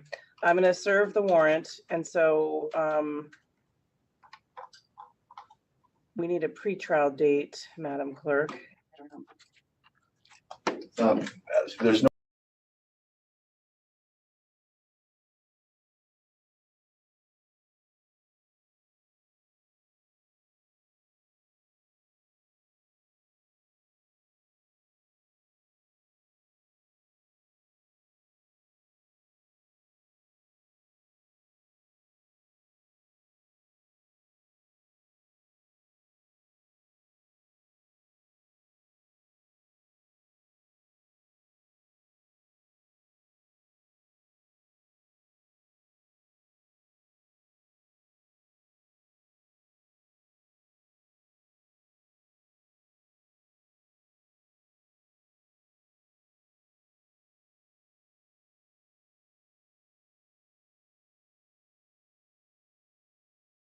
no jurisdiction yet been proven or standing. Are we going to continue? That would be an act of fraud and treason. Your Honor. That's a felony. That's an arrestable offense. I put both of them in one of our. Well, we don't need anything on the 303. He's just gonna serve a sentence. Okay. We just need the 304 and Yes, I I have see the that. defendant here with me today. You can take him to the jail if you like. So your next court date is going to be September 13th. We probably need to change that since I'm taking him into custody. So do we have anything in August? Excuse me, Your Honor, are you testifying that I am the defendant under penalties of perjury? I'm not testifying to anything. Good. And here's the defendant right here. All right. Your Honor, we can do August 24th at 10:30. All right, I can change that. Thank you, Your Honor.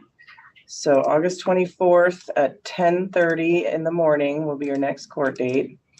I will be here with the defendant, no problem. You're going to serve those 4 days and then you'll be released and nothing more will happen on that 303 case. You'll be done. And then this case will be heard August 24th at 10:30 in the morning. If you change your mind about representing yourself, then you can ask for help if you want it. If you don't want help, we don't have to have it. So we'll see you in August. I'm going to have you take a seat right over there. I will be here for the defendant August 24th. Would you like me to deliver the defendant to the jail? I would like you to sit over there. Is there any standing With or the defendant. jurisdiction chosen, proven here yet? Please go take a seat. Okay, so let the record reflect no jurisdiction has been proven, and neither has the identity of the defendant definitively been established. Okay, please go take a seat. Sonia Sesko, customer 23102-402. Mr. Haywood, sit down. Am I obligated to follow these rules? You are going to sit down right now. Do you have any jurisdiction? I don't believe you have any jurisdiction that's been proven yet.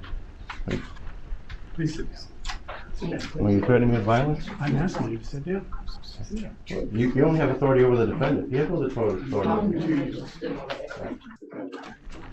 you doing? Mr. Haywood? You escaping? I got things to do. No, sir. What? You are in custody right now. If you leave the courtroom, it's a felony escape. It's a felony to put me in custody because you have no authority or jurisdiction or standing. You got some proof of that? Okay, well, we are all being recorded, so if you leave this courtroom, it'll be a felony escape charge.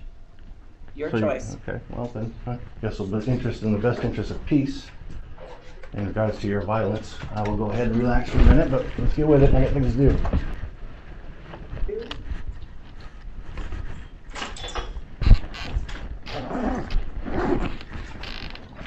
Got it?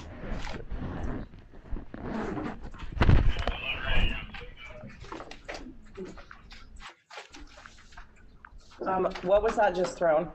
Car Do you know that person? Yeah, they're my voice. Okay. All right. So thank you. Mr. Haywood has been very disruptive. He tried to leave the courtroom once he was placed in custody.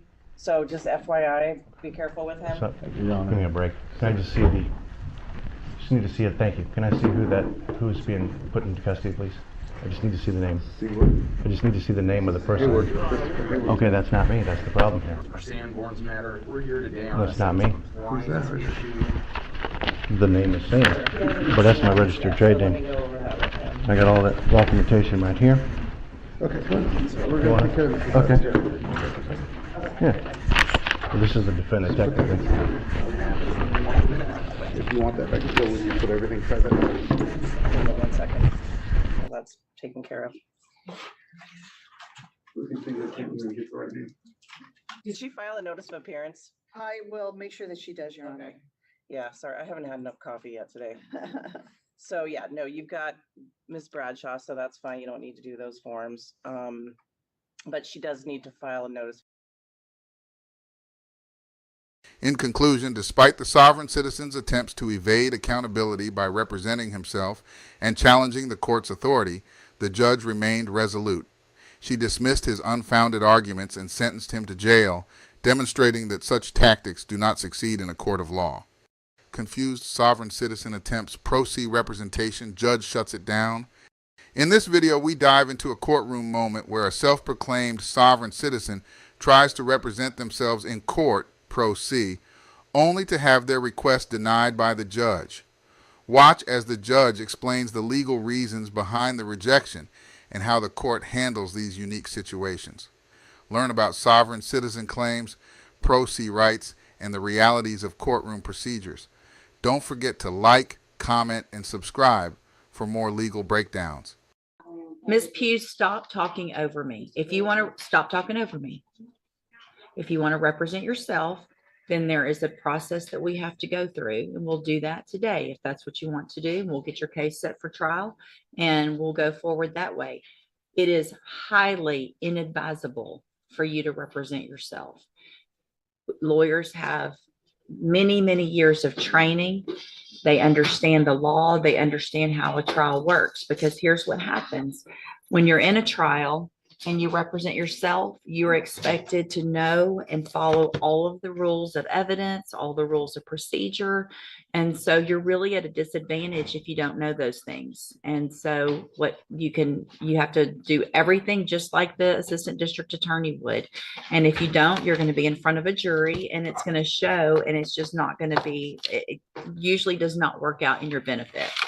But I have to go through with you some questions first before we do that. And then if you still want to do that, then there's a couple of things couple of options, and we'll go over those as well. Okay. So I am supposed to ask you, I'm going to go through these questions. I need you to answer them if you want to represent yourself, because this is required. All right. So have you ever studied the law? Okay. Have you ever represented yourself before in any kind of criminal matter? Okay. Do you understand the charges against you? Okay. And so do you know, and we've gone over before, I think, what the range of punishment is if you're found guilty on a jury? Do you know what that is? Let's see. Hold on a second. Let me pull you up here. We'll go over that again as well. The date of that allegations from June 22nd of 2021. And what that means is if you're found guilty, that the range of punishment that the jury could give you is between 2 years as a minimum punishment up to 10 years in prison, anywhere in between. Do you understand? And you answer out loud just for the record. Do I understand? No, I don't understand. What do you not understand about that? I don't understand, Your Honor. So here's the thing. If you want to represent yourself by law, you have to be able to understand these things. Otherwise, I've got to appoint an attorney for you. So you can't just say, I want to represent myself because I don't like the attorney or I don't like the process. This is the process that you're in. You live in Texas, you live in the United States. This is the law that applies to your case. So what do you not understand about the range of punishment if you're found guilty? And I'd be glad to explain it. I don't understand because I have no idea anything wrong. That's what a jury's for, right? And so if you say you're not guilty, then you go in front of a jury and they determine after they listen to the evidence if you're guilty or not. That doesn't have anything to do with if they find you guilty, you understanding that they could send you to prison for between 2 years and up to 10 years. Do you understand that part?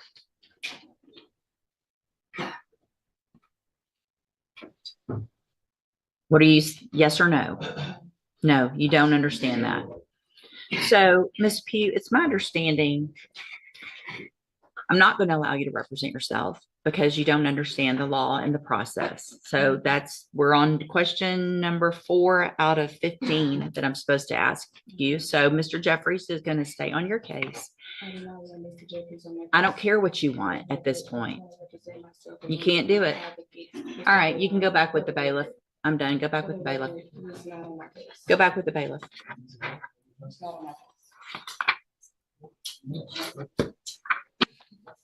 Welcome to the criminal appointment list. Yeah, fun, Judge. This was not meant to be any kind of punishment, I promise. So Mr. Jeffries, just, get ready like you would. Probably it's going to go straight onto a jury. And we'll just get it figured out that way. All right. This young lady, also a sovereign citizen, wanted to represent herself in court. The judge carefully observed her responses to key questions to assess whether she was capable of handling her own defense. Ultimately, the judge denied her request to go pro se, ensuring she received proper legal counsel to protect her rights throughout the process. Sovereign citizen tries to dodge repo by claiming judge is his trustee. Legal fail. In this bizarre courtroom moment, a sovereign citizen attempts to avoid a vehicle repossession by claiming the judge is his trustee. Watch how the judge responds to this confusing argument and how sovereign citizen tactics fail once again. This video shows the challenges courts face when dealing with these unconventional legal claims. Don't miss this entertaining and educational courtroom showdown. Ms. Walsh, are you going to be arguing this? That's correct. Good afternoon, Your Honor. Good afternoon. I think I see a Jeffrey Lawrence. Jeffrey Lawrence, Cowgill, beneficiary. Case involves a defaulted vehicle loan for a recreational travel trailer. Defendants executed and entered into a retail installment contract with the dealer. The last payment made on the loan account was on or about December 28th of 2021. The balance owing to plaintiff is the principal sum of $35,928.21 plus late fees in the amount of $53.88 plus accrued interest in the amount of $1,325.37. While they have submitted many pages of inadmissible hearsay, including excerpts from several books and alleged excerpts of statutes and constitutional provisions and postal tracking information and other materials, documents that appear to have been drafted by defendants themselves that have names like conditional acceptance or a bill of exchange or a declaration of the Naturalization Act of July 1779 for Jeffrey L. Cowgill status correction to the land and soil jurisdiction, not Sea Admiralty. They elaborate on the allegations that the credit union rejected payment that basically the sovereign citizen is attempting to justify why they don't owe the credit union any money, relying on more of their typical sovereign citizen rhetoric and misguided legal theories. Note, but those forms of alleged payment are not legal tender, and the credit union was not obligated to accept them as forms of payment. Defendants also argue that they sent a bond coupon in the form of a promissory note to the credit union as an attempted tender of payment under the contract. However, defendants have not submitted any admissible evidence to support that proposition, and even if they had, that is not a valid form of payment. So the plaintiff asks that the court enter the revised proposed order granting summary judgment to plaintiff. Mr. Cowgill, I did, just so you're aware, I did read through your response and attachments. So if you have, I'd like to hear what argument you have in response to counsel. Without prejudice, I, Jeffrey Lawrence, Cowgill, with Teresa Ann Cowgill, the beneficiaries making special appearance sui juris propria persona under fraud, menace, and duress before fiduciary Basher. This is a Sestacate Trust action, which you are now a real party in interest to. I'm the living, breathing man on the land and soil. Head entity, all caps, Jeffrey Lawrence Cowgill, was expatriated, and I, the living man, have an unrebutted UCC-1 lien and security agreement with the all caps entity, and Gary Basher serves as the entity trustee in a fiduciary capacity. Virginia law further provides to authorize such filing, the debtor must do so in an authenticated record by authenticating or becoming bound as a debtor by a security agreement, or 3, by acquiring collateral. I have supplied that to you, that there's a UCC1 claim. The plaintiff's agents are outlandish, stating Federal Reserve published documents are hearsay. Statutes and constitutions are admissible under 56B, as it states. The defendant may move with or without supporting affidavits for a summary judgment in such party's favor as to all or any part thereof.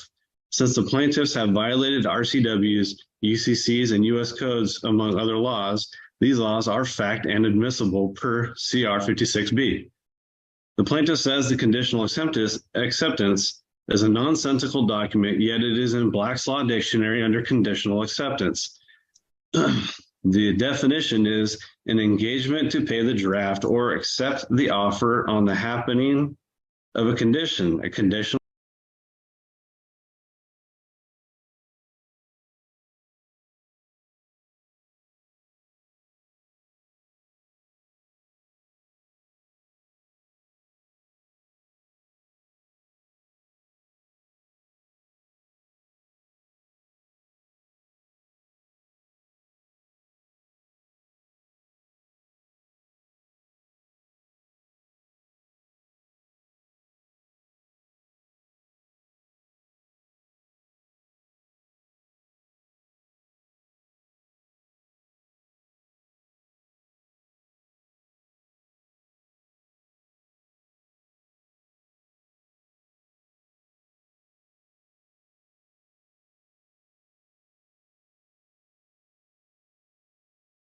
acceptance is in effect a statement that the offeree is willing to enter into a bargain differing from some respects from the proposed or the original offer. The conditional acceptance is therefore in and of itself a counteroffer.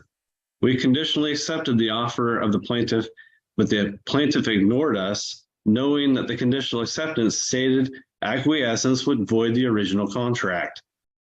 The postal tracking combined with the Esquire Scroggins letter is fact and evidence to the plaintiff receiving the bills of exchange that they did not return. The plaintiff's agent, Esquire Bertolino, admitted they received them as well. What qualifications does any of the plaintiff's agents have to declare what is and is not a bill of exchange? Since the plaintiff's agents, the Esquires, lied about the redacting and have submitted affidavits that they are not qualified to submit, how can their words be trusted? They are not bankers, nor is Mr. Howard. What is his qualifications to make such declarations? He looks at a piece of paper, the plaintiff's agents hand him, and he takes it as gold.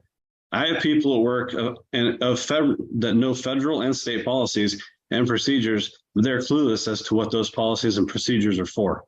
How can Mr. Howard be trusted acting as an entity's agent? No offense, lawyers lie all the time. Fact, Agent Howard produced a terrible photocopy that has a signature on it for the dealership that is not on our copy. Who signed the contract? Can the plaintiff's agents prove that an authorized representative for the dealership that is delegated by the plaintiff signed that contract? The plaintiff wants to rely solely on the contract, so let's talk about the contract. Who signed it for the dealership? Why hasn't the plaintiff gotten an affidavit from the dealership? Because they don't know who signed it. Washington rule does state that the photocopy can be used in the original's place unless there's genuine question of the original. And that alone poses a major question. Where's the original? Is a signature on the original more legible? Is there any other evidential factors on the original that can give us the answers to that truth? On the UCC, we did tender for payment bills of exchange, who the plaintiff's agents are not qualified to decide with their opinion what is and is not a bill of exchange. And as for where the bills of exchange are, ask the plaintiff. What did they do with them? They did not send them back. What did they do with them if not monetize them for gain? Esquire Bertolino states that the instructions on the 1099-A state tangible property is not included, yet the exact wording is no reporting is required, meaning you don't have to, but you can. It does not say no tangible property, so Esquire Bertolino lied. The plaintiff has violated many UCCs, U.S. codes, not just 12 USC 5511B2, C codes and definitions on everything that the plaintiff has violated, and I have proven the facts. Why didn't the plaintiff return the documents they say are not bills of exchange with an explanation or dishonor? Why wait and have Esquire type up some bunk letter and still not return those bills of exchange? When you're doing something and you find out that there's fraud or some shenanigans going on, you stop. That would explain why we made payments until we found out that there was fraud. Payments in fiat currency were being made until we discovered the truth and the plaintiff's agents violated laws and codes. All they had to do is return the bills of exchange with dishonor and or validate the debt or answer the conditional acceptance. Instead, they ignored us. That's why we're here. The Federal Reserve publications, like Hearing the Truth from the Horse's Mouth, state exactly how banks operate. How is that not fact? The Federal Reserve dictates what the banks can and cannot do. I'd say their publications are not only admissible, but damning to the plaintiff's complaint. As the plaintiff, they have to prove their complaint, and not only are there holes in their contract theory because of the signature, but it begs the question, why are they dismissing the UCC, which all banks and courts are bound to? And why didn't they rebut the UCC one? And as for the Leach Act, I submitted the copy to the court from the plaintiffs behind a sealed financial record. There's no explanation for these agents or their office to be passing around sensitive information that the agents do not need. So they did violate the act. What is their confidential material protocol? Who has seen the documents and where is it stored? How was it sent to the plaintiff's agents? By mail, fax, email?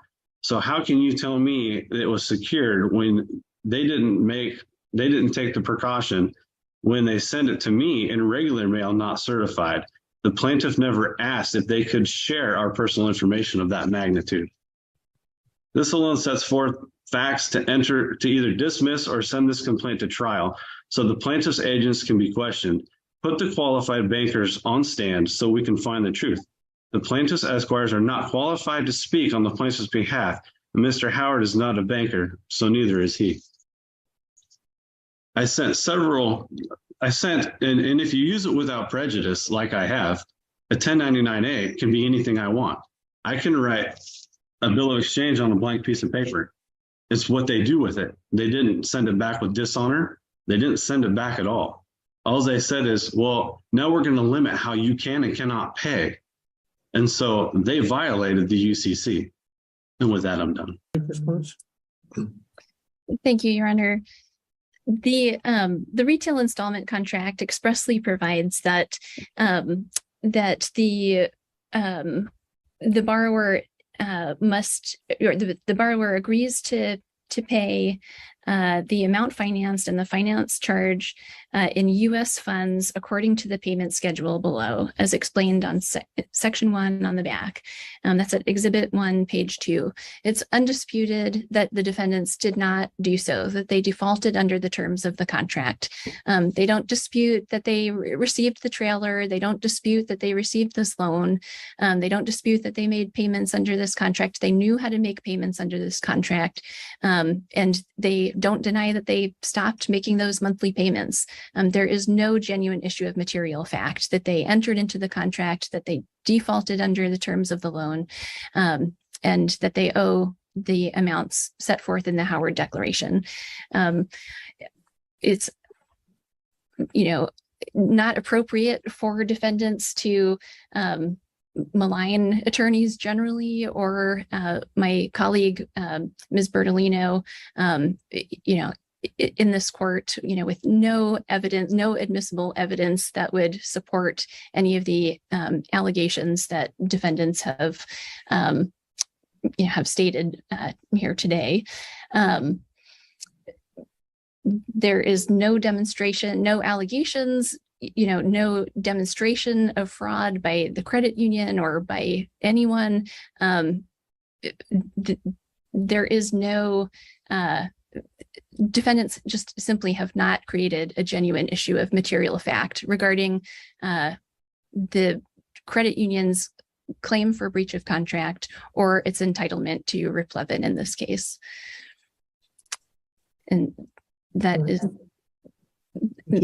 those are the plain facts. So I got one question I have, which is not necessarily germane to my decision. Does your client still have the bills of exchange that were submitted? That I don't have an answer for you today. Your Honor, I've asked for them back and they just blatantly ignore me. All right. Well, when I look through this, I mean, there's a lot of interesting theories that are kind of flowing all through this. What it boils down to, from what I gather, and it seems to be undisputed, is you folks went in, you bought a trailer on time, agreeing to make payments of some amount, pay it off. Over at some point in time, there was an issue arose where you decided to do something different, and then no more payments were made. There were some submissions of bills of exchange as an attempt to make a payment, as well as a 1099 as an attempt to make a payment. I guess my answer to that is those probably would not be something you could walk into Safeway and buy a banana with, because it wouldn't be considered regular money for purposes of buying things in a retail situation. They may work in a UCC type thing or something like that. This is simply a consumer contract to buy a trailer and make payments on it. And when you're all done, you get the title. The credit union, it appears without any objection, has a security interest, which is indicated in the title as the legal owner.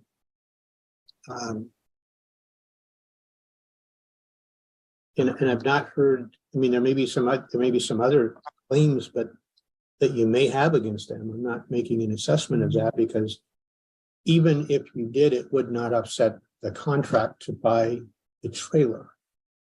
So, I mean, you buy the trailer, you got to make the payments, you make the payments, they get the trailer back. So I am going to grant the motion for summary judgment. In doing so, I want to just give you some guidance, sir. What will ultimately happen is they get the trailer back and then they sell the trailer to somebody else. They apply the funds they get from that against the bill that's still owing. So the more money they get out of that trailer, the less money you end up having a judgment for. Does that make sense? So it's in your best interest not to do anything to the trailer. It's probably in your best interest to hook it up and drive it down to the credit union, because that would save some costs. Oh yeah, I don't have a truck to do that, so they can come get it. Oh, okay. I'm trying to point out it's. And so my copy of the contract not having a signature from the dealership doesn't matter. It really doesn't. And you being the trustee in this case doesn't matter. Well, I'm not a trustee, sir. I'm a judge. You are, because I appointed you one. As the beneficiary, because I'm not to do that. Okay, I'm not able to accept that as a Superior Court judge. So what about them just putting out our social security numbers without our say so? Like, they could have completely ruined our credit. Someone could have those numbers and be doing damage to us right now. Well, if those were passed to the attorneys as part of the collection, then that would be something that would be allowed. If that was sent out beyond that, obviously that's a separate issue. And if in fact that were a claim that were proven, there may be something there. But again, that doesn't affect the contract. Those are all other claims that you may have. And I'm not saying you do or you don't, because I don't know enough about those, even based on all the information that you filed. And I read through all the stuff you filed, because it's what I do when I do my job. So, so can we have those forms of payment back? Can you order them to return those to us? Well, I think it's appropriate. If there's some value in those should be returned to There's a lot of value in them if they still have them. And if they don't have them, then what happens if they don't return them? The sovereign citizen stopped making payments on the trailer and attempted to use sovereign citizen arguments and a misinterpretation of the UCC to justify keeping it.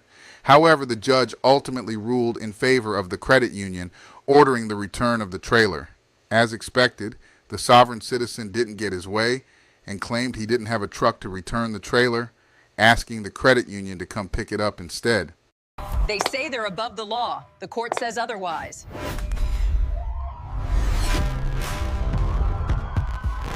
Hello. Good morning. How are you today? Good. How are you doing? I'm excellent as always. What was that? I am excellent as always. I'm Corporal Golfshaw County Sheriff's Office. The reason why I stopped you is the trailer doesn't have a tag and it doesn't appear the lights are working on it. It's not working, the light? No. Yeah. All right. Do you have your driver's license with you? I don't have a driver's license. No? You have a supervisor? I am a supervisor. Fantastic. Okay. I accept your oath and bond and bind you to it. Well, I appreciate that. Okay, do you have a name or anything to identify yourself? I'm not. No? Okay. So, I'm assuming you're a sovereign citizen? Not really the citizen. Not the citizen, okay. Okay. So you don't have any registration paperwork, anything like that? No? Okay. No, I believe that. You seem pretty cool with me, so I'm going to be cool with you, okay? I'm just going to run your VIN, okay? Okay, you don't have anything to identify yourself as? You have a... What? Private. Okay. What's your first name? Private. Private? Okay. What's the name you were born with that you were given at birth? My name is Private. What's your last name? My name is Private. Your name's Private? Okay. Accept your oath and bond and bind. Okay. Well, appreciate that, but in the state of Florida, you're driving on our roadways. You gotta identify yourself. You're traveling behind the wheel of the vehicle. You gotta identify yourself. I'm a state registered motor vehicle. So it's an unregistered motor vehicle. And your assistant will list that way to have private. Take your next up. 10-4. He's going to be sovereign and not identifying himself. Do you have anything on that vehicle as far as an owner?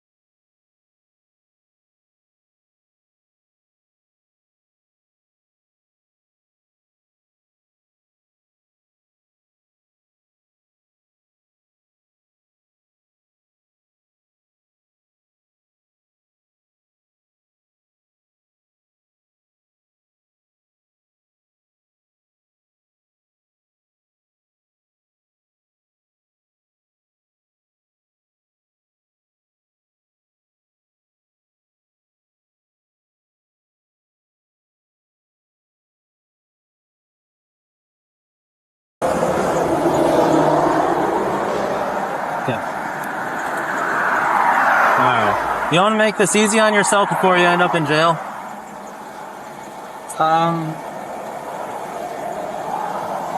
I accept your oath and bond and bind you to. Okay.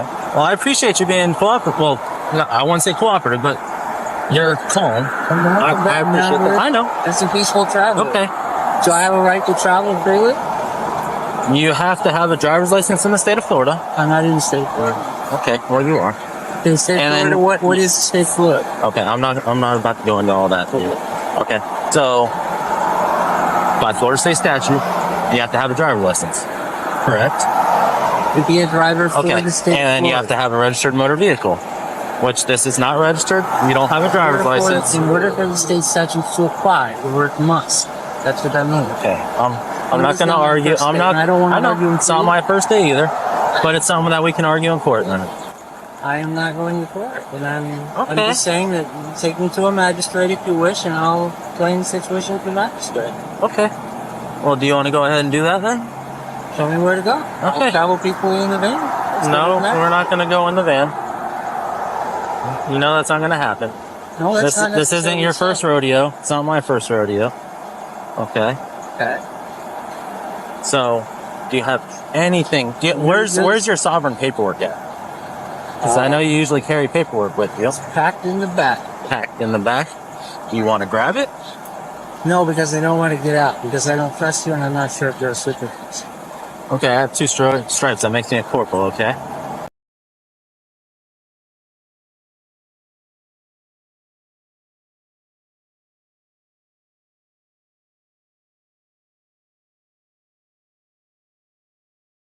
They say they're above the law. The court says otherwise. What up, peeps? Hey, the Solid Citizen, watch, you know what it is. We got this crazy chick who's a Solid Citizen who thinks she can get over on the popos. Unbeknown to her, I see she should know better than run away from the police. They're going to get you no matter what. I don't know. You know, I think I'm going to have a discussion on the mindset of Solid Citizens because I think a lot of them are batshit crazy. But it's not about them really being crazy. It's about them being gullible and finding a solution to the problems that they have. So, example, you have a suspended license. You want to be able to drive. Some clown comes to you, tell you, hey, the right to travel applies to everything. And they avoid all the, how can I say this? They avoid everything that the Constitution says and the rights for states to self-govern, and they completely ignore that the Constitution was written before cars were automobiles were created. So we had buggies and horses and things of that way that we traveled around. They loop that all together, take a few other articles, spin that, and if anybody with more than an ounce of brains actually went back and look up some of these claims, they'll find out they're completely false. But they so impressed that I can drive again, or I don't have to pay, registration fee for a car, $32 a year. You can go out and sell apples for that. I mean, there's a few states that have property taxes on the cars. I can understand that being a problem, but registration? License, you pay that once and you can get it for 5, in some cases up to 7 years. I don't see the problem with this. This is a financial issue that they have an issue with. And on top of, they may just be horrible drivers. But let's go ahead and watch this clip about this chick, this lady, who not only is a Solid Citizen, but she absolutely refuses to listen to what the cops are saying. Let's go ahead and put this on. All right.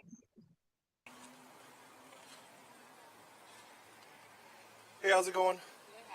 Good. Can you put the window down a little bit more, please? I can hear you. All right. Sorry?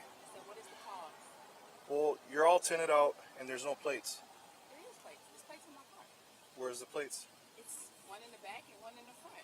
Well, it says in the back it's not a plate. It's not an Ohio plate. Or any state. Where are you from? I'm from the area of Morocco. Speak up, please. I'm from Morocco. Morocco? Yeah, that's the name of this country. It's called Morocco. Okay. Well, you need a plate. You don't have a plate. Do you have your registration? That's a plate issued by my consulate. I'm not from this area. Okay, so where are you from? You said Morocco? Corporate state, Illinois. I'm from Illinois State, the Corporation of Illinois. Okay. Do you have your license on you? I have my nationality card, that's it.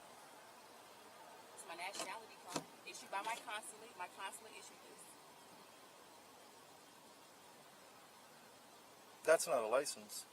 It's a nationality card. All right, I need a license. You need a license to drive. I'm not driving, sir. What are you doing? Driving is when you're driving. We're not going to do the whole sovereign citizen thing. I'm not a sovereign citizen. That's what you're explaining to me. You're saying. I'm not explaining that. You're saying you just have I have a nationality card, right, which is recognized by the Department of Justice. Well, I need a license. I'm not driving. I'm traveling. You're driving. If you're on the road, you're driving. What was the reason for you pulling me over? Well, you're alternate out and you don't have plates. There's no visible plates. One in the front and one in the back. Is that your ID? It's my nationality card. Can I see it, please? You're looking at it. I can't give it to you. My consulate said I can't give you my ID. Okay, so.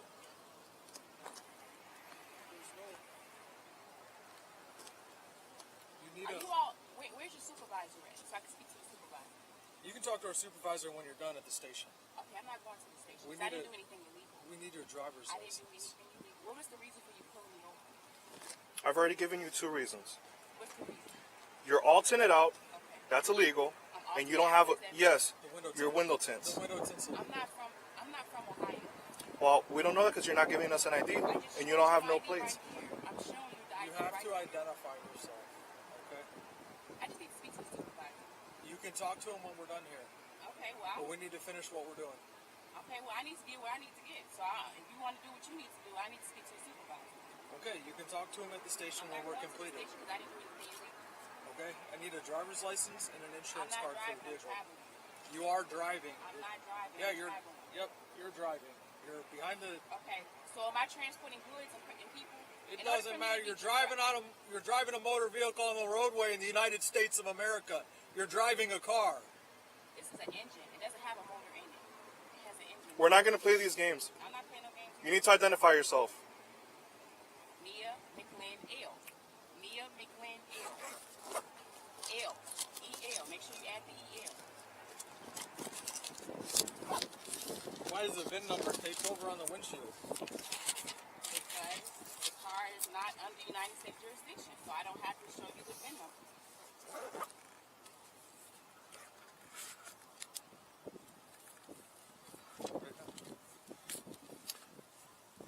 What was that first name? N-I-A. All right. Last name M-C-L-I-N-E-L.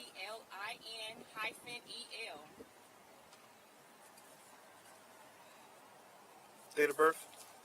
You don't need that. What'd you say? I say you don't need that. I need your date of birth. You need to identify yourself, all right? I gave you my first and last name. That's all you need. That's all I'm giving you. You have to identify yourself, I or just else you go to identify jail. myself. Mia McLean -L. I just identify myself. I just identify myself. Did I not? You asked for a name, so I gave it to you.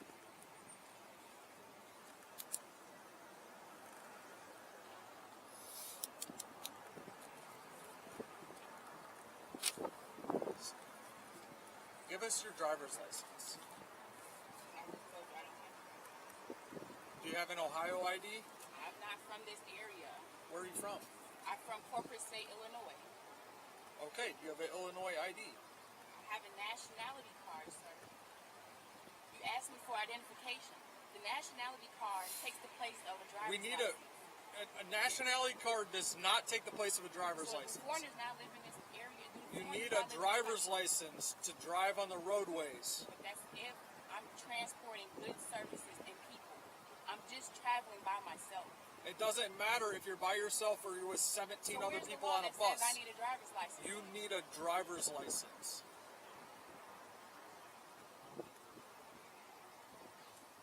Sir, You need to provide identification. I just gave you identification. If you don't provide identification, you're going to be taken to jail. You want me to speak to the supervisor? Because I can explain myself to the supervisor.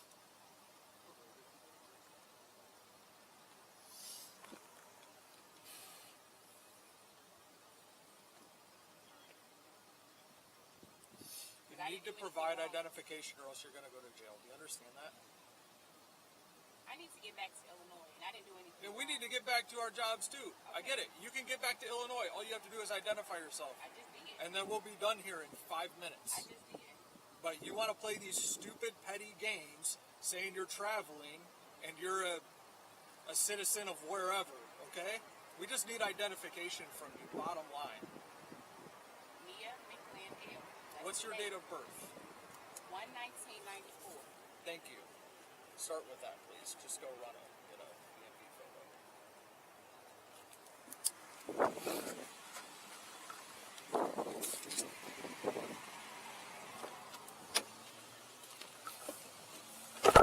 These people can be difficult. Obviously, Yeah. their arguments are nonsense.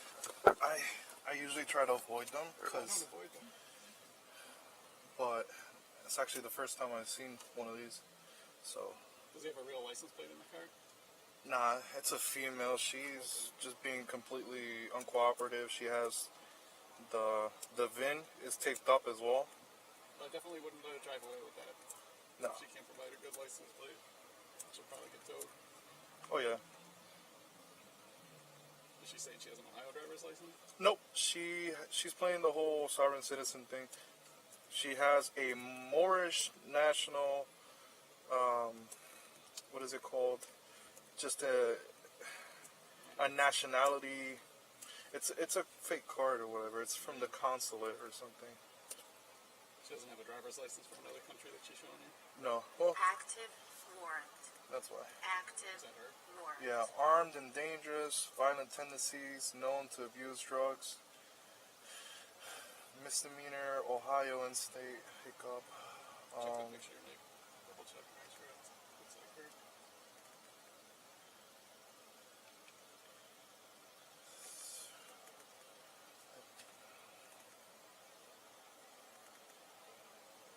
What's the warrant for? Let me try to. I'm gonna try to run her. This is a different name.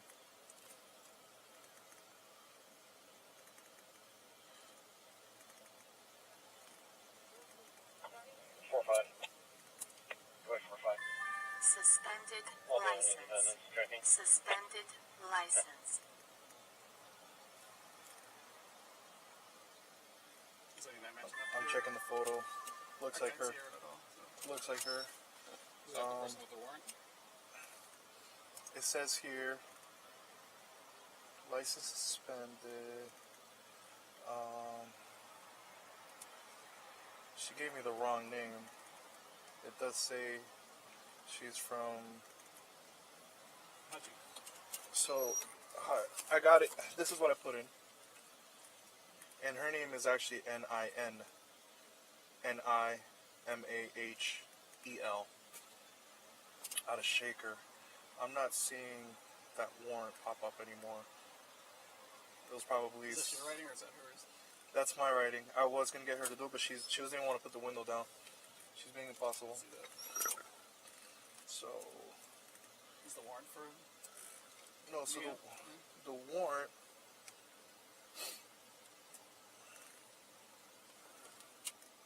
No, that's somebody else.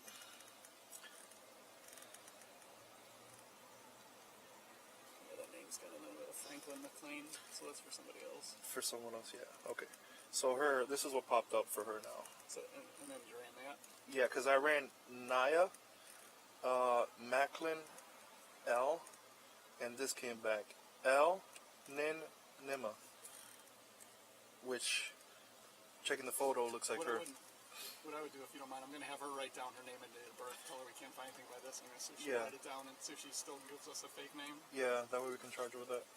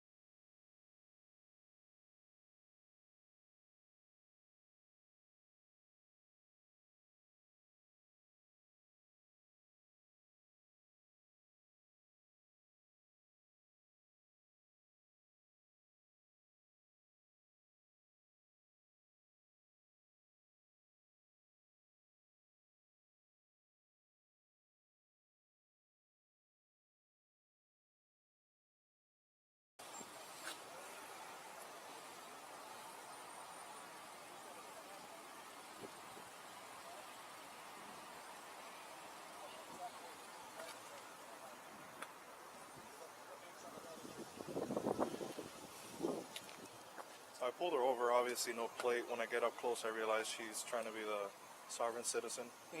Trying to get her to identify herself. She refused.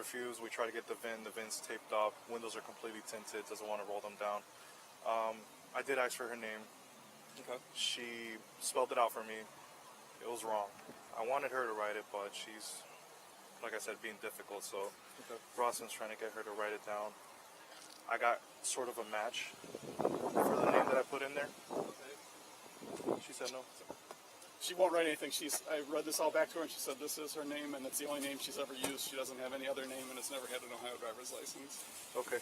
So I spelled it for her and everything, so I think we definitely have enough for the falsification if that's not really her. Well, the picture looks like her. But that's not the name she's. That's not the name. No, yeah. So running this name, it came back to another name. He found something kind of close, but it's not even that close. Yeah. But you have a picture that matches up to her. It looks like her. It is an African American woman.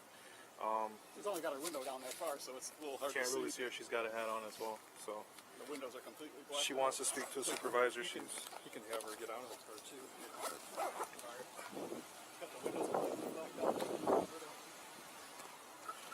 Grab my gloves.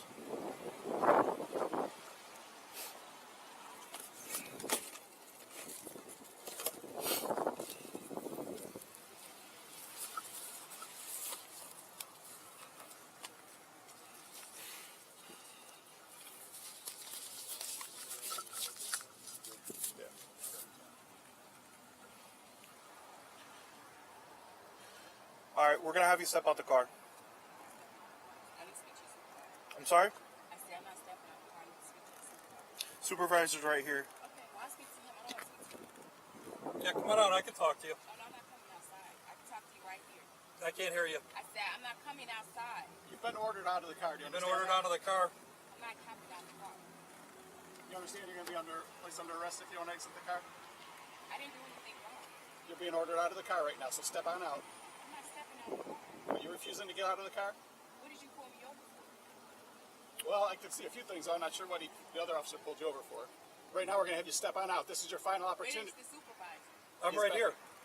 What's your name? Sergeant Mike Daly. Okay, Sergeant. Badge number 62. Okay, so what am I being pulled over for, Sergeant?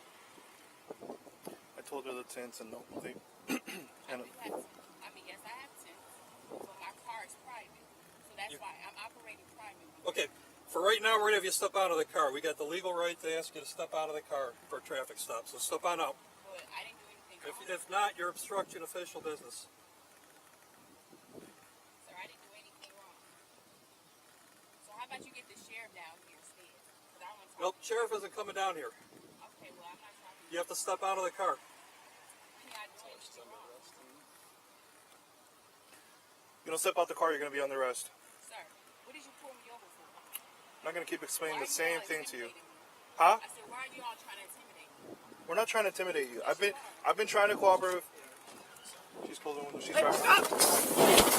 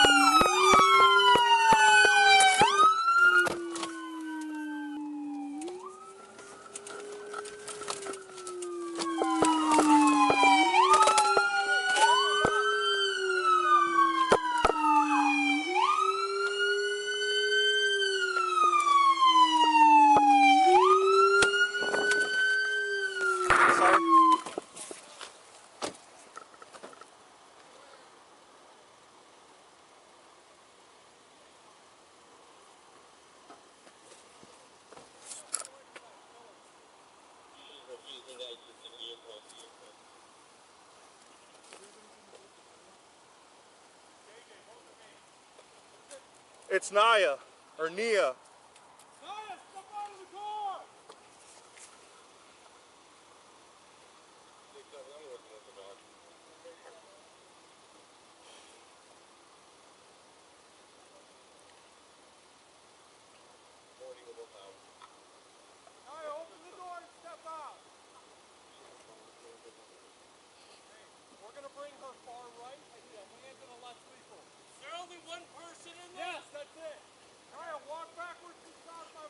At least one. All right. I got hands.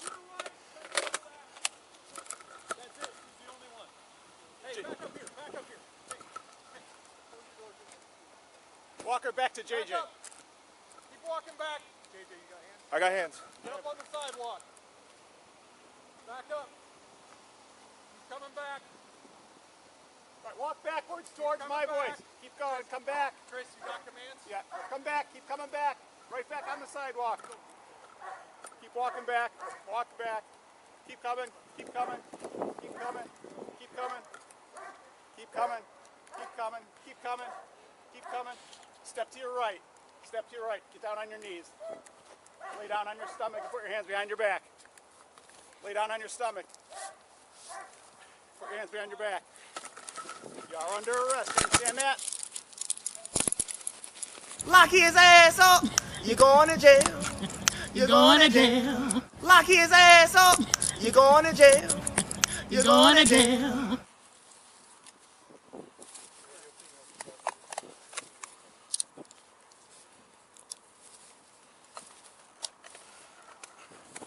All right, roll over. On your side.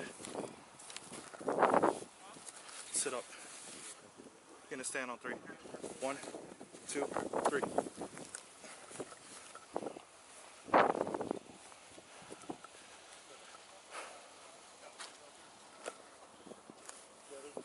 Can we get her over there? Hey, Drew, can you see if Parver's female can come over, pad down? You got anything on you? Any weapons on you? You got any weapons on you? Spread your feet. Anything in the car we need to know about?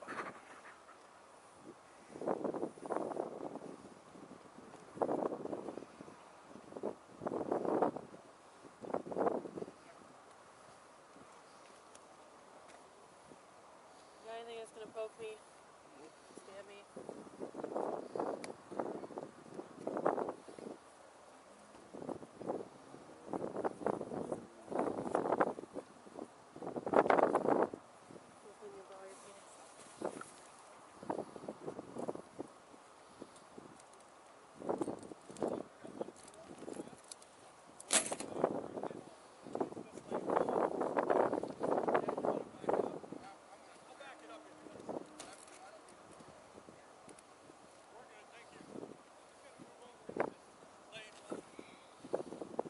Something in there?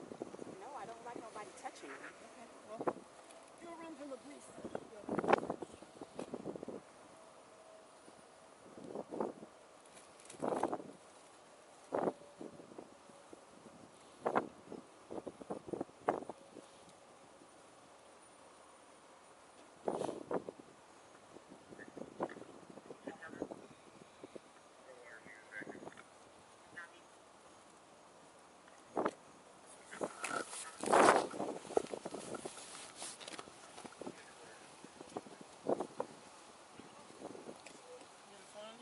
Anything else? Answer the questions. You got anything else on you? Sheet for my food.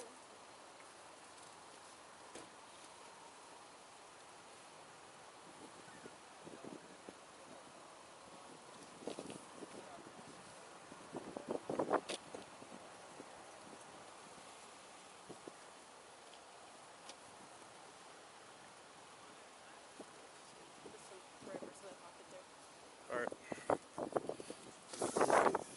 Take a seat. You got it? That's not.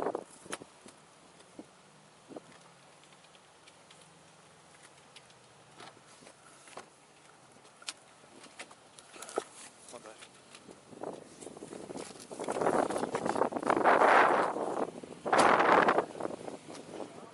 Thank you. You want me to look through that stuff or you got it? Yeah. I mean,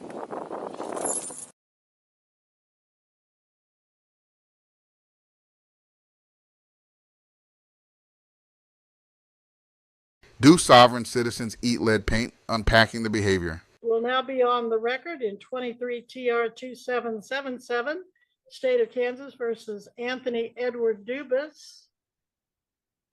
Jared Regier for the state. Is Mr. Dubus present? Anthony Dubus? I am Anthony Edward Dubus. Dubus is the English pronunciation. Dubus is the original French. And I am appearing specially in propria persona, not pro se, as sui juris, Okay, under- first of all, I can't see you, so you're not here.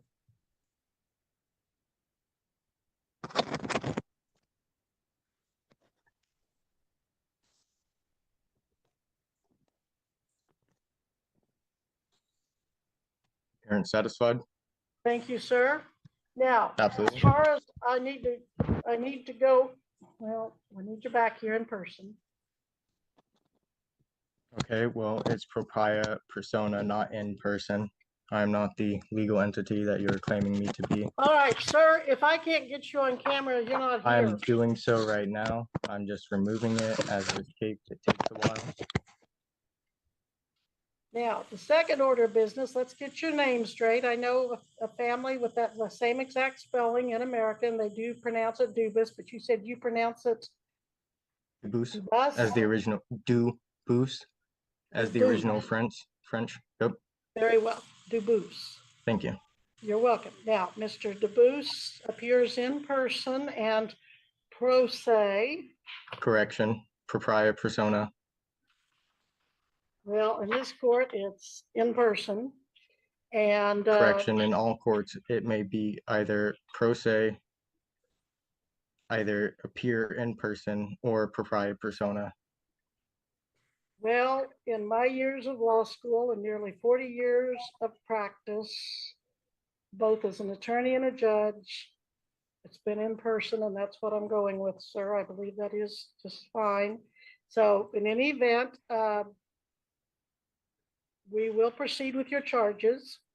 In count one, sir, you're charged with operating a motor vehicle on a highway of this state without having a valid driver's license pursuant to KSA 8-235A. In count two, it is alleged that on or about the 17th day of August, 2023, in Butler County, Kansas, you did then and there unlawfully operate or attempt to operate a motor vehicle, to wit, a 2003 Honda Accord, upon a highway of the state, to wit, 1700 block of East Foxdale Street, Andover, Butler County, Kansas, while the vehicle was not registered in violation of KSA 8-142.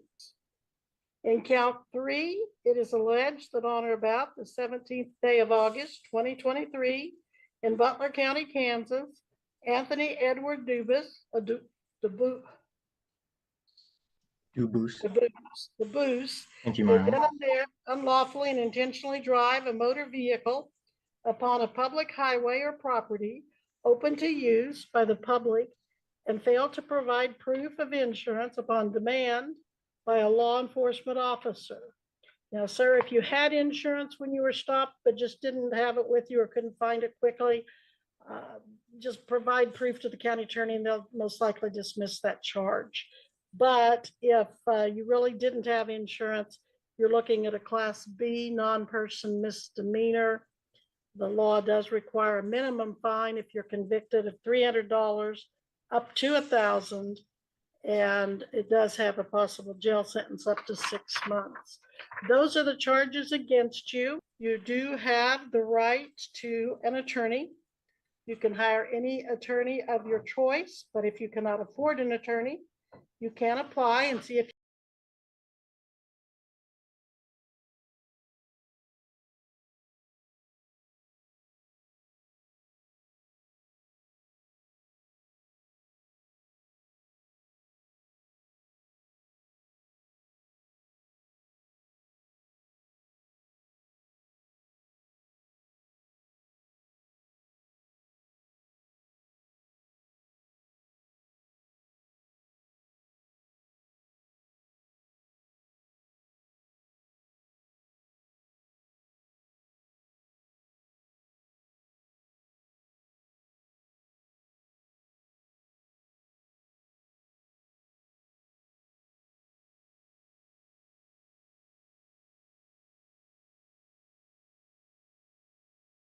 you qualify for a court-appointed attorney.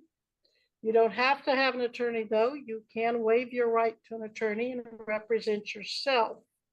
So that's an order of business we need to take care of today, is whether you want an attorney or not. And then another is to make sure that you understand what the charges are and the possible penalties. Do you have any questions for me about that? Yeah, I don't understand the nature and cause of the charges. I have not had my accuser face me to bring the charges against me, as is a violation of due process. And I want to correct for the record of the court, the named defendant is different than the named person, being myself. Hold on, let me make sure I get that in view of the camera. The named person here is different than the one named in the charges and the counts, being a difference of representation of who exactly it is the charges are against. And it is to my belief and knowledge that per KAR 8243 subsection A, exemption from the motor carrier safety regulations, A, the occasional transportation of personal property by private motor carriers that is not for compensation and is not in the furtherance of a commercial enterprise. I am exempt from these rules and regulations, and if I need to get a USDOT number to show that I was not operating a commercial motor vehicle or as a common carrier for business or for profit or in the furtherance of a commercial enterprise, I will be more than happy to produce that USDOT number to show that I am in fact a private motor carrier, not operating in commerce, not driving, as I'm merely transporting and traveling. Mr. Dubois, you are not charged under the Uniform Commercial Carriers Code as adopted by the state of Kansas. You are charged just as a motorist operating a motor vehicle. Again, not a commercial vehicle. These are not laws that are subject to the commercial code or to the administrative regulation that you referred. Although you mentioned the word operating, operating is a term used for the commercial furtherance of a commercial enterprise, or driving, operating, the physical use or furtherance of for-profit business or for compensation.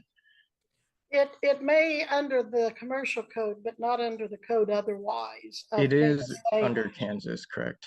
It is not under Chapter 8 of the Kansas statutes or Chapter 40, which are filed under.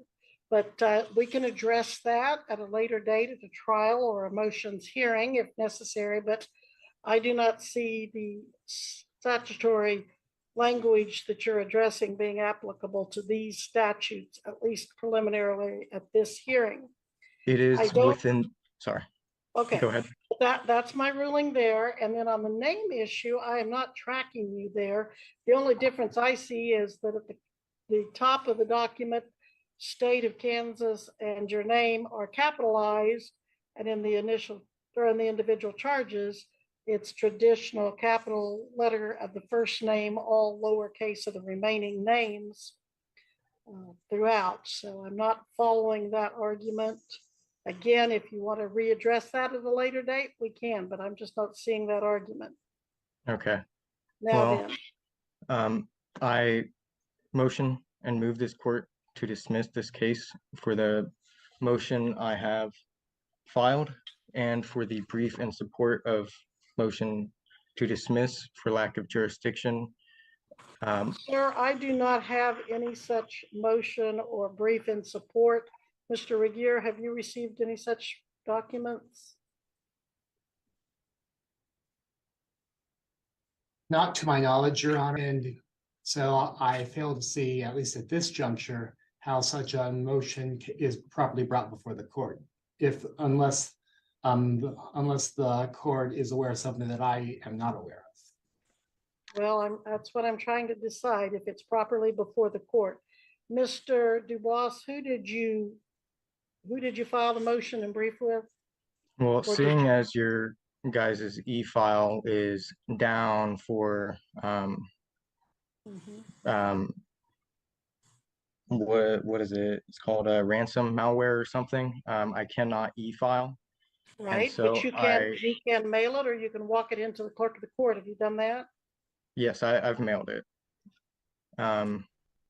By email, which a And I'm court sorry, clerk when I, said I could. okay, go ahead, please. I'm sorry, I interrupted you. No, you're fine. It was by email, which the court clerk said I could, considering the e-file was down. And I can't really go 20 something miles to do that, considering my personal property was stolen.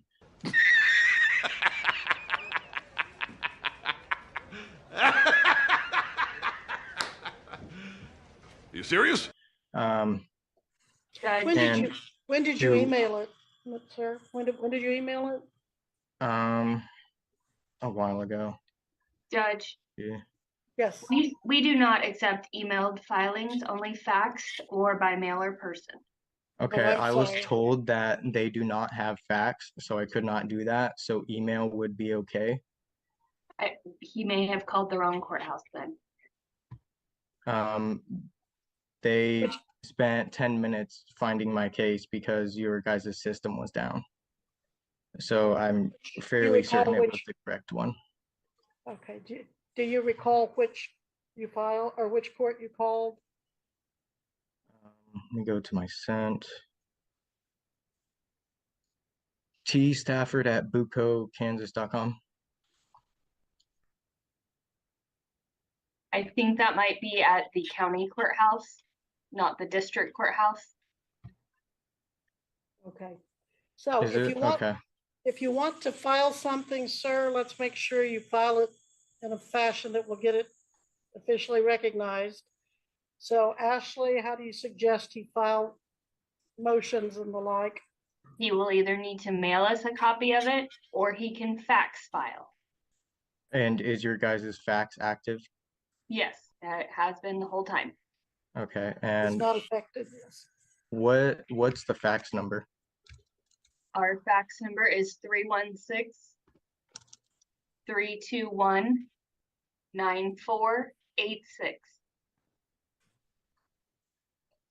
Okay, and my honor, I have one last question. For the nature and cause of these charges, is it a criminal or is it a civil matter? This is a criminal matter. Okay, as it is a criminal matter, there are two jurisdictions which I may be tried. One is the common law, and the other is a military tribunal. Which of those two do you intend to try me in? I intend to try you in this one, sir. Which is this one? Please elaborate. The criminal one.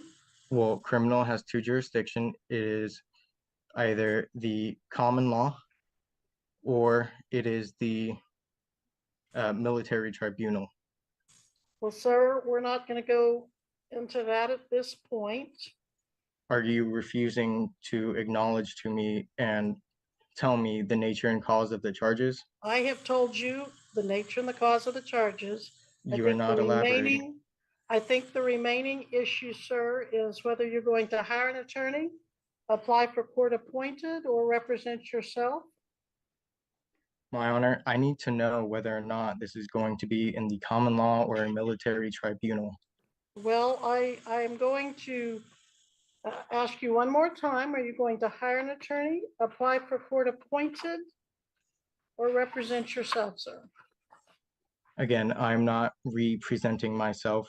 I am sui juris in proper persona and propria persona.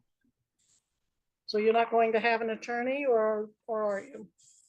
No, I'm not going to be presented or re-presented by any British agent, registrant, or anybody else to be a ward of the state. I'm standing on my rights and I do not abrogate them. And if you're going to continue to move this court without any sort of evidence, well, I guess I'll have to file that, but we're going to set your hearing Are, how do you want to plead to the charges first? Then if you don't want to have an attorney, how do you want to plead to no valid driver's license? My Honor, are you attempting to administer the trust without permission and consent? I'm asking you for your response. I'm giving you the chance to respond. Do you want to plead to this charge or not? My Honor, I don't make any pleas as I am appearing in proprietary persona, and any plea would submit jurisdiction to the court. I am here challenging jurisdiction under the common law as I am owed the law of peace. And this is a fraud action as fraud in the inducement from the beginning under due process violations from Deputy Khalid Baraka and the other officers or sheriffs that were on scene. And if you are attempting to administer the trust without consent of myself, the living man, the grantor, in common law, which is above Admiralty Maritime Law, then you will be in violation of Article 3, Section 2, the trial of all crimes, except in case of impeachment, shall be jury, and such trial shall be held in a state where said crime shall have been committed, but when they are not committed with any state, the trial shall be at such place or places as the Congress may by law have directed. And as there is a difference between the Republic State Kansas before the state of Kansas was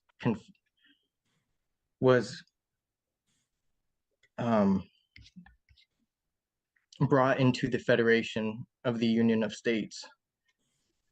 And you will also be in violation of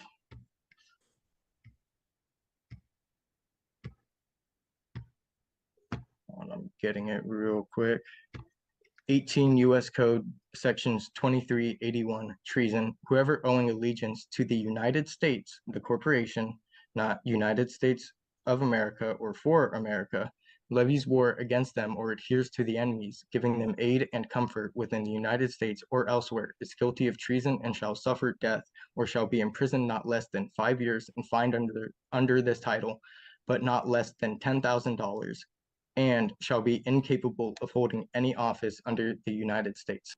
Now, I, Anthony Edward Dubus, the proper case trade name, not the all caps legal entity of which you're attempting to administer the trust of, am an American state national, a Kansas state national per 8 USC 1101 subsection 21, and is recognized by the Kansas Human Rights Commission as I have dealings with them going over my nationality in regards to a corporation in which I have a complaint filed against, has already been refused mediation by the company and is being investigated by Barbara Carper, the special investigator of Kansas Human Rights Commission, over my case specifically.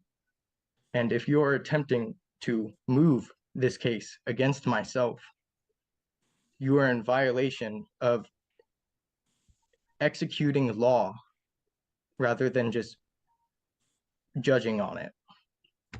Which, if I need to pull up that statute Sir, case as well. Sir, do you still have the same phone number you had posted on your bond that you have with AAA Butler County Bail Bonds? Is that still your current phone number? My Honor, Mrs. 316-252?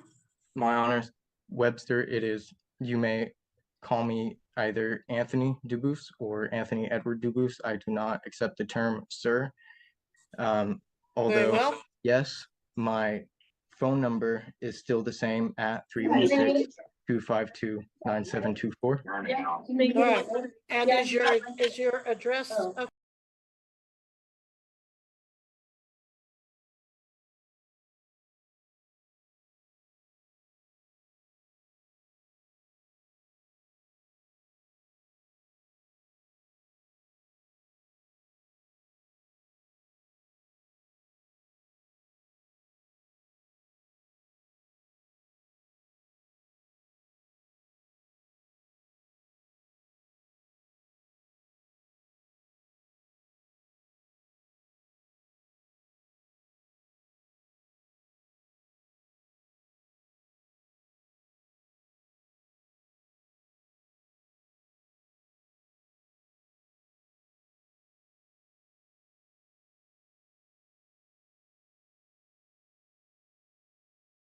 Okay, Jess's iPhone needs to be locked. And Mr. Dubois, is your address still homeless, or do you have something more specific at this time? See, they refuse to put down my address. I am within Wichita, Kansas, rural free delivery within the 4-corner rule 67202, aka the brackets around 67202. And they refused to put down my rural free delivery address and put me as homeless instead because they could not accept it. They refused.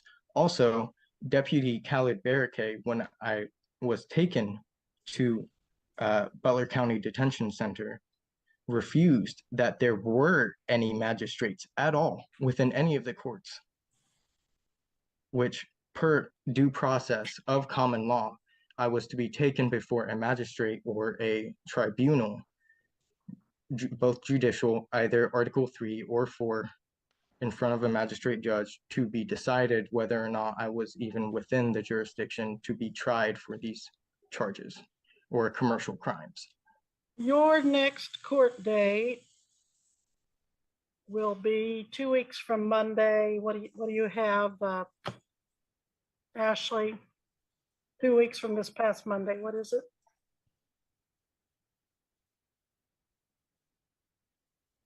I believe that is going to be Monday, the 18th. All right, Mr. Dubois, your next court date is December 18th at 8 a.m. by Zoom. You can always appear in the courthouse personally if you like. I am appointing Attorney Darren Patterson. Now, if you don't want to use him, I do not accept any appointment of any attorney. But I show that you don't have a specific residence. Do you have a job, employment? I did, and then these actions against myself from the state of Kansas caused me not to have it anymore. I am in process of finding another one, putting in applications every day and making sure I do my due diligence to make sure that I can gain my compensation and my livable wage. Well, your attorney is Darren Patterson. My honor. His number is 316-322-7700. Ashley, please send him Mr. Patterson, the appointment and the court date. I want you two to talk. If he can be of any service to you, I would encourage you to let him do so. If you have any questions or if you want him to help you with any motions, he can advise you on that. But I think at this point, there is a lot of confusion on your part about no, there's no confusion and how it works. Did you I've go to researched law school? more than Mr. Dubois, did you go to law school? Are you a licensed attorney? it is Anthony Dubus or Anthony Edward Dubus.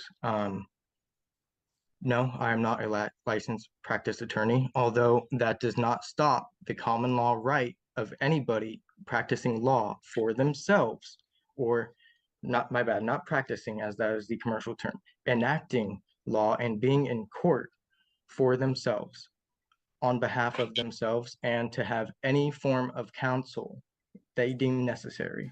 All right, we do have finally a point we agree on, that you don't have to have counsel.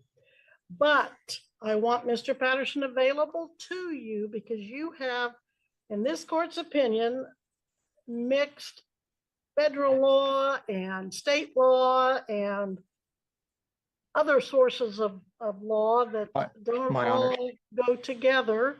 May I elaborate? I just want him to be available to you.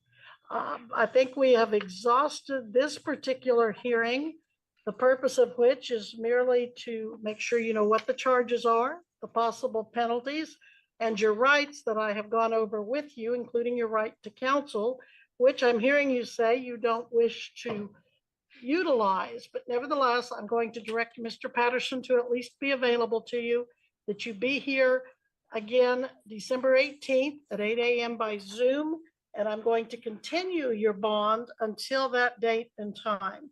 So anything else, Mr. Anthony Edward Dubois, please take that up. Thank you. Please take that up at the next hearing after you've had time to talk to Mr. Patterson. Okay, my last final thing I want to say is I'm already filing Kansas Commission on Judicial Conduct complaint against the judge. And that would be the prior judge, Mr.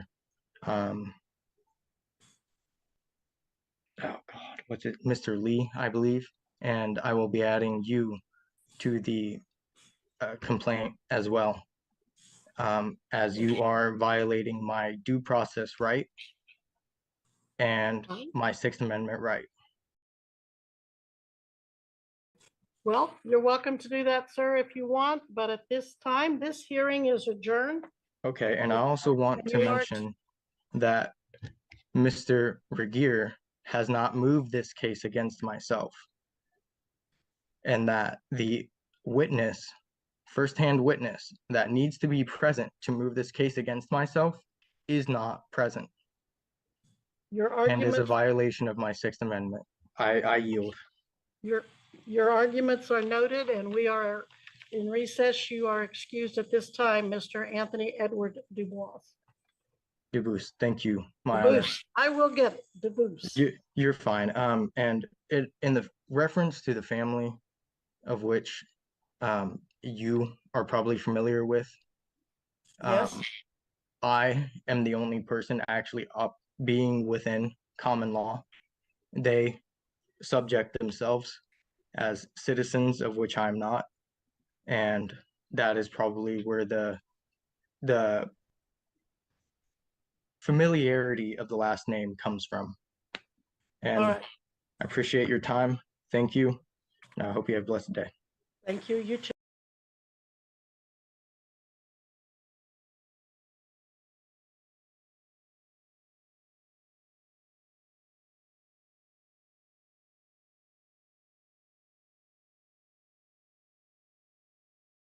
Please, if you don't understand how the courts work, you need a lawyer. Listening to sovereign citizen arguments is painful. Someone really did a number on him. He's completely brainwashed by sovereign citizen ideology. Knowingly and intelligently made.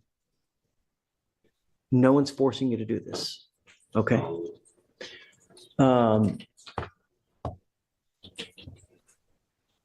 Knowing all this, are you sure that you still want to represent yourself?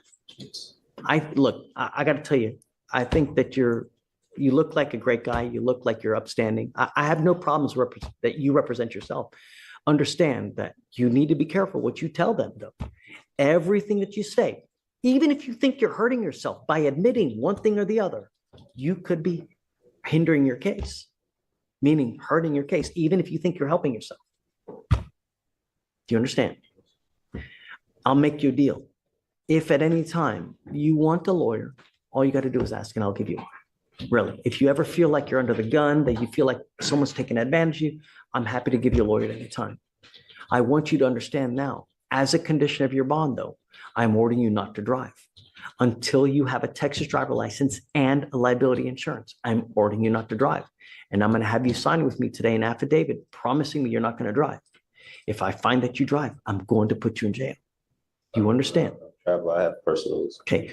You are not allowed to get into the driver's seat of a car and drive, convey, travel, however you want to term it. You cannot do that. And if I find that you do that, I'm going to put you in jail and I'm going to make your bond so high, your head's going to spontaneously combust. Do you understand? That way from my rights to anything? Or... No, but I'm telling you that you can't drive, convey, get into the driver's seat of a car. If you do, you're going to go to jail because I will revoke your bond. Mia McLean L. Mia McLean L. L. E-L. Make sure you add the E-L. Why is the VIN number taped over on the windshield? Because the car is not under United States jurisdiction, so I don't have to show you the VIN number.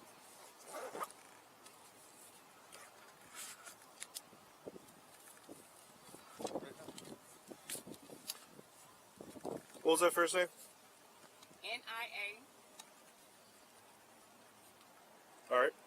Last name M-C-L-I-N-E-L. Military wife defends husband as sovereign citizen. clashes with Judge Webster in courtroom battle. A military wife takes a bold stand to defend her husband's rights as a self-declared sovereign citizen in a fiery exchange with Judge Webster. In this intense courtroom confrontation, she argues passionately against the system on her husband's behalf, challenging legal norms and sparking a powerful discussion about sovereignty, justice, and military family loyalty. Watch this gripping encounter and weigh in with your thoughts on the boundaries between personal beliefs and legal authority. For a Johnson, do I have a Johnson? Yes, you do. I am Danny? here. Can you hear me? Yes, but you're not the Johnson I was looking for, but I will take your case up. I have a couple. I have a Danny Johnson, and well, don't I have her on here? Oh, she's Stasha Carter. Do you go by Johnson also? Okay, so I'm here for Danny Johnson. Oh, are you the attorney? I'm a representative for him. Oh, snap. She's acting as the representative, not the actual person or an attorney. What does that mean? That means I'm his wife, and we sent documentation. Are you an attorney? I'm an attorney, in fact. You're not an attorney at law? No. Okay. So when you say you're an attorney, in fact, you're not an attorney, but you're here on his behalf as a citizen. Is that No, right? I'm not a citizen. I'm not a citizen. But let me state for the record, Mr. Johnson is under doctor's care. He's in recovery. We sent the documentation over to the courts to show that, to show proof of that. We also reserve our rights to any and all reproduction or distributing of videos on social media platform. And we request the matter to be rescheduled at a later time when he can get through his recovery period. All right. Mr. Johnson failed to appear at his first appearance, February 27, 2024. August 13th, 2024, he appeared. We took formal first appearance. He entered a not guilty plea. Actually, he objected, I think, to just about everything that we did. He was argumentative, disrespectful, interfered with court proceedings. I believe Your Honor, I think he was stop. You don't have any standing here today, Miss Carter, because you're not his lawyer. You're not him. I'm not Miss Carter. I'm not Miss Carter. Then why does your screen say Sasha Carter? That's what it says, but I'm not Miss Carter. And it says, Who are you? Who are you? Before I disconnect you from these proceedings, because you don't have standing to be here. What's your name? Well, again, Mr. Johnson is under Dr. Do you want to tell me your name? He's here. I've already gave you my name, ma'am. I'm his wife. Say it again, because I must have missed it. What's your name? Miss Johnson. What's your first name? Nicole. How do you spell that, please? Nicole.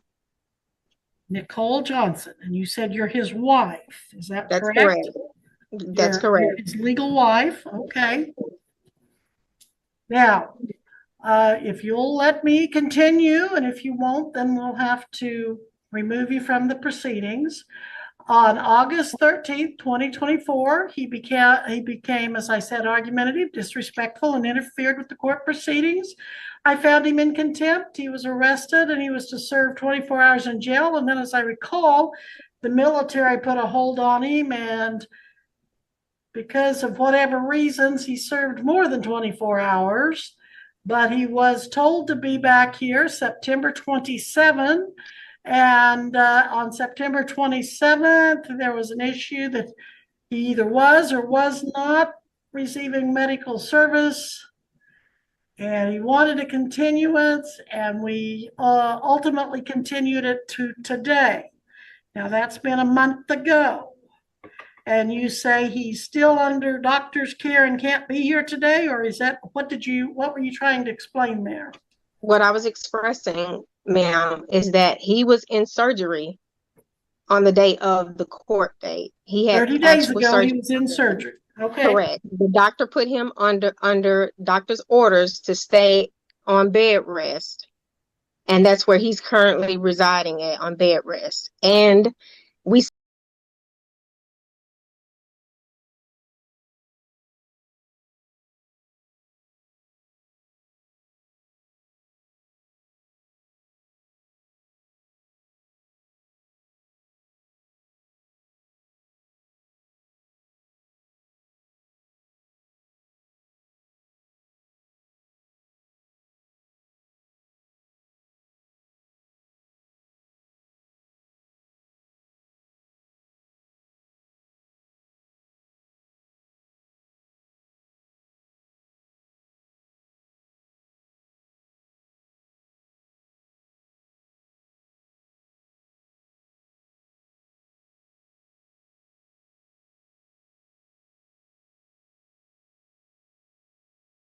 sent in the documentation to the courts and the doctor. The doctor notified the courts that he's not to appear because he can't travel and he can't fly due to his surgery. And we've made it clear to him that he can appear by Zoom. So I'm going to issue a bench warrant, bond forfeiture. Hold on one second, ma'am, because he is here. He can hear you, but it's put him on here. Oh, he's on here, but he's in a recovery bed, ma'am, and it's a violation of his rights, his HIPAA rights, to be shown and be broadcasted all across social media as far as bench warrant, bond forfeiture, no bond, hold. Ms. Wesley. Oh, now do you want to be on here, sir?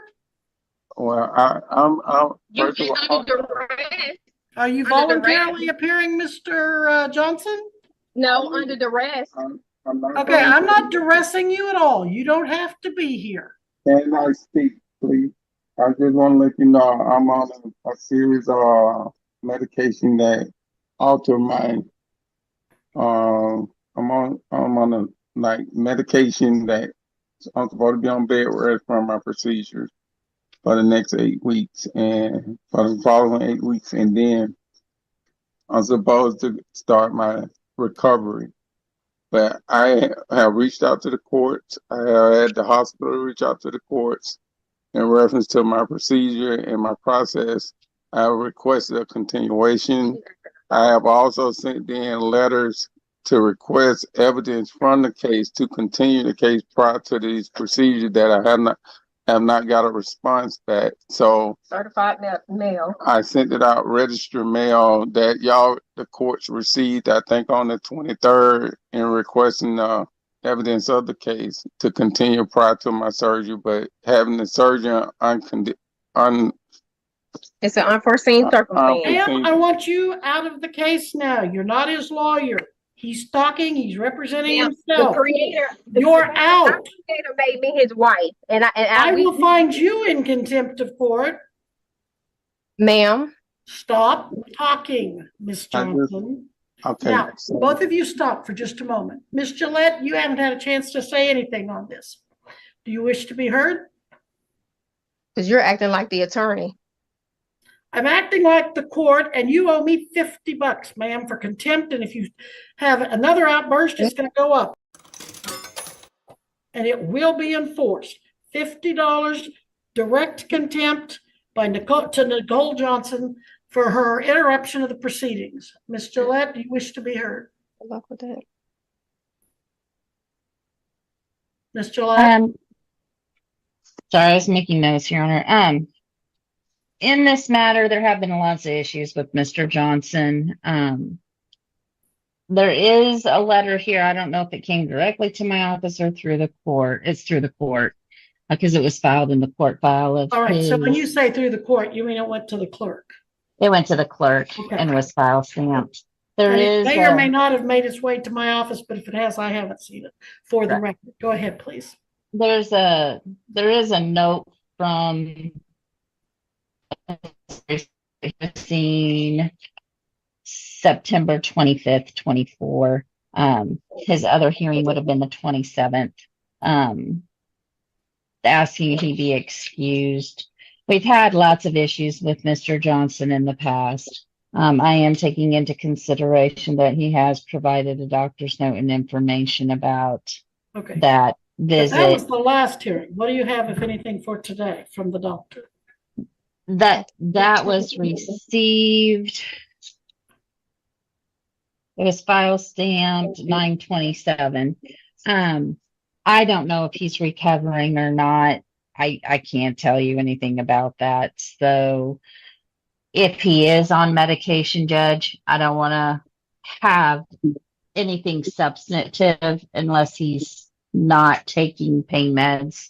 So I would move it over to November for him to be here, present, and he needs to understand that attorneys can speak for individuals, but not family members unless there's some You won't be released in November, ma'am. Ma'am. $100 fine or for contempt against Miss Johnson. Okay, now, Mr. Carter, you may speak. Yes, sir. Now, if you're Ma'am, do you even know who you're talking to, ma'am? Because you're calling all these names. Which name? Who are you speaking to?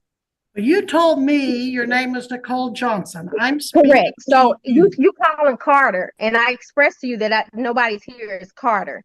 Well, don't have to put Carter on your screen if you're not Carter. Ma'am, we made the point to be here in court today, ma'am. And that's under the unforeseen circumstance. He's still all here. right, I'm going to end this talk. This court is over. Bench warrant if you don't stop and get out of it. If you don't want this bench warrant, you be out of this conversation and let me communicate with the defendant. Ma'am, obviously, Mr. Carter doesn't have any control over you. Okay, Mr. Carter, I'm going to have to end this court because the woman won't shut up. And I'm going to have to leave a bench warrant. If you can get her to shut up and stay out of the conversation, you and I, sir, can have a hearing. Now, okay. How much time do you need this continued, Mr. Carter? The doctor can send over the information. I would request. Mr. Johnson, I'm sorry, Missy, can you get that? Hey, I'm trying to explain to you. The doctor told me it's going to be 3 to 6 months for my recovery. 3 to 6 months for your recovery. I had a T10, T11 procedure. So it's a middle back procedure. Like I said, I haven't even started physical therapy yet. Do you have an attorney, or would you be willing to take a court-appointed attorney? As far as the attorney, all I would coming to do is, because I'm on medication, I don't want the court hold anything against me that I may say due to the type of medication I'm on. And two is the fact that I am requesting a continuation.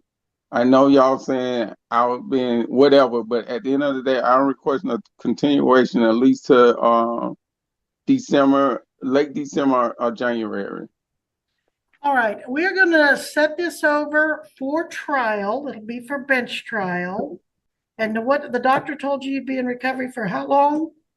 I'll be 3 to 6 months for recovery. So this is October, November, December, January. I will continue this. Missy, what do we have mid to late January? January. Very ethical. Is that month that is really challenging? Yeah, but we do have January 31st at 11 available. All right, January 31st will be your bench trial. Now, did I understand that someone did receive something from his doctor today or recently? Ms. Gillette, you were talking about something from a month ago. What time? Yes, it was filed September 27th. It said he had surgery. Yeah, that we continued that hearing based on that letter. We continued it to today. But has anybody seen anything more recently? No. I think the wife was reading something that said he couldn't travel, but I don't think it said anything about appearing by Zoom. I think it just said he couldn't travel or appear in that fashion. But that's what we need to make sure come January, that the doctor understands this can all be done by Zoom. And again, Mr. Johnson, would you consider appointment of an attorney to represent you? Not at this moment, Your Honor. Like I said, I'm on medication. Well, an attorney could sure help you navigate through this court system. I understand you wanted to represent yourself, but the attorney could sure help you. I don't need an attorney at this moment. All right, we'll document that for the record, Ms. Gillette, in the journal entry that he still does not want an attorney. That we are continuing this again at the defendant's request for medical reasons to January 31st, 11 a.m. Now that's going to be for bench trial, so keep that in mind. The state will have their witnesses ready, and if you have any witnesses, you'll need to have them ready. Hopefully, you won't be under medications January 31st or in any situation that's going to affect that. But I won't issue the bench warrant. Nicole Johnson does owe me $100, or she owes the court $100. I'm going to give her 10 days to pay that. If she doesn't pay it, then she's going to face more contempt. That payment needs to be paid, Ms. Johnson, to the clerk of the district court. And that is in Eureka, Kansas at 311 North Main. And make sure you put on there contempt for case number GW 2024 TR22. And put on there that it's for payment for direct contempt of Nicole Johnson for continued, well, you won't have to put on there other than for contempt. But I do want the rest of it put in the journal entry, Ms. Gillette. Well, if somebody tries to defend themselves as contempt or exercise their rights as contempt. Ma'am, you don't have any rights in this hearing today. I do. I'm not a citizen, ma'am. I don't care what you consider yourself. You do not have any right to come into any court of law and start interrupting and delaying the procedures and absolutely deliberately and intentionally disobeying what the court instructs you.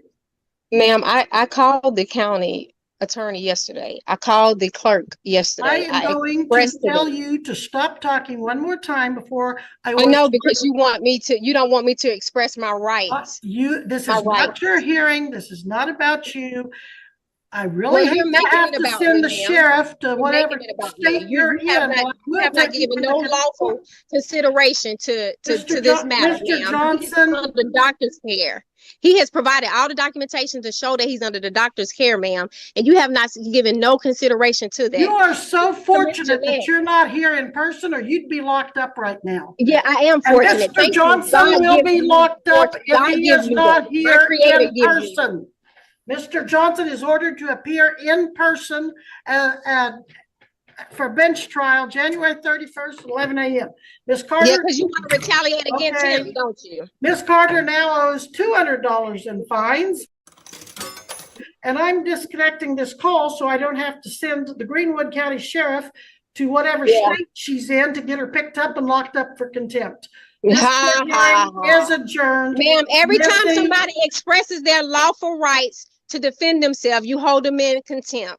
Why is that? You are a judge. You are compelled to provide protection for we the people. You acting as an attorney, giving advice to people, bringing people down, and he's in a situation to where he's under doctor's orders. It's a shame that you still wanted him to present himself under the doctor's orders of bed rest and medication before the court. Put the camera on yourself when you talk to me, Ms. Carter, and you or can Ms. turn it out Johnson. across social media, and you can talk down on them, and you can make money off of it because you go and you spread it, and then you get up all these views. Put the camera on yourself if you want to tell me off, Miss Johnson. I can put the camera where I want to. That's my legal right, ma'am. You are to appear. I will send the orders for you to appear personally because you're going to serve some time for this disrespect. Miss Johnson. It's disrespect with what you having him do on camera. Disconnect her. This court hearing is adjourned. Yeah, disconnect yourself because you're unlocked. What we've got here is failure to communicate. In the end, this is a troubling story of a military couple both self-declared sovereign citizens who took their beliefs to extremes in the courtroom. The wife nearly ended up in jail, receiving 2 contempt charges totaling $200, while the husband continued to assert his military status. It's both shocking and embarrassing to witness such ideology intersecting with military values in this way.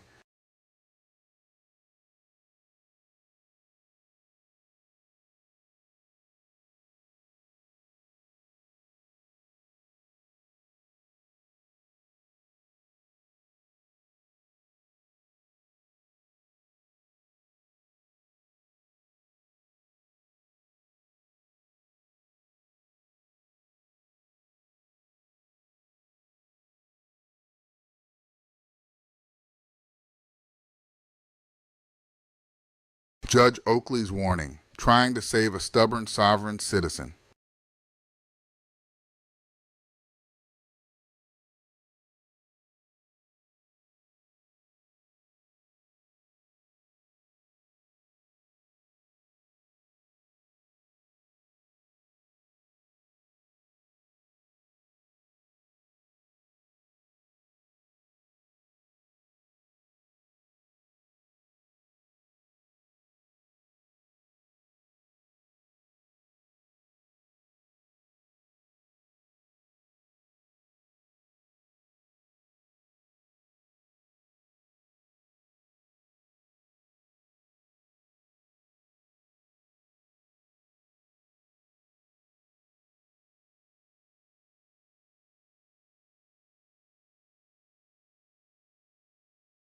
In this intense courtroom showdown, Judge Oakley tries to reason with a sovereign citizen who refuses to acknowledge the legal system.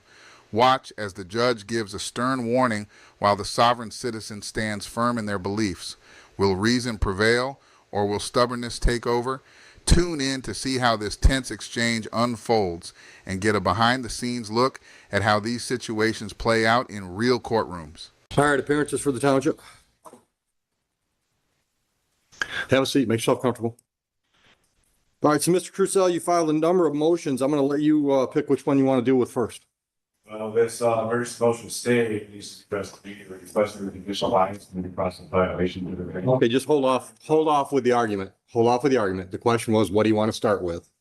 Okay, so you filed something Friday. I took a quick look at it today. Is that any different than the motion to stay that you filed previously? This is just bringing the fact that all the motions I have filed. Is that a yes or no, Mr. Crucell? Well, it's covering all the additional lines. Okay, listen to my question. Is it any different than the last motion to stay proceedings you filed? Okay, just give me what you've added since the last one, because this one I haven't had a chance to read fully. The first one I read fully. I just have a mistake straight to me telling you didn't give a shit about what I had to say. Okay, hold on. Mr. Crucell, this is going to be a very long day for you if you don't listen to my questions and answer my questions. That was in the original motion to stay proceedings. I've asked you to give me whatever's new in this motion. New stuff covers Judge Kenny Green telling me to sue the Secretary of State rather than addressing the due process violations in my case. Okay, stop right there. How does that lead to why this should be stopped today? All of this is stemming from where all of this should have been stopped a while ago. That's not the way it works. Mr. Crucell, hold on. Okay, that's the last time you're going to interrupt me today without a contempt of court charge. Is that clear? Is that clear? She gets me this entire time. No one has made her answer that. One more word, and it's contempt of court. It's $100 a contempt, and if I get totally fed up with it, then I'm putting you in jail. Okay? Just because she and I happen to agree on the law as it applies to your case doesn't mean we're in collusion. It's possible that you're wrong. At least accept the possibility that she and I have the same opinion about something. That doesn't mean we're colluding. You understand that concept? Do you understand that concept? I am impartial. I've been trying to save you. Just because I agree with the prosecutor doesn't mean I'm against you. It just means I agree with the prosecutor. So it means if you're agreeing with that, that definitely means that you guys are lying against us. So that means in any case, when I buy the arguments from one side, that means I'm colluding against the other. You're agreeing. Yes or no, Mr. Crucell? No, you have to answer my question. Contempt number one, $100. Answer my question. Every time I rule in favor of one side, does that mean I'm colluding against the other? Yes or no? $200. Yes or no? Because I can do this all damn day. And when I get tired of this game, then I tell them to put you in custody because it's contempt of court, criminal contempt in my view. Yes. It is. All right. So now, any argument you make from there, I'm going to deny because that's an unreasonable position you're taking. Judges, by definition, have to decide in favor of one party or the other. That's what we do. When you made that statement, you were making. What statement is that? It was. I thought we were talking about Judge Green's SOS statement. When you made the statement that you were setting aside my regular travel, saying that you're saying that the prosecutor, the township, and his court all see things the same way, setting that aside, not even allowing me to make my argument. So you were aligning yourself with the prosecution on the argument of my point and setting it aside on what you were doing. Mr. Crucell, what I was doing was aligning myself with the law as I see it and interpret it. Stop. You can't just shake your head. You don't just disagree with me and move on. If you don't like a ruling from a judge, you have to appeal that ruling. You don't keep arguing with the ruling. That's not the way the process works. Listen, brother, listen. I have tried to save you from yourself. If you remember the first time you were in my courtroom, I tried to get you to see things the way the process was going to move forward. Because, dude, this process is going forward the way I want it to move forward. You might not like that, but I'm in charge of the courtroom. And at the end of the day, if you don't like anything I do, you can appeal me. That's why they have circuit courts. But I'm not going to let you make this a dog and pony show, especially when we've got jurors here.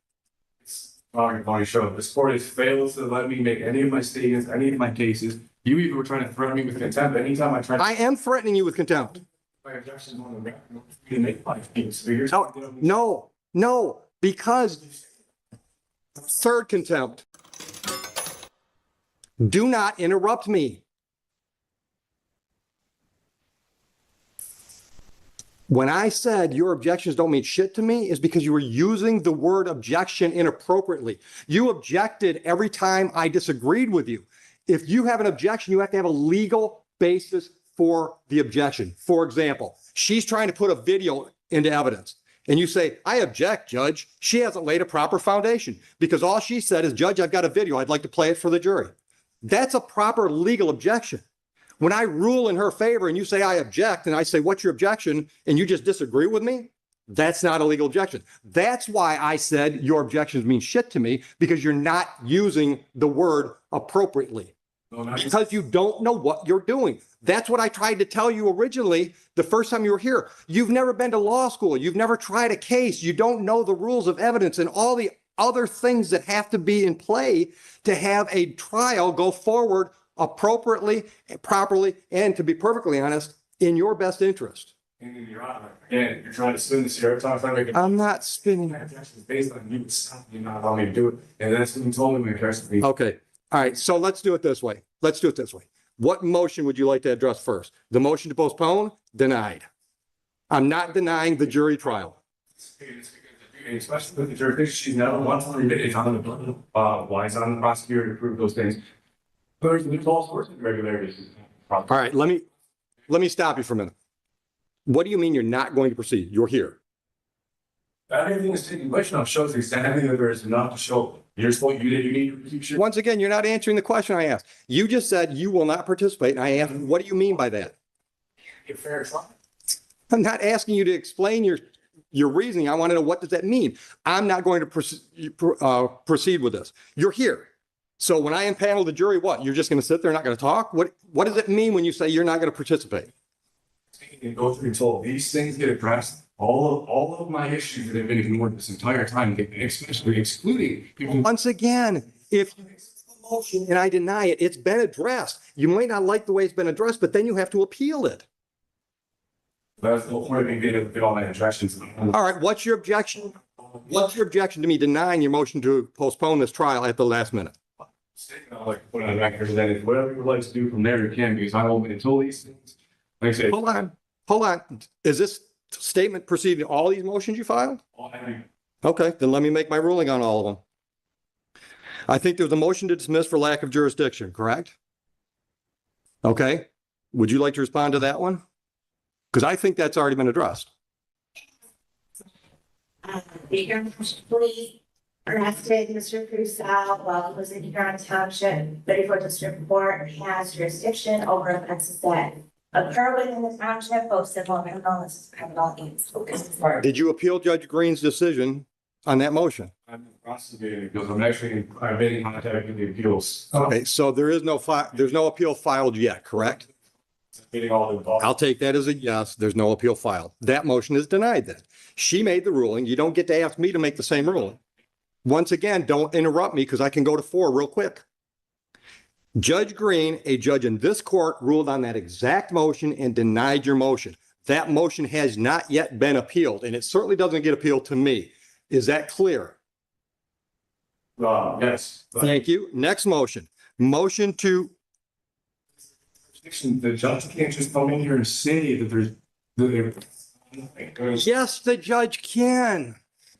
Listen to me. Then appeal her to circuit court. This guy has no idea what he's gotten himself into. Rejecting a lawyer and sticking to his sovereign citizen ideology is definitely not going to work in his favor. A judge made a ruling. You don't get to keep arguing that same motion. All she said was that Judge Martin was setting aside and that I should go sue the Secretary of State. The things that she's claiming and saying were never said to me. And anybody, I have all the recordings, they were submitted to the court. These things were never said to me. And then she comes in here and makes these accusations and saying that the judge said this, the judge said that. Fine, then I'll say the same. I'll say the same thing to you. Listen to me. Here, on your motion to dismiss for lack of jurisdiction, denied. By me, you can appeal me. Because the reason she stated, the township of Huron issued you a citation. This court has jurisdiction over citations issued by the township of Huron. So for that reason, I'm prepared to move forward and adjudicate that citation. Is that clear enough so you can appeal my decision? Fine. Okay. Next one up is motion to reconsider for bias and judicial misconduct. Denied. Would you like me to clarify that in any way? Yes, absolutely. Okay. Okay. Then guess what? The Court of Appeals can overturn me because I'm not biased to you.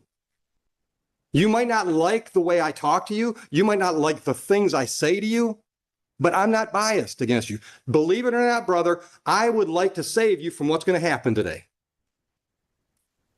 I really would. Because here's my dude, let me talk. You have turned what should be a fairly minor misdemeanor and civil infraction situation into a huge mess. I don't think it's going to end well for you. I tried to save you from that the first day you were here when I tried to convince you to have some conversation with a court-appointed attorney, and you didn't want to do all that.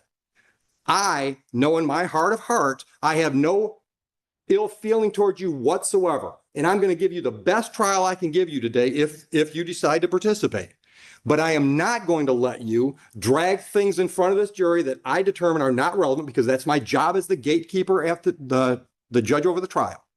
I'm not going to let you get into a bunch of arguments that I think are just going to cloud issues if I don't think they're relevant. That's my job as the judge, not because I don't like Mr. Crusoe. It's because my job as a judge is to run this trial efficiently and effectively.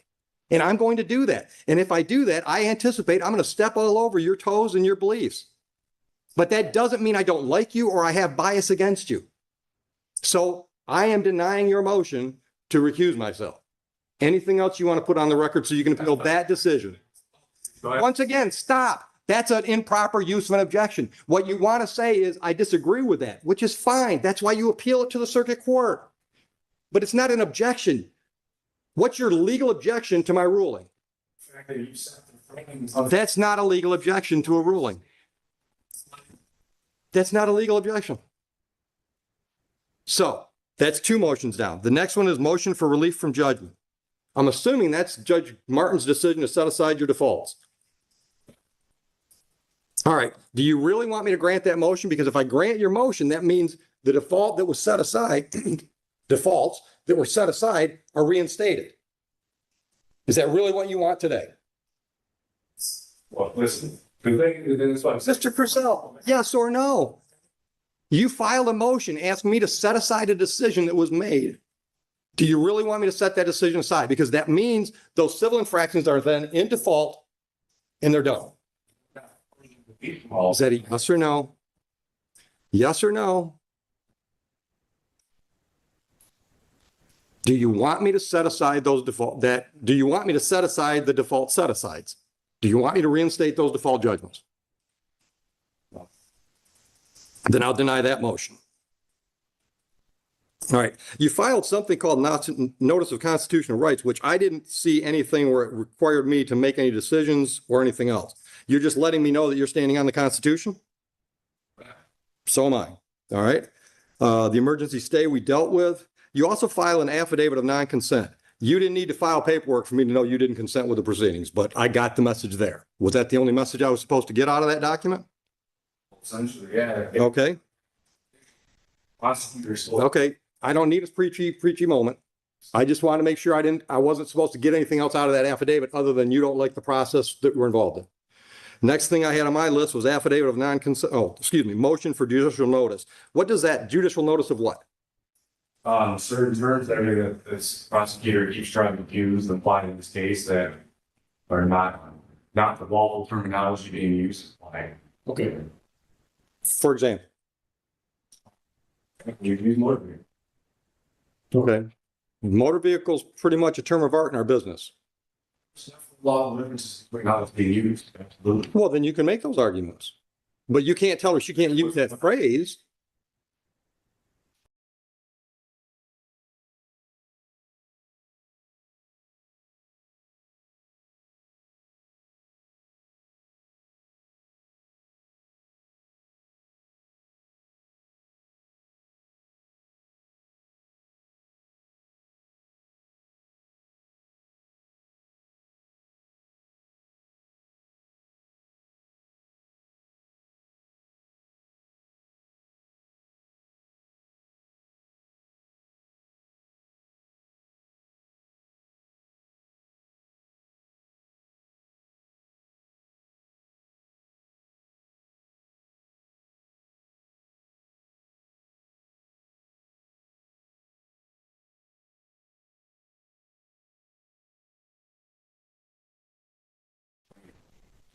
Yeah, but I'm not the trier of fact. So if you want to make an argument to the jury that her use of the term motor vehicle is improper, you can make that argument. Is that what you're concerned about? Is you're not going to be able to make the argument? Yes. You get what stuff on the record? Filings. Well, I can guarantee you're not getting all these filings on the record because the jury has no reason to know about all your motions. All of this has to go. Everything's taking place. No. Exactly. No, that's not the way it works, Mr. Cazell. No, Mr. Cazell. All right, listen, brother, listen. You don't get to tell me what my job is. I've been doing it for 25 years. Listen. Well, then that's why they have appellate courts for the fourth or fifth time. I decide what this jury gets to see today. I decide. That is, by definition, the role of the judge at a jury trial. I get to decide what goes in front of that jury. If you don't like the decisions I make, you appeal those decisions. That's the way it works. What this jury has to decide today is whether or not you violated the township ordinance on that date. Hold on. None of these legal arguments about whether or not I should recuse myself or whether or not you notice me up for constitutional rights, none of that has to go to that jury. And none of it's going to. And that's why they should have tried in my emergency motion to stop this. I already ruled on that. Certain back acknowledge my motions for my next travel. Nothing to do. Once again, I'm not trying to, I'm doing my function as a gatekeeper for a jury trial. I'm deciding what's relevant and what's not. And you can disagree with me that all day long. But we're going to do it, once again, we're going to do it my way. You can appeal me. I've been appealed before. I'll probably be appealed before I retire again. It's okay. That's the way the process is set up. I encourage you to appeal me. All right? I am open-minded enough to think that perhaps my mindset about your whole travel, whole thing, maybe that's all wrong. So a circuit court judge can tell me I'm wrong. But so far, and I've ruled this way a number of times on the traveling issue, nobody's ever appealed me to lead to a circuit court judge to tell me I'm wrong. But I'm open to that idea. Maybe that's it. Well, you just keep, each judge has done the same thing. They just keep setting it aside and acting like it doesn't even exist, not allowing me to make my case, which is violating my rights to be able to produce my case in my end. What's your case that traveling doesn't mean operating? I was having the fact that this court's violated my due process rights in every way, the judicial bias and the fact. All right, then appeal me. But today we're having a jury trial. An unlawful jury trial, and I think that late statement I need to get on the record. Right, but hold on a minute. Once again, I want to know what that means. You're not participating. Not participate in a jury in a trial where there's clear bias in this court against it. Okay. It violates my rights to a fair trial. 100%. And you want to keep overlooking. No, I know they make to you seem like they're not a big deal, and no, your rights are a really big deal. Obviously not, because if you can sit there and say that the things that are happening, the things you're saying, and just try to give these excuses, I just because I'm proof on this, you are aligning yourself with the prosecutor on my right to trial, completely setting aside, not allowing me. Mr. Crucell, no, I'm not. Listen to me. No, it's not. Listen to me. Listen to me. She could step out of the room, and I still think your travel argument is bullshit. Traveling. The right to travel was when you did it by Shanks Mare. Then appeal me. That's my decision. Appeal me. When you're driving a motorized vehicle or traveling in a motorized vehicle, that brings all those ordinances into play. That's my legal ruling. Appeal it. I encourage you to do that. But that whole traveling argument, dude, I've been through that argument a whole lot more than you have. Trust me, in the last 25 years, I've had that argument a lot. Traveling as you try to apply it meant you could not be stopped by the government from walking from one venue to another. But when we got motorized, then the rules kicked in.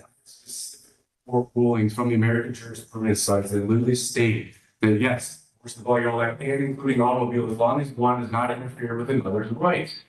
And this is something that's been established to be secure. Then appeal me. Take that precedent and appeal me. As well.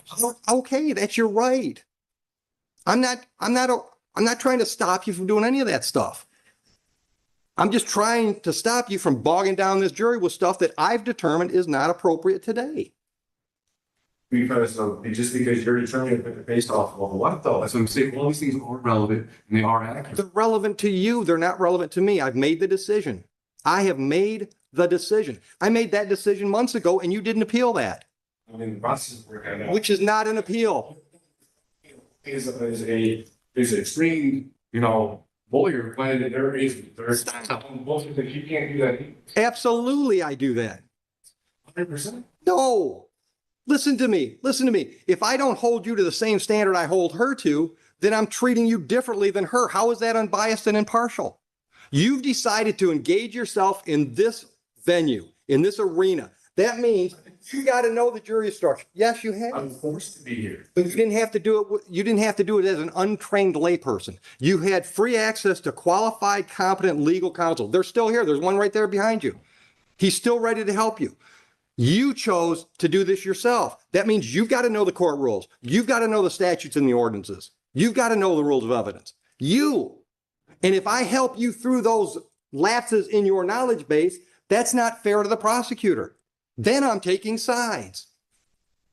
And now I'm not going to let her walk all over you and try to trick you because you don't know some of those rules and statutes.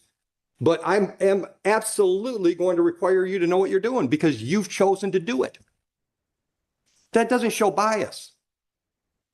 That shows impartiality. There is no impartial anything. And I have the. Once again, Mr. Crucell, that's your opinion. No, it's your interpretation of the facts. So you have to appeal my decisions. And look, dude, the fact that you're not in a jail cell right now shows how impartial I am.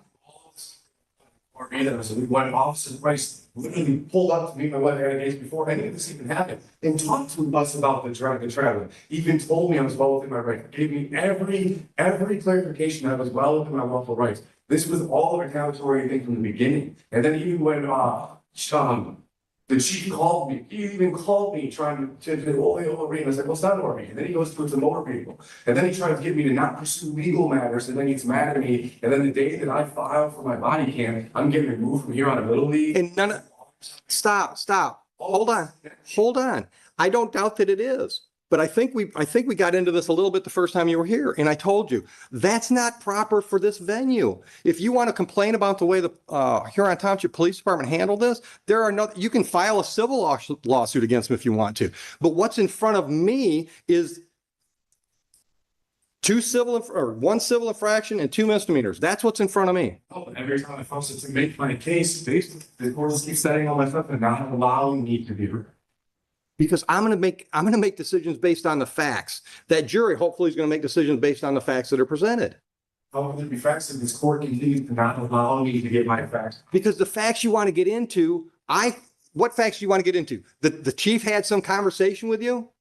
It's not even just that. I mean, well, yeah, regardless, I have all of that to cover too. The fact that my defense, based off what I was doing, I didn't have to produce any of that. It just keeps all just thrown aside. Every single and just not even trying to acknowledge any of it. So hold on. I don't understand. Hold on. You want to be able to testify to this jury? No, it's not. I'm not testifying. That's what I'm saying. It's the amount of judicial bias in this case. I'm done hearing about bias. You need to appeal me. I don't feel I have bias. Well, I don't feel that I will have a fair trial here with everything that's been taking place by the final policy. Why did we? And I've denied all these things. Well, of course you can deny it. Again, showing again that this. Once again, Mr. Cruzel, just because I disagree with you doesn't mean I'm biased against you. Maybe I just think you're wrong. Is it possible we could have a difference of opinion? Tina Green told me that she was just dying housing myself because the Secretary of State will make sure I do this. Isn't a big deal. Right? Showing. I'm not going to. It's no impartial sport here. I've never brought a Secretary of State, have I? So this is where this all stems from. These are the things I've been trying to get noticed. This and talked about. What do you want getting noticed that we're not getting noticed? The fact that this is collusion and it is not collusion. What? All right, listen. What are you going to do today? Because I'm ready to bring the jury, and I've denied all. Stop! I've denied all your motions. I'm ready to set the trial. Are you not going to be here? Again, Your Honor, hasn't established nothing is even put in here, right? And it's. Especially regarding the jurisdiction stuff. Once again, we're at $300 now. We're going to 4. I'm going to ask you the question again. I'm ready to call the jury. Are you going to leave? There's no way they're going to be fair trial. That didn't answer my question. I need to know how I'm going to proceed because we can have the trial if you just sit there. I'll just tell the jury you've decided to represent yourself and you might not say anything today. So that's the way you want to go with the trial. So it's against that. Okay. Everything is on the record. Okay. No, let's on the record as you feel they should be. I brought the sites I left the sites at home and bring up the person's jurisdiction. And hold on. Once again, I want to because he just walked in the room. Once again, I want to let you know there's a very competent, experienced legal attorney here, defense attorney here that's more than willing to help you with this if you want his help. Well, the sport actually who is supposed to be. And that ain't gonna happen. Anybody showing you were supposed to recuse yourself. It's in the book. And I don't think I've shown bias. That's what we keep. Once again, you and I disagree. That's okay. That's America. You have to appeal me. You don't just keep to argue. You don't get to argue the same thing over and over and over until I agree with you. That's not going to happen. I know I am not biased towards you. I also know that your ideas of how the law applies in mine are vastly different. But because I'm in the black robe and I'm in charge of this trial today, my ruling stands until a circuit court judge or some higher court tells me I'm wrong. That's just the reality of it. That's what I have to do. Because this court's not going to rule it the way it's supposed to. I'm not going to stand by your jurisdiction. Not by your definition, I'm not. The Secretary of State and Attorney General and to you, I've never heard anything. I don't even know if you're lawfully allowed to concede it. You can say that again. It's been proven on the record. No, it doesn't need to be proven on the record. Show me a statute or a court rule in Michigan that says I got to prove that. Statute, Michigan statute or Michigan court rule says I've got to do that. I have it in there. My father was in this motion. So You're such a great legal scholar. MCL 168.420 and MCL 168.467 mandates that the judge must file with the state, and you provide it when asked. That is what you have to ensure. Okay, then I don't have it. You can file that motion to dismiss with the circuit court. But we're having a trial today. We're going to have Bob Williams participate in a trial that's going to be impartial against them, right? It's going to be completely. There is no impartiality that is supposed to be here. There cannot be a fair trial for all of the amounts of evidence that they have. Okay. Anything else you want to put on the record before I call the jury in? Yeah, lengthy statement I would love to put on the record before we get. How lengthy? Go ahead. Just so you know, you're putting this on the record. You're putting this on the record. I'm not listening. Showcase the record. Your Honor, Judge Oak, I respectfully assert that this court has failed to motions by the files of the case. Yeah, well down so she can make right. Thank you. I respectfully assert that this court has failed to address the critical motions I have filed in this case, including a motion to dismiss for lack of jurisdiction, a motion to recuse for bias, and a motion for relief from judgment. These motions have raised significant concerns about the court's jurisdiction, judicial bias, and violations of due process under both the Michigan Constitution and the U.S. Constitution, particularly the 5th and 14th Amendments. I have also submitted affidavits and motions, including an affidavit of truth and an affidavit of rebuttal regarding the traffic stop by Officer Merrill, which is connected to this case on August 21st, 2023. Citation number 24HR-101-430, which this court also ignored. These documents directly challenge the jurisdiction of the state in this court, and failure to address them constitute a violation of due process rights. Additionally, I have filed an affidavit of not consent, a motion for judicial notice, a motion for clarification of accuser, none of which may now outside the court. In Marbury v. Madison 5 U.S. 137, the U.S. Supreme Court clearly established that any law repugnant to the Constitution is void. I believe the action or lack thereof was supported by fundamental constitutional principles. In Murdoch versus sovereign citizens often misuse the Constitution by taking it out of context. For example, they frequently cite Penn versus Murdoch, which has nothing to do with the right to travel. It's actually about taxes and religious freedoms, with no mention of cars. Remember, automobiles didn't exist when the Constitution was written, so the right to travel doesn't imply a right to drive. While the Constitution does protect the right to travel, it refers to the ability to move freely between states without a state denying entry or imposing a fee. Sovereign citizens often distort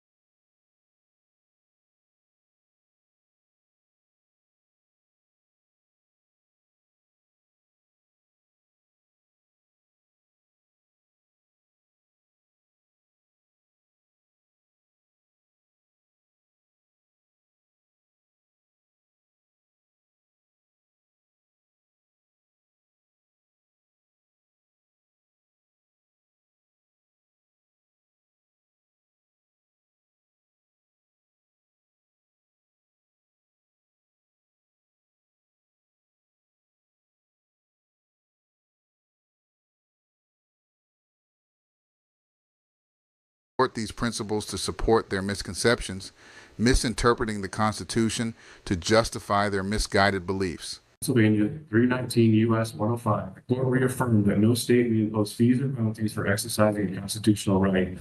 And Thompson v. Smith 155 reinforced that the fundamental right to travel freely without undue interference. Additionally, Title 5 U.S.C. 556D, 557, and 706 require that any judicial or administrative proceeding be fair, free from bias, and based on factual evidence.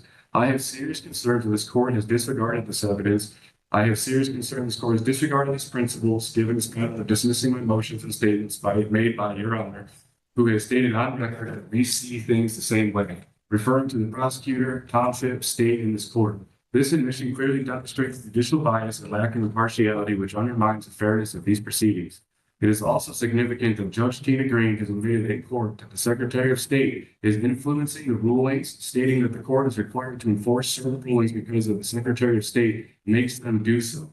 This further demonstrates that this court is not acting as an impartial judicial body, but is enforcing motor vehicle codes other rulings based on external directives rather than applying the law independently. The Secretary of State is an executive branch agency, and his influence over judicial proceedings is a violation of the separation of powers and the constitutional right to an independent, fair trial. Furthermore, there is clear evidence of collusion between sport, prosecutor, Huron Township, including the Huron Township Police Department. I have submitted body cam footage highlighting violations of department policies by several officers, including Officer Merrill, Officer Sysai, Officer Smith, and Chief Everett Robbins. These violations occurred even after Sergeant Price confirmed that my activities were lawful. Yet this court continues to overlook these crucial facts. Officer Merrill's traffic stops of both myself and my wife are connected to the ongoing retaliation against me and my family, which has compounded the bias and misconduct in this case. Additionally, I have requested Your Honor's oath of office through an affidavit of fact, registration statement, demand request pursuant to the Foreign Agent Registration Act of 1938, and anti-bribery statement request, and I have received no response. This lack of response raises further questions about the legitimacy and legal standing of this court. Moreover, Judge Lisa Norton issued an unsigned default order without jurisdiction or court seal, and during court proceedings, she admitted she did not understand the sui juris. These actions reflect further incompetence and violations of due process. I must also address the township's deliberate attempt to mislabel my private automobile as an off-road vehicle under local ordinance to circumvent my constitutional right to travel. This mislabeling is an attempt to subject me to commercial regulations that do not apply to private, non-commercial travel. This ORV ordinance was never intended for law public roads. Under the Clearfield Trust Code, verse United States 318 U.S. 363, when government entities operate in commercial capacity, they lose sovereign immunity and are subject to the same legal standards as private corporations. The court's actions, including the misapplication of commercial motor vehicle codes, further demonstrate its commercial interest in misinterpretation of the law. The supremacy clause of the U.S. Constitution, Article 6, Paragraph 2, mandates that this court is bound by the Constitution, which is the supreme law of the land. This court, however, continues to proceed without regard for constitutional protections, violating my rights at every stage of these proceedings. To continue under these circumstances would be a violation of my constitutional rights and an abuse of judicial power. I respectfully request that the court issue rulings on the pending motions, including the jurisdictional challenge, and immediately dismiss this case by citing overwhelming evidence of judicial misconduct, bias, and due process violations. So these issues remain ignored. I will see immediate appellate relief, hold all parties accountable, including Your Honor, Judge Martin, Judge Tina Green, Prosecutor Caitlin Margaret Foley, Officer Miro, Officer Sysai, Officer Smith, Chief Everett Robbins, and the Huron Township Police Department. I further assert that if this court continues to proceed under the presumption that I engaged in commerce, it must present evidence to substantiate its claim. Without such evidence, this court has no authority to enforce commercial motor vehicle codes or ORV ordinances upon me, and any further actions would be unconstitutional and unlawful. All right, here to court this report back in session. Bring the jurors in. Mr. Crucell, just so you understand the process, we're gonna do voir dire. Did you have a chance to talk about the iPad? No. Hold on a minute, Joe. Yeah, I told him I would go over it. Okay. I understand that's your position, but I'm still gonna explain things as they go. All right, I mean, I just want you to understand what's going on, so if you decide you want to jump in, you'll know where you're at. Understood? I'm not trying to talk you into participating. I'm just letting you know what's happening. I'm going to explain things as we go for you and them. You got that? I suppose I don't understand why I need to sit here and waste my time for an phone. Because if you leave, I'm going to ask you a bench warrant, and you're still going to have to deal with this down the road. At least this way, listen. Here, one of two things can happen today if we have the trial. Either they find you not guilty and you're done, then you can file all your grievances and stuff, or they find you guilty and you're just filing one more appeal. Well, instead of wasting everyone's time, You've already wasted their time because they're all here. They're all here. Well, that's why I filed these things weeks ago. These things should have been addressed before this process even took place. There's a scheduling issue that takes place too. So But hold on. Hold on. Don't interrupt.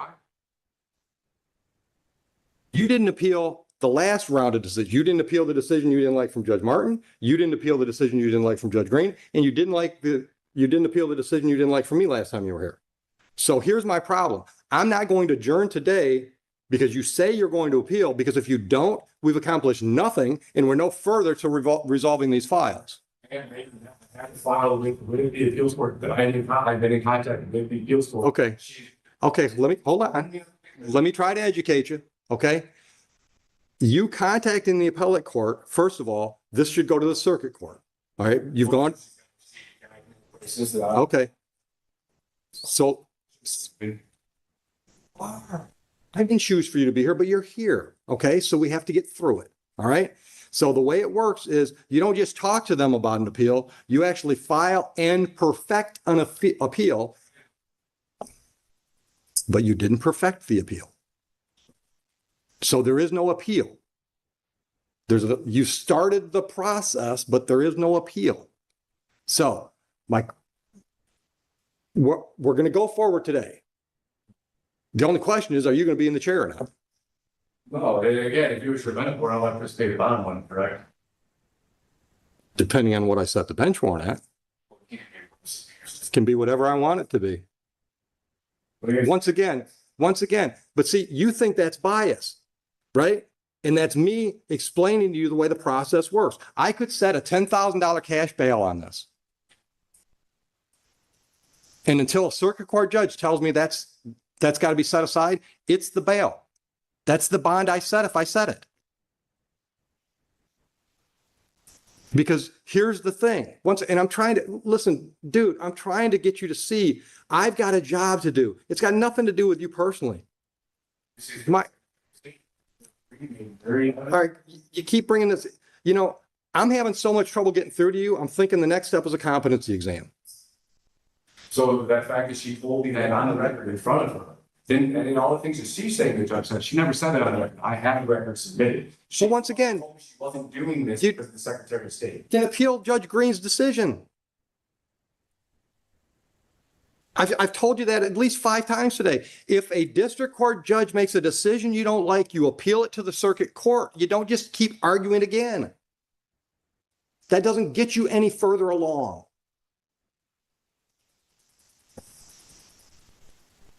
So if you don't participate today, if you just sit there, that's fine. We'll have a trial. You can jump in if you want to. You don't have to. I mean, in any criminal trial, the defendant doesn't have to do anything. But at each step of the game, I'm going to let you know what your options are. So for example, when we do voir dire, I'm going to ask questions of the prospective jurors. She's going to ask questions of the prospective jurors. You can ask if you want to. You don't have to. All right. When it's time to pick the jury, she has a certain number of challenges she can use. So do you. You don't have to exercise those challenges, but that's the way we pick the jury. Do you understand that process? Marcus is up and trying to get all this stuff established with the courts and the and I still have evidence that I'm trying to get from the township that they're using lead codes for that, which they did with the policy information that they and got them giving me the policy because they were trying to use lead stuff. Okay, stop right there. Hold on. Stop right there. Stop right there. That's something new evidence you're waiting for. What are you waiting for? This is where I haven't got it to even get to. No. Tell me what it is. What?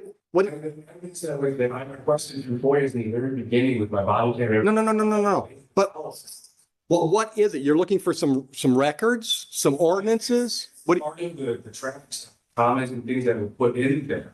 That hold on. In where? In the comments. You don't have police reports? Well, I do, but I found out that they withheld certain documents that when I filed my FOIA, they didn't give to me. And then upon doing more filing for more stuff, I uncovered that they withheld certain documents. Okay. That are getting the whole thing. Hold on, let me hear what you just say. Just hold on. Go ahead. Do you have any idea what he's talking about? He's bringing things from the south and you mean like the officer's personal notes? Had notes.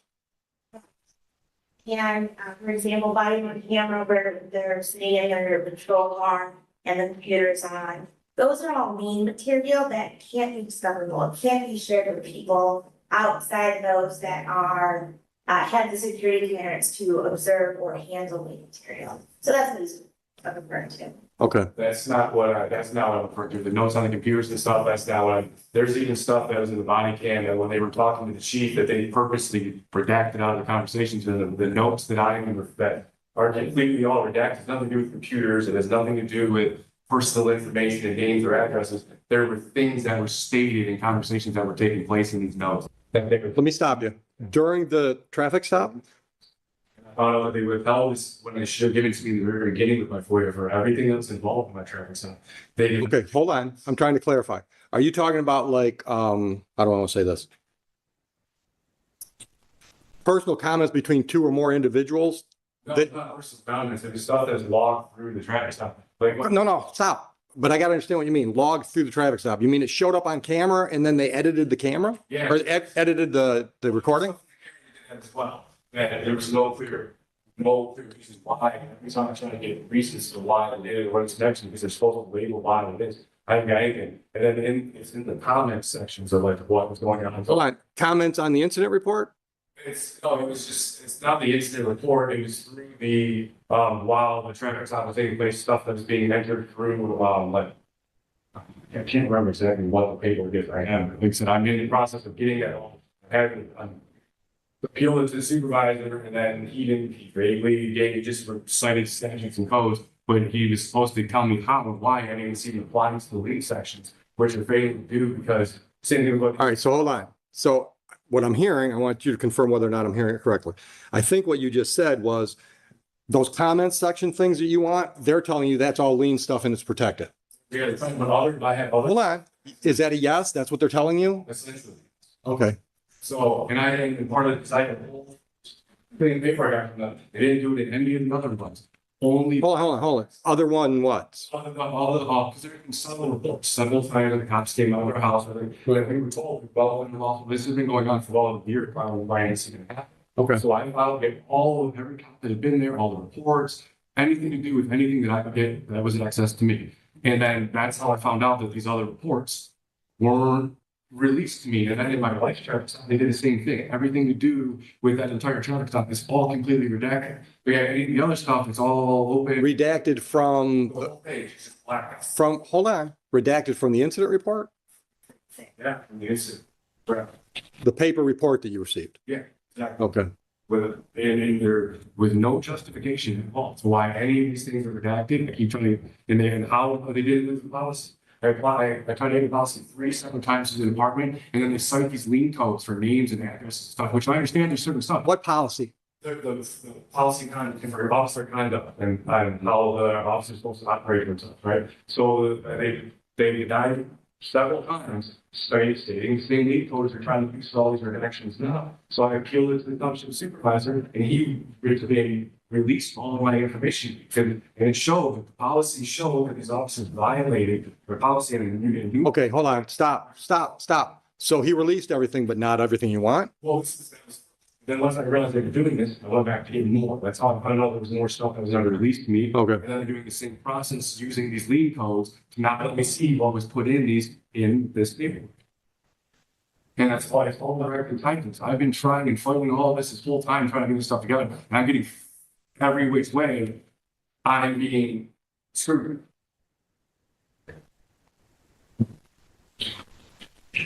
He's raising issues that concern me. Because now we're talking about discovery requests that are being partially fulfilled.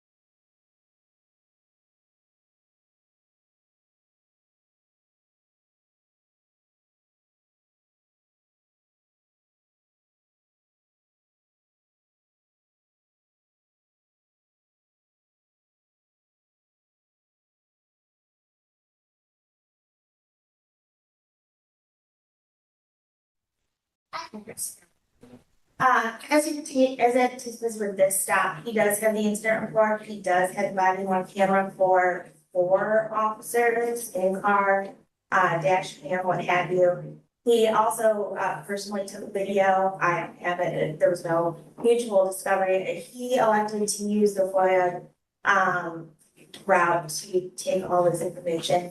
What he's referring to again is the CAD information where there is no material. None of that affects what the substance of the incident report or the body worn camera or anything of that effect. He's also talking about incidents that I think they were probably about the township attorney is dealing with it as opposed to the township prosecutor. There's probably about 20 different contacts that he has sought FOIAs through. So it's not just this incident. And what I suspect he's talking about where police may have came to his house or like a traffic stop or speeding ticket, there are no incident reports. Those are CAD notes. So that's probably why those are blacked out as opposed to this incident where a misdemeanor was attached and an incident report had you been.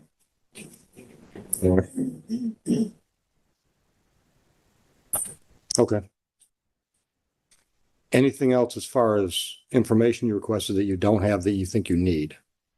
I mean, that's the base of it. I'm still actually, now that I've been having to really dig into stuff, I'm uncovering more. Now that I've been through the body cams, I have to file more to get more stuff unredacted because there is clear points in these conversations that were purposely redacted. It had nothing to do with clean information that they keep claiming. Same thing with these CAD notes she keeps referring to. That's not what I'm trying to get hold of. And I understand that there are things that they can redact through the lien code. These entire things that are, there's no way the entire pages and these comments and everything are all lien information. I know that. I've been told. How do you know? I've been told for Sergeant Price, things that are said in these personally about me and stuff like that are being redacted because it can be used showing the bias and everything, the retaliation against them. And I know for a fact what was said these things. That's why I know that being redacted is more than much to say. Okay. But Mr. Crisell, with all due respect, that all sounds like a civil lawsuit against the township. Well, yeah, this is my argument. I'm trying to bring into this court, but everything's just being keep getting. Because I'm not going to get into all that with a jury. But it goes directly to this, is what I'm saying, and that's why I've been trying to get all of this stuff answered before we even come to this point. I'm not going to let you get into all that with the jury. It's going to be confusing. We're going to go down rabbit holes. That's why what's because I need to be able to present my case to the fair. So this case goes back to February. We set this trial 2 months ago. You're right, but 2 months and 2 weeks. Trying to get the jurisdiction status, I'm trying to get the judicial bias stuff taken care of, all of these things that have not, that they just keep, it is what it is, being swept under the rug. Okay, hold on. Once again, I have to take offense to that. I'm not sweeping your judicial bias argument under the rug. I'm denying it. Without, I give it, yes. Okay, no, seriously. See, it doesn't matter what you have to say. If I'm determining bias, I know what my heart is. Now, you appeal that decision or you grieve me to the Judicial Grievance Commission, right? They can look at all your facts and say, well, Oakley, clear bias. But I don't have to hear all your arguments and see all your evidence to know I'm not biased. That's fine. I guess that's something that I have already started to do a process. I will be going down it. The more I look at it. Okay. So again, sir, it's 9:02. The jury's been here since, I'm assuming shortly after 8, some of them were showing up. Yeah, like I said, I cannot participate in something that I know is not, it is stacked against 100%. Well, once again, you think it's stacked against you just because you don't agree with the way things are going. Okay. So they're going to show that these things have to be established. That there has to be any. Then you see, bias, but that. Okay, stop. We're just hashing the same arguments again. If you're right, then you've got an automatic appeal if they convict you today.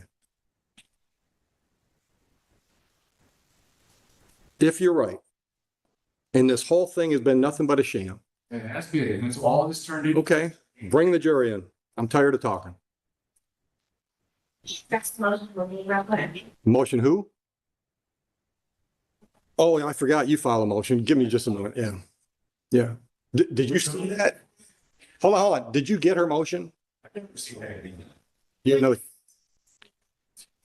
Just, you got a copy, you can just at least show him so he can see if he's seen it before. When did you send this to me? Last Tuesday along with my I have never seen this. Take a minute to look at it. Let's like to bring up for the record too that Hold on. Hey, hold on. Have you had a chance to look at what you just handed her? Okay, all right. So are you ready to argue that motion? Well, no, I had no time to prepare for anything next time. I've never seen that before, and Okay. it's just trying to keep me from being able to bring up all my valid arguments that are all applied to this. Once again, valid as you determine them, These advance to the case. as you say. And that's, and they're the same with the things they're trying to say, right? They have no evidence. Where's the evidence, right? Right, but I haven't ruled that anything she's trying to put in front of the jury is invalid. So my defense to my. Well, here, let's do it one at a time. She wants to stop you from saying anything about due process violations. Did you plan on telling the jury that your due process rights have been violated? All part of this case. Okay. Same thing with all the way to the traffic stop, all the way till now. Specifically, what were you going to tell them about your due process violations? Well, I don't have my defense completely in front of me because I'm trying to get all the other matters. I'm not ready for that. So, and I've never even seen it, so I can't even build up a defense to that. How was that provided to Mr. Crisell last week? Okay. I received his motion, or his $109 motions on Thursday, so it didn't give me much time to respond. I did send it in the mail, I dropped it off at the post office. And I didn't receive his most recent motion. That was filed Friday. Right. I sent a letter to someone else, so I know what you're saying. I mean, we've never got first last name. Never. All right, so here's what we're gonna do. If you decide to participate and present any evidence to the jury today, then if any of these A through E's come up, we'll deal with those as on a point by point basis. Understood? I'm not, sir, I'm telling you, you don't have to. She wants me to give you a blanket instruction right now that you can't talk about any of these things that are listed in this motion. I'm not going to do that. If you choose to present anything to the jury and one of these topics come up, she's going to stop me probably with an objection, say, Judge, could we talk about that? And then we'll talk about that. Item by item. Understood? All right. Anything else before we bring the jury in? You said you wanted to say something before the jury came in. I thought you said. Another key point to this, I filed for records requests in court, trying to get all my court hearings and everything and recordings. There's still one from the very first one from Judge Martin that is crucial to this case. They still have issues. How could it be crucial to the case today? Second rule in there, absolutely huge to all my whole. No, they're not. No, they're not. All of this. No, sir, everything started on February 3rd, 2024, when your tickets were issued. So anything. Let me answer. I'm trying to be patient, Mr. Crisell. Anything Judge Martin said at a hearing about those tickets after February 24th or February 3rd, 2024 would not affect the facts of what happened on February 3rd. Agreed?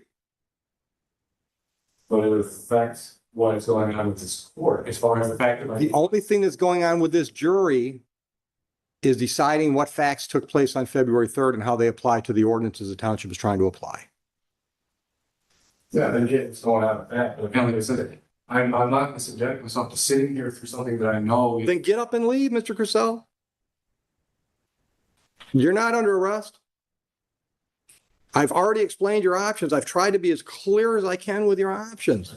Like I said, I will not participate in this. It was clear there's all sorts of stuff going on here that's great against me. I understand you feel that way, but I've got a trial scheduled today. Something's going to happen. Once again, if you get lucky, they find you not guilty and you're done with this stuff. Can I take a minute to figure out what I want to do with this? Absolutely. Oh, one thing I want to make clear. The civil infractions don't go to the jury. You understand that? That's a formal hearing. That's just between us. You understand that? We'll deal with that after the trial if we have a trial today. The misdemeanors will be in front of the jury. You understand that? Okay, take a minute. Make it quick, though. I hate to have the jury wait. Mr. Crisell, Yes. Mr. Bowditch is available. Doesn't cost you a thing just to get his opinion. All right. Bench strong, and I'll give him a whole freaking day. He can make all the arguments. Oh, that's true, yes, so, because I was gonna say we can do the opinion on that one. Yeah. So it'll be a special day. Okay. You know what Jeff's extension is in his office? Security.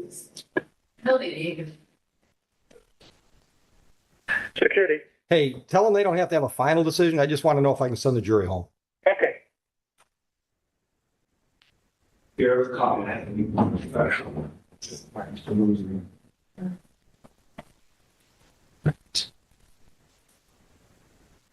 I got no problem giving you more time to talk, but if I'm letting the jury go, I just want to bring them in so I can talk to them and let them go. You can keep talking.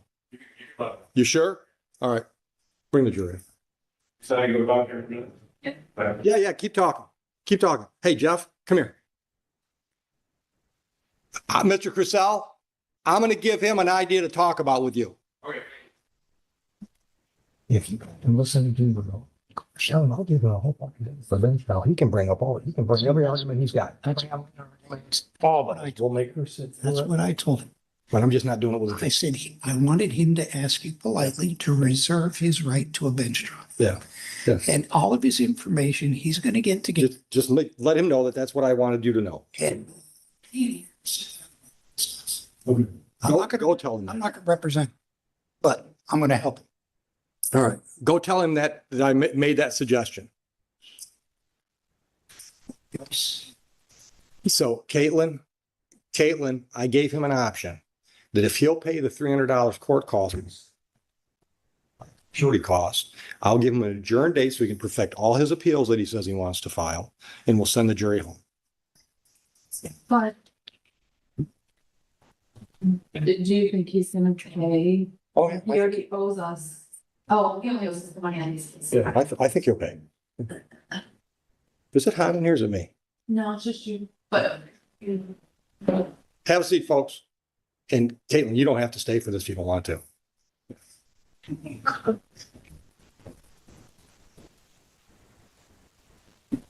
So were you last?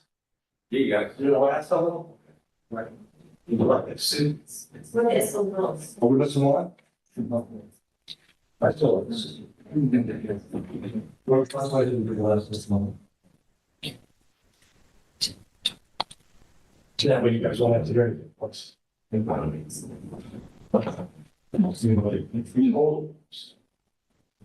Please. No. This guy will.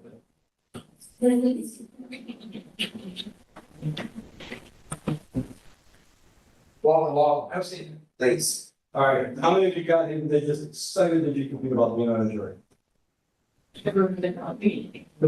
One person. You aren't gonna make them.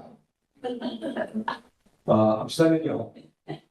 We're gonna pay you for being here, but I think it's $15, so that's part of it. But I just want to talk to you a little bit about what's going on. So, first of all, I want to thank you for being here, even the grumpy looking guy that don't really want to be here. But you showed up, okay, you showed up, you're doing your job. So the good news is, well, the good news is you get to go home if you want to. The good news too is that you served your jury duty for this year. You showed up, the fact that we're not putting your work is not on you, that's on us. Now, if the federal court sends you a notice, sure, fine, they don't care if you're here. Circuit court downtown, if you get another notice from us, really beautiful. Then you just say, hey, I was there on September 23rd today, right? September. Very nice. Okay, so that's good to go. If any, you need a piece of paper that shows you're actually here, maybe an employer that wants to make sure you show up where you're supposed to. Are we doing that at the kiosk or downstairs? Downstairs, that's right. Okay, so then go down to the cashier, just say, I need a letter to show I was here for jury. Other than that, I'll take you out right now unless anybody's got any questions I can answer. Yes, ma'am. Is there a possibility you will pay your son this week or? No. Anybody else? All right, once again, sincerely, thank you for showing up today. I hope that this gave you all a free day and you can do something fun.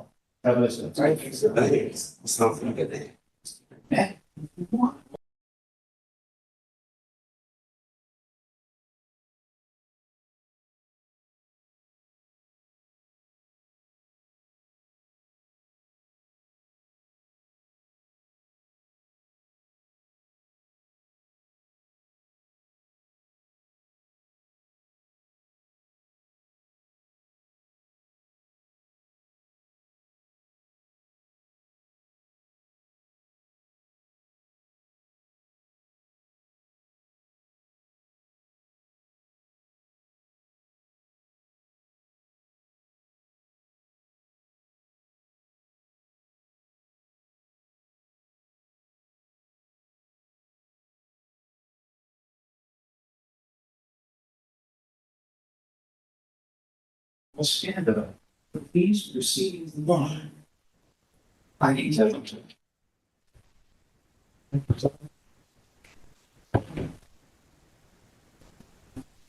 We should probably have Caitlin. Yeah, she's not.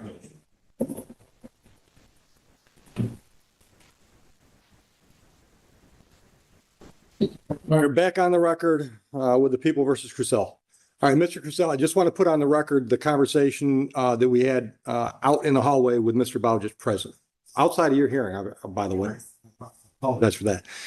But I filled you in. So you've agreed you're going to pay your $300 contempt charge. I put that in air quotes. I'm going to apply that towards the cost to pay this jury panel for being here today. Agreed? In exchange, we're going to pick a date, hopefully in the next 2 minutes. We're going to pick a date, put this back on our calendar down the road to give you plenty of chance to perfect your appeals, whatever you want to appeal. Agreed? Okay. All right, you can sit down. Okay. Now, but I have to say some other things. All right.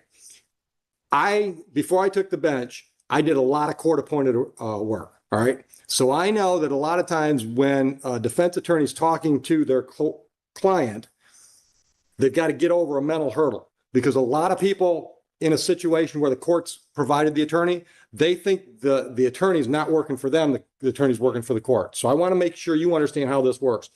Mr. Bowditch, although we've worked together for years, he doesn't work for me. Really, he doesn't even work at my pleasure. I suppose if all 3 judges in this court told the Michigan Indigent Defense Council Regional that he works for that we just don't want this guy in our courtroom anymore because he's just incompetent or whatever, they'd probably put him somewhere else.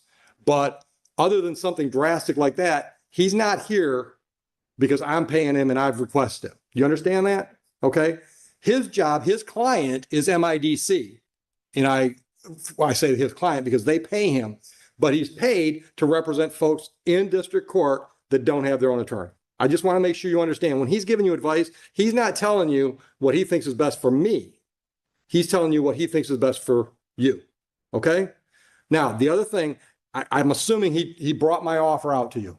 Listen, if you want to get into all those arguments that you've referenced today and the last time you were here, I'll give you that. I mean, I'll look at all the stuff you've got on the traveling argument, everything else, because what I told you earlier is I've got an open mind. Okay. I don't think in my heart of hearts, you can convince me that your argument on traveling is a valid one, but I'll listen to everything you've got to tell me on that and every other issue. I mean, I'll give you an entire day set aside for a trial to do all that, but not with a jury. All right. So I want you to know that's an option. I'd like, and if you need to have some conversation with your family or Mr. Bowditch, I'd like a decision on that today, because when you walk out of here, I'd like to have a date on the calendar for either a bench trial or a jury trial. Okay. And I hope, based on my earlier conversations, you understand why I can be much more free and easy about what I let in when it's just me making the decisions than it is with a bunch of jurors. All right, Bowditch, go ahead. Could we possibly, during this, now, Priscilla and I have had a conversation. I think we can streamline this case quite a bit. Could we set another motion date? It's nothing that's been covered. We covered new ground. Okay. This would be a simple motion, with his understanding, it's yes, no. And then if we need to proceed to a bench trial, we would. How far down the road?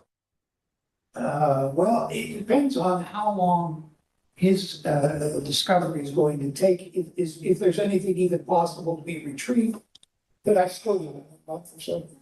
Probably a month is too tight. Is talking. Well, no, that's in the process. I've already appealed to the conference. I'm in the process. Okay, hold on.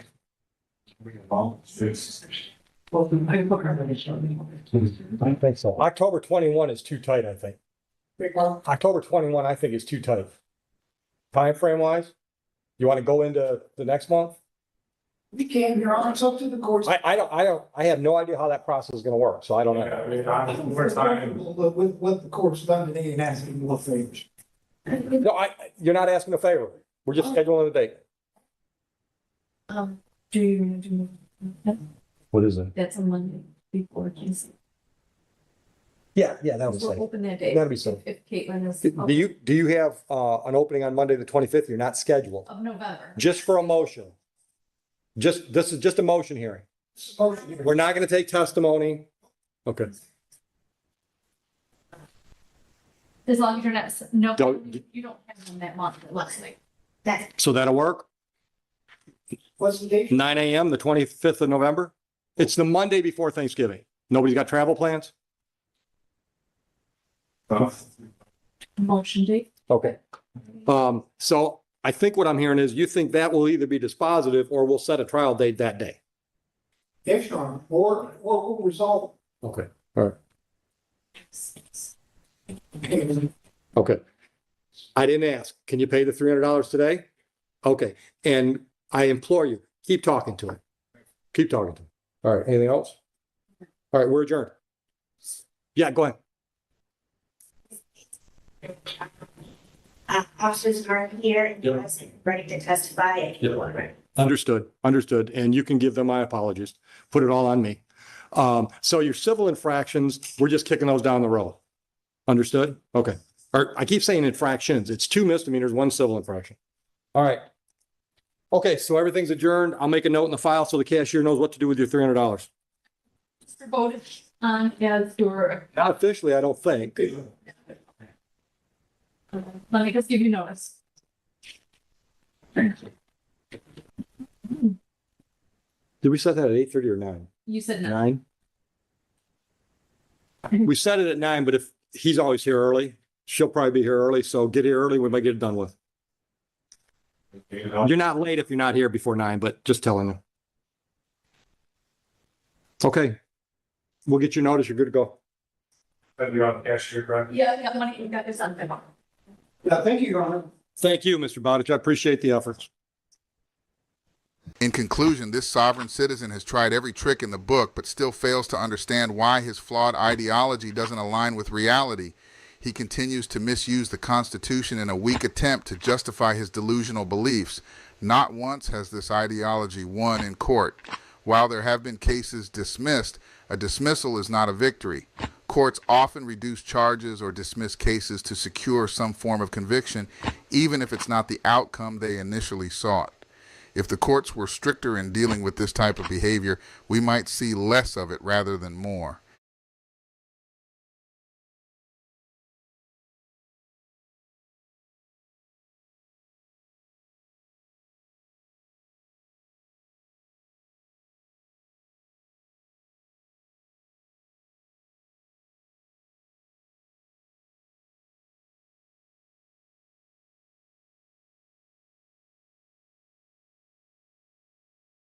Friday with Frank epic showdown with a sovereign citizen.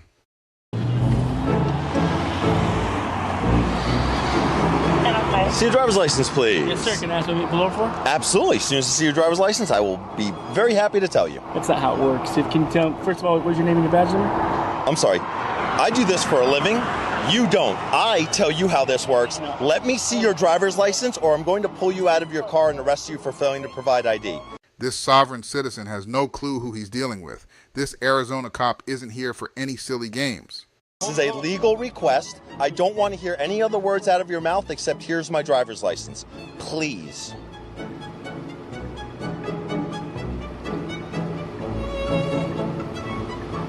Can you say it again?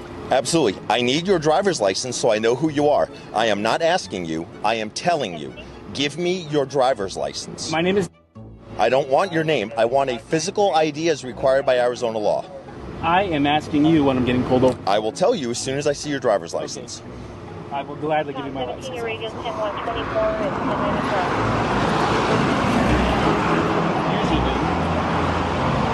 get some identification of the reason why I'm getting pulled over. That's usually All right. Well, I'm Deputy Slope. I work for the Pinal County Sheriff's Office Traffic Unit. And the reason I stopped you is you're traveling 71 miles an hour in a posted 45-mile-per-hour zone.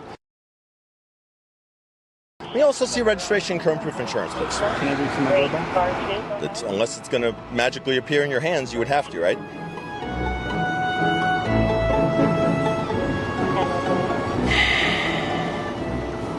All of your information still current, still living on Mesa? I don't answer any questions. Okay. And I had to get on my phone. You're the one who decided that it needed to be recording, so you could also use it to provide current proof insurance. He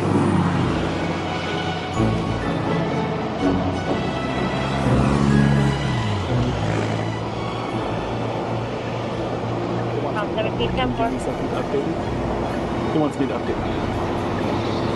Well, you're required to provide it in a amount of time that would be... Right, it's coming up right now. Okay. Let's give me 15 seconds.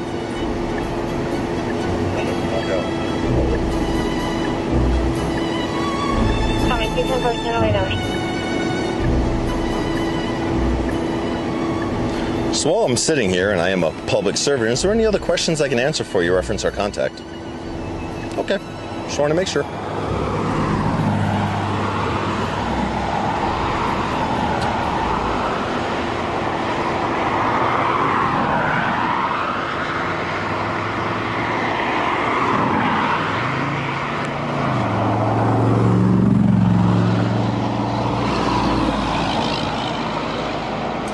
You keep working on that. There's no reason to be confrontational like that. There was no part of my contact with him was confrontational. Super simple and cordial, and he just, for some reason, just can't seem to understand that there's a sequence of events that transpires here in Pinal County. And if he doesn't like that, maybe he needs to move back to Mesa. As soon as he recorded me, and I asked him, hey, I need your driver's license. He's like, I'd be happy to give it to you. But before that, when he wasn't recording me, he absolutely wouldn't. So it's, that's why you can't believe everything that you see online, is because there was that whole entire contact that happened, and then he starts to record, and all of a sudden he's just the nicest guy, and I'm this big mean guy that's just demanding stuff. I would imagine he will interpret the fact that he's getting a ticket as a result of his terrible attitude, when really it's just the fact that he is just violating Arizona motor vehicle law. So in case you're wondering what 71 miles an hour at 1,065 feet looks like on a laser, that's what it is. And that was his speed. So after I locked him in on this, I watched him drive past me, never lost sight of him, pulled in right behind him. So I'm sure this is the type of guy that wants to find some sort of, I don't know, but something to fight in this. All right, kind sir. Have a contact phone number for you with an area code first, please. Sure, absolutely. Okay. Well, all the supervisor. No. No. You can contact one by phone. Supervisor, you denying? I can give you the contact phone number for the sheriff's office. Absolutely. It's area code 520-866-5912. 5912. Yep. Do you normally, just a couple questions for you. Do you normally threaten to pull people out of the car just for them asking why they got pulled over? 100% when they refuse to provide identification like you did. But isn't that a secondary offense? Arizona's not a stop and ID state. Like, I asked you why I was being pulled over. That's correct. And you didn't want to tell me until I use it as a predecessor. That's correct, because I need to know who I'm talking to first. Well, hold on a second. Per civil rights and laws. Okay. And unless I am being arrested, or unless I'm being... Well, failing to provide evidence of identity is a criminal offense. No, it's a secondary offense. Doesn't matter. It is. It's an offense. It doesn't. Officer Stroop, if you will let me speak, and then I'll let you speak. Is that all right? No. You don't want to let me speak? No. Okay. No, I'm not here for a back and forth. This isn't I talk and you talk. It is, absolutely it is. Normally, per the civil rights, this has nothing to do with civil rights. Per the Fourth Amendment of the Constitution of the United States, which you hold an oath to uphold, I know it's very, very disappointing because I like to follow the rules too. Obviously, I got caught breaking something. However, Well, you like to follow rules except for speed limits that you don't like to follow. It's objective or subjective. That's the cursor. Okay, so So if we want to play word games, we can play word games here. We can play word games as long as you want. Absolutely. Per the Fourth Amendment of the Constitution of the United States, being secure in my own rights to hold my identity, unless, especially in a state that's not a stop and ID state, aren't you supposed to tell me why you're pulling me over? Absolutely. There is absolutely no requirement for me to tell you. I told you as a common courtesy because it's what I normally do during traffic stops. I know, but it's what you normally do. That's not what the law says you do. It is not a law. It is. It's not a stop and ID state. It's not a law. Okay. We have a difference. We can agree to. And you are certainly going to get one. So, all the information up the top is yours. Vehicles information's here. It says today at 10:05, you're 71 and a posted 45. Now, RMP stands for reasonable and prudent, and that's what the speed limit is. And you're 71 miles an hour and a posted 45.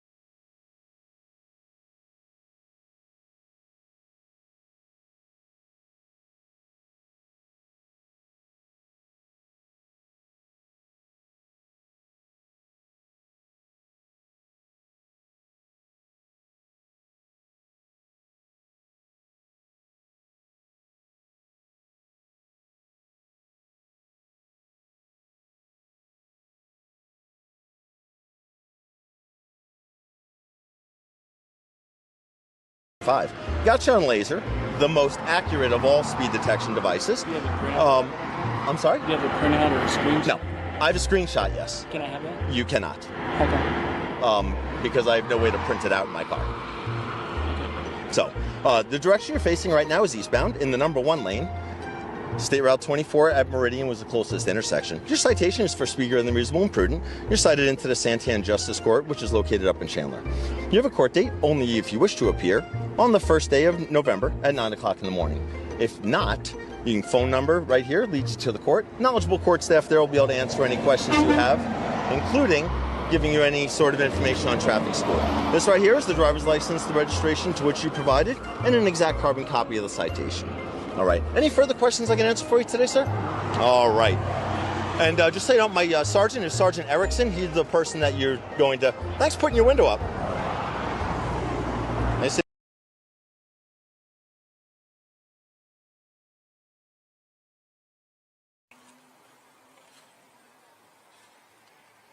Hey, how's it going?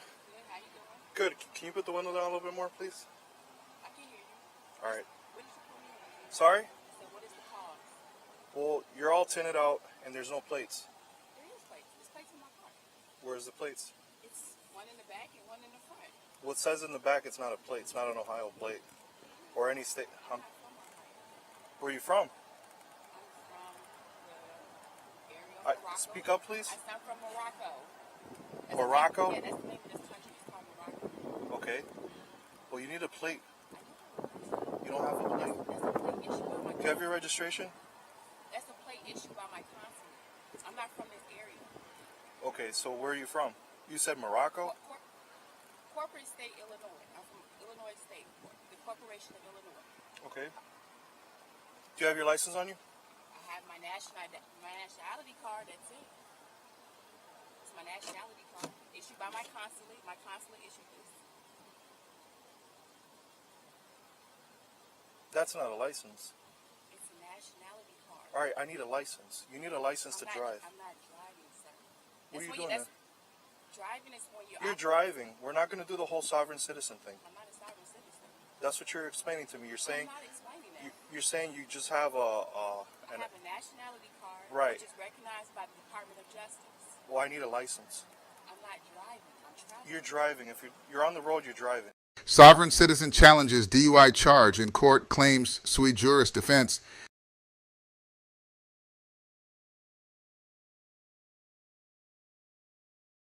Mr. Valentine, it is?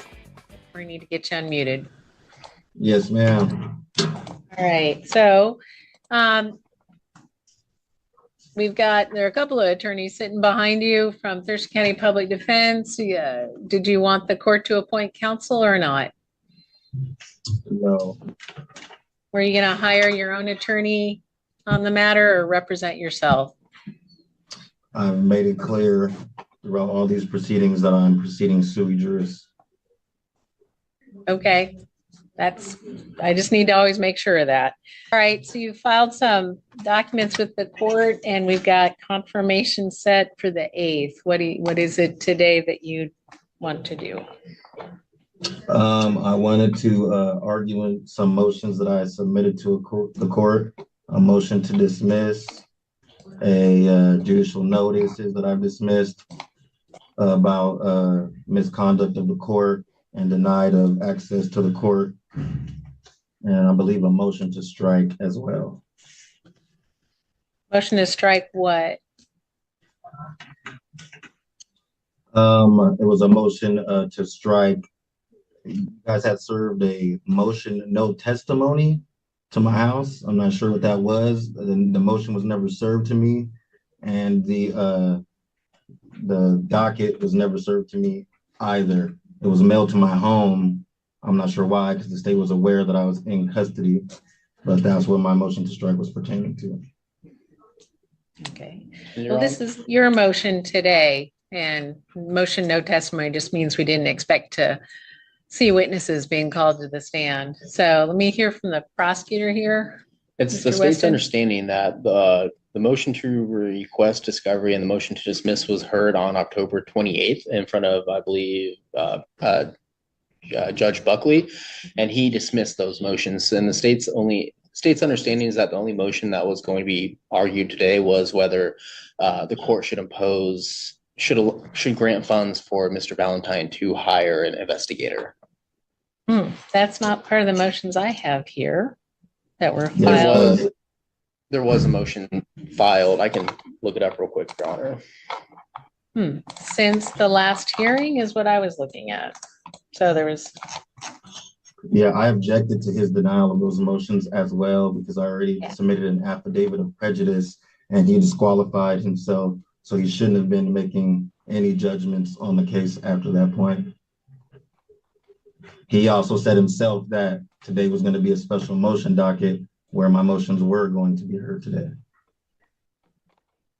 So what I reviewed is what was filed after the 18th, and that was October 21st. I have a request to release you and your request, I'll go back, or let me get back to your court to dismiss these charges, motion to release you, and that's what I reviewed.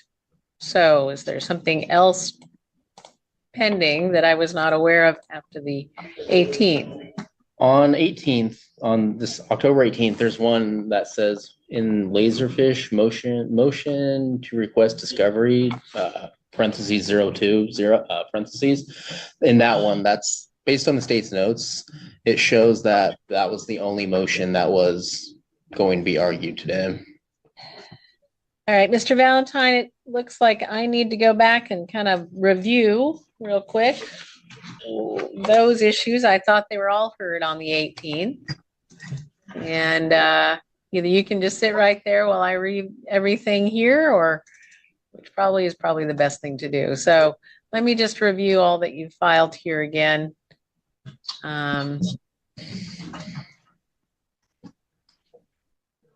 Then I'll turn right back to you. So just hang in there. So just before I get to everything, Mr. Valentine, I'm looking at your motion request. I guess you titled it to request all of the discovery in this case, but you say that it seems to me, maybe I'm misreading, one, that Michael Valentine had an attorney in the early stages of the hearings. Is that just a fact? Or are you asking the court to appoint counsel? I'm stating a fact that at the beginning of these proceedings, I was working with an attorney. And then they never gave you the discovery. Okay. All right. Yes. All right. All right. Get it. That's the state's understanding as well, Your Honor. Okay. And our office did provide discovery. Well, just slow down. Let me read everything and then I'm going to turn to everyone. Just needed some clarification there.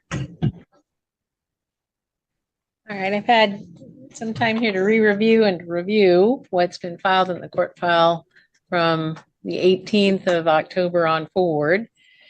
As to your motions from the 18th on forward and the docket and your pleadings. So as to discovery, let me direct first to Mr. Weston on behalf of the state. Has all discovery been provided to Mr. Valentine? Correct, Your Honor. So on October 18th, 2024, Judge Buckley ordered that the state provide Mr. Valentine discovery. 5 days later, DPA Thompson himself drove to the jail and delivered all discovery material to Mr. Valentine, which included the citation, police reports, an offer sheet from our office, thumb drives of dash cams, and then the request forms for those dash cams as well. Okay, so a thumb drive that he could view those, a request form for the dash cams. What does that mean? That when there's a dash cam involved, such as here, our office generally has to send out a request for that dash cam, and that form is just a request asking Washington State Patrol to disclose their dash cams to us. Okay, but you provided a thumb drive that had those dash cams. Correct, Your Honor. Thumb drive of the dash cams. And all this information is what the state intends to use in trial against Mr. Valentine. Correct, Your Honor. Based on the subpoenas that I looked at recently that were sent out for trial, the trooper that's testifying is one of the troopers that is testifying. His dash cam would be on this drive. The police report of that trooper would have been provided in this discovery packet as well. All the information that we would be using at trial was in this discovery packet that was provided to Mr. Valentine on December 23rd. Was it provided before this at any point? The state is unaware on whether it was or not. The states had the belief that defense counsel, who was previously representing Mr. Valentine up to a certain point, would disclose such materials to him when the court allowed Mr. Valentine to proceed pro se, but this state doesn't know why it wasn't provided to him from the prior defense counsel. But upon realizing that Mr. Valentine did not have the discovery packet, the state did provide such material at that time. And on the witnesses that you're expecting to call to testify, the substance of their information is included in that discovery? I would believe so, Your Honor. Based on give me 1 second here. And so based on the subpoena that was sent out, one of the witnesses are Trooper Benjamin Crabtree, one of a dragger technician, and because there was one of the charges is driving while license suspended, there is a DOL representative that it will be a witness in the trial as well.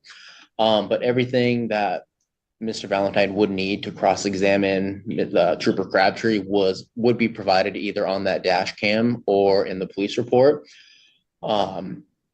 Additionally, Mr. Valentine would have ample opportunity to develop his cross-examination of the dragger technician or the DOL rep at trial. It looks like a witness list was provided while Mr. Gasling was Mr. Valentine's attorney back in the beginning of the year, at least March, I believe it was. And that included Trooper Crabtree, Zach Riveri or Assany, and Skylar Rue or designee from the State Department of Licensing. All right. You've reiterated that witness list, it looks like. Correct, Your Honor. All right. What's that? All right. So, and then, all right. So then, Mr. Valentine, as to that discovery, you thinking you're missing something or you should have something else in discovery? No, ma'am, I didn't receive the discovery in a timely manner. Counsel was ineffective with sharing the discovery footage or the reports with me. I asked on multiple occasions to obtain the video so that I could build a proper defense. And they told me on multiple occasions that it had to be approved by the prosecutor and redacted, which never happened. I waited and waited, never happened. This is And after counsel's ineffectiveness, this is where I made the choice to proceed sui juris because I had my own best interest in mind. And it seems that the public defenders that were appointed to me were not assisting me effectively. And this was recreating a manifest injustice. So now I have received it a few days before we're supposed to be going to trial. I have reviewed the footage, and there is fraudulent and misleading statements made by the trooper that I have already submitted a motion to suppress that evidence that I'm sure the court will be getting shortly. Okay. And so all right, so we're a couple weeks before trial, or before confirmation. We've got trial scheduled the 18th, so we're 3 weeks out. All right. Yeah, I would ask the court that either the prosecutor or counsel be sanctioned or some remedy be met for the violation of the discovery rules. Well, I'm not finding there's a basis in your pleadings or what I've heard today to sanction anyone for a violation of discovery. So I'm not going to do that. And now you're also, I mean, I don't know if this was dealt with, but throughout your pleadings, you're concerned about this court, district court having jurisdiction over you. Is that still at issue, sir? Yes, there was some service issues, as I mentioned before, which for some reason keeps getting ignored. The state served my address knowing well that I was in custody. They didn't serve me the court docket for the last hearing. And that lack of service creates a lack of jurisdiction for the court.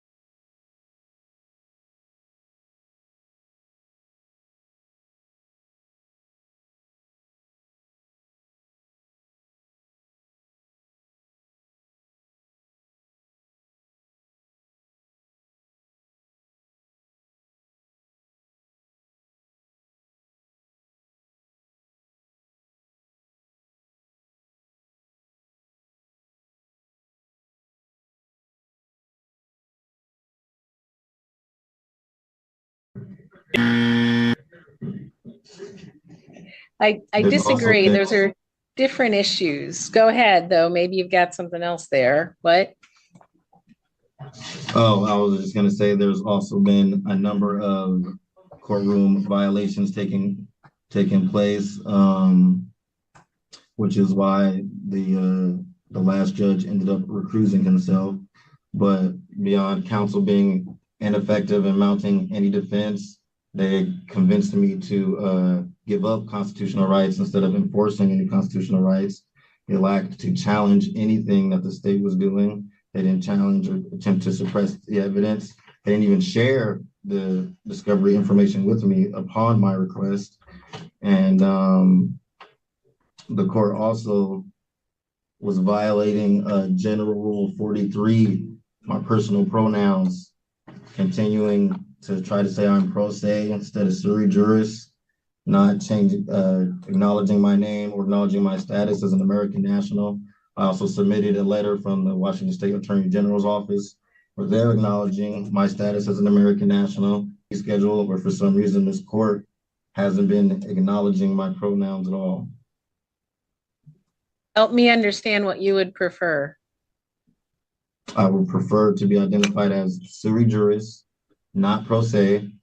I prefer to be identified as Michael Valentine, grammatically correct, not in all capitalizations. I am not a legal entity. I am not a corporation. I am not a trust. I am a living man, not a male. Living man. And that's how I want to be identified, ma'am. So if I say Mr. Valentine, that's not what you want. I would like to be preferred as American National Valentine. Okay. All right, I can do that. Thank you. Sure. All right, so, so the jurisdiction, whether Thurston County District Court has jurisdiction over you at this stage, what it is an allegation of criminal behavior alleged to have been occurred here in Thurston County, State Route 510 here in Thurston County. And so that, and it's driving under the influence, it's a gross misdemeanor. So the district court does have jurisdiction over those things and over you, whether you agree with the court or not. I find that today. And then discovery sounds like it's been provided. We're 3 weeks out from trial. We're 3 weeks out. The trial was like next week. Well, next week, the 8th is the day, it's called confirmation. It's when everyone determines if they're ready for trial or if we should have trial on the 18th and 19th. So the 18th and 19th is trial. So we're 3 weeks out. So I'm finding that thus far that discovery has been provided by the state to you. But it wasn't in a timely manner. It wasn't by the omnious hearing, which is the prosecutor's obligation. Well, and it was provided to previous counsel who was with Thurston County Public Defense. I don't have, there isn't any counsel here today now because fairly you've decided to go sui generis, as you say. So and that's why my motion for discovery asked for an investigator, because someone needs to investigate all these rules being broken by counsel, prosecutors, and various government individuals. All right. Well, I'm not finding those rules being broken. It's kind of a broad and encompassing idea. I'm trying to narrow this in. See, discovery has been had. To share the discovery with me and to contact me and to help build the case. If I'm requesting a discovery, wouldn't either the prosecutor or counsel have an obligation to provide that discovery? And I see that they have now, the prosecutor has. Now as to- But they didn't previously is my point. Right, and they have now. And I don't find at this stage a reason to sanction anybody or to term anybody for that. There's 3 weeks out to trial. It's sufficient time. So, yeah, I also have a motion for release. That was also, let's see, and a motion to dismiss. And the motion to release and dismiss were both heard on the 18th.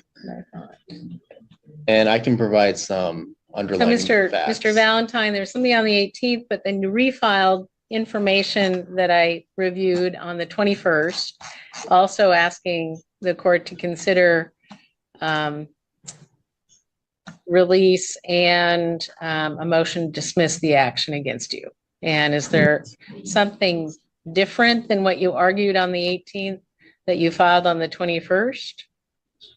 I didn't get to argue anything on the 18th. The judge read and made his own decision. I didn't argue anything. He told me on the record that I would get a chance today to argue my motions. And he made this decision after he disqualified himself per my affidavit of prejudice for him breaking rules of judicial conduct, the code of judicial conduct, obstructing my right to be heard, where I believe it was 9/20, 2024 at a pretrial hearing.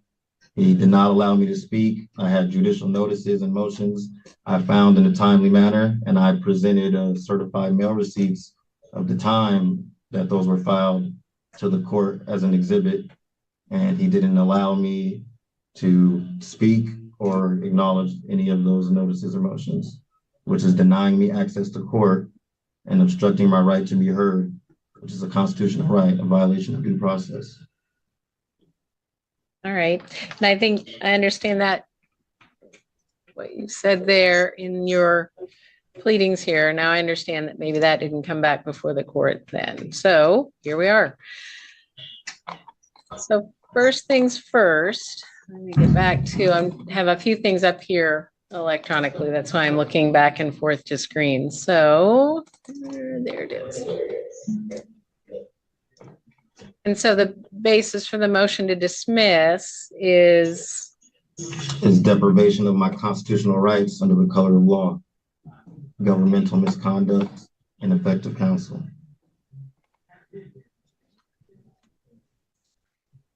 and then that kind of follows thereafter. If the court were to grant that, then a release from custody, or is there something else on your motion for release?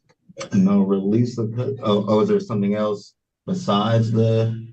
Could you rephrase that? I'm not sure what you're asking. Sure. Well, it makes sense that if the court were to grant your motion, to dismiss, then you would have to be released. Is that what you mean, or is there something in addition? If the court weren't to grant the dismissal, if they didn't dismiss me, I wanted to adjust the release conditions so that I would have a better chance at defending myself if I were released from custody. I feel like the state took extreme measures in making sure I show up to court, and I would ask, if dismissal is not granted, that we adjust that to some less restrictive measures so that I can go home, have access to the internet, to paper, to private phone calls. I would be betterly suited to defend myself. Okay. I got it. Okay. All right. Well, let me turn to the state on the issues of the request for dismissal and well, one thing at a time. There are two different motions, and then the release conditions. Your Honor, the state would strongly object to the court dismissing this matter. We're nearly 3 weeks away from trial. There's ample evidence to support that, to move forward with this. Additionally, an ineffective assistance of counsel claim is a matter for appeal. And so for Mr. Valentine to provide, to even file that, we would have to wait for the criminal trial to come to an end. Additionally, on the hearing on October 18th, Judge Buckley provided Mr. Valentine with resources. I remember watching the Zoom recording, and that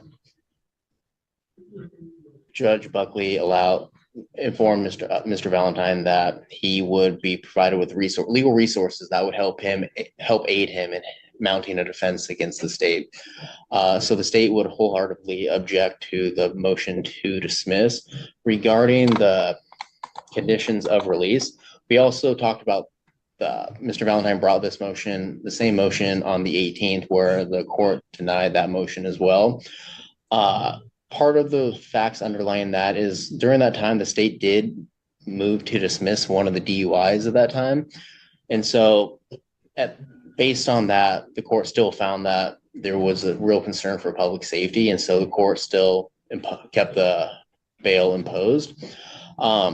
Additionally, from the 18th to today, according to CRR LJ 3.2, the court can only modify conditions if there's a change of circumstances, new information, or a showing of good cause.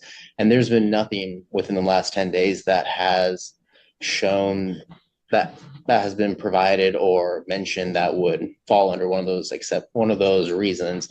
Additionally, I've received information earlier today that the state has received talks report from the DUI that we dismissed a week on the 18th. Well, let's stay on this case alone. And so the state would have some real concerns on whether let's just stick to this case and not bring in any other facts from any other case. So based on that, there's been no change in circumstances, new information, or showing since the last hearing we had on October 18th. The state would object to reconsidering conditions of release. Additionally, the motion, no, never mind, Your Honor. We would just object to the motions being reconsideration of the motions, reconsideration of the conditions of release. Mr. Valentine, anything else? Yes, ma'am. I would like to say, first of all, that the prosecutor shouldn't have held me or pressed those charges in the first place if they didn't have sufficient evidence for a conviction that created a prejudice status in my case. There's been many other individuals who were booked who. Are you also talking about a case that's not this case, or is it this matter you're talking about? I'm referring to how the prosecutor had other charges pending, which was a condition. I'm not going to consider any other charges, either side. Let's focus in on this one and this one alone. Okay, so for these charges, I would be challenging the evidence that the state has. I don't believe they have probable cause. The trooper is claiming that I almost struck him. I did not almost strike him. And it's clear that there's discrepancies between his report and the video footage that I observed. I am not a danger or threat to public safety. I caused no harm. I cooperated with police. I pulled over when I was asked. I've been operating in good faith and have come to court and tried to resolve this to my best effort. I did a DUI impact panel. I was on an ankle monitor, and I've been in here for multiple months now. I think I've shown that I am operating in good faith, that I am trying to get this resolved as soon as possible, and I would ask that you consider that. Just looking through your pleadings and docket and all the information in front of me in the court file. And if I may add, Your Honor, I was never cited for any traffic violation. The state trooper made an assumption claiming I almost hit him. His back is to the camera as I'm passing the vehicle. I did my due diligence and gave him room because they're standing right on the shoulder line of the side of the road. I moved over and gave them plenty of room and went around them, and that's clear in the video that I was never close to striking his vehicle or the pedestrians on the side of the road. Okay. Well, it's good that you've been able to review that information. So, all right, let's see if I have any other questions of either of you. Hang on a second. Let me just kind of review things. All right, so a couple of things to take up here. So disputes as to evidence, I mean, that's why we have trial scheduled. You'll have an opportunity to cross-examine all witnesses that are brought by the state. And of course, any witnesses will be available to both sides. The state shall not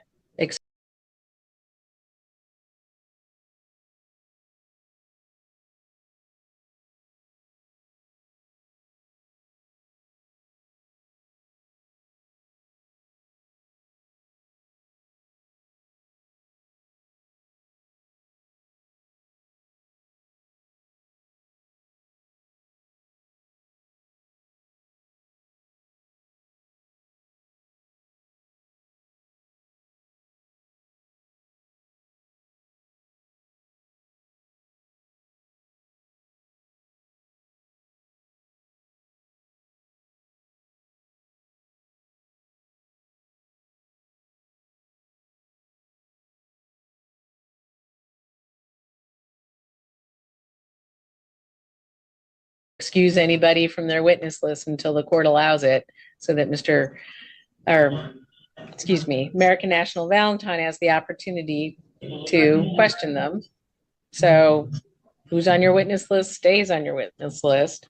I found that discovery has been provided. I'm not finding it's untimely, given the 3 weeks we have till trial. As to release conditions, the unfortunate part is I'm not going to change those conditions of release. They've been reduced to 5,000 cash or bond, and that you stay clean and sober and law abiding. And but given the amount of time we've had to issue warrants to get you back before the court,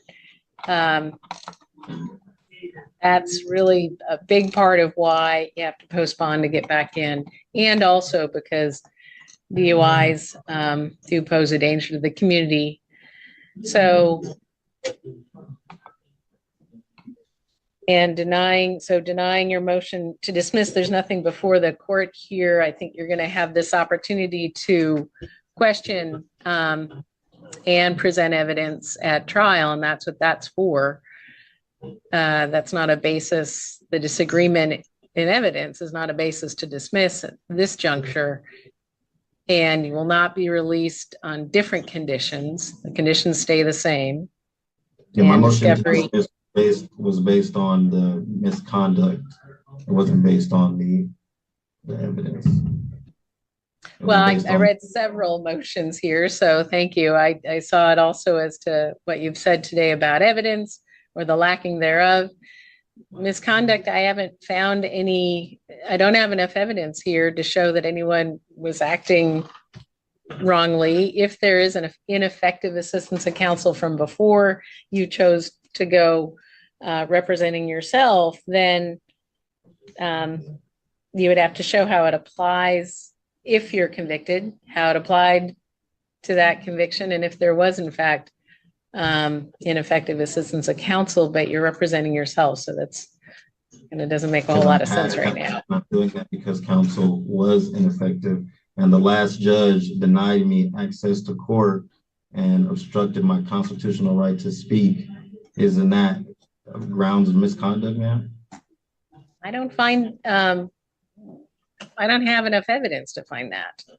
So that's the issue. I have witness statements that were submitted to the court. My family showed up at court and witnessed the judge not let me speak, not let me present my judicial notices or motions. And it's also recorded that he did such.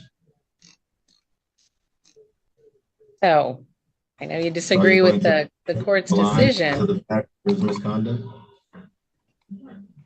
I don't find misconduct. I don't have enough evidence to find that. And so we're set for trial confirmation November 8th. I'm going to keep everything set as is. Trial is scheduled for November 18 and 19. And if you postpone, then you bring yourself in. If you don't, then we'll be sure that you're there. The facility will be sure that you're there. I'm indigent, ma'am. I cannot afford a $5,000 bail. Is there any way we can bring that down anymore? And again, I'm not going to change that bail amount. We've reduced it already earlier, and I don't see a substantial change in circumstance is what Rule 3.2 requires of me. So everything stays the same. All right, so Well, covered everything. Yep. To a higher court. You can always go to the Superior Court and ask for a writ to overturn any of the district court's decisions. But right now, we're still proceeding to trial until which time the higher court tells this court to stop or to do something else. Yes, ma'am. So that's it for this afternoon. I'm just going to send you down notice again of all the court dates so you have them. And then we're back November 8th is our next court date. And you have that in hand. All right. I think that's it for the afternoon. Thanks, Mr.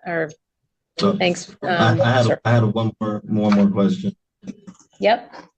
So I still have to have a scram bracelet and can be released on my first DUI. Isn't that for people who have previous convictions of DUIs? It can be. It can also be because of a history of use and a nexus to that. Where is that history of use? Well, we've got things, let's see. Going through a history of crimes committed either under the influence or minor in possession or controlled substance possession alleged in Olympia. Well, that allegation was going on and then this allegation. So all of that. How long ago was that? And then as a juvenile, there were several events as well. So there's a nexus to the criminal history that the court knows of, as well as the event itself. So the conditions remain the same. And we'll be back November 8th. That's all for today.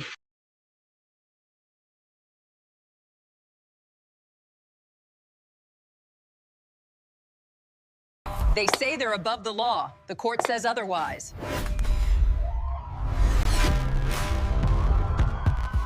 Time to go out of the vehicle. You're refusing to get out of the vehicle. You need to step off. You're arresting someone who's not me.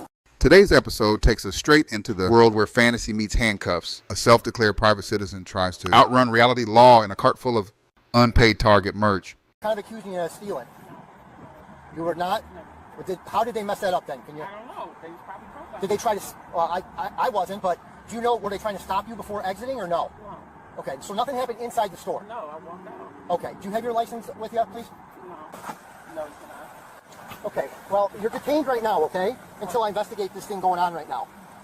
So, they called us, okay? So just sit tight for me. Do you have insurance on the vehicle? You don't need that either. I have insurance, but I'm private. Do you have any information showing you're private, ma'am? You have to have something, some ID or passport. I think it's a passport. Yeah, can I have that? I'm going to get to the bottom of it and see what's going on. They called us, so saw your vehicle. They gave me.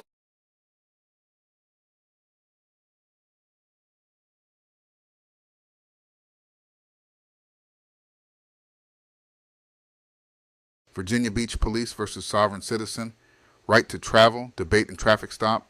In this intense encounter, Virginia Beach Police stop a self-proclaimed sovereign citizen during a routine traffic stop, leading to a heated debate over the controversial right to travel argument. The individual challenges the officer's authority, insisting they are not required to have a driver's license or follow traffic laws. Watch as the officers navigate the situation while the sovereign citizen argues for their constitutional rights. This video dives into the growing friction between law enforcement and the sovereign citizen movement, raising important questions about legal authority and the limits of personal freedom on public roads. I'm getting pulled over. It is 9:44 a.m. I'm in the city of Virginia Beach. I have two officers behind me. How's it going? I see your driver's license and registration and insurance for this vehicle, please. May I see your driver's license? Everything that I have is contained in here, and I have a camera going just to let you know that that's what this is. May I see your driver's license? I'm not concerned with documents which you produce, okay? Well, this is what I have as my identification. Okay. It's everything is contained in here. My ID is copied right here on the back of this. Vehicle, sir? Yes, I do. And what do you have? I have my sidearm, which is a Glock. Okay. You have your sidearm, which is a Glock? Yes, sir. Okay, and what else? I think I have a knife somewhere. Okay. And where is your Glock right now? It's on my holster on my hip. Okay. It's open carry right here. All right. Would you relinquish that weapon to me for safekeeping? Not right now. I wouldn't like to do that. All right. Do you have a valid driver's license, sir? Everything that I have is right there. The question is, do you have a valid driver's license? I reserve my right not to answer any questions at this time. Okay. And like I said, everything, I'm not trying to be a pain. Just everything that I have is right there in that paperwork. Okay. If you would just do me the professional courtesy of reading it real quick, it shouldn't take more than about 2 minutes. Okay. And just so you know, I'm a peaceful guy. If you want me to like get out at any point, or if you plan on taking me into custody. Get out of the vehicle. Okay, well if you do, just know I'm peaceful. There'll be no need for you to use any force of any kind. I'll comply to any lawful order given. Okay? All right. All right, thank you, sir. All right, sir. So saith the United States Constitution. I have a notice of understanding and intent and claim of right that explains my right to travel. There's the Supreme Court precedents here.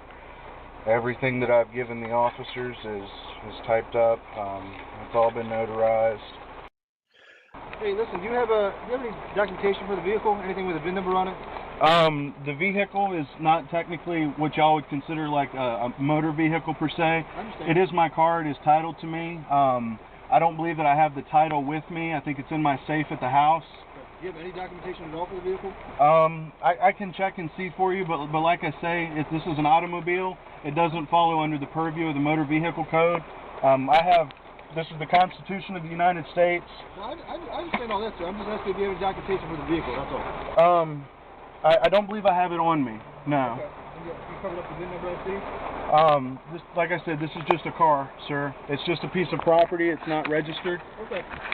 The registration like the tags that are on it or the tags that I have for it, they simply say exempt. So this is private property, and I do reserve all my private property rights at this time. I understand what you're saying. What's your personnel number, sir? My personnel, my badge number you want? Yes, sir. It's 318. 318 Yes, sir. Virginia Beach. Yes, sir. And how do you pronounce your name? My last name is Jenny John. Jenny John? Jenny John. Yes, sir. Jenny John? Okay. Thank you, sir. Like I said, I have my lunch here, you know, from Chick-fil-A. I have a receipt in the bag, probably. I'm sure they gave me. This, you know, proves that I'm not involved in commerce, that, you know, I'm out for traveling for private reasons because I was hungry and I would like to, you know, have a chance. I paid my taxes on the food that I bought. They're acting to this point professional, and I appreciate that. I don't know what they're planning on doing. This is the first time that I've encountered the police with the right to travel.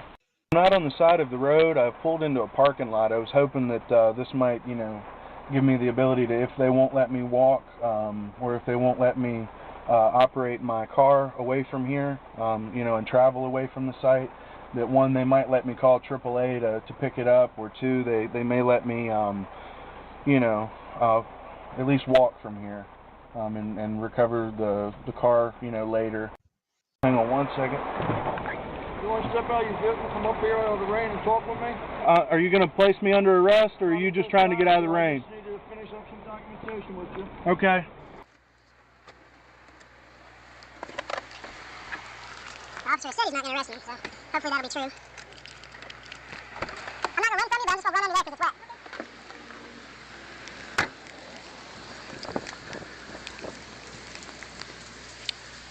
How are you guys doing today? And what was your name, sir? I didn't get your name. A-L-B-R-I-G-H-T. I don't shake hands with Okay. people I don't know, sir. Understandable. I have no idea whether or not you have any kind of communicable diseases. I hope not. Okay. We're going to take a closer look at your vehicle to see if there's a VIN on it. Okay. For starters. Okay. The VIN plate that's on the dashboard, which is supposed to be viewable by any law enforcement agency or any inspecting agency, has been blocked with some kind of tape device. Okay. Is the VIN plate on your door still intact? Yes, it is. Okay. Is the VIN plate on the firewall of your vehicle still intact? It should be. Okay. I haven't modified or changed the car in any way. The automobile is how I guess it was from the factory. Okay. The first document I'm going to issue to you, sir, is a Virginia Uniform Notification indicating that your privilege to drive in the Commonwealth are suspended, which means you cannot operate a motor vehicle on these highways in the Commonwealth. Okay. Whether you choose to drive anywhere else, that's entirely up to you, but you cannot drive in the Commonwealth. Okay. The second document I'm going to issue to you is an unregistered motor vehicle. Okay. Okay. The Commonwealth law indicates that in order for you to drive a vehicle on the roadways of the Commonwealth, the vehicle must be registered in the Commonwealth and or another Commonwealth and or state as prescribed by law. Okay. Based on what I see there, that is not a plate that's been issued by any federal agency, state agency, county agency, or city agency in any manner. Okay. Okay? Which tells me that that vehicle is not properly registered. Okay. Okay? Court date is June 18th, it'll be at 9 o'clock. Okay. The traffic court room B at this address here, right here in the city of Virginia Beach. Your signature is required right there.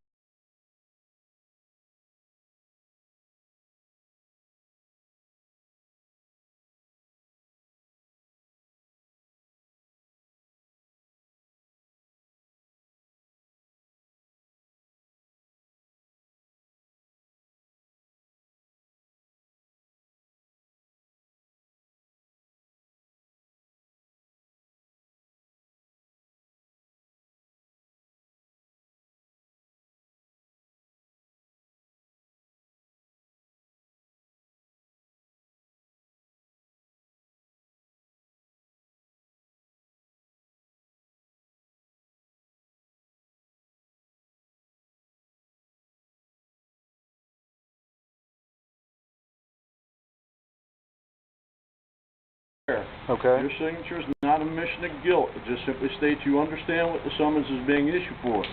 This block right underneath is checked, which indicates you can prepay this if you choose to do so. Matter of fact, I'm not going to allow that.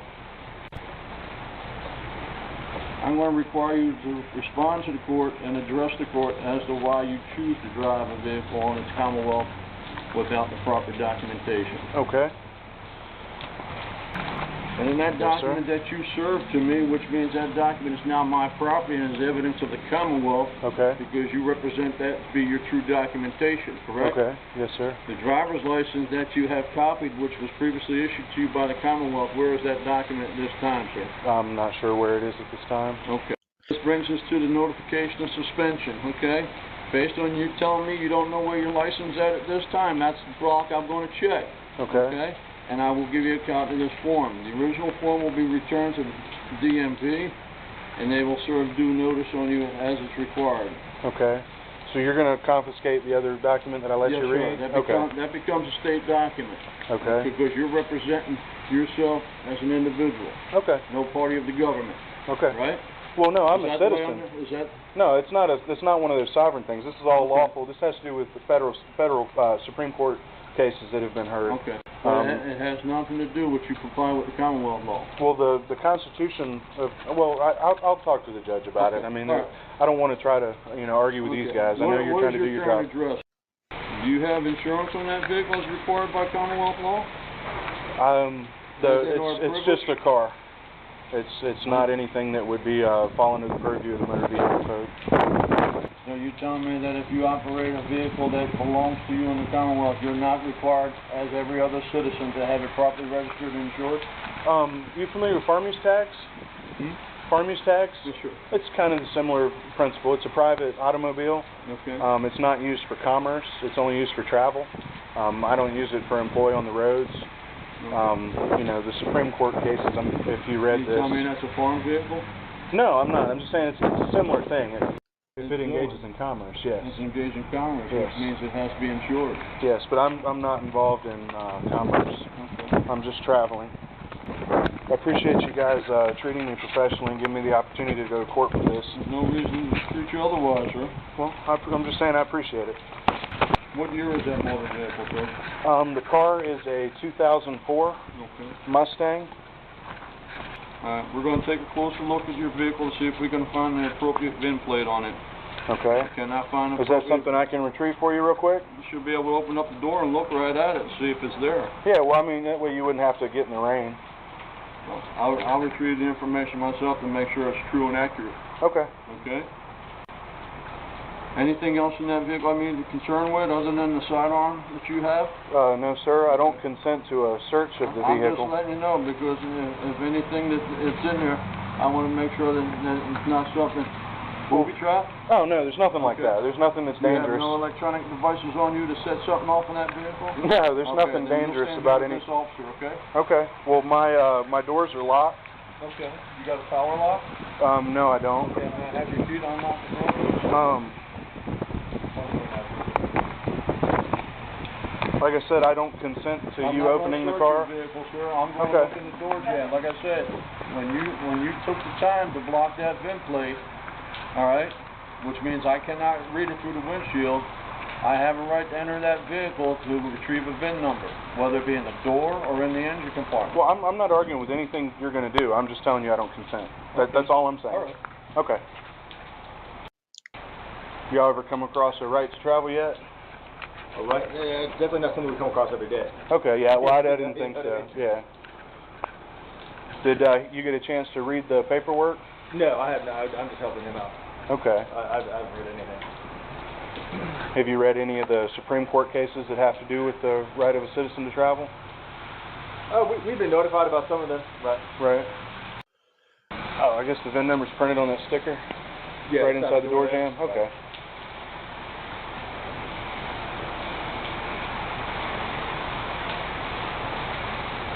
How long have you been a separate entity from the government? Well, I'm not. I'm still a citizen. I'm an American patriot. This doesn't have anything to do with me revoking. I think you're talking about the sovereign thing that people try to claim. I understand it's different, right? But I've been studying law for about 3 years. Okay. Now that I have first-hand knowledge of your vehicle, indicating that it's not on record in the Commonwealth, and you're not displaying tags from any other Commonwealth or state and or jurisdiction, as I previously told you, that if I see your vehicle operated on the motorway, i.e. the highway, I will stop you and I will seize your vehicle. For failure to comply with the Commonwealth law, okay? Which one is to have the vehicle properly registered, 2, to have it inspected, 3, to have it insured. Okay. Okay? Also, I will publish that same notification to our agency indicating the same, that the same could be happening if driving down the road another day, he sees your vehicle operating, he will pull you over and do the same because you're not complying with the law. Okay. Because you choose not to comply with the Commonwealth law. Okay? Which means that you have no desire to comply. Okay, that's like. And then you can argue. It doesn't matter about any of that in court until you're satisfied. So y'all would confiscate the car even before I had a chance to go to court to determine whether or not I was guilty? We will remove it from the motorway because you have no right to be on the motorway as everybody else who is properly. Even if I haven't been found guilty yet? Even if matter, sir. The courts will determine as to whether or not to return that to you. Okay, and if I was found not guilty by the courts, would y'all be okay with it after that? That's entirely up to the court, sir. Okay. We're facilitators of the paperwork. Okay. Okay? You have any questions for me, sir? I mean, can I go home? You can go home, but don't put your car on the roadway. Well, I mean, can I take it home? Not driving it, no, sir. You can have it towed home. I can have it towed home? Yes, sir. Okay, so I have to have it towed from where it's at? From where it's at. Okay, Yes, sir. can I sit in it out of the rain until the tow vehicle gets here? You most certainly can, sir. Okay, well, thank you, gentlemen. Have a great day. You too. All right, guys. Have a good one. Take care. The right to travel argument proved to be another complete failure in this encounter, as the Virginia Beach police weren't having any of it. The sovereign citizen, found with a suspended license, no registration, and fake plates, was issued a ticket and warned not to drive the vehicle. He was required to have it towed, but there's a good chance he waited until the officer left to drive off anyway. However, he was clearly warned. If caught driving on Virginia roads again, his car would be immediately towed. This case serves as yet another example of how these tactics fail when faced with the law. Florida judge rejects sovereign citizen claims and court ruling. Come on up.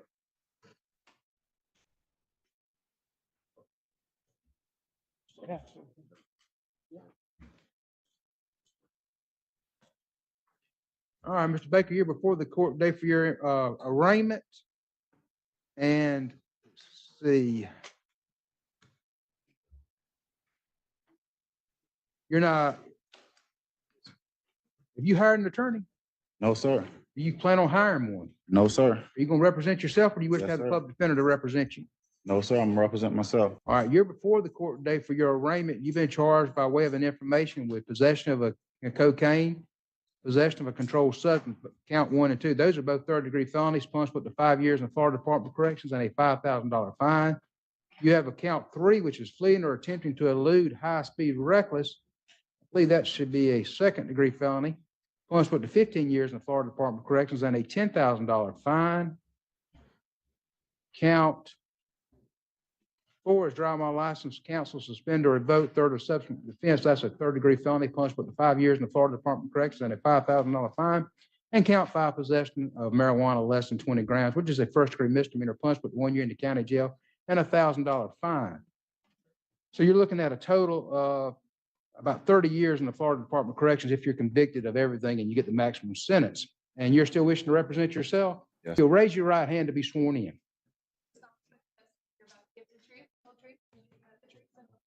Yes, sir. All right, Mr. Baker, state your name. Lee Baker. And Mr. Baker, you have asked to represent yourself. Is that correct? Yes. How far did you get in school? 9th grade. Okay. And so you can read and write? Yes. Okay. Are you employed?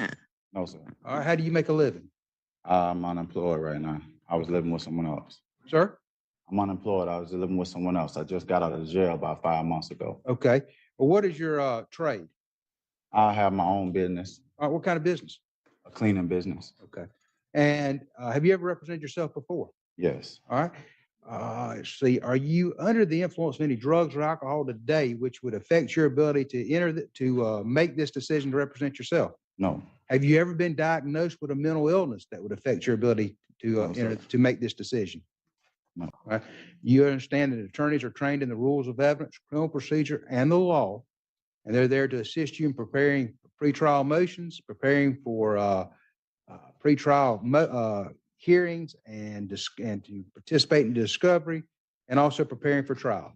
Comprehend that very well. All right, and sir, you understand that if you're representing yourself, you'll be held to that same standard.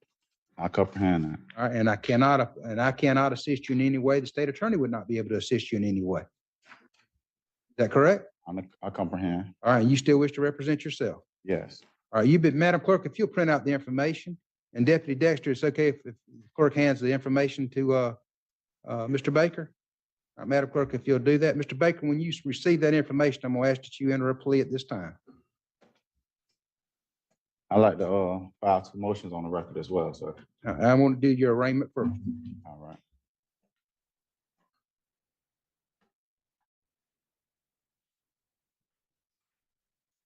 All right, whenever you're ready, you'll let me know and you enter your plea. I end up plea of not guilty. Okay. All right, you're filing motions? Yes, sir. I You have copies for the state? Yes, I do. Okay. I got a declaratory judgment, and I want to furnish this bond to the clerk You file it, go ahead. for my release from the Bay County Jail today. Okay.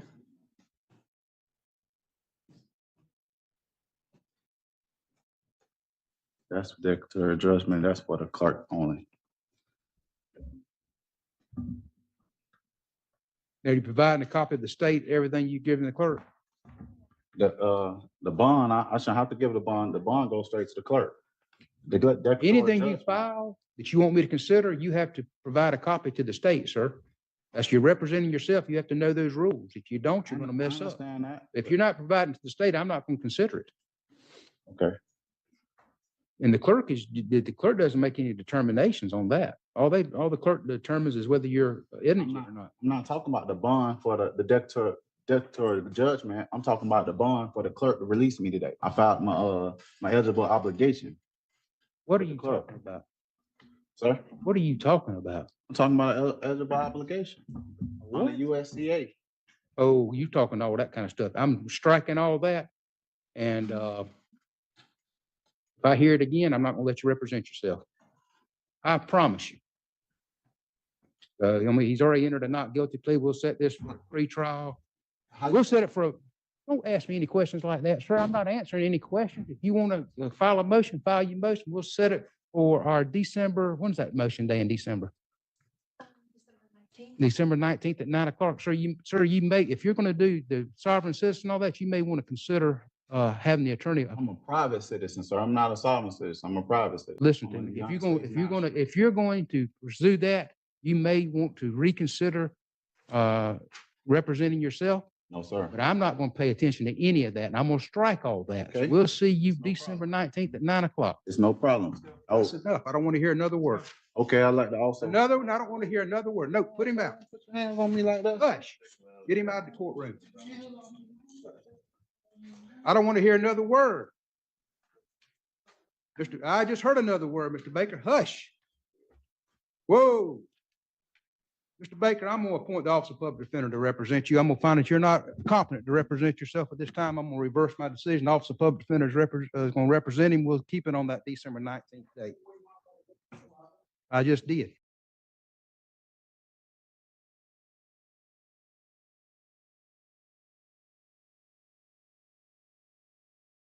Florida cops versus sovereign citizen with no license, fake plates. Backup SovCid arrives, windows smashed. In this intense video, Florida cops confront a sovereign citizen driving with no license and fake plates.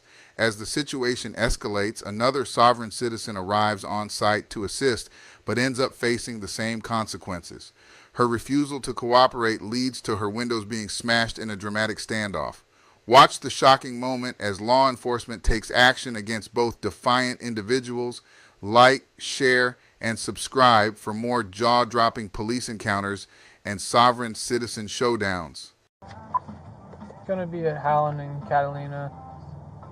It's a blue Ford truck displaying some kind of sovereign citizen looking tag. Can you start us a second, please?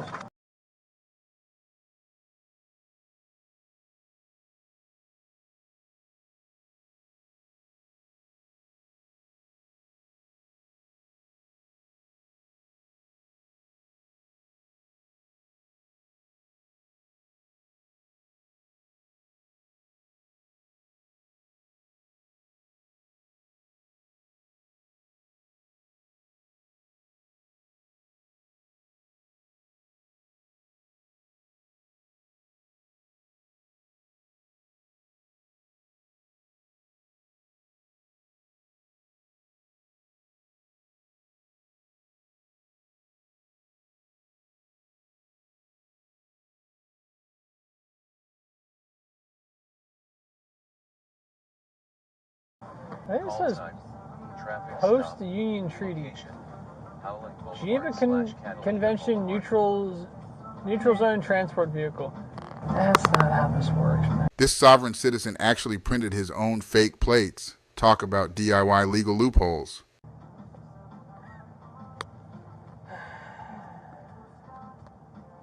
You know what the flag upside down means? No. It's a sign of distress. Hey boss, how you doing? Not too bad. Deputy of the Sheriff's Office. I just got pulled over. Hey, so the reason why I'm stopping you, boss, I didn't recognize the tag that was on your vehicle. Yeah. Okay, do you have your driver's license registration with you? Here you go. I got the paperwork right here. Where's the paperwork at, Michelle? Here. All right. It's where? Yeah, let me see. Okay. Here. She wants to talk. It's on speaker. Yeah, good.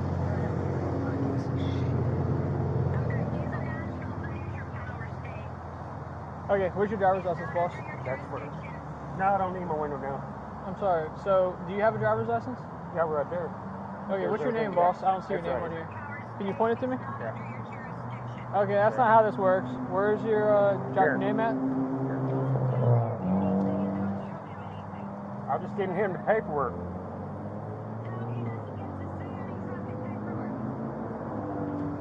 Okay. Here, you talk to him then. Ma'am, if he refuses to identify himself in this traffic stop, it's going to be an issue. Sir? Uh-huh. He is identifying as a national of the neutral power state. As you know, that removes him from your jurisdiction. It doesn't matter who he identifies as. He's operating a motor vehicle in the state of Florida, ma'am.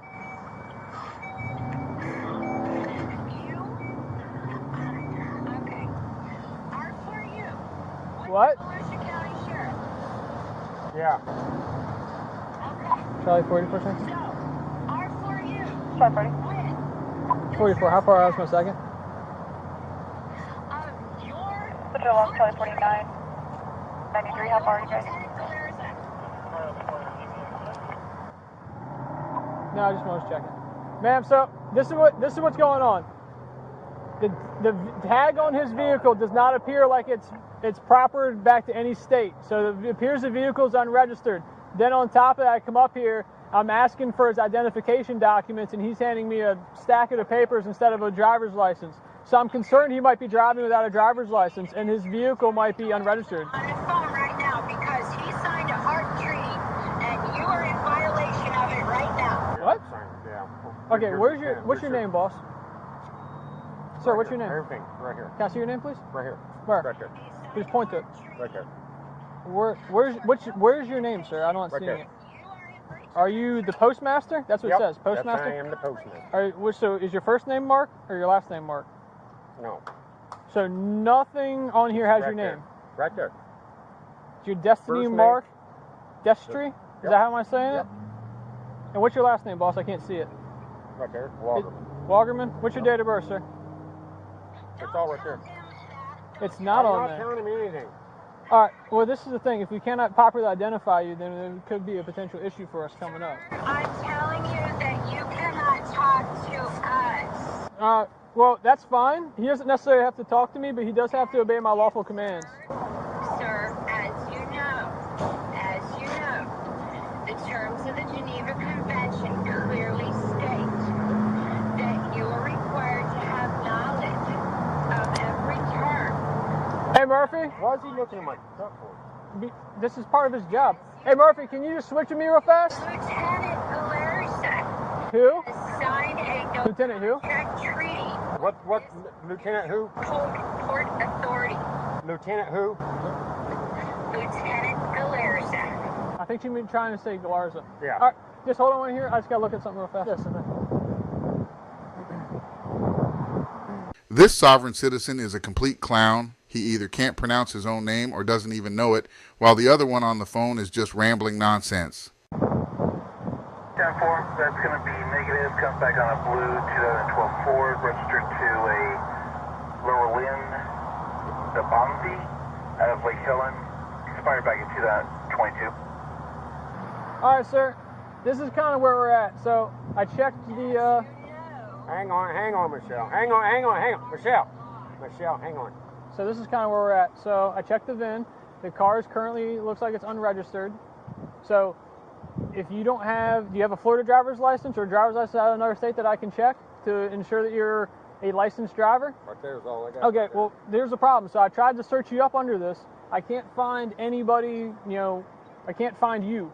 So if I can't verify that you have a valid driver's license, then how am I supposed to let you drive off? She's coming. All right, that's not gonna change anything. He's saying I gotta have a valid driver's license. To operate a motor vehicle in the state of Florida, yes, sir. Okay, you're at Catalina and Howland? Yeah. Okay, sir, it's a simple question. Do you have a valid driver's license? Right there's all my paperwork I got. Okay. She's coming. Ask him that because he's not required to provide any First name is it Destry? Is your middle name Mark? Well, because he's got it right here. He's got the paperwork in his hand. All we're trying to do is just identify it, that's it, and then send you on your way. Is that your last name? Yep. Okay, is your ID through Florida? What state is it from? I'm right here. Yeah. What state is it from? Right there. She's coming to talk to you. That's fine. What state is your ID from? I don't have an ID. I was surrendering my ID, my birth certificate, and everything. When you used to have an ID, what state was it from? Colorado. Colorado? Yeah. Okay, But what's they your, don't- what's that? They won't register because it's fine. Here she is. She's right there. That's fine. I don't need her actually, and she's not going to come over here. What is your date of birth? It's right there. Everything's right there. No, not everything is right here. Well, he has a birthday. He is a living soul, not a corporation entity. Okay. Does that make sense? Not at He knows all. this. I know. Destry, hop on out. I'm not. Why do I need to get out of my car? Have I done something wrong? Wait. Whoa. Before you drag me out of the car, what have I done? Hop out of the car. Have I done something wrong? You're failing to identify yourself. That's not a law. That's not a misdemeanor. It's not a law. Hey, don't get in my car. What are you guys doing? What's this? They're jerking me out of the fucking car, Michelle. Get out. They're getting me out of the Get car. out. All right, I'm getting out. All right, I'm getting out. Stop pulling away I'm from me getting with your out. hand. You guys are jerking me around. You guys are jerking me around. Look over. I got you. All right. Well, I'm not jerking around. Now you're under arrest, buddy. Damn. We're not doing anything. What's the fight? I'm resisting and you guys are jerking me around. How the hell am I supposed to Walk hold over my to the car, fucking man. Figure this all out, sir. Well. Now to show my ID is not a federal offense. You tell me. Not an ID state. Separate your feet, boss. Not an ID state here. And I don't go for certain seats. Stop bucking on me, please. It's not registered. Stay on my wallet. No. It's not. Stay on my wallet. Everything's coming out your pockets now. No. Hey, Stay on switch my sides, wallet. Murph. I don't accept. You might not accept it, but it doesn't mean it's not happening. You guys are illegally fucking searching me for no fucking reason at all. No. Okay. Yes. Do you want to talk to him or not? If not, we're going to get him out of here. We're trying to give you the keys.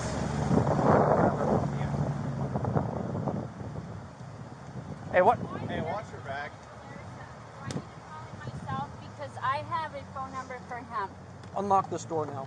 No, I'm not gonna unlock. You. Get out. We breaking it? The door now. Yes, so. Now get out. Get out. Get out. Oh, shit, stop it.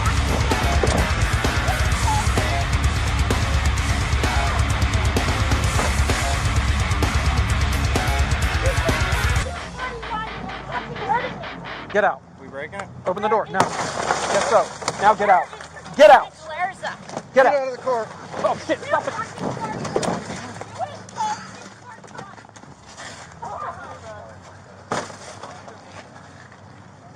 You just told 241 and you're fucking hurting me. Give us your hands. Give us your hands. No.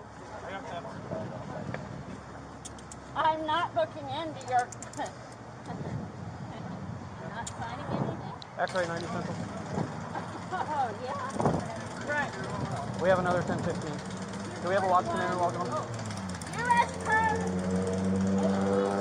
code. Conclusion: this Florida traffic stop began with fake tags and quickly spiraled out of control. When the sovereign citizen's assistant arrived on the scene, she ended up having her windows smashed and was dragged from her car. This situation could have been avoided, but like many sovereign citizens, They believe they are above the law. These dedicated officers demonstrated that no one is above the law.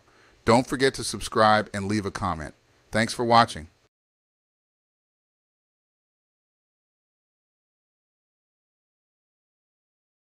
Australian Karen calls the police on the police sovereign citizen chaos down under.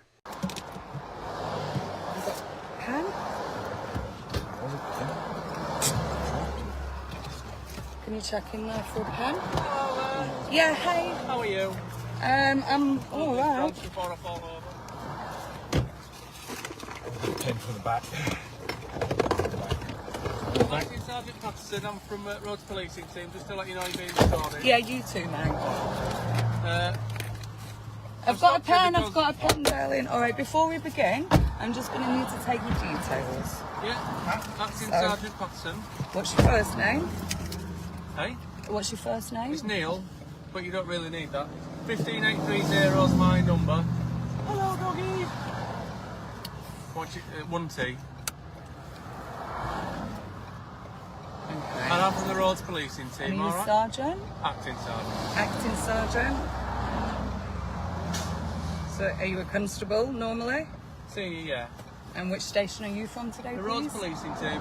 Which one? Based out of Forestdale. From a satellite station from Mandurah. Forestdale. And can you tell me what the emergency is, please? There's not an emergency, no. So why were your lights on? You've Because I was indicating you've you'd just signalled to me that there was an emergency. I haven't said there's an emergency. Well, your lights are on, so the public are aware that if your flashing lights are on, that signals that there is an emergency. So I have just pulled over now because you have signalled to me that there's some kind of an emergency. I have signalled to you to stop. Okay? Okay, so your lights are on, you're being recorded. That's fine. Okay, this is signalling to me and the rest of the public that there's an emergency. All right, how do police normally pull vehicles up? Has got nothing to do with you. Has it not? No. Okay.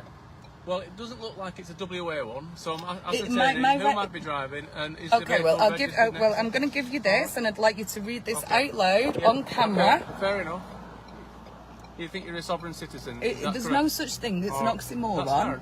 Oh, absolutely. You're definitely a sovereign citizen. Fair enough.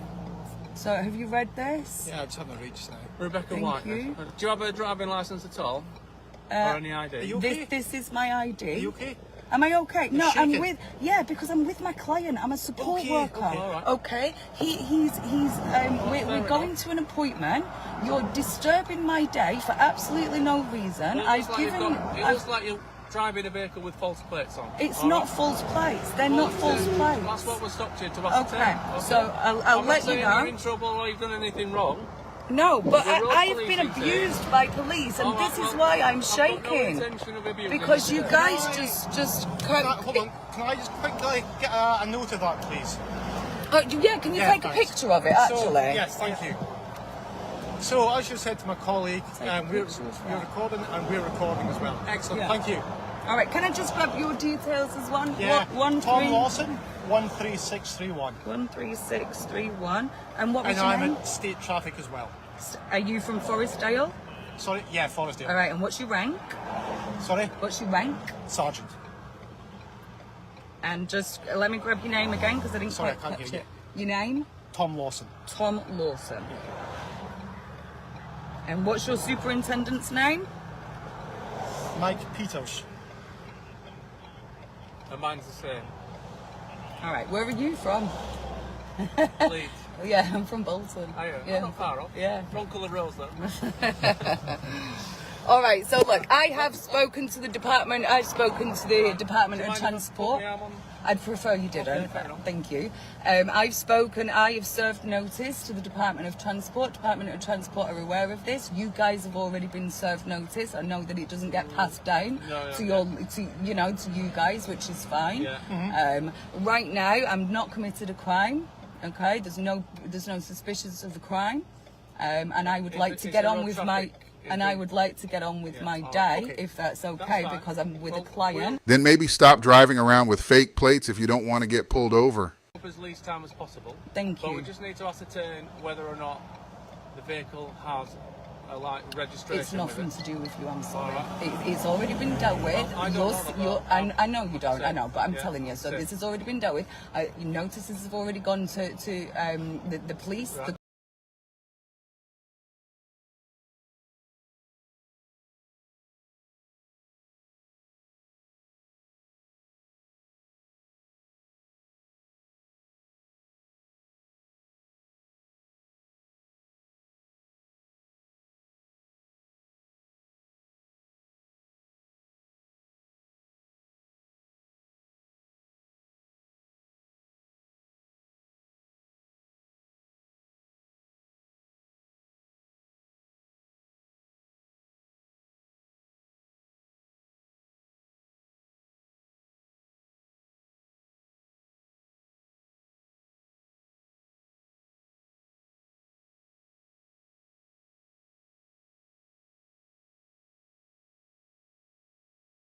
The courts and the Department of Transport, they are all well aware about that.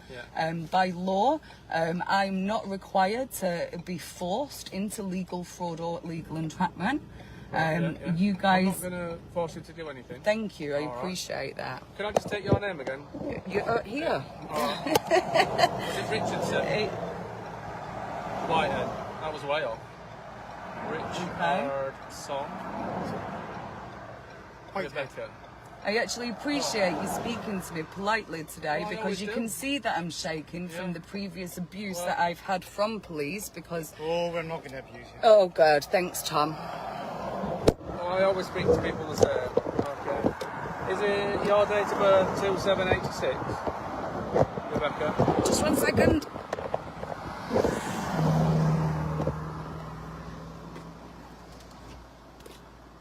Yes, it is. Okay. All right. And has you got your address on there? Nope.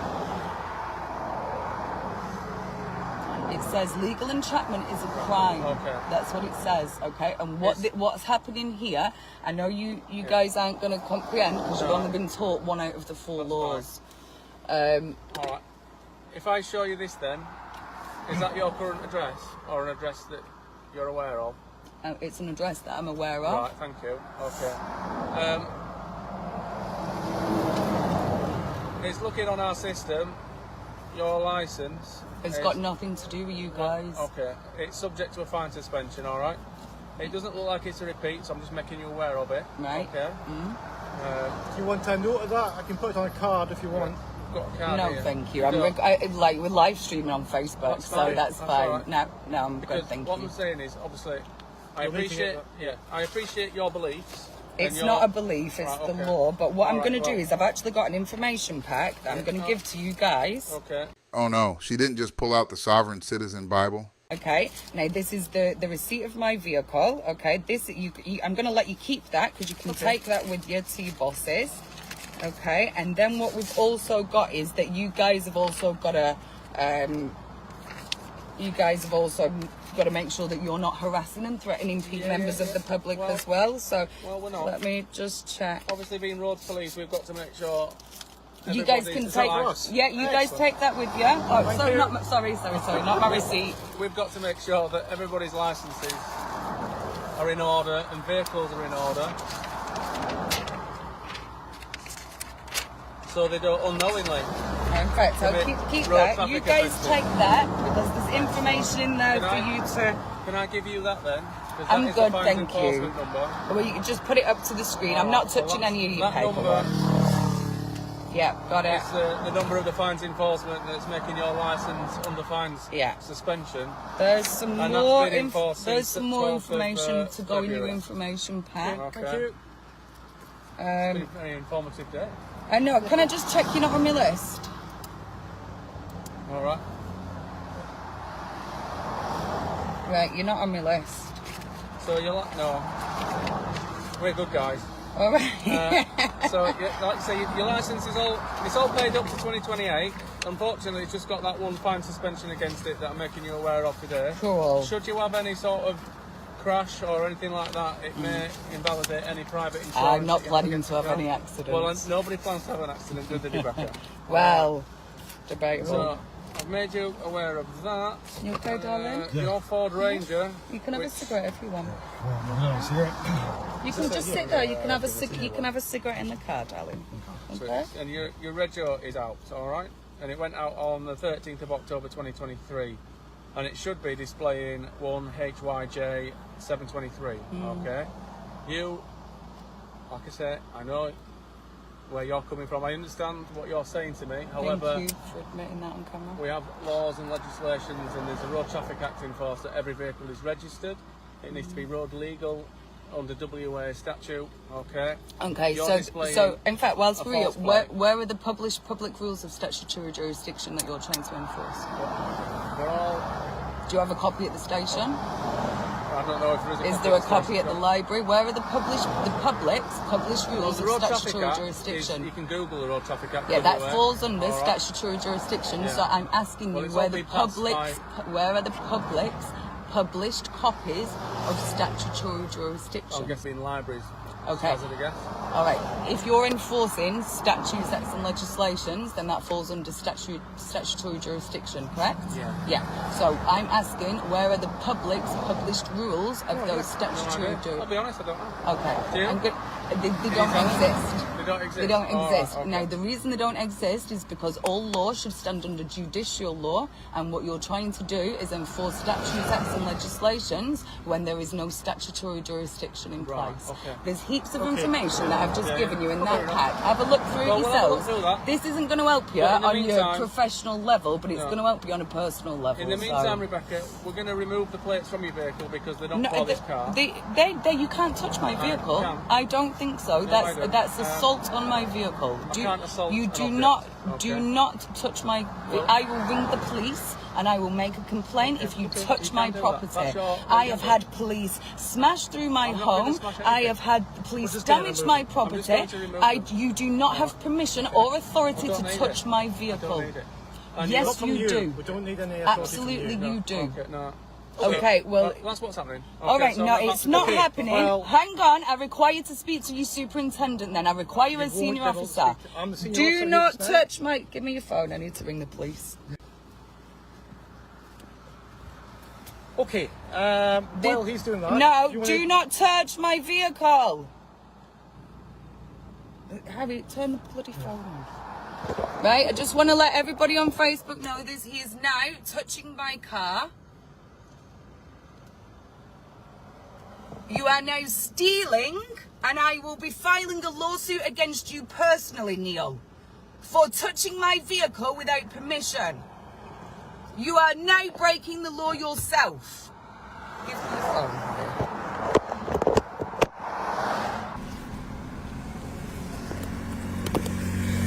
Get him up.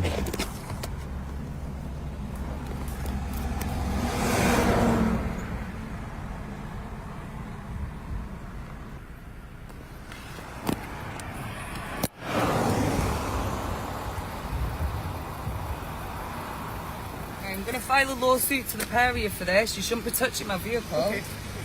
We can seize exhibits at common law. It's nothing to do with common law. Okay. It was common law was put in by the barons. It's had nothing to do with that. They're projecting things on people's. But on this occasion, the plates don't match the vehicle, so that's why we've taken them. Okay. You can't. You're literally stealing my property. You're literally stealing my property. You think that you can go around and behave like criminals, and you can't. You have an obligation. This is a dereliction of duty. We all good with that? We all good with that? I've got the other one. Okay, final thing we've got to do. Okay, would you want your screws back? It's your property. Why don't you take them since you're stealing the rest of my I've put property? the screws back in at the back. Do you want your screws back on? There you go. Okay, so I require a specimen breath test. I require you to stand Okay. down and stop So I require a trying to specimen bully breath me. test. One continuous breath until I I'm not doing it. I'm not drinking. I'm in the middle of work. What are you doing? So all you've got to do is blow into this on one continuous breath until I tell you to stop. Okay, it is very clear and obvious that I am not drinking. I am in the middle of work. But I'm giving you a roadside breath test. Okay, and I do not need to do that. Okay, You are trying to get me to contract with you to profit from equity bonds. Under Section I am not 66 doing of the Road Traffic Act, I require you to provide a and we've special just breath. had a conversation that you don't have the jurisdiction to follow through because you didn't even know it existed. She's definitely had way too much of the sovereign citizen Kool-Aid. Okay, so are you telling me that you're not going to provide me with I am telling you that I do not consent to contract or joinder with you. I waiver the benefits on offer. Okay, so you're I not would going like to give me a specimen breath? I would. Did you hear what I said? No, say again. I do not consent to contract or joinder with you. Okay. I waiver the benefits on offer. Okay, so are you telling me that you're I am failing to wavering. provide a specimen No, breath? you're not listening. I am wavering the benefits on offer. Okay, right. Bear with me. What I'll do is I'll set up the secondary, and we'll give her that opportunity, and then. I cannot believe you're doing this. I'm a support worker. You can see that somebody here is distressed in the car. Where is your heart? Where is your heart? My heart? Yes. We're road policing officers doing our duty. No, you're not. You're wasting my time. Well, you just provided a specimen of breath. I don't need to. I'm in the middle of work. You can see I've not been drinking. You're trying to get me to contract with you. Are you behind on your quotas this week? Is this what this is about? You're behind on your quotas, so you decide to interrupt me whilst I'm in the middle of work. You're now putting... Yes, I'm glad you've read that sign as well.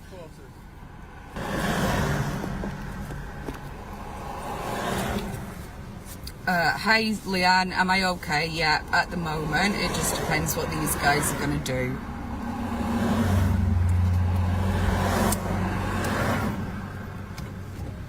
If you guys could keep watching this and if you can screen record everything that's going on, because this will be for my lawsuit. I'm live on Facebook. People are watching you.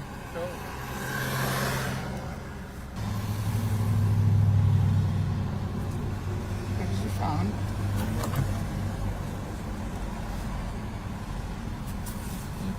No, just your camera.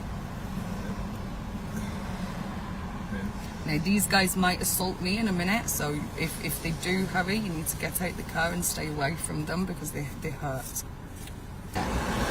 Listen, darling, if they take me, then I need you to be really brave, and I need you to take the chief with you, okay? I will give you my bank card, and we will get you an Uber back to you, and you take the dog with you, and then we'll organise something else, okay? We have to get me out the car first. Shut you into it. I'm gonna lock us in. Okay? If they grab me, it's okay. You don't need to do anything. I know I've not done anything, but I won't resist. Alright? But if they take me, you don't need to do anything.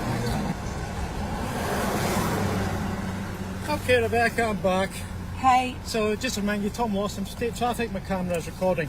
Okay, so what I've been doing whilst you've been sitting here, I've been setting up the breath machine at the back of the car. So I'm going to give you another opportunity. I'm going to serve you guys notice on the spot. You guys are being served. I require a specimen breath or breath test. I require you to blow into this device one continuous breath until I tell you to stop. Do you understand? I don't understand. Okay. So what I'm doing is I'm requiring a roadside breath test. Okay, just to let everybody know, these guys are getting served lawful documents. Okay. So do you Neil. consent? Right, well... Do you... Okay, this guy has now been served. Okay. This is recorded on camera. Tom... I require specimen breath for breath okay, test. both of these guys have...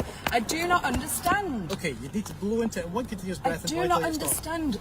Why are you doing this? Do I look because to you? It's a roadside breath test. It's a random breath test. Money. Stop leaning on my vehicle, please. Excuse me. Get off my vehicle. Okay, so you're not telling me that Tom, you're going to accept I've this. wavered. I haven't refused. Okay, so I've I now require you to accompany me to that vehicle while I'm we do not a getting out second because you're vehicle. going to assault me. We're not going to assault you. We're on camera. If you think that makes a difference. Okay, right. Do no. I've got the key. Can you please come out the vehicle? You've just stole it. You've hurt my hand. I've got your now. key. Yes. You've just hurt my Okay, blooming you- hand. I Jump out the knew vehicle, you that please. you was going to assault. This is what you I do to require women. you to accompany me This to that is what vehicle you till do. we'll get You're second plumbing out my request. hand. Get me the police. I'm going to call the police. Okay. Okay. Right, I I'm now gonna require get you to- require a superintendent to the scene immediately. Rebecca, it's gonna. Rebecca. Stop damaging my I'm car. not damaging your car. Get the Okay. police. Get the police. Okay, so I require you to Next accompany to to a that busy vehicle. road, Rebecca. Get we the don't police. want to be manhandling you. You've out hurt of the me vehicle. already. Just stop. Just please step out of the vehicle. I'm ringing the police. You Okay, shouldn't be well, doing this to we're me. already No. here. Police, please. Where the Sorry, we'll wait. Hurry! Okay, so you can be arrested for failing to provide a second I've not committed a crime. Okay. I've not Do you committed any understand that? crimes. You may I keep have to telling arrest you. you. What, Okay, for what you've crime? got to come to for that what vehicle. crime? Provide a specimen under the Road Traffic Act. Police, please, quickly. Emergency, please, please. I have 2 police officers breaching their dereliction of duty. I'm from Western Australia. I require a superintendent to the scene immediately. These police are bullying me. They have weapons on them. They have guns on them. They have hurt my hand. How dare you grab me?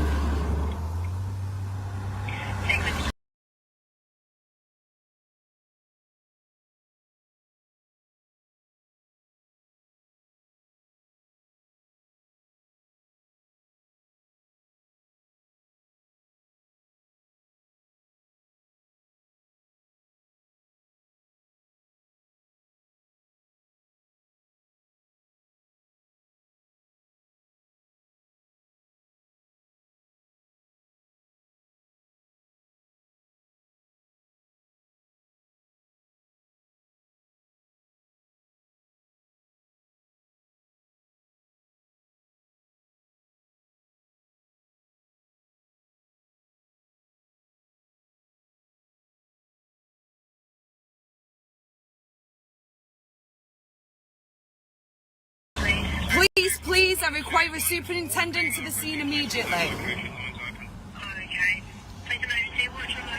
I'm in, where are we? Mandurah.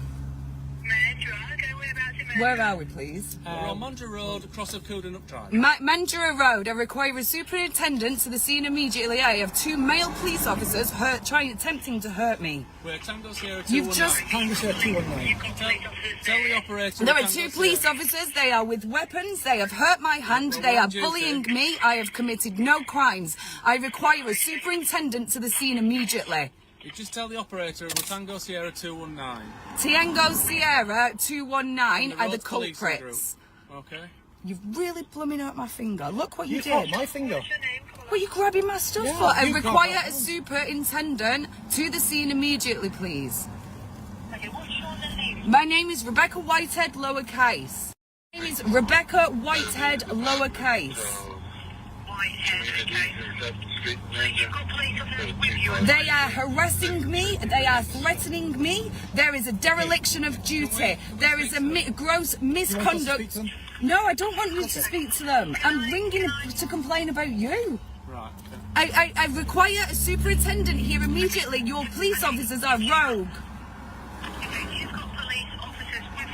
Who are not, who are breaching their code of conduct. No, I require a superintendent to the scene. You are live streaming on Facebook. I am requiring a senior member of staff. Please help me.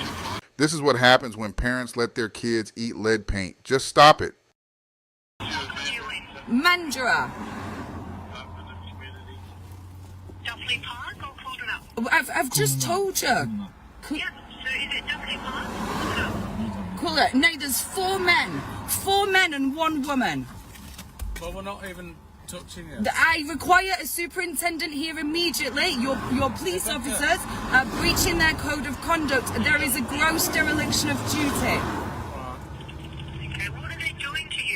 One of them has just grabbed my hand, grabbed my car keys. They are trying to force me to do things that I do not want to do. They have weapons on them. There are 4 men. A specimen of breath for analysis. Under section 66. If I do this, breath, are you going to let me go then? Yes. Right, well, go on and get it. No, I'm not getting out of the car. You've already hurt me. I still require a senior officer, please. I require a superintendent to the scene immediately. I need to make a complaint about these police officers. I'm not going to the station. If The you want to make a superintendent. complaint, the superintendent is not going to come out. So I'll be honest with you. You need to make if you want to make a complaint, you can make a complaint online. I'm not doing that. It's legal entrapment. Or you can go into a police station, Rebecca. All right. They're your options. They are threatening and intimidating me. You're telling me if I don't do it, you're going to arrest me for nothing? I haven't done anything wrong. It's road traffic law. Yeah, it comes with the power of arrest, Rebecca. Yeah. When you get to the station, okay, you can't complain on a 000 line. So if you go I'm not asking to complain. I require. How many times do I have to say it? I require a senior member of staff. You've got 2 sergeants on scene. You're not going to get anybody more senior than us. you can't make that request on a 000 line. You're going to have to go to the station and request it there. Right. So there's no seniors. When you get to the station, Rebecca, you can make a complaint. Okay, but you can't Ask to make a speak to your complaint IC, on a please. 000 line. You're going to have to follow the instructions of the officers. Senior sergeant. Okay, and if you want to make a complaint, you can do that online. All right. But I'd really like to take that, and we don't have to. That's the end of it. Right. Thank you. We don't have to make you feel horrible. We don't have to reluctantly use force if we have to. We don't want to. We're just asking you. All right. Right, but you can see that I'm not drunk. I know. Well, I don't drink. We don't know. You can see you're not daft. I know. You're not daft. Okay, so Everybody we require stop has a preliminary breath test. Right, so Okay, I so want require you to you- say on camera that if I do this, you are going to let me go and you are not going to hurt me. Yeah, I'll shake that's on it. absolutely I can't touch her. okay. Right. So require a That's because specimen of of the breath for a offset. breath test. Okay, blow into the machine 1 continuous breath until I tell you to stop. Don't consent to this. Keep going, keep going, and stop. That's it. Thank you. Simple Right. as. Can I have my car keys back? You really 000. blooming heard.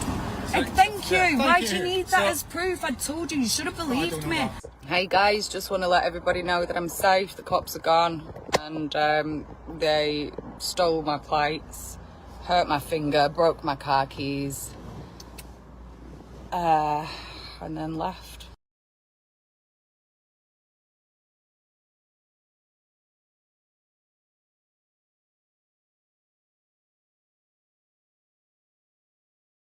Texas sovereign citizen caught driving without license in Kansas. Judge shuts him down. Watch as a Texas sovereign citizen faces the consequences after being pulled over in Kansas for driving without a license. Despite his attempts to argue against the legal system, the judge quickly puts him in his place with a firm, no-nonsense approach. This courtroom exchange is a powerful reminder that no one is above the law. Witness the tension and legal expertise on full display. The trial is set for jury Wednesday and Thursday of this week, February 7 and 8. There is one count of operating a motor vehicle without a valid license. Now, that seems to the court to be you either had a license or you didn't. Of course, the burden would be on the state to show there was no license, but Mr. Kervin, are you challenging that? Are you saying you did have a valid license? No, I had a question before all that about the jurisdiction. Here comes the jurisdiction argument that never actually works. But let's see him try to wiggle out of it. He has been charged with driving without a valid license and currently seems to be sitting in some type of vehicle. The people of Kansas, as you probably know, get together ever so often and have elections to elect people to represent them in Topeka, the state capital, and those legislators pass laws that are for the good of all of us in theory, maybe in practice, and then we are to follow those laws. One of the laws at some point in time that those legislators made was that if we are going to operate a motor vehicle in Kansas, we have to have a valid driver's license. And if you do not have a valid driver's license when driving the automobile, it is to be treated as a Class B non-person misdemeanor.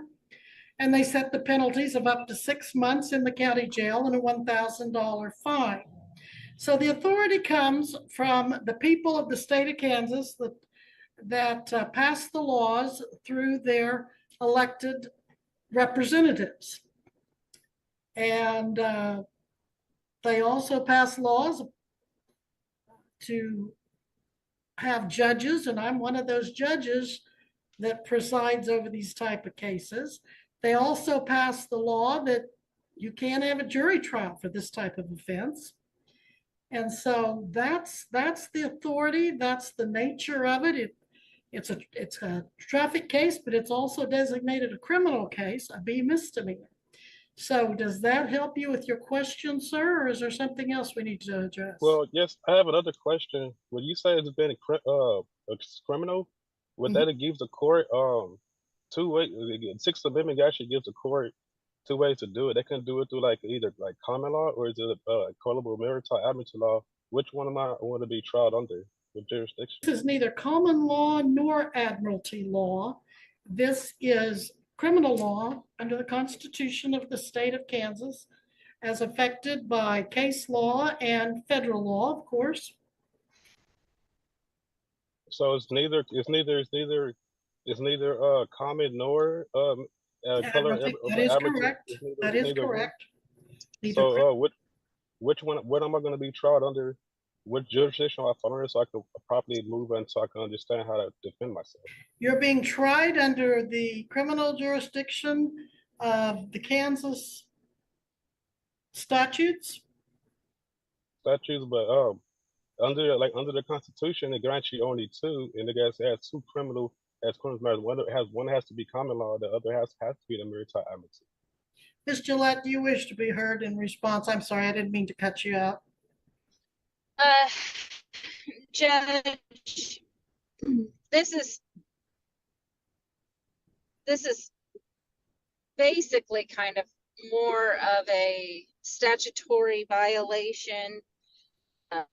This defendant, you know, when you enter into the state of Kansas, you consent to the laws of Kansas when you drive upon the highways. The interstate compact between all of the states that are members of the interstate compact for traffic infractions means that when you consent to the laws of your state or you drive upon or travel upon the roads of Kansas, Oklahoma, any of the states that are part of the compact, you consent to those laws when you enter into that state. So with the interstate compact, he would be consenting to the laws of the state of Kansas the moment he drives across the border. That law becomes effectual upon you and it's your responsibility. It's when you become a licensed driver or you have a license or you become a driver and you're driving, then you are consenting to the laws of that state that you are traveling within. So jurisdiction is set up, as the judge said, by the Constitution of the state of Kansas and the laws of the legislature that are passed statutorily. And our statutes are passed with the law in this case. I would note for the record, Judge, that there is still no things on Odyssey for me to see. There's not a written request for jury trial. There's no motions to be heard today. I cannot respond to any motions because there's none on file. Well, therefore, if he is going to file anything of record for me to respond to, he would need to have his filings on file at least 7 days advance of a hearing for me to respond, and that there is no proper written request for a jury trial at this time. Therefore, this case could go to bench trial on Wednesday, and we would not have to have a jury present due to the fact that there is a lack of request for jury trial. And if there is no written request for jury trial, the case goes to bench trial. Ms. Gillette, we just had this exact issue on not filing a demand for jury trial in a Butler County case right before the lunch hour.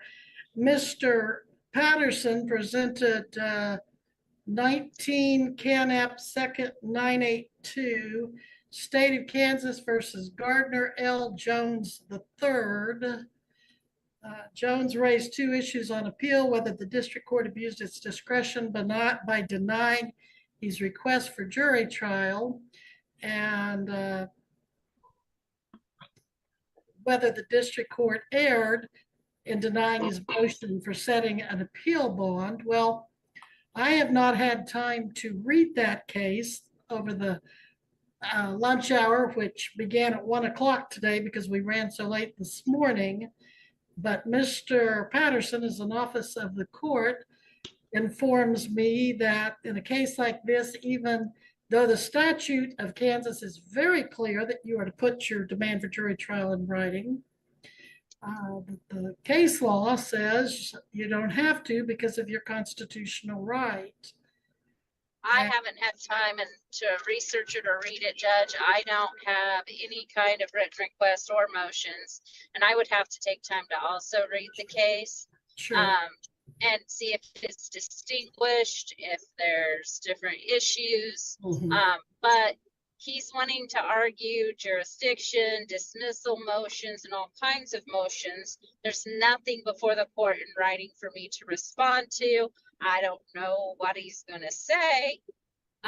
So one of our other pro se individuals had written several motions. Most were very lacking, but at least I had something to respond to. In this case, under the laws and Constitution of Kansas, you submit when you come into our jurisdiction. Therefore, when he traveled into Kansas and operated a motor vehicle, he consented to the laws and jurisdiction of Kansas. And I would say that we have jurisdiction, and that lack of venue and jurisdiction is denied, should be denied. I had a question about that, because when you say that I consent, is there like a form? Would that be under? That would be civil? Would Sir, that be you consented by your conduct of going on to a road that is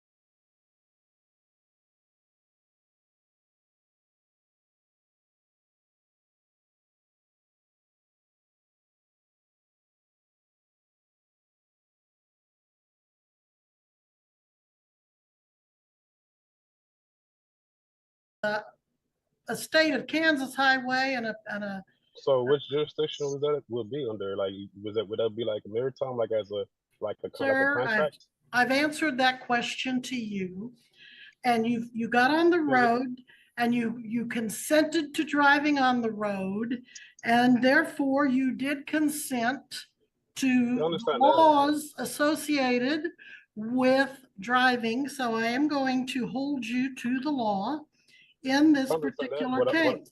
Now, what I'm understanding when you say the cause of nature, and but that's why I was not understanding still about that, because you said the cause of nature, and I had that I asked. Sir, if you want me to entertain any of your arguments, you need to have them well thought out, and you need to have them in writing, and you need to have them, sir, listen to me, please. You need to have them in writing. You need to have them filed with the court. You need to give copies and notice to Ms. Gillette so she can have an opportunity